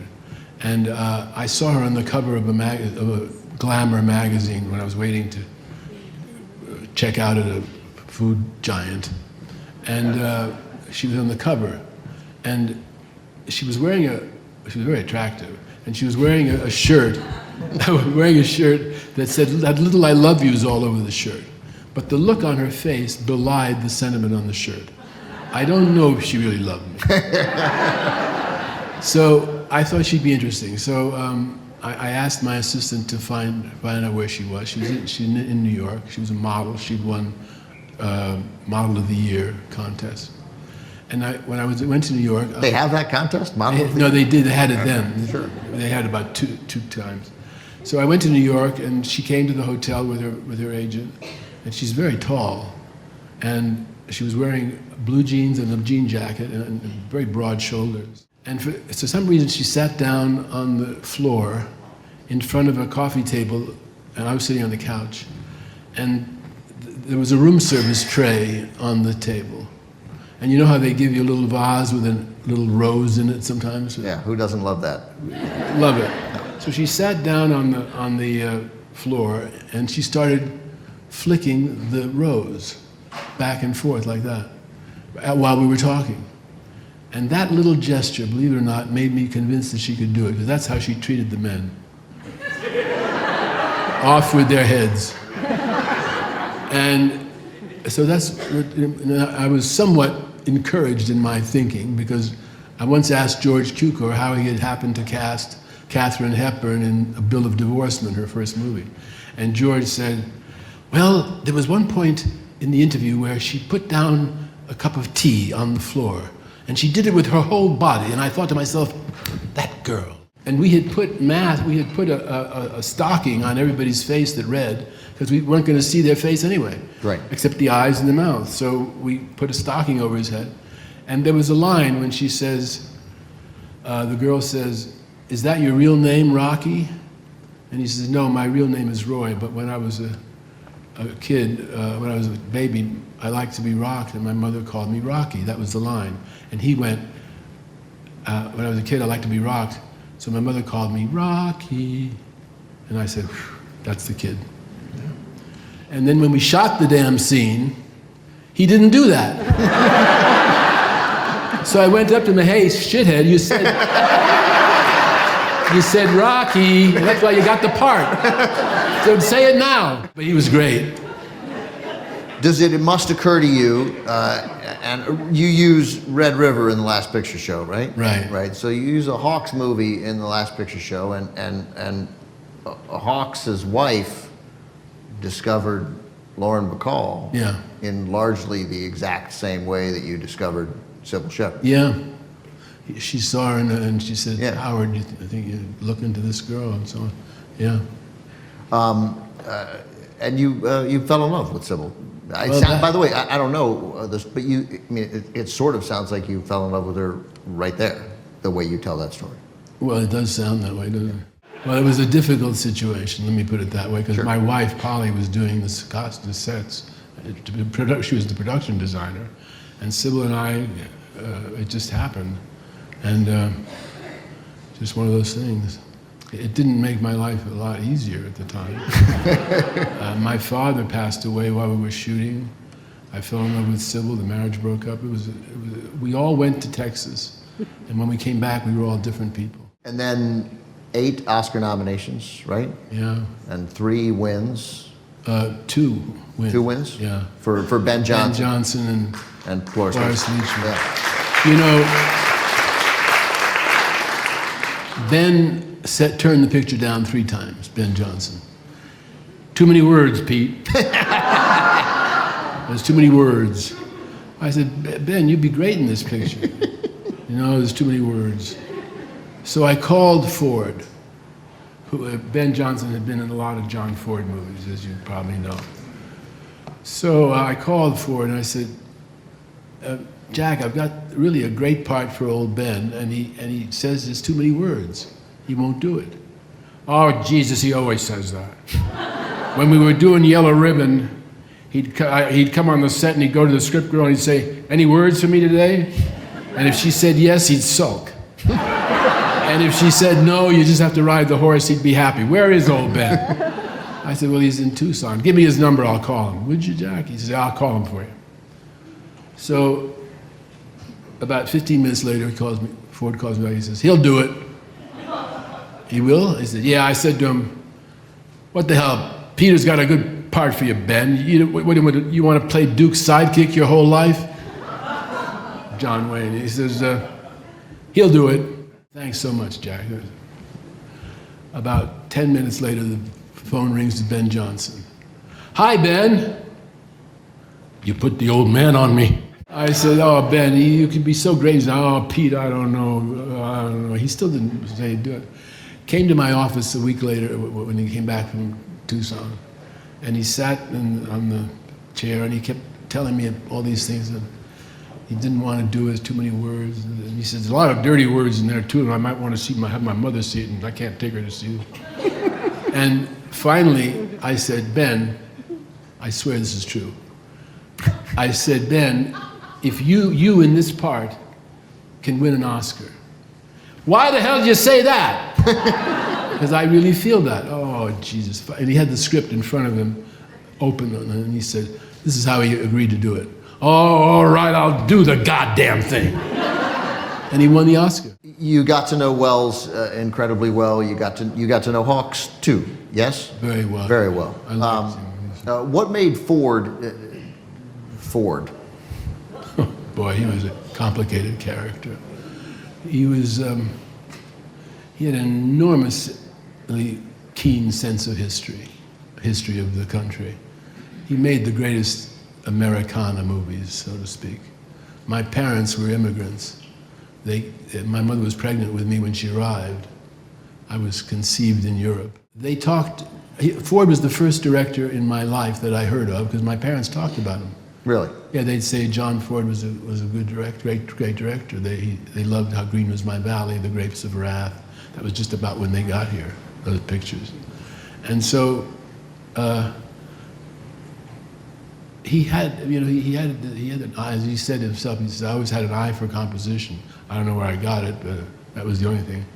And he refused to talk about art or artistry or poetry or anything like that. He just referred to himself as a hard-nosed director who does just a job of work, which of course is bullshit. But, right, total bullshit. Right. But that's the way he was. And well, that line in the clip reel there about how'd you shoot yeah, with the camera. With the camera, yeah. Yeah, that was funny.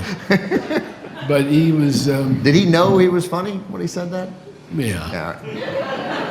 You know, I tell you, I knew I had one evening with James Cagney at dinner, and he did a picture with Ford called What Price Glory. It was the remake of the Walsh picture.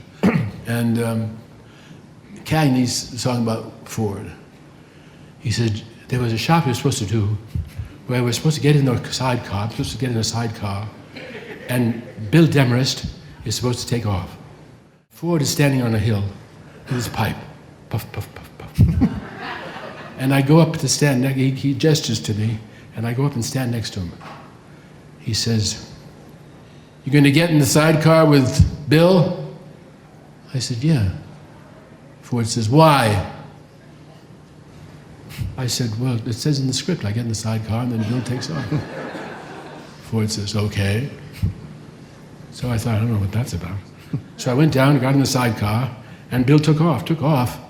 We careened off a wall, went into a ditch. I got thrown, Bill got thrown, and we had to get a new motorcycle. Meanwhile, I look up at Ford, so I go up and stand next to him. He says, "Didn't I tell you?" And then Cagney says, "There's one word that sums up Jack Ford and the Irish: malice." So let's get back then. Let me do Hawks for a second, because we haven't really talked about Hawks. What was particular about Hawks? What made Hawks so great? Well, he was the ultimate professional. I think that Orson Welles said that he thought Hawks was the most talented American director. Not the best, but the most talented. Most talented. Now, Hawks could do anything. Right. He did comedy, Bringing Up Baby, His Girl Friday, I Was a Male War Bride, 20th Century. Those are brilliant comedies. He did action pictures, Only Angels Have Wings, Ceiling Zero. He did westerns. Red River is about as good a western as anybody's ever made. That's right. I love that picture. And Ford was very struck by that. It was his first western, Hawks' first western. And there's a scene where they're having a funeral, where Harry Carey Jr. is being buried, and it's a long shot, and there's a cloud comes over the sun, and it moves across the scene, and it's very affecting. So I said to him, to Hawks, "How did that shot come about?" He said, "Well, we saw it coming, and we thought we'd try to catch it." Once in a while, you get lucky. You get one of those Ford shots. And I said, did you think of it as a Ford shot at the time? "Oh, yeah. It's hard to make a Western without thinking about Jack Ford. Hard to make a picture without thinking about him." Oh, that's a shame. That's amazing. And then he made Rio Bravo, which is one of the great Westerns also. It's funny because after Red River, in which Duke Wayne played at least 20 years older than he was, right, brilliantly, and then Ford, not to be outdone, cast him in She Wore a Yellow Ribbon, in which he played like 30 years older, retiring, and he was asked, he says, "How come you never had, what did you think of Wayne and Red River?" And he said, and Ford says, I didn't know the big son of a bitch could act."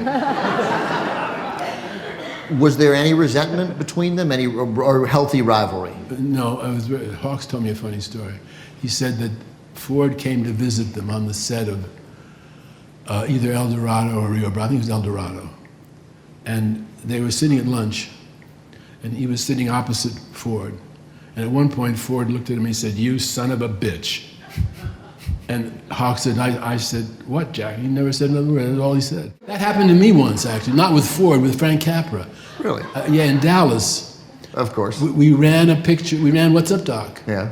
And as we're coming out, Capra turns to me and says, "You son of a bitch." End of conversation. I think it's a compliment. I think it's a compliment. So then, what did Wells lack, or what did Ford and Hawks and Hitchcock, the directors you've written about. You wrote a whole book on Ford. What did they have that kept Wells from fulfilling the enormous potential that he sometimes demonstrated very clearly on screen? Well, it's hard to say. He made Citizen Kane, and Hearst thought it was about him, and he blacklisted the picture, and a lot of theaters wouldn't play it. Most theaters wouldn't play it. And you can't have a hit picture if nobody would play it. Right. And that was a terrible blow to him, because that picture could have been successful. And as a result, the next picture, Amberson's, Magnificent Ambersons, which is a great film, even though it's truncated, was released badly, and bad release, and was not the right, wasn't the picture he'd made. And he just got a bad name in Hollywood. Because, Howard Hawks gave me a piece of advice once. He said, Peter, make pictures that make money. Really brilliant advice. And Orson never had a hit. He never. One picture of his was quite successful, The Stranger. He said it's a good picture, but Orson didn't think he wanted to do that kind of picture. I'm just wondering if because your levels of perception are notable, and everybody here today has heard them. If there was something that you thought, I don't know, something interesting and psychological that kept him from finishing, or that kept we all put roadblocks up to success in our life, and if you saw one that perhaps he put up. He would leave maybe a picture before he should have. He would go watch the cutting, but then he'd go and do something else and come back. And when you leave a picture for a while, the studio takes over, And that happened on Touch of Evil. Do you think that's, what is that? Is that fear of failure, do you think? No, I just think he was very, mercurial, and he had a lot of ideas. And he would get excited about something and go off and do that, and figure that's done, I did that, I'll do this now. And even when he was making his own pictures, when he was spending his own money for doing pictures, he would leave one, like a painter. My father was a painter, and he'd paint several pictures at a time. And Orson did the same thing, only it cost money to make a picture. And he would leave a picture and go do something else and then come back, I don't know what I'm talking about, but I always thought that Wells needed a partner, like a stabilizing partner. It would have helped. Yeah. So we talked about casting in the last picture show. You're trying to cast a movie right now. I'm in the process of casting a movie that I'm going to make with Brett Ratner producing. It's called Wait For Me, and it's a comedy, drama, ghost picture. It's a fantasy, and there are 6 ghosts in it. And we're trying to get a leading man because it's a key part. He's in every scene practically. And the studio system worked because everybody was under contract. And it was great. You say, we'll make a Bogart picture. We got him, fine. We'll make a Cagney picture. We'll do that. Now you got to start. Every picture's like starting all over. Nobody's under contract. Everybody's got agents and managers, and it's hell. It's just hell. Is there any part of making a movie today that is better than making a movie when you started? Well, technically, the editorial process is a lot easier because you've got digital editing, and it's much faster. And the cameras are faster, and all the technical stuff is better. But the process of getting actors and casting it and all that is much worse. It was great. It was great when everybody was under contract. Imagine a stock company in the theater with nobody under contract. Right. They all have to be under contract for the season. And that's what the studios were, like a bunch of stock companies with actors and directors and photographers. I missed it, but it must have been great. You would have thrived in the studios. Oh, I would have loved it, yeah. What about story? Who she slept with? Maybe everybody. And she has quintuplets or something. How did he get away with that? Right, that's true. Talent. Right. He's talented, that's why he got away with it. He knew how to get around it somehow and make it work. So I figure if he can get away with that in the middle of the war, you can do anything in pictures if you have talent. You know, you didn't have to. It doesn't have to say. Not everybody has to strip and say dirty words and all that stuff. When I made What's Up, Doc, the studio said to me, "You don't you want a PG or a PG-13?" I said, "No, I want a G, a G with no socially redeeming value." Want to make money? Yeah. And I want the family to be able to go see it. Everybody go see it. It's fun when they're. Now when I go places, people recognize me. Or they say, "What's Up, Doc?" is our favorite picture. The whole family loves it. We always go to see it. We talk about it. We have lines from it. It's wonderful. Now I made a picture that had some nudity in it. The last picture show has nudity and it had swearing and so on. I'm not saying that it isn't useful sometimes. I remember John Wayne called me. He says, "Jesus, Pete, I saw your picture. I can't show that to my family." All those dirty words and all that stuff I can't show. Then I interviewed Duke for that documentary I did on Ford. And I had interviewed him on tape before, audio tape, just to see what he was going to talk about. And then when we got to shoot with the camera, I showed him some of the transcriptions of what he'd said. He started laughing because there was a lot of dirty words. He used a lot of dirty words. Goddamn shit, fuck. He used them all the time, and he started laughing hysterically when he saw them in print. He said, "Geez, it's too bad you can't talk like this in pictures." What capacity did you get to know Cary Grant? Well, Cary Grant was a very good friend of Clifford Odets, the playwright, whose play, The Big Knife, I did off-Broadway. The first thing I ever directed was an off-Broadway production in 1959 of The Big Knife, which is a Hollywood story, by Clifford Odets. And Clifford and Cary were friendly. They had done a picture together in the 40s called None But the Lonely Heart, for which Cary got his first Oscar nomination. Right. Or his second Oscar. It's a very good picture. And so when I came to California in 1961 for the first time, I met Clifford. I actually met him after having done the play. And he set up a meeting with me and Cary. And I met him over at Universal and we became friends. I loved him. He was divine. He loved your Howard Hawks impersonation. Oh, that's very funny. Sitting talking to Cary Grant, he looked about the way he did in North by Northwest.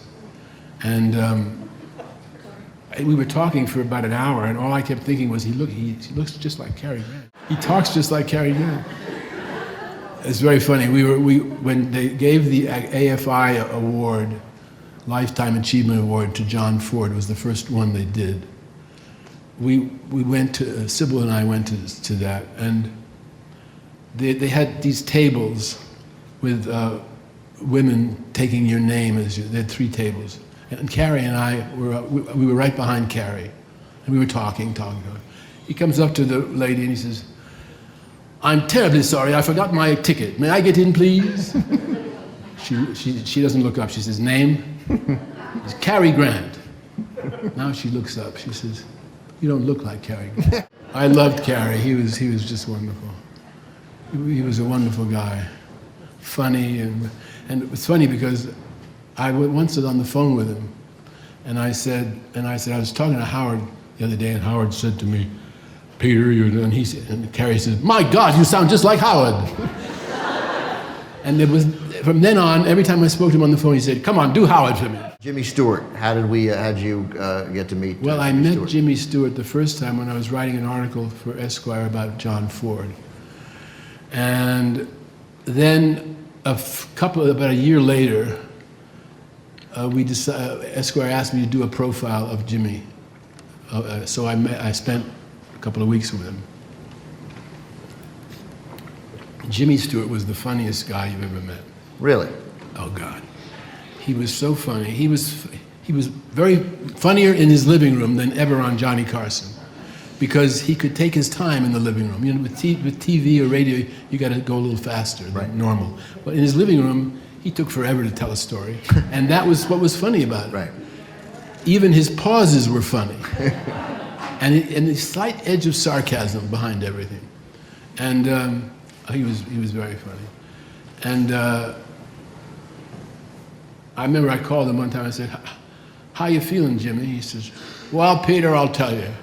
After 70, it's all patch, patch, patch." But you know, when I was talking to him one time, that time in the living room, I said, "You know, what is it about pictures that makes them so special? What is it?" And Carrie and Jimmy said, "Well, you know, I was doing a picture in Colorado, and we broke for lunch. It was a Western, and the usual terrible box lunch. And this old fella comes up to me, he'd been watching, and he says, 'You, Stuart?' I said, 'Yeah. He said, "You said a poem once in a picture. That was good." And I said, "Well, thank you. And that's all he said, and he walked away. And I thought, now that's the wonderful thing about the movies.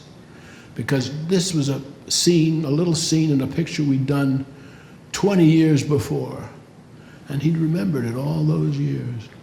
It was just a minute, and I just said a poem in a bar.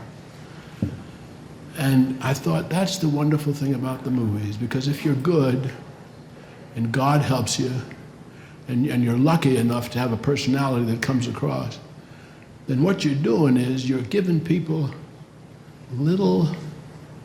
little tiny pieces of time that they never forget.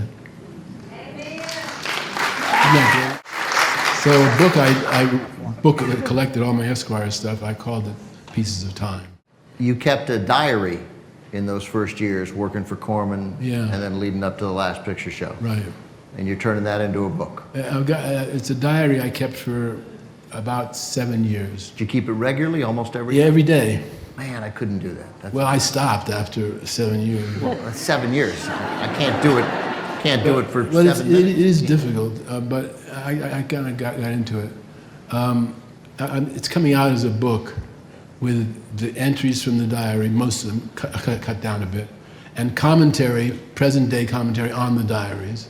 And I also kept a card file of every movie I saw from the time I was 12 and a half until I was 30 and a half. And so when I say in the diary that I went to see this movie, I take a quote from the card file, what I thought of the movie, and I put it there in the book. So it's kind of an interesting book. Movie fans should be interested in it. It's called But What I Really Want to Do Is Direct. My first picture show is 1965 to 1971. And that's coming out... Knopf is publishing it. My editor just got it. She said, well, it didn't sync to QE2, she said. It's 1,900 pages. It's 1,900 pages? Manuscript, double-spaced. It's probably about an 800, 900-page book. I don't know if it'll end up being that long. It may be too long. You know, if they're your stories, Peter, they're not too long. This has been great, and a pleasure for them, and a pleasure for me. Peter Bogdanovich. I'm a sophomore history major from Denver, Colorado, and it is my pleasure to introduce Mr. Bogdanovich. Peter Bogdanovich is a director, screenwriter, actor, film scholar, and film critic. A recipient of several Oscar nominations and Film Critic Awards, Mr. Bogdanovich made his directorial debut with the Oscar-nominated The Last Picture Show. He went on to direct numerous other films, including Paper Moon, Mask, The Cat's Meow, She's Funny That Way, and most recently, The Great Buster, A Celebration. His many television credits include the Emmy Award-winning HBO show, The Sopranos, and an episode of The Simpsons. He directed the 2007 documentary Tom Petty and the Heartbreakers, Runnin' Down a Dream, which won a Grammy Award. He is the author or editor of several books, including Who the Devil Made It? Conversations with Legendary Film Directors, and Who the Hell's in It? Conversations with Hollywood's legendary actors. Is there a mic here? Oh, it's on, that's right. I'm not really crippled. I have to use this, otherwise I'll fall down because I broke my leg a while ago. But I'm all right. I just look like I'm not all right. Nice to see you all. It's a cold day today. I guess it's not, I was told from the inhabitants who live here all the time that it wasn't a cold day today. Sure felt cold to me. I normally sit at the podium, but I thought I'd better sit down today. because my leg is bothering me a little bit. John Ford. John Ford. Well, I knew him for about, let's see, I met him in 1960. I knew him for about 15 years. He was quite a character. I'll tell you some stories. I got a few stories here to tell you. The first time I met him was on a picture called Cheyenne Autumn, which was his last Western. It wasn't really the best Western he ever made.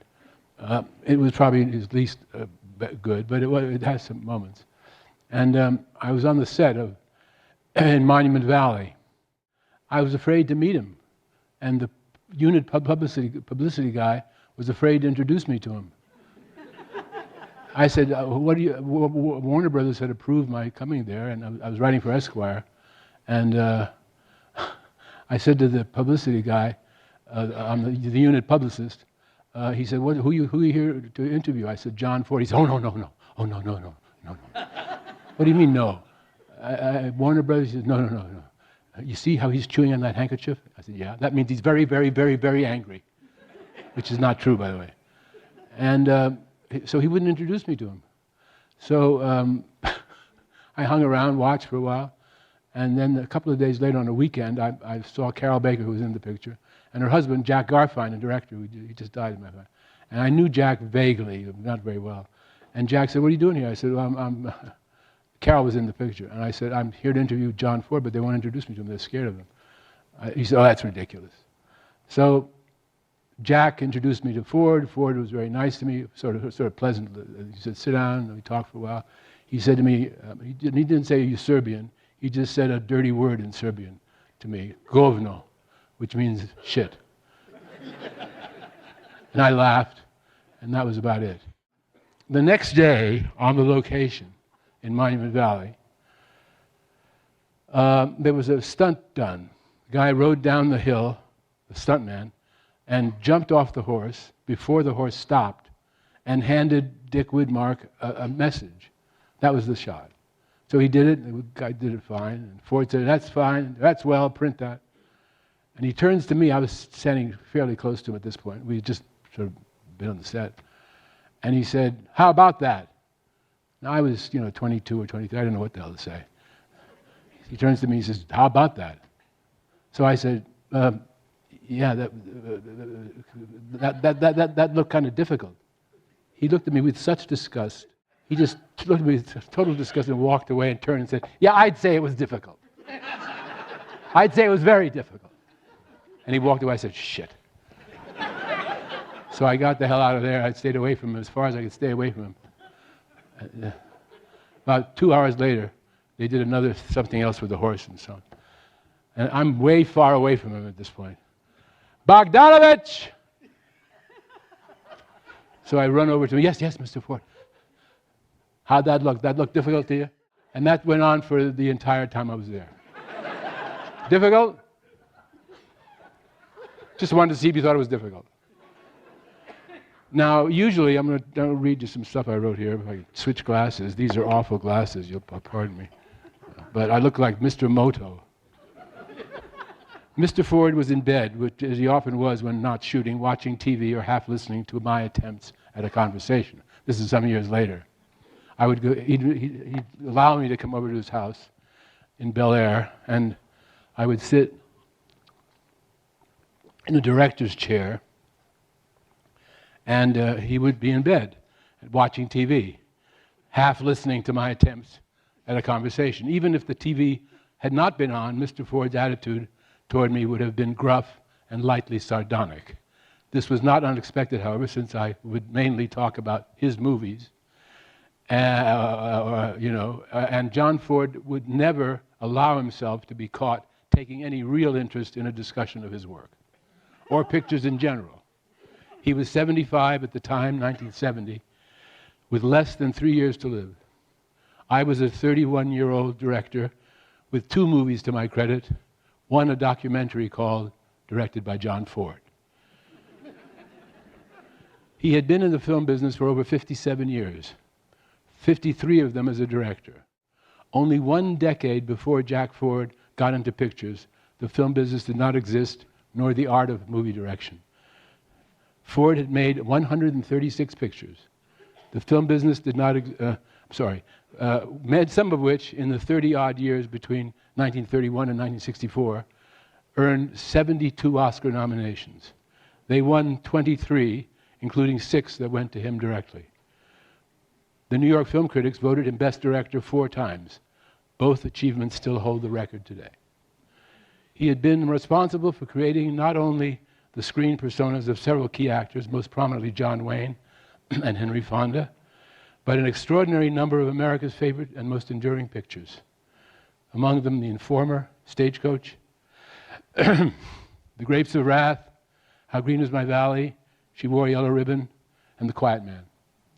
Every so often, after being consistently edgy and sarcastic, or soon after a particularly cutting remark, Ford would smile at me in an openly affectionate way.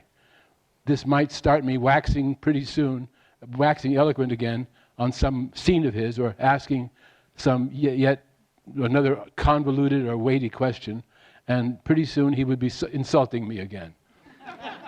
Jesus Christ, Bogdanovich, can't you ever end a sentence with anything but a question mark? Most people were intimidated by John Ford. His appearance certainly contributed. Grizzled face, with one black eye patch over thick glasses. I wore one because my eye was bothering me, and I looked too much like him, so I stopped wearing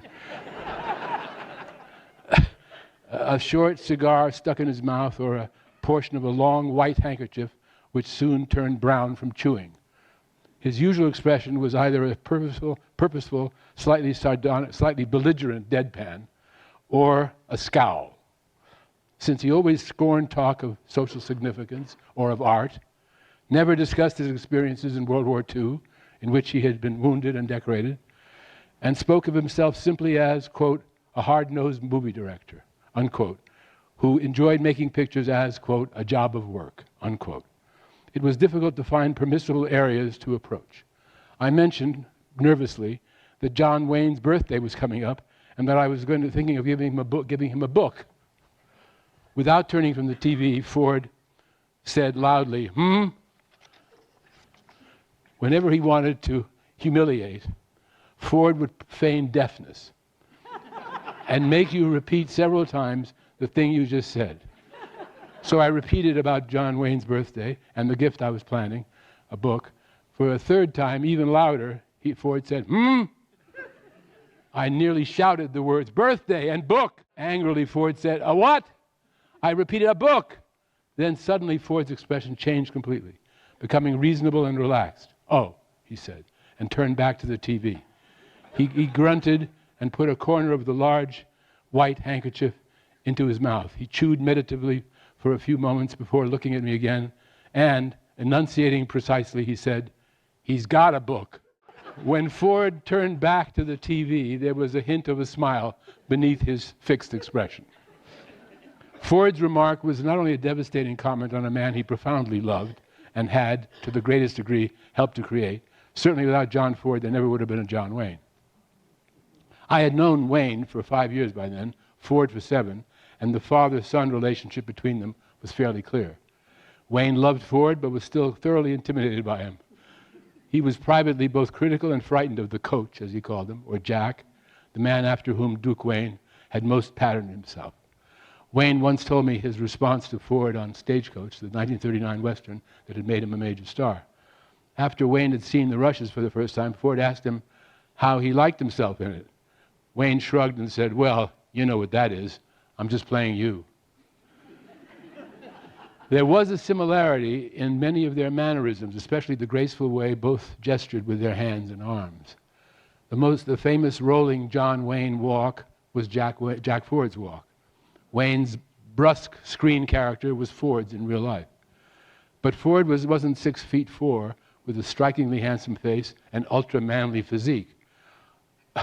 Off camera, Wayne was gregarious, warm, and outgoing, quick to laugh, strangely innocent. Ford, while I knew him, was much like the older characters Wayne had begun to play in Red River, the Western he did with Howard Hawks in 1947. Hawks would tell me that over the years, Ford invariably was erroneously complimented for directing Red River. Ford always nodded, smiled modestly, and said, "Thank you very much." Hawks put it succinctly: I don't see how a person can make a Western without being influenced by John Ford.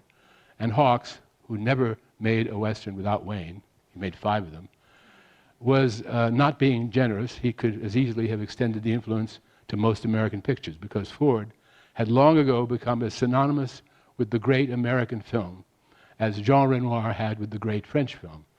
Before Orson Welles made his first 2 pictures, Citizen Kane and The Magnificent Ambersons, he studied one film exclusively. Wells would tell me he had run John Ford's Stagecoach 40 times. For Kane, he also hired one of Ford's favorite cameramen, Greg Toland. Both pictures owe no small amount to Ford's visual influence. Although Ford was most famous for Westerns, he did not make a talking one until 10 years after sound came in.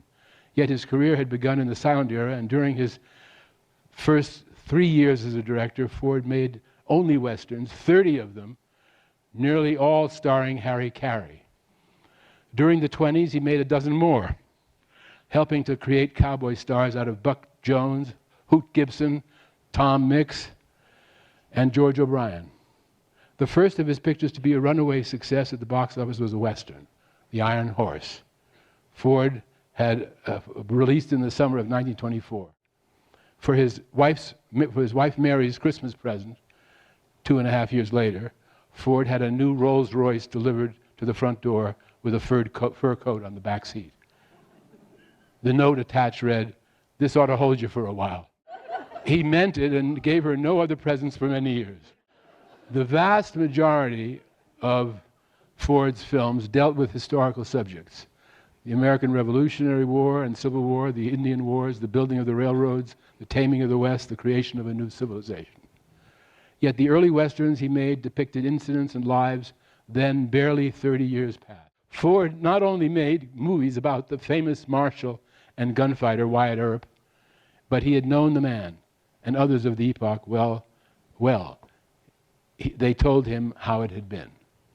During the 30s, Ford guided Spencer Tracy and Humphrey Bogart through their first feature, and Will Rogers through 3, including his last, as well as directed a number of popular, highly regarded films, among them Aerosmith, The Lost Patrol, Hurricane, and The Informer, which, for 1935, won Ford his first Academy Award as Best Director and his first New York Film Critics Prize.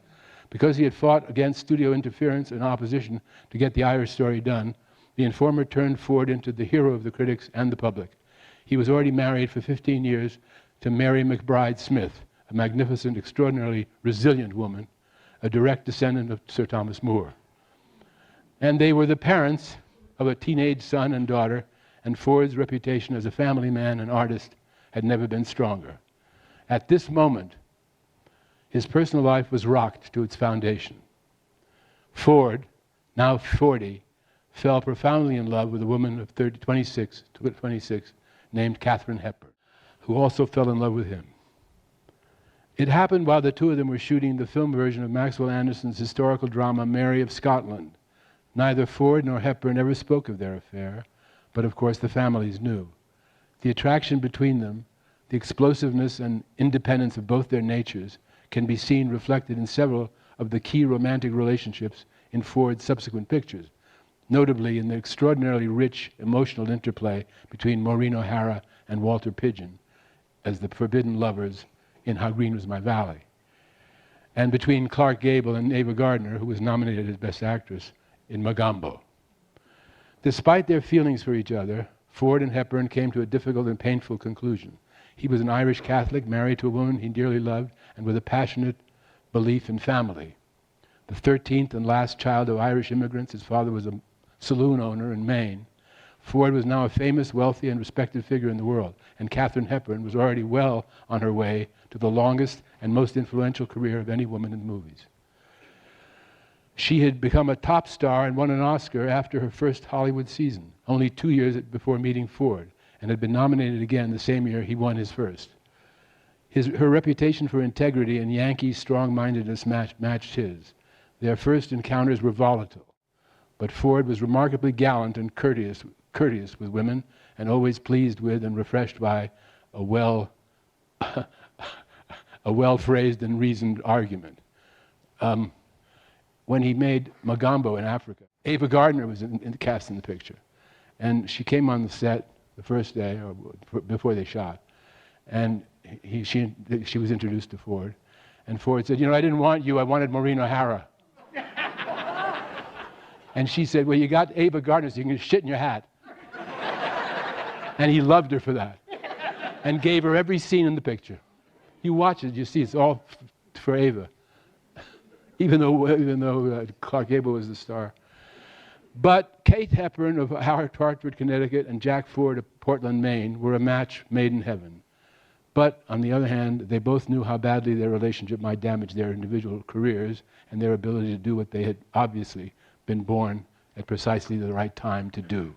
They both knew how good they were and how much more they still had to accomplish.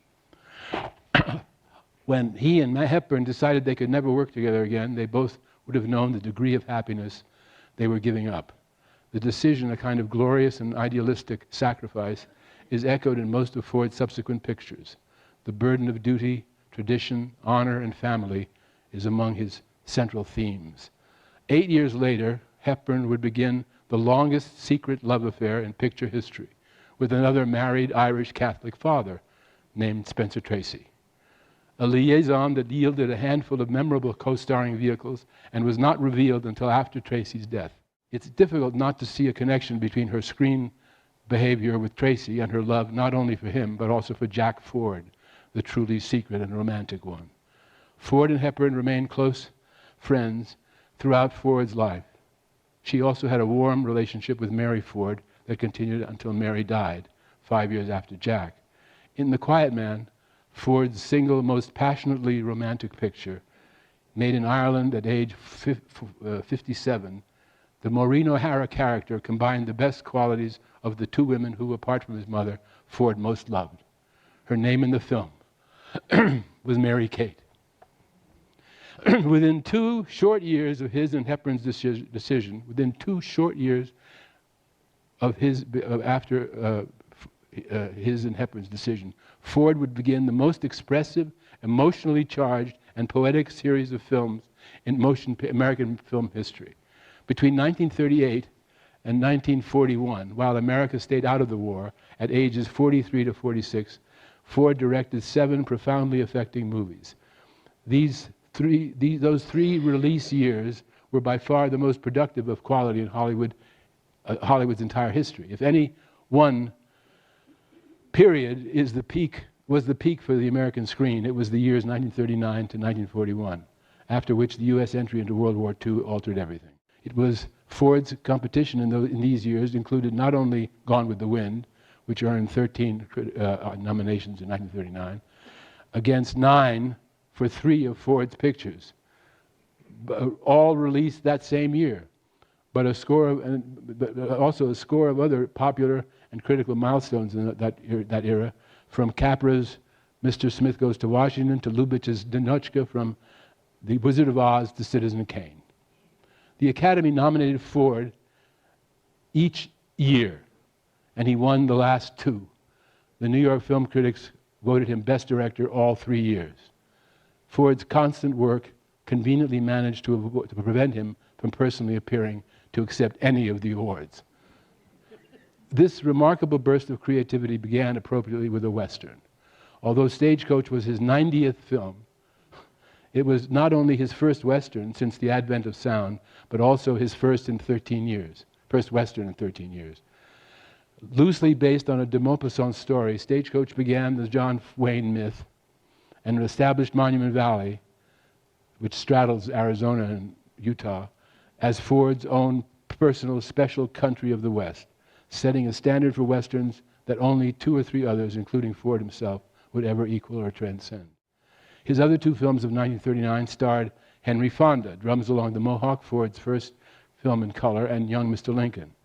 The director had to browbeat the actor into accepting the role of Lincoln in their first of 7 features together. Fonda recalled Ford demanding, what do you think you're going to be playing? The Great Emancipator or something? This is a young jack-legged lawyer from Springfield, for God's sake. The death of Lincoln's early love, Anne Rutledge, and his abiding faith in her spirit reverberate through the picture. Ford's other films of this period are The Grapes of Wrath, Tobacco Road, The Long Voyage Home, and How Green Was My Valley. In August 1941, 4 months before Pearl Harbor put America in the war, Ford, age 46, went on active duty in the U.S. Navy. With the rank of lieutenant commander, eventually becoming a 2-star admiral, he was appointed chief of the Field Photographic Branch, a unit of the OSS, reporting directly to his friend, Colonel William Wild Bill Donovan. Though Ford was even more closed-mouthed about his war activities than he was normally about everything else, he once told a reporter, quote, "Our job is to photograph, both for the records and for intelligence assessment, the work of guerrillas, saboteurs, resistance outfits. Besides this, there were special assignments," unquote. Except for his work on several war documentaries, winning him 2 more Oscars, Ford would not direct a new picture for nearly 4 years. Decorated a number of times, Ford was also given the Purple Heart for injuries sustained during the Battle of Midway, which he personally photographed with a handheld 16mm camera, even after receiving shrapnel fragments in the arm and groin. The battles that they were filming in Hollywood with Duke Wayne were being lived overseas by Jack Ford. Toward the end of the war, the Navy asked Ford to make a picture with Wayne in the line of duty. Typically, Ford chose America's worst defeat in the Philippines as the background to what would become the finest and most compassionate of American war films. They Were Expendable. A deal was struck with MGM, and Ford demanded from Louis B. Mayer the highest salary ever paid at the time to a director, $400,000, and donated all of it to build a recreation center in Los Angeles for veterans of his naval unit. The first movie Ford directed after the war was a Western, shot in Monument Valley with Henry Fonda playing Wyatt Earp, and climaxed by a recreation of the famous gunfight at the OK Corral. My Darling Clementine surpassed Stagecoach, but received almost no special attention. Of the 30-odd films Ford directed in the last 20 years of his active career, half of them were Westerns. Ford had realized that the form he had so greatly influenced and almost single-handedly perfected into a unique American art could be the equivalent of the myths or legends of the ancient religions and histories of Europe. As the modern post-war world became increasingly disheartening to Ford and less interested in his work, especially his Westerns, he continued nevertheless to explore the themes that profoundly concerned him. Unquestionably, these Westerns were his most mature and resonant achievements. From the towering Cavalry Indian War trilogy with Wayne, Fonda, O'Hara, and the rest of the Ford family of players, best viewed in this order: Fort Apache, 1948, Rio Grande, 1950, and She Wore Yellow Ribbon, 1949.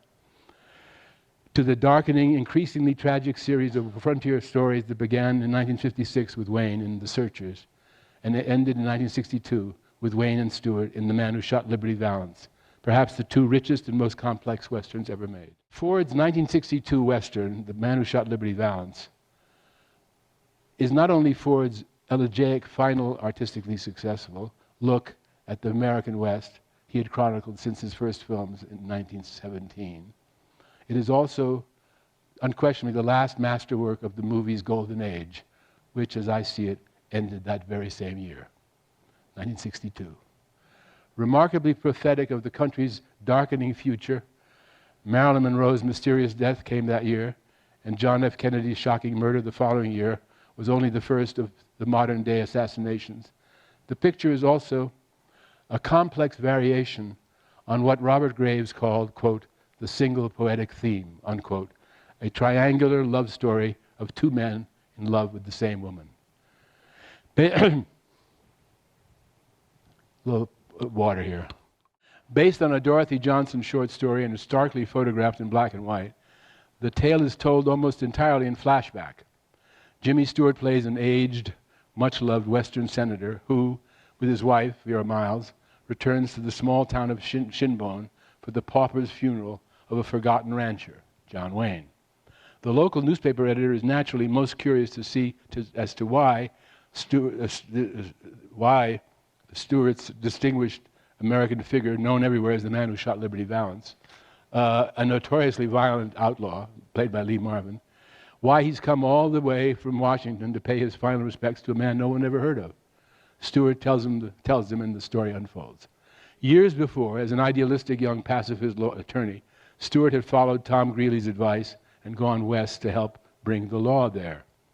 Robbed and brutally beaten by Valance, he is saved by Wayne, a prosperous young rancher, and nursed back to health by Wayne's intended, a local restaurant owner's feisty daughter, Vera Miles, whom Stewart teaches to read and falls for in the process. This sets the stage for a complicated showdown between Wayne and Stewart, who are on opposite sides philosophically about the way order and law must be won, as well as being rivals in romance. Of course, there is also the showdown brewing between Marvin's vicious Valance and either Stewart or Wayne, a confrontation that finally, irrevocably, and ironically, decides the outcome of the love triangle. The truth of what really happened and how Liberty Valance actually did get shot and killed is considerably different from the legend we have been led to believe. But when the flashbacks are over, the newsman refuses to publish what he has been told, and he tells Stewart as he tears up the article, "When the legend becomes fact, sir, print the legend." Yet we also come to understand that although Stewart and Miles have been married for decades, her truest love has remained with the man in the pine box she's come to bury. None of this is spelled out in so many words, and I'm purposely not filling in the details so as to preserve the impact for those of you who haven't seen the picture. Suffice it to say that the ending and the way it is achieved have powerful emotional associations, not only within the picture itself, but in its overall relationship to the whole of Ford's work. Metaphorically, the film concludes with an America whose heroes are ambiguous or tainted, and whose yearning for the wilderness, for the time before frontiers were settled, remains its deepest passion. The Man Who Shot Liberty Valance is not a young man's movie. It has the wisdom and poetic perceptions of an artist knowingly nearing the end of his life and career. Ford was 67 when he made the picture, and he directed only a couple more, none with the personal intensity of this one. In the score, he even reprises a musical theme by Alfred Newman, which he had used over 2 decades earlier in Young Mr. Lincoln of 1939. A theme a musical theme that had movingly represented an unrequited love, something Ford understood profoundly since his own adoration of Katharine Hepburn in the late 1930s also had an unhappy ending. I'll never forget the one time I was sitting in the bedroom with Ford and the phone rang in the other room, and somebody came in and said, Miss Hepburn is on the phone. And I'll never forget, it touches me now, the way he said, "Kate," and jumped out of bed to have the conversation. All the performances in this movie are rich in archetypal reverberations. The entire cast helps to make this one of the glories of the American studio system, with whose collapse it not so coincidentally coincides.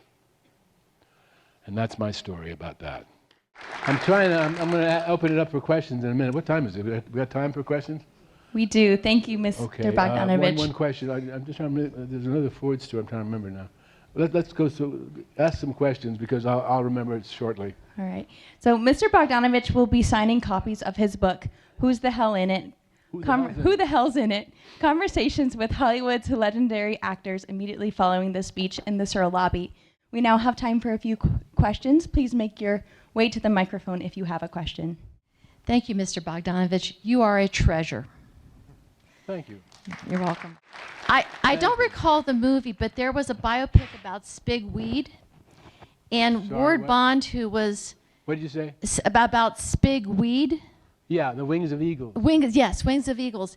And Ward Bond played John Ford. Right. How accurate was Ward Bond's portrayal of John Ford in that movie? Well, Ward was better looking.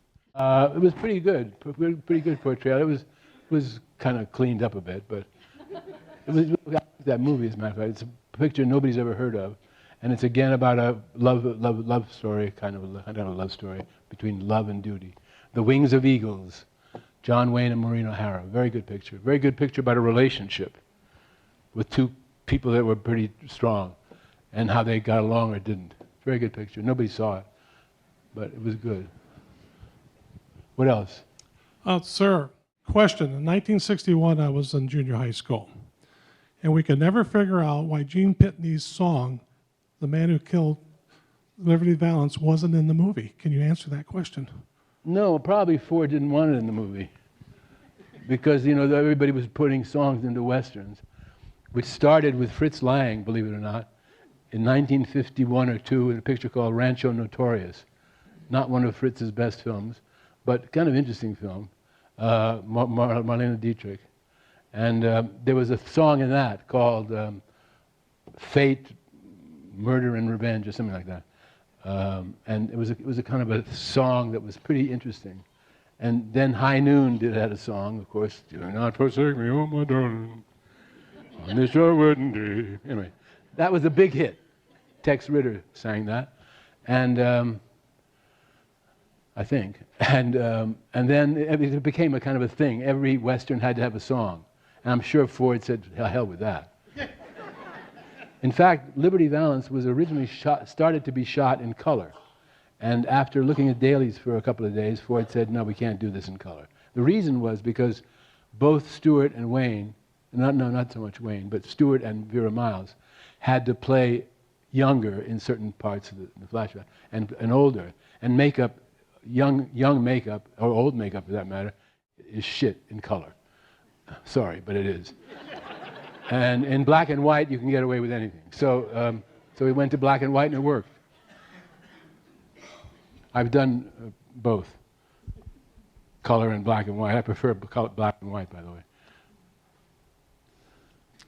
Hi. Ford said, "You'll probably call me old-fashioned, but I think black and white is real photography." Okay, next. Okay, thank you for your presentation. I've got a question on the genre of Westerns in general. Just the Western motif, Yeah. and often it's said that media reflects the culture of the times in which it exists. Right. And, you know, we had Westerns like Gunsmoke and Bonanza and Roy Rogers and all this Western stuff at a time when the West had already been won. What was it about America that has enamored with Western motifs in movies and TV and other media? Well, I think John Ford was responsible for creating that affection, and there were some very good Westerns made after Ford, but Ford sort of made the best ones, and people like it's the American saga, you know, and the Western is kind of emblematic of that, and it's simple story, good and evil, and who's the whole thing about the fastest draw and all that stuff is mostly bullshit, but you know, it has a certain charm, and it's like the old, as I said in this piece, it's the oldest kind of ties in with the old legends of Europe as well. So it's our past being remembered by various different, and there's been some good Westerns made by other people besides Jack Ford. I mean, Red River, Howard Hawks made two of the best ones, Red River and Rio Bravo, and El Dorado's not bad either. I remember I said to Hawks one time something about Ford, looked like it was influenced by Ford, and he said, "I don't see how you can make a Western without him being influenced by Jack Ford. I don't see how you can make a picture without being influenced by him." And Howard was his own, you know, the last time I saw Ford, he was on his deathbed. He died about 3 months after this. And he was living in Palm Desert, having moved from Bel Air because his business manager had stole a lot of his money. So he had to move at an old age to Palm Desert, which is a nice place. And he was there with Mary, his wife. And Howard Hawks called me. He says, "I'm going to go see Jack in Palm Desert. You want to come see with me?" Which was kind of flattering, I must say. So Howard Hawks and I was a pisher still, and Hawks was, you know, getting on. He was only Howard Hawks was only 1 year younger than Ford, but he acted like a kid around Ford. He was like, everybody was intimidated by Ford. So we come into his bedroom, Ford's bedroom, and I remember I entered the room a kind of a second sooner than he thought I was going to come in, and I caught him adjusting himself into position, that he struck a pose. And so we came in, we're talking, and Jack says to Howard, Howard, does he ask you all those goddamn questions all the time? And Howard said, yeah, he does, Jack. How do you stand it? That was friendly. Any other questions? Yeah. Yes, thank you, Mr. Bogdanovich, for speaking to us tonight. I wonder if you might have any stories to tell about one of my favorite personal Western actors who you had a chance to work with in Last Picture Show and John Ford did in Wagon Master, Ben Johnson. You have any stories to tell us about him? Well, Ben turned me down 3 times. I wanted him to play the part in the Last Picture Show. It was a great part for him. And I couldn't decide who should play it. And when I finally thought of Ben, whom I had met on Cheyenne Autumn, briefly, I said, Ben Johnson, he's perfect. And I called him and I offered him, gave him the script and so on. He turned it down. He said, too many words, Pete, too many words. So I asked him and he just wouldn't do it. So I called Ford and I said, I got a really good part for old Ben. And he says, there's too many words, he won't do it. And Ford said, oh, geez, he always says that. When he came on the set and she wore a yellow ribbon, he went over to the script girl, he said, any words for me today? And if she said yes, he'd go off and sulk. And if she said no, you just got to ride the horse, he'd be happy. Where is old Ben? He's in Tucson. Oh, give me his number, I'll call him. Will you? Yeah, I'll call him for you. So I gave him the number, and about 10, 12 minutes later, he calls me back. He'll do it.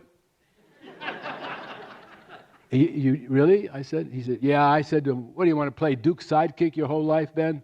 Come on, Pete's got a good picture for you. Why don't you do it? He'll do it. I said, oh, that's great. Thank you so much, Jack. He said, okay, boy. Hang up. Now, Ben Johnson didn't agree to do it. He came into my office and he had decided he was not going to do it. Too many words, Pete. It's too many words. I said, Ben, if you play this part, you could get the Oscar. Why the hell do you say that? He said, like that, loud. He had the script open in front of him. And I said, I don't know, I just think you in this part will win the Oscar. He did, by the way. And so I never forget it. He agreed to do it this way. The script was open in front of him. And he went, oh, all right, I'll do the goddamn thing. And that's how he got the Oscar.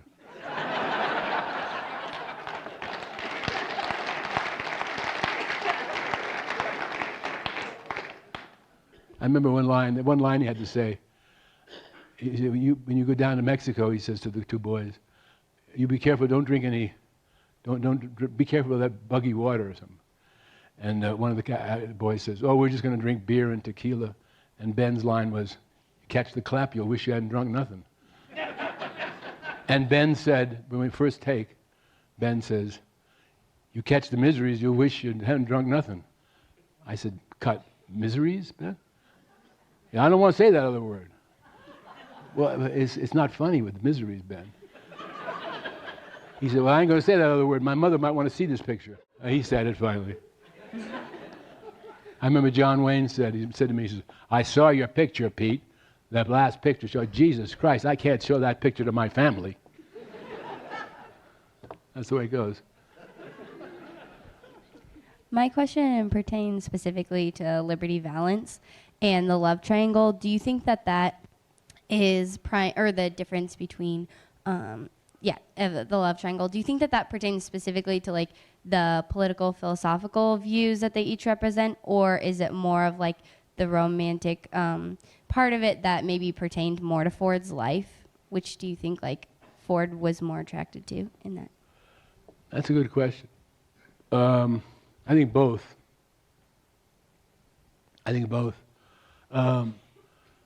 Because the Wayne character says, you can't make a deal with Liberty Valance. He's a killer. He's a vicious killer, and he only deserves to be shot and killed, frankly. That's what he's basically saying. And Jimmy Stewart says, we make them read books, and that's not going to work. So it is that sort of conflict between one approach and another approach. And I think Ford is ambivalent about that, because there are certain killer types who you can't educate. And so it's complicated. Ford was not, did not give political statements. He used to say, I'm apolitical. And he just wasn't, it wasn't his thing. I remember one story, though, it was interesting. In the 50s, there was a kind of a end of the 40s, early 50s, there was a kind of a Red Scare. And Hollywood evolved into a kind of blacklist. People who were left were out, and people who were right were okay. So if you were left-ish, you got blacklisted. It was pretty rough. Orson Welles used to said to me once, he said, they betrayed their friends to save their swimming pools. It was tough. So Joseph L. Mankiewicz was the president of the Directors Guild. And C.B. DeMille, Cecil B. DeMille, was the most successful director in Hollywood, in the movies. And he was pushing for the Directors Guild to demand that its members sign a loyalty oath. And there were people who, Mankiewicz himself didn't agree to that, didn't think it was the right thing to do. And a lot of people didn't like the idea, but a lot of people did, so it was a conflict. So they had a big meeting of all the directors, and Ford showed up. And he sat on the aisle, and as somebody said, Sammy Fuller, a director, a friend of mine, told me this story, and so did Joe Mankiewicz, who was the president. He told me the same story, so I know it's true. And they said that Ford was sitting on the aisle wearing sneakers, untied sneakers, and a dirty jacket which had food stains and cigar ashes all over it, and didn't say a word. And the people were talking, and C.B. DeMille got up and made a long speech, an impassioned speech, and George Stevens made a speech against it, against what DeMille was saying, and there was a lot of back and forth, and Ford didn't say anything. They had a court stenographer there to write down what everybody said, and you were supposed to stand up, when you raised your hand, it would be recognized. You had to stand up, say your name, and a slight description of yourself. Well, this went on for quite a long time, about 3 or 4 hours, and Ford didn't say a thing. And finally, after 4 or 5 hours of this thing, Ford finally raised his hand, and he was recognized.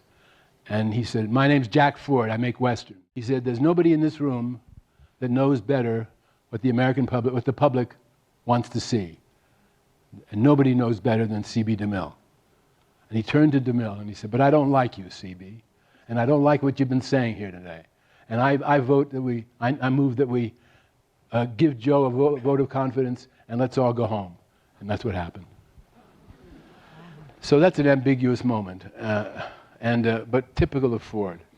He wasn't going to take the bullshit. He wasn't going to take any kind of dictatorial stuff, and DeMille irritated him. So he said it to him. I don't like you, CB. I love that.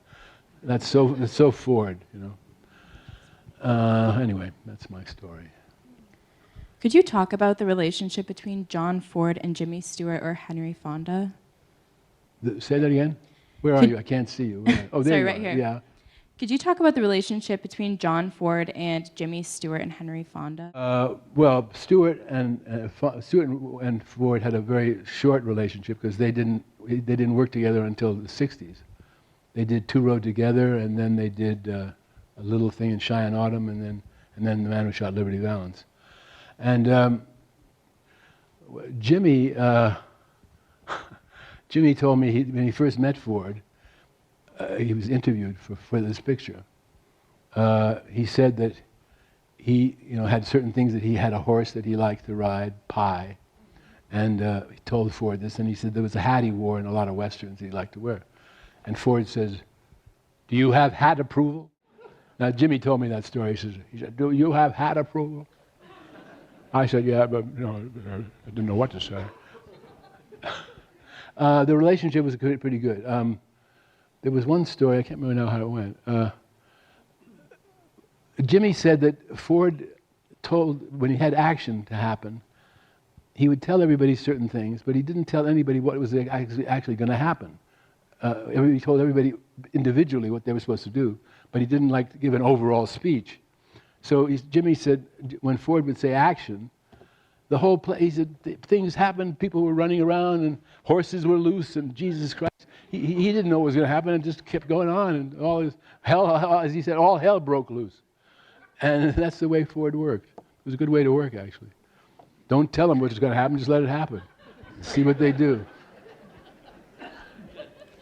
And Jimmy Stewart was one of the funniest people was the funniest person I ever met.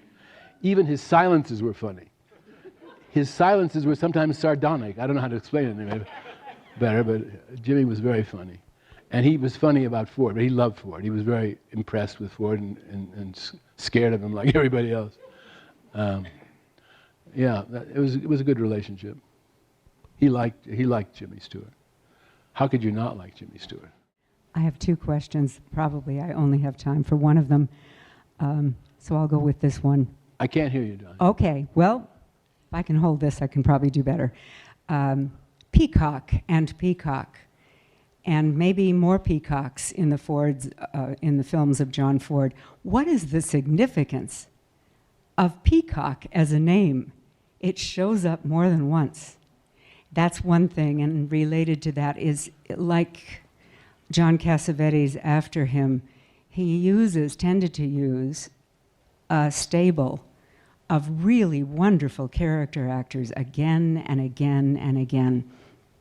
Was he the first to do that? Well, they called it the Ford Stock Company. And he did use the same actors quite often. Other directors did that, but not to the degree that Ford did. But Preston Sturges did that. He had the same actors he used from picture to picture, because he only made about 8 or 9 pictures. A few people did that, but not as much as Ford did. He liked to have those people around him that he trusted and liked.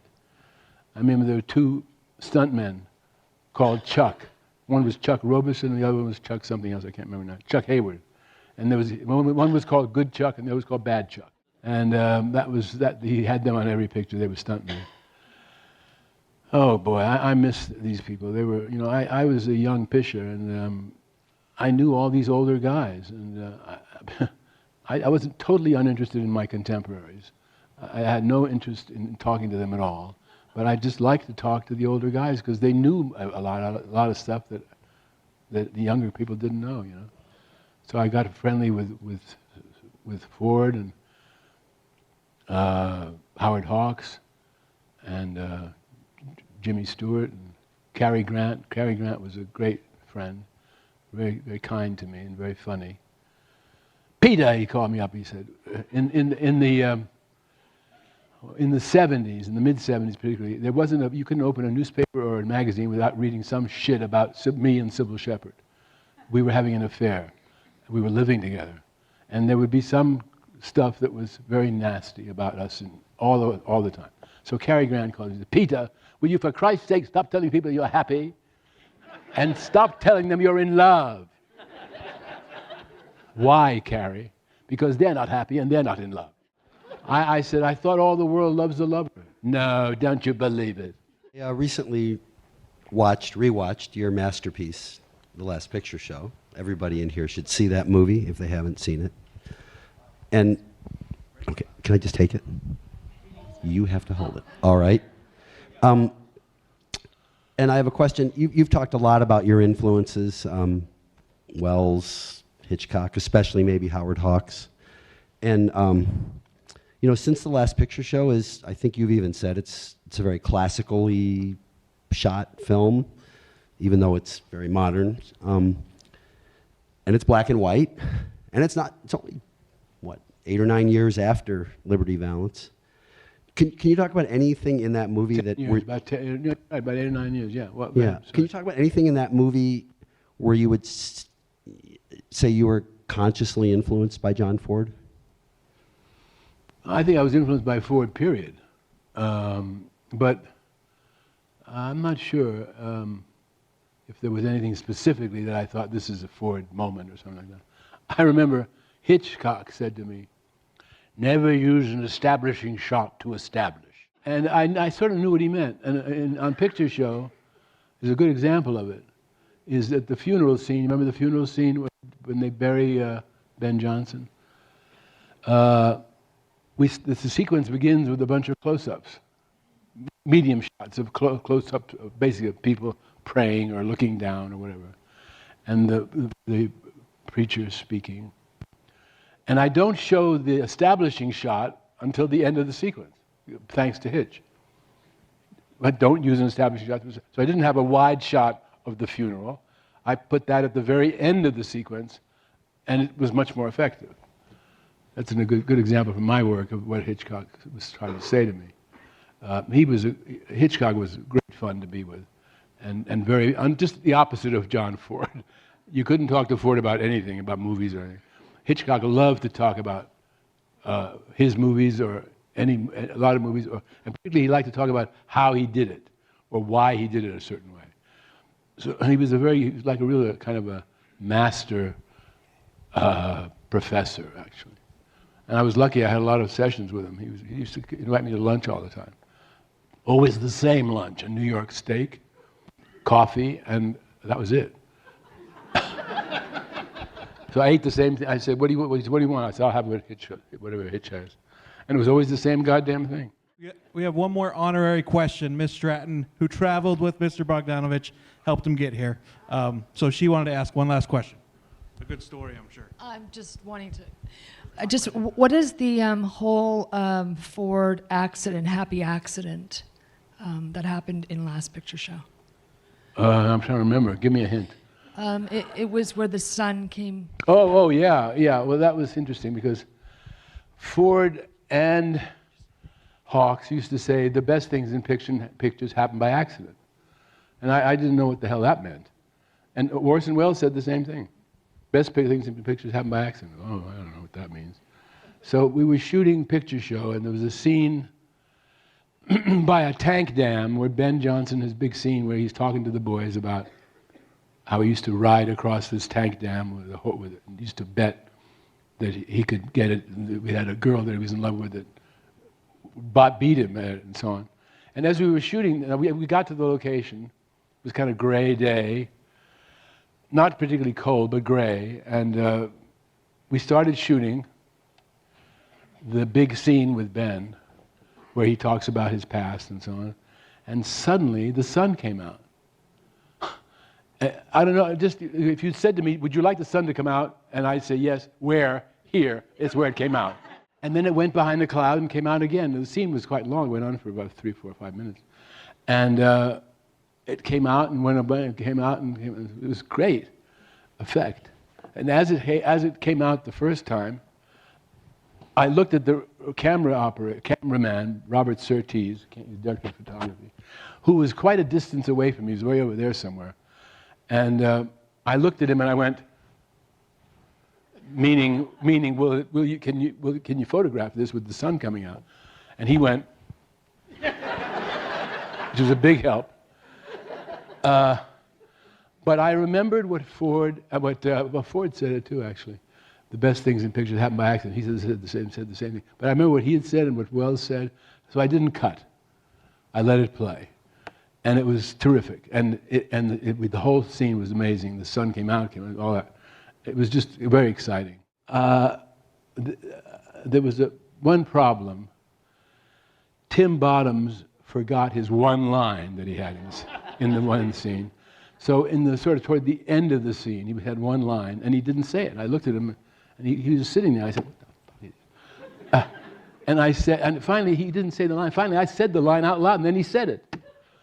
But there was about a 30 or 40 second pause, and you can't have 30 or 40 seconds in a scene like that with no sign. Eventually, so we shot it again, the scene, because of that screw up of the actor. And he says to me, I didn't forget the line, I was acting. I said, oh, sure. So we shot the scene again, and the sun did not come out. And we saw the scene, it was fine, no pause, but the sun didn't come out, and the other scene was so much better. So the other take was so much better that we used that, and I had to put in a cutaway to take out the 30 seconds. But luckily, we had a point of view shot of the field, and and everybody was looking that way. Ben was looking in that direction, so we could just cut to the point of view for a few seconds to get rid of the pause. But there you are. That's the best things happen by accident. And if they hadn't told me that, I would have cut. I would have said, "Oh, you won't," because the photographer said, "Hello, I'm Peter Bogdanovich. I write books about movies and I direct movies, and my mission is to try to preserve America's film heritage through my writing. Your Toledo-Lucas County Public Library has a similar mission to preserve our heritage for generations to come. So visit your source, the Toledo-Lucas County Public Library." This book that we talk about, that's just sitting over there, Who the Devil Made It, it's a very large book, as you can see. It's over 850 pages. The bulk of it is interviews with 16 directors, some of whom were just mentioned. So it isn't all me talking, it's mostly the directors talking. The reason I called it Who the Devil Made It is because it's based on a remark of Howard Hawks's, who was one of my favorite directors. I'll tell you a bit about him tonight. I asked Mr. Hawks, I said, "Well, which directors over the years have you liked the best?" And he said, "Well, I liked almost anybody that made you realize who the devil was making the picture. The director is the storyteller, and he ought to have his own way of telling it." Well, that seemed to me to be about as good a summation of the personal signature idea of movies, which is not often discussed, I mean, particularly lately. Probably because we don't have very many personalities left making pictures. But the whole idea of what the French used to call the politique des auteurs, which was what they wrote about in the 50s, was that despite the fact that American directors often worked under the control of a studio and often directed scripts that they did not necessarily write, nevertheless, the French said, looking at our pictures, these various directors were in fact auteurs, authors, because they put their personality into the work in such a way that you could feel their presence and their personal involvement from behind the screen. Now, I'm not going to bore you with going into details about how all this happened to affect American movies. It did in the 60s and influenced criticism in America for many years. But I want to make it vivid to you, so I'm going to talk to you first about probably the most famous director in the history of movies, Alfred Joseph Hitchcock, whom I had the privilege of knowing for about 25 years. And a little story will kind of give you an idea of what we're talking about. I was in New York. It was before I'd moved to California. Been there a few times. I knew Hitchcock about 3 years. It was about 1963 or 64. Hitchcock came to New York to open The Birds, his latest film, and invited me up for a drink at his hotel at the St. Regis, and he went up there. And now I don't drink really today, but in those days I really had never hardly touched any alcohol. This was a few years ago. And but that's not the case with Hitch. And he had ordered up a whole bunch of frozen daiquiris for himself and his wife, and my wife at the time was with me too. And so he, of course, knocked them back pretty quick and got rather red-faced quickly. And I was working on the same one, you know. And he says, "You're not drinking your drink." So I said, well, so I drank a little bit more. But after about 5 minutes, "You're not drinking your drink." So that went on. So I knocked back one, and I really started to feel a definite buzz, and everything was kind of nice and floating a little bit. And anyway, it got a little later, and we're talking Hitchcock, very nice, talk. We go out, he has to go to dinner, so now we go into the corridor and wait for the elevator. And you know how it is when you're waiting for the elevator, not much to talk about. The doors open, we walk into the elevator, and we're not talking. The four of us, again, just kind of that going down in an elevator feeling. And the doors open on the 18th floor, and a couple come in, three people actually, come in dressed for dinner. And now, without any warning, Hitch turns to me and he says, "You know, it was quite horrible. I mean, the man was lying on the ground with blood coming out of his ear and out of his mouth. It was quite shocking." So now, having had a couple of drinks, as I said, I really thought I'd lost my mind and that I had missed an entire, series of remarks. Of course, the people were riveted, and the doors opened on the 15th floor. This went right on. He said, I said, there was blood everywhere. There was blood on the floor, blood on the wall, blood coming out of his ear. It was quite shocking.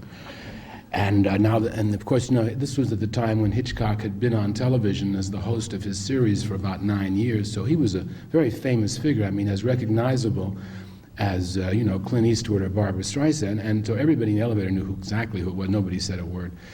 And about the 10th floor, some more people come in. Hitch goes on. I looked at this poor man. I said, "My God, good God, man, what's happened to you?" And do you know what he said to me? And just as he says this, the doors to the lobby opened, and everybody in the elevator kind of nobody wanted to leave the elevator, but they had to. So go out, and they kind of clustered at the elevator, and Hitch just walked right by them.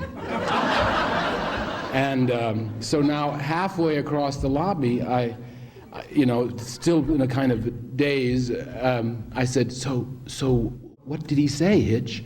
He said, "What?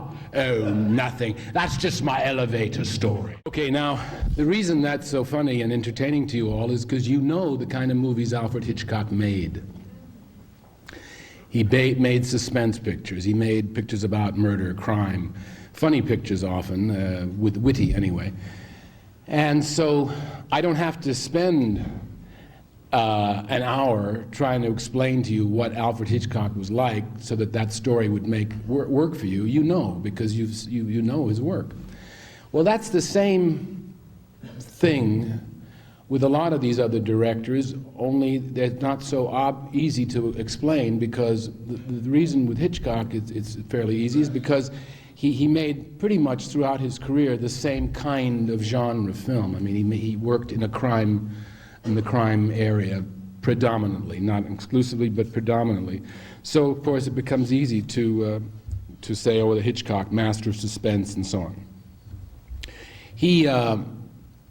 However, what I want to make is that some of the other directors, like John Ford, who isn't in my book, but he's talked about quite a bit, but I did a separate book about him, which actually is back in print, I'm happy to say, or Orson Welles, who's also not in the book, but I think my interview book with him is over there, so, or Howard Hawks, or George Cukor, or Fritz Lang, or Otto Preminger. All of these men had very strong personalities, and the difference was that many of them made different kinds of films. For example, Howard Hawks, who's one of my favorites, he made he worked in just about every genre you can imagine. He made musicals, he made Gentlemen Prefer Blondes, he made detective pictures, he made The Big Sleep, he made, he did westerns, Red River, which you'll see later a little bit of.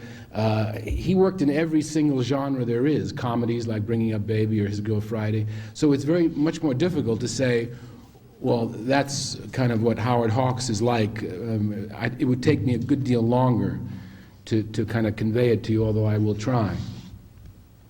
But what has excited me, what I got very interested in about pictures, was this sort of invisible personality that makes itself tangible and accessible during the movie. And the more I got to know about a number of these directors, the more I enjoyed their work, which is sort of the point of any kind of art, to get the most you can out of it. Hitchcock, to go back to him, had very specific, theories about suspense and about his craft, and he loved to talk about it. Nothing more exciting to Hitch than to describe to you how he was going to do something. He had a theory that a thing called the MacGuffin. A theory about the MacGuffin. I said, what is the MacGuffin? He says, the MacGuffin is that thing in a picture that all the characters are interested in, but the audience doesn't care about. And one of the things you find in making pictures that the producers will say, well, we have to concentrate on this, and because the characters are interested in it. And Hitchcock had the point that the characters may be interested in it, but the audience may very well not be. And that was kind of a major point that he made. And I said, well, why do you call it a MacGuffin? Where does that come from? He said, oh, that comes from an old story, an old joke. Two Irishmen or two Scotsmen riding on a train. One turns to the other and says, what's that box over your head? Oh, that's, the other one says, that's an instrument. That's a MacGuffin. And the other one says, oh, really, what's a MacGuffin? He says, oh, a MacGuffin is an instrument for capturing wild tigers in the Highlands of Scotland. And the other fellow says, but there are no tigers in the Highlands of Scotland. Oh, the other fellow says, well, then that's no MacGuffin. Meaning it doesn't matter. I'm going to show you in a few moments a clip from a Hitchcock picture and with Cary Grant and Ingrid Bergman called Notorious. And in there you will see an example of the MacGuffin. And also the other thing that Hitchcock talked about a lot, which was the difference and the superiority of suspense over shock or surprise. I asked him to define this theory for me one time, and he said, well, he says, you have two men walk into a room, and they're having a very boring conversation. They sit down at a table, and they continue to have this conversation about the weather and sports and automobiles, very boring conversation. Suddenly there's an explosion. A bomb has gone off. The audience is shocked for 30 seconds. Now, take the same scene over again. Two men come in, same thing, sit down at the table, exactly the same conversation. Only now, while they're talking, you cut to a shot under the table and you see that a bomb has been placed there. Now, the very boredom of the conversation becomes exciting. The audience saying, for God's sake, shut up. Stop talking. There's a bomb ticking, don't you see? Now you've got your audience working for 3 and 4 minutes as opposed to being shocked for 20 seconds. That is the difference between suspense and surprise. Well, it may sound so simple as to be, not even worth discussing, but believe it or not, it is like, I would say that what I just talked about, what Hitchcock was talking about, is the central in constructing films, which is that people constantly today particularly say, let's surprise the audience. And one is constantly saying, let's not surprise them, let's give them information, because then they actually working longer. So this is a big thing, not just in drama, and it isn't just in suspense or crime pictures, it's just in telling a story. It's often good for the audience to be, so to speak, ahead of the characters. Of course, it's essential in comedy. You can get big laughs, big surprise laughs, particularly if you're gross or vulgar, which pictures like Something About Mary will prove. But that's as easy as getting a shock by showing a shot of a bunch of snakes. So most audiences are going to go, ah! But that's not art, that's just that. But it's very true with comedy. Just think of Laurel and Hardy walking down the street. You cut to a banana peel. You cut back to them walking down the street. You start laughing immediately because you know somebody's going to laugh. Somebody's going to fall, and that's going to amuse you. So again, it's giving an audience information that the characters don't have. Comedy and suspense both have that in common. So now I'm going to show you a scene, if you're ready to show it, from Notorious, and in there you will see exemplified what we just talked about, the MacGuffin and the suspense element, which he does with champagne bottles. So anyway, will you run that? And it's a few minutes. I think you'll enjoy it. Bergman is married to Claude Rains. It's a party, and Cary Grant is a government official. He has the key to the wine cellar where they're looking for what is in fact the MacGuffin, some strange bottles of wine.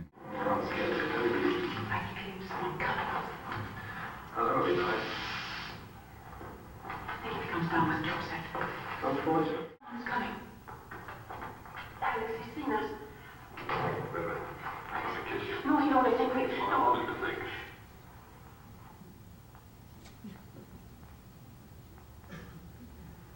You'd better stay upstairs, Joseph. They can need you. Yes.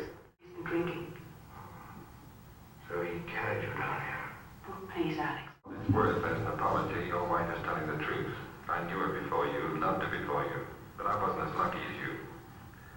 Sorry, Lucian. Please go. Good night. Okay. I know you'd probably like to see the rest of the picture. Sorry, I know, it's the trouble with Hitchcock. He's very engrossing. Well, there you have the bottles of champagne is the bomb, because the less champagne there is, the more you know they're going to have to come down there. That's a running thing. And the MacGuffin is the whatever that was that fell out of that bottle. Now, none of us really care what it was, but you see the characters care a lot. In fact, David Selznick, the producer, who brought Hitchcock over to America, in fact, what happened to my lights? They can't see me now. I mean, they can't see the play of nuance on my face. Oh well. Just think of it as a silent picture. It got darker. That's what they're trying to tell me something. Anyway, Cary Grant, I asked him about this picture, and he said, "Oh yeah, that's the one hitched through. That's the one hitched through at Ingrid." He always did that. He gave the picture to the girl if he could. He also told me a wonderful story. When they were doing the piece, I said, "How was Hitchcock, to work with as a director? What is he like on the set?" He said, He says, "One day we were shooting. He says we were shooting this scene, and Ingrid was there. She came in, and she just wasn't there. You could look in somebody's eyes and you feel that, but they're just not there. And she was playing the scene, and it went on, but she wasn't with us." Hitch didn't say anything, just sat in his chair, didn't say a thing. And finally, after a while, about half an hour, we'd been doing this for maybe 2-3 hours, and Hitch didn't say anything, just said, "Go on, do it again, whatever." Finally, I saw in Ingrid's eyes that she was there. She was getting into the scene. It was finally happening. I could see the light in her eyes, and just as it was happening, Hitch said, "Cut." And I thought, why is he cutting now? And Hitch just sat there and he looked at her very quietly and he said, "Good morning, Ingrid." One of the things that people don't realize about making pictures, I guess, I certainly didn't after I'd made a couple. I was talking to John Ford about some scene in the picture, and he said, "Oh, that was just an accident. Most of the good things in pictures happen by accident." Wow, I thought to myself, that exploded, and I thought, really? So I went to, I knew Orson Welles at the time also, and I said to Orson, Ford, Welles was a big fan of John Ford, thought he was the best director, American director. And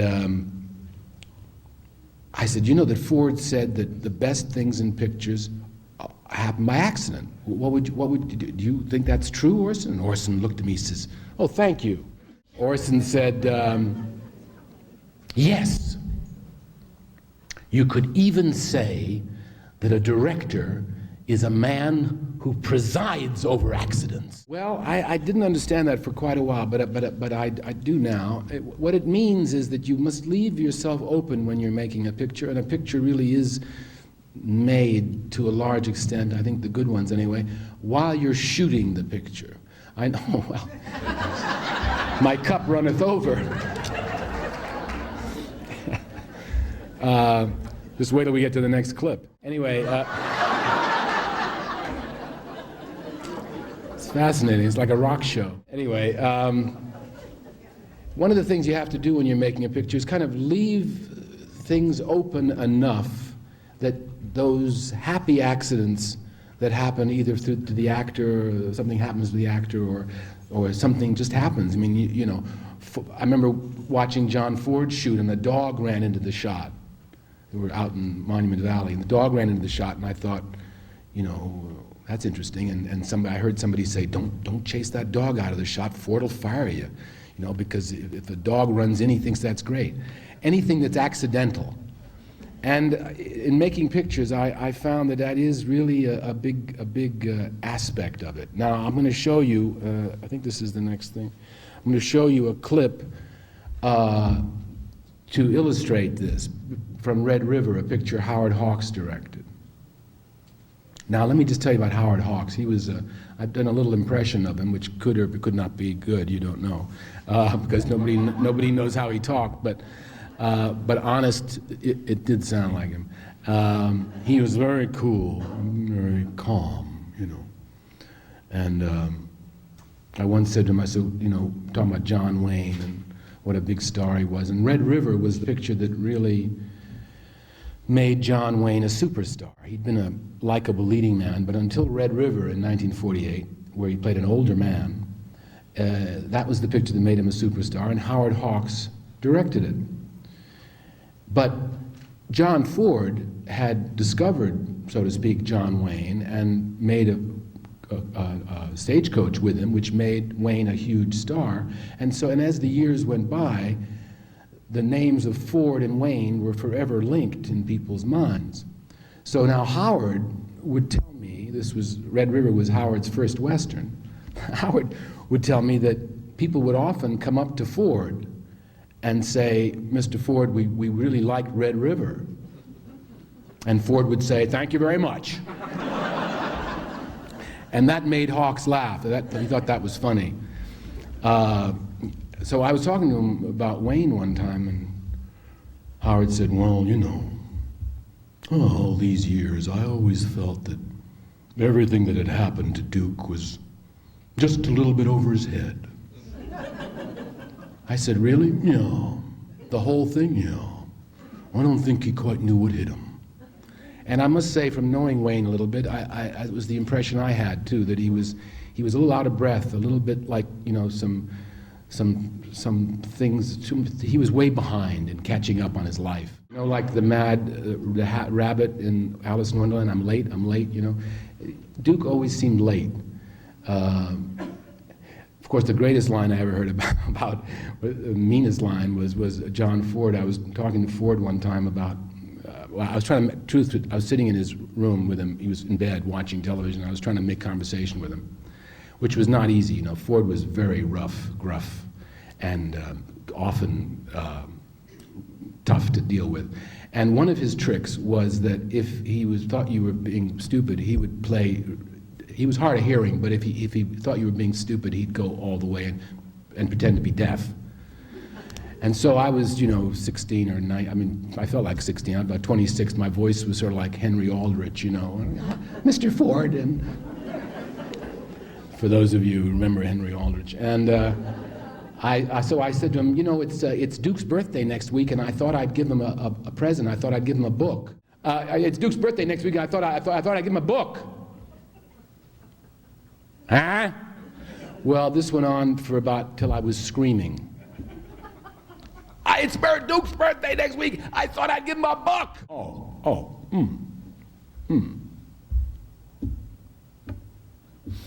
He's got a book. So here we are with the Red River, in which Wayne is particularly good, really wonderful. And there's a scene in it which you're about to see, just a short scene. There's been a stampede, and one of the guys got killed in the stampede, and they bury him. And while they're burying him, you'll see the shadow of a cloud goes over the funeral. And then Duke walks over and he gets a whip, and he's going to beat the guy that caused the stampede. Now, I said to Hawks, I mentioned this scene, and I said, now, did you plan on that cloud? He said, well, we saw it coming.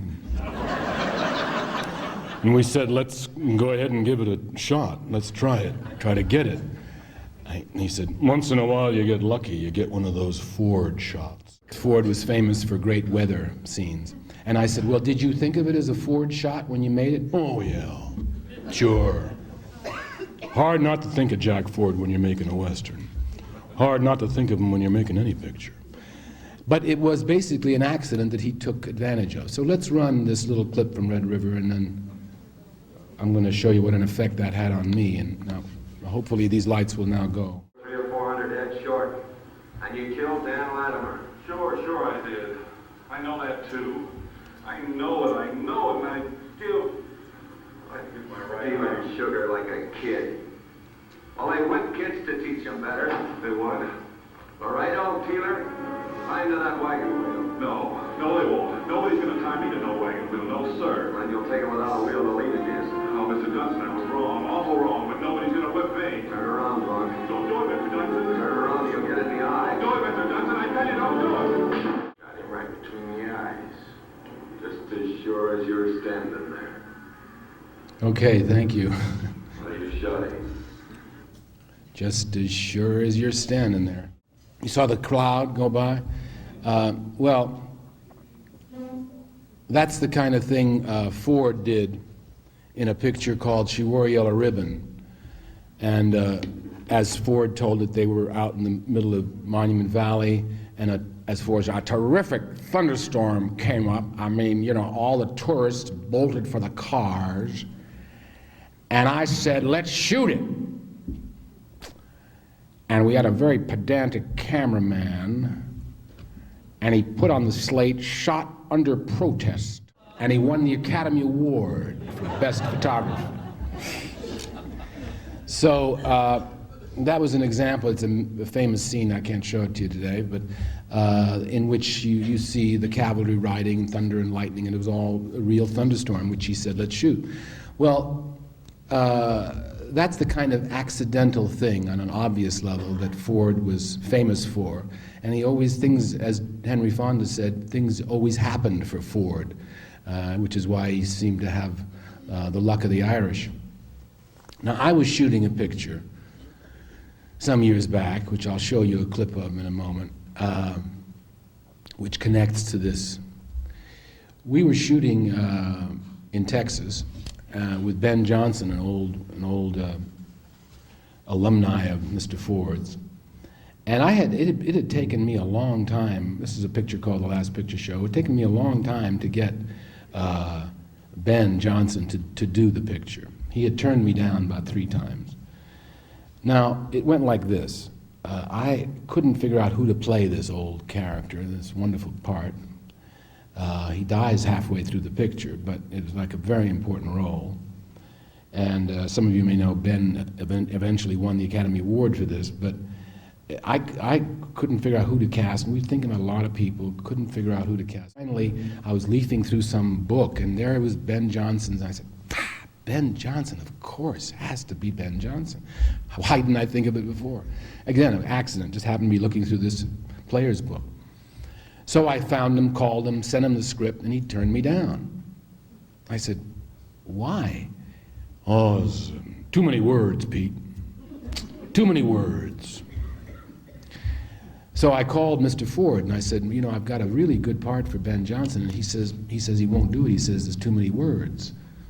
Oh, Jesus, I mean, he always says that. I mean, when we were doing Yellow Ribbon, I mean, he'd come on the set and he'd say to the script girl, are there any words for me? And if she said yes, he'd go over and sulk. I mean, and if she said no, you just have to ride, he'd be happy. So, where is old Ben? I said, well, he's in Arizona. Let me his number, I'll call him. I'll call him. So I gave him the number, and about 15 minutes go by, the phone rings, it's Mr. Ford. He'll do it. Oh, did you talk to him? He'll do it. I said, Jesus, I mean, what's the matter with you, Ben? I mean, Peter's got a good part for you. He says it's a good part. I mean, what do you want to be, Duke's sidekick your whole life? I mean, what's the matter with you? He'll do it. Okay, I hang up the phone. Now, it's about 5 minutes later, the phone rings. It's Ben from Arizona. Hello, Ben? I said, well, I really think you should play this part. Oh, Pete, I wish you hadn't have done that. Damn it. Well, I'll come and see you. He hadn't agreed to it. So he comes to my office about 2 weeks later, and he's sitting there, and he's got the script in his hand, I remember, and he says, this picture's got a lot of dirty words in it. And I might want my mother to see this, and I don't see how I can do this. And I said, well, Ben, you don't have more than 1 or 2 words. Nothing really. He said, oh, Pete, and he wouldn't. Finally, I says to him, Ben, you gotta do this thing. If you do this picture, you're gonna win the Academy Award. He really got angry. He says, God damn, why do you say that? And I said, I don't know, I just think you in that part is. Well, it went on for another hour or so. Finally, he slammed the script shut and said, all right, I'll do the goddamn thing. And that's how and he did win the Oscar. Anyway, so we're down in Texas, and we had this one big scene by what's called a tank dam. For those of you who aren't from Texas, maybe you think it's a lake, but they call it a tank dam. There's a scene there. It was pretty much his most important scene, Ben Johnson's, a long speech he had to do. We rehearsed it once or twice, and I had decided I wanted to do the bulk of it, not all the scene, but the bulk of the scene, the big part of his speech, to do that without a cut. In other words, the camera would be here. We had some tracks laid out. He was sitting there, and the camera would, move in on him, and then move in even further, and then it would pull back, and then pull back further. That was the plan. There'd be no cut in between except 1 or 2. But we were going to shoot it without a cut. In other words, even if I might cut a couple of times, the basic thing was going to be shot without any interruption.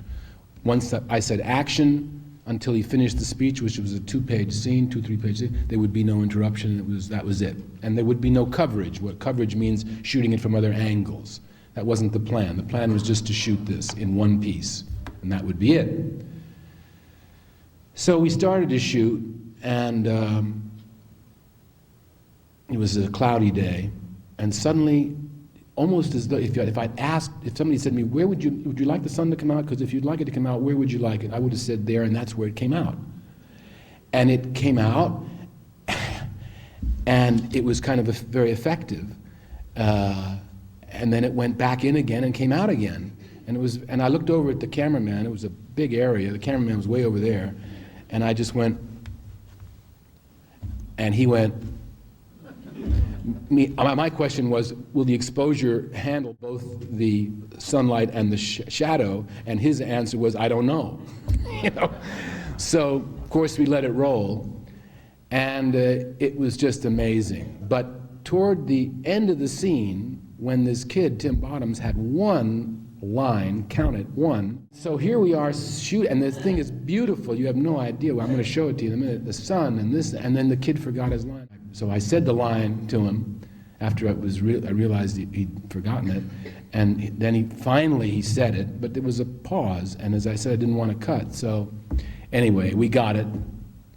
When it was over, I said, what happened? He said, I didn't forget my line. I said, what happened then? He said, well, I was thinking. Yeah, right. I was thinking about strangling him, but so we had to do it again. So we did it again, and of course he remembered his line this time, and everything was. But the only thing was the sun stayed hidden. And so when we saw the 2 takes, and then by the way, right after that it started to rain like crazy, and we had to get out of there, and one of the trucks got stuck for a week. Anyway. Now I'm going to show you the scene. This was what we saw, pretty much. And the other one had no sun, and it was a well-acted scene, but it didn't have the accident of nature that made all the difference. So here's the scene from the last picture show. Thought you boys wanted to fish. Come on, keep an eye on them corks, Billy.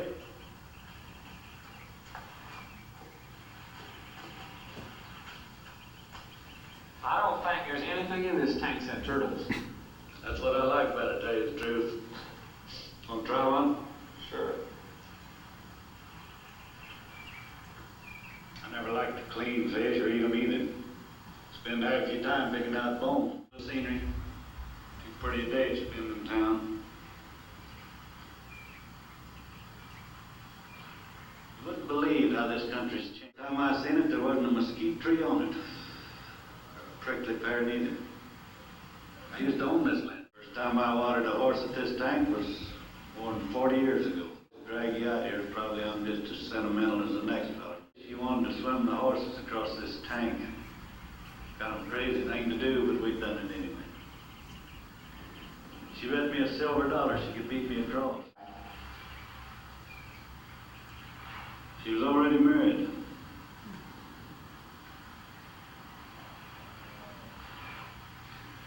Her and her husband was young and miserable with one another, like so many young married folks are. I thought they'd change as some age, but it didn't turn out that way. Being married also miserable? No, not really. About 80% of the time, I guess. You all see the sun? You know, it's not the kind of thing you can say, well, let's do that again, would you? What I haven't talked about yet, really, movie stars, and a little bit about what they mean to movies. It's true that I've been very interested always have been very interested in the director's personality and how it comes across in the work. But there is no question but that what the audience is interested in is the actors on the screen. They are the vehicle by which we really get everything across. They're what you see. And you know, stars, the whole idea of movie stars has changed radically from when I was growing up, and it's changed from when I guess all of us started going to movies. Movie stars used to be something very unusual. You could what Alan Dwan in my book says, a young guy would come, young woman or a man would come off the street, and you wouldn't see too much. You put them up on the screen and they just blaze out at you. Just something about them, something unique. Orson Welles told me about watching Gary Cooper being shot for a picture, photograph, acting. And he said he was standing not more than 4 feet away from Cooper. And he thought they're going to have to reshoot it. There was nothing happening.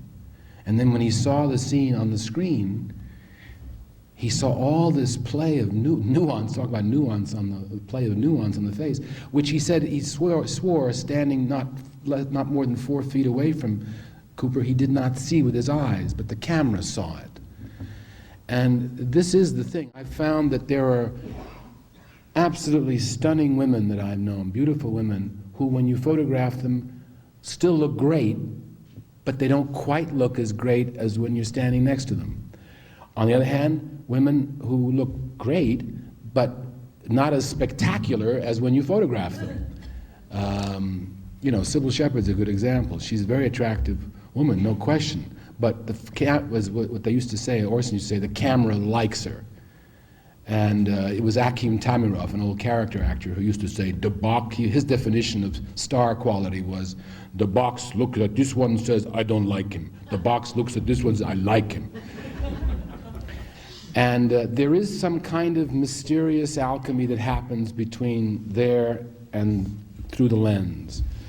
I have a theory about it which is absolutely, totally unscientific. Which is, the camera, it goes like this, the shutter goes like this, it's closed for as long as it's open. So my theory is that if the camera likes you, it's editing out the bad parts. And if it doesn't like you, it's leaving them in. But there are actors who, the minute I say the name, it conjures up something, whether it's Jimmy Stewart, or Gary Cooper, or Cary Grant, or John Wayne, or Marilyn Monroe, or Audrey Hepburn, or Katharine Hepburn. And you can go on like that. Each one of them gives you a particular image, and you get a sense of a certain kind of person, even though they played many different characters. Today, movie stars, there are movie stars, but they're mainly famous actors who are versatile, who want to be versatile.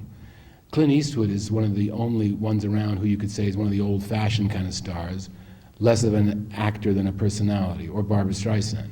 But most actors today are versatile, but they don't have that particular star quality that makes them unique. There were always stars who were star personalities who were not that good actors, not that versatile as actors. They could play a certain thing. And then there were star personalities who were also brilliant actors. For example, Wayne was really good at doing that thing he did. He wasn't as versatile as, say, Jimmy Stewart, who had a lot of different levels, who could play a Westerner and an Easterner with equal conviction, and yet retain that quality that we all identify, and it's often hard to define. Now I'm going to show you a last clip, and we may go a little bit more than 20 minutes with the questions if we don't get shot here, but I like to give you a little more time, but we'll see. There's a clip from a film called Anatomy of a Murder, directed by Otto Preminger. Now, I have to tell you, if you haven't seen it lately, or if you've never seen it, it is really one of the great American films. It is very underrated, and it holds up brilliantly with a great cast. Anyway, Jimmy Stewart plays the lead in this, and it's a trial story about a rape and a murder made in 1958. And Otto Preminger directed it. Now, Otto, I knew for a while, he was supposed to be really tough on actors. The famous story when he came up to Jean Seberg, who was just on her first picture, came right up to her face like this and said, "Relax!"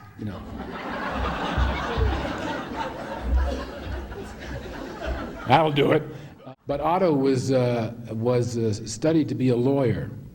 His father was the Attorney General in Austria, and a very famous lawyer. And Otto got bitten by the theater bug and decided to be an assistant to Max Reinhardt in Germany, and then became a director in Germany, and eventually came to America and so on. The interesting thing was that, of course, his youth, when he studied law, never left him. And that's why you could say that Anatomy of a Murder, which is a story about a lawyer, Jimmy Stewart, is Otto Preminger's most personal film. And when you watch it, you feel the investment that he has, emotional and intellectual and spiritual, on every level. And he understands the workings of a courtroom and judges and lawyers and everything in a way that I've never seen in a movie before. Now, I'm going to show you this little clip toward the end of the picture where George C. Scott, it was his first movie, is the prosecutor, and he's interrogating Lee Remick, who's the wife of Ben Gazzara, who she was raped, and he, Gazzara, killed the rapist. And Jimmy is defending Gazzara. Watch how the use of the movie star in this scene increases your enjoyment of it. Okay, go ahead, thank you. Mrs. Manning, wouldn't you say that a Catholic who can blithely ignore one of the cardinal rules of her church could also easily ignore an oath taken on one of its artifacts, say, an oath taken on a rosary? I don't think that's true. But wouldn't you think there'd be some doubt about the integrity of such a person? I don't know. All I know is the rosary means something to me. I see. Well, I'll pass on to something else. Mrs. Manning, you testified that your husband came home late from his work on the night of the shooting. Were you a little angry about being late? Well, I guess I was a little put out. You had an argument? Not much. A little. When you left the trailer to go to the inn, did your husband know you were going? He was asleep. Was part of your reason for going without his knowledge because you were vexed? Well, I'd been ironing all day, and yes, I guess that's true. Your Honor, the counsel has deliberately cut off my view of the witness. I'm sorry, Mr. Beaker. I don't want to interfere with your signals, Mr. Manning. Well, I object to the implication I was signaling the witness. This is the shabbiest courtroom trick I've ever seen. You haven't lived, Mr. Baker. Your Honor, I ask the court to rule on my objection. Mr. Dancer, will you be careful not to place yourself between Mr. Beagler and his witness? Oh, of course, Your Honor. Anything else, Mr. Beaker? You do it once more, I'll punch you all the way out into the middle of the Lake Superior. All right, thank you.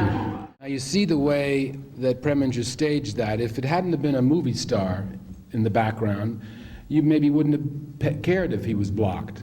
But you were watching to see what Jimmy was going to do, and he blocked your view. So it was a way of using a movie star, a way of using the movie star to advantage, because obviously the audience wants to see what he's doing. Preminger was quite a guy, very, very cool, and a brilliant director. Jimmy Stewart was, well, you know, it's hard to describe what an icon is like, but he was very much like what you would think he was like. One of the main things, I think, was that he was incredibly funny, and when he told a story. I guess you've noticed I like movies. I like the good thing that they can contribute, and I think that they have a very positive power. I think that power has been used negatively of late, and I deplore that, and I hope that we can get back to a better place with movies.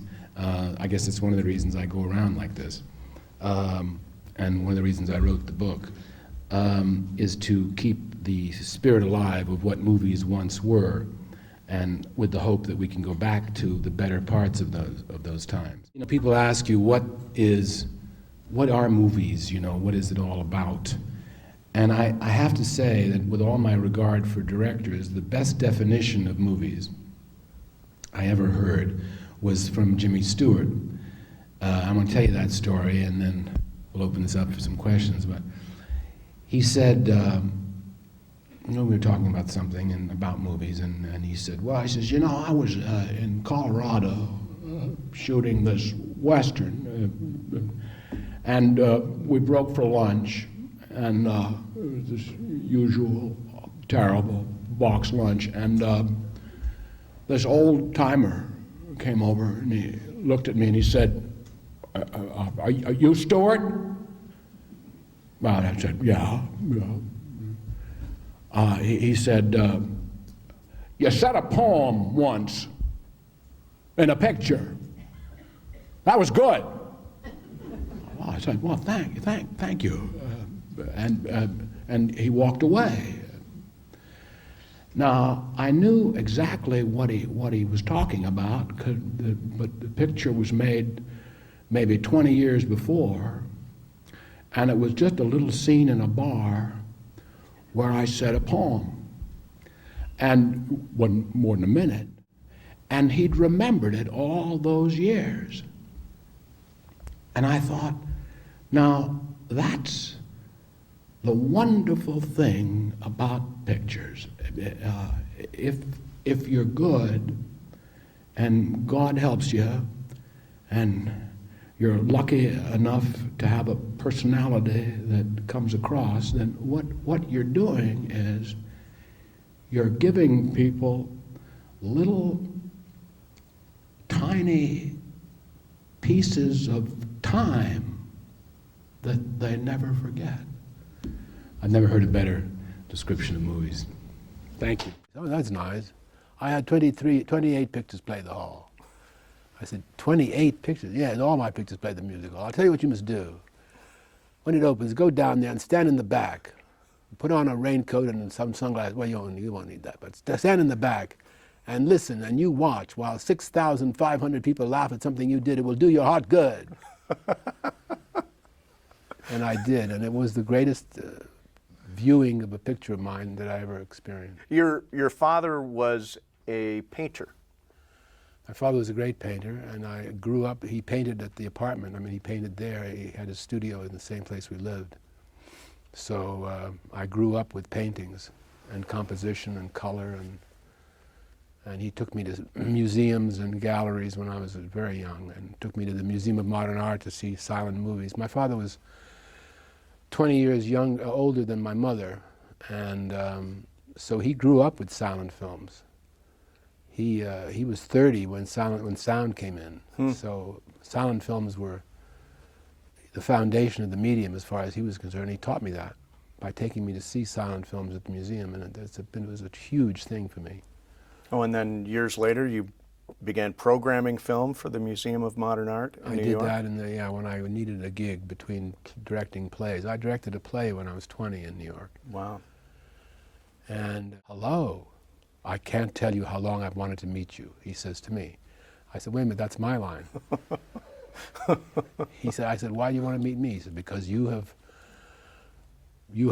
written the truest words ever published about me, pause, in English. Deep focus in that film is of incredible acclaim. The fact that he could...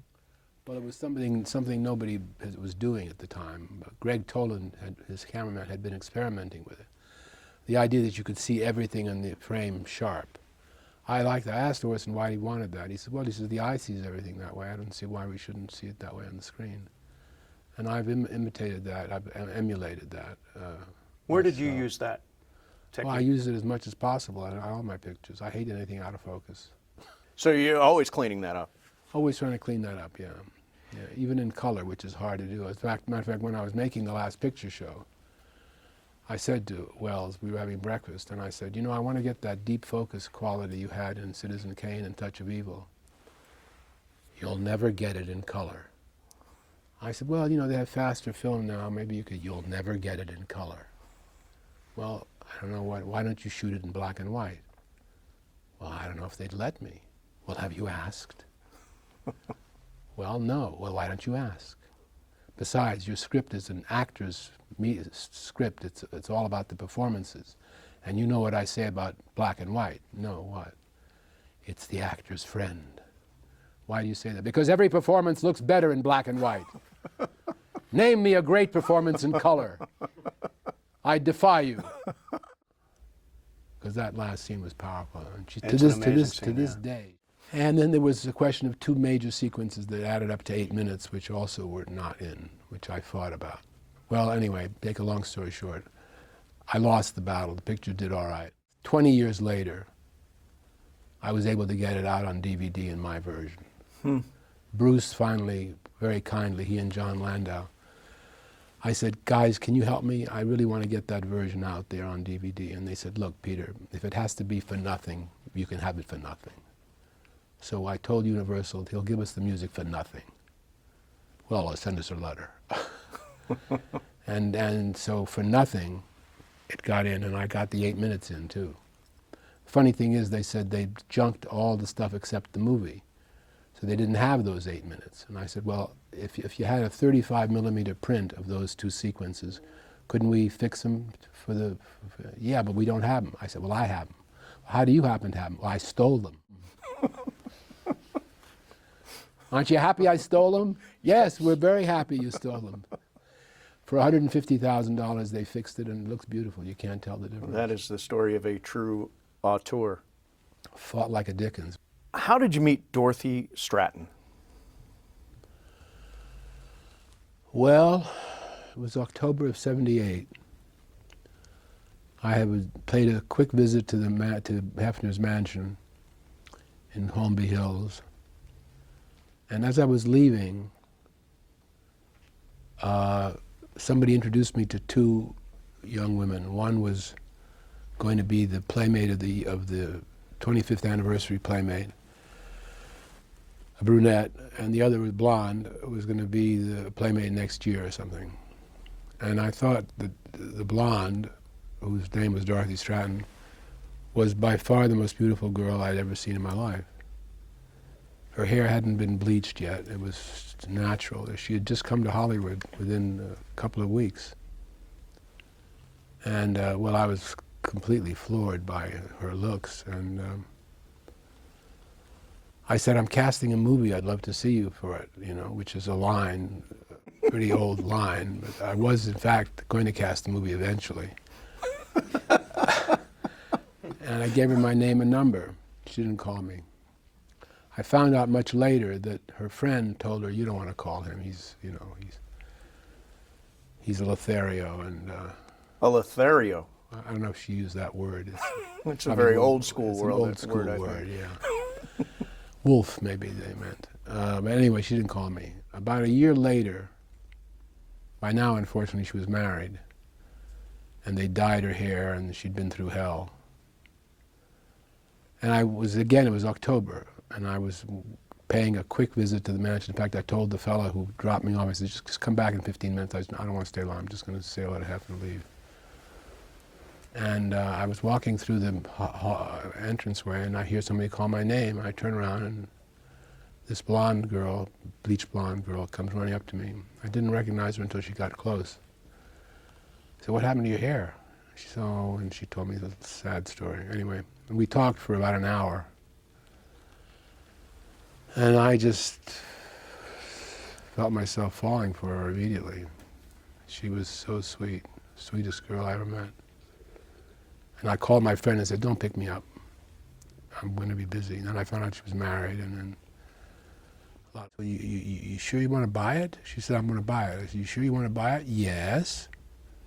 And I said, that was a definite yes. And so I bought it for her, and she read it cover to cover. She read very quickly and a lot. I was at home, having not heard from her all day, wondering where she'd been. Thought she was pissed off at me or something. Phone rang about 11:20, and it was Hefner. I thought she was over there complaining about me or something. And I got on the phone, and Hefner said, I said, "Hi, Hef, how's it going?" He said, "Oh, haven't you heard?" I heard what? He said, "Oh, Jesus, Dorothy's dead."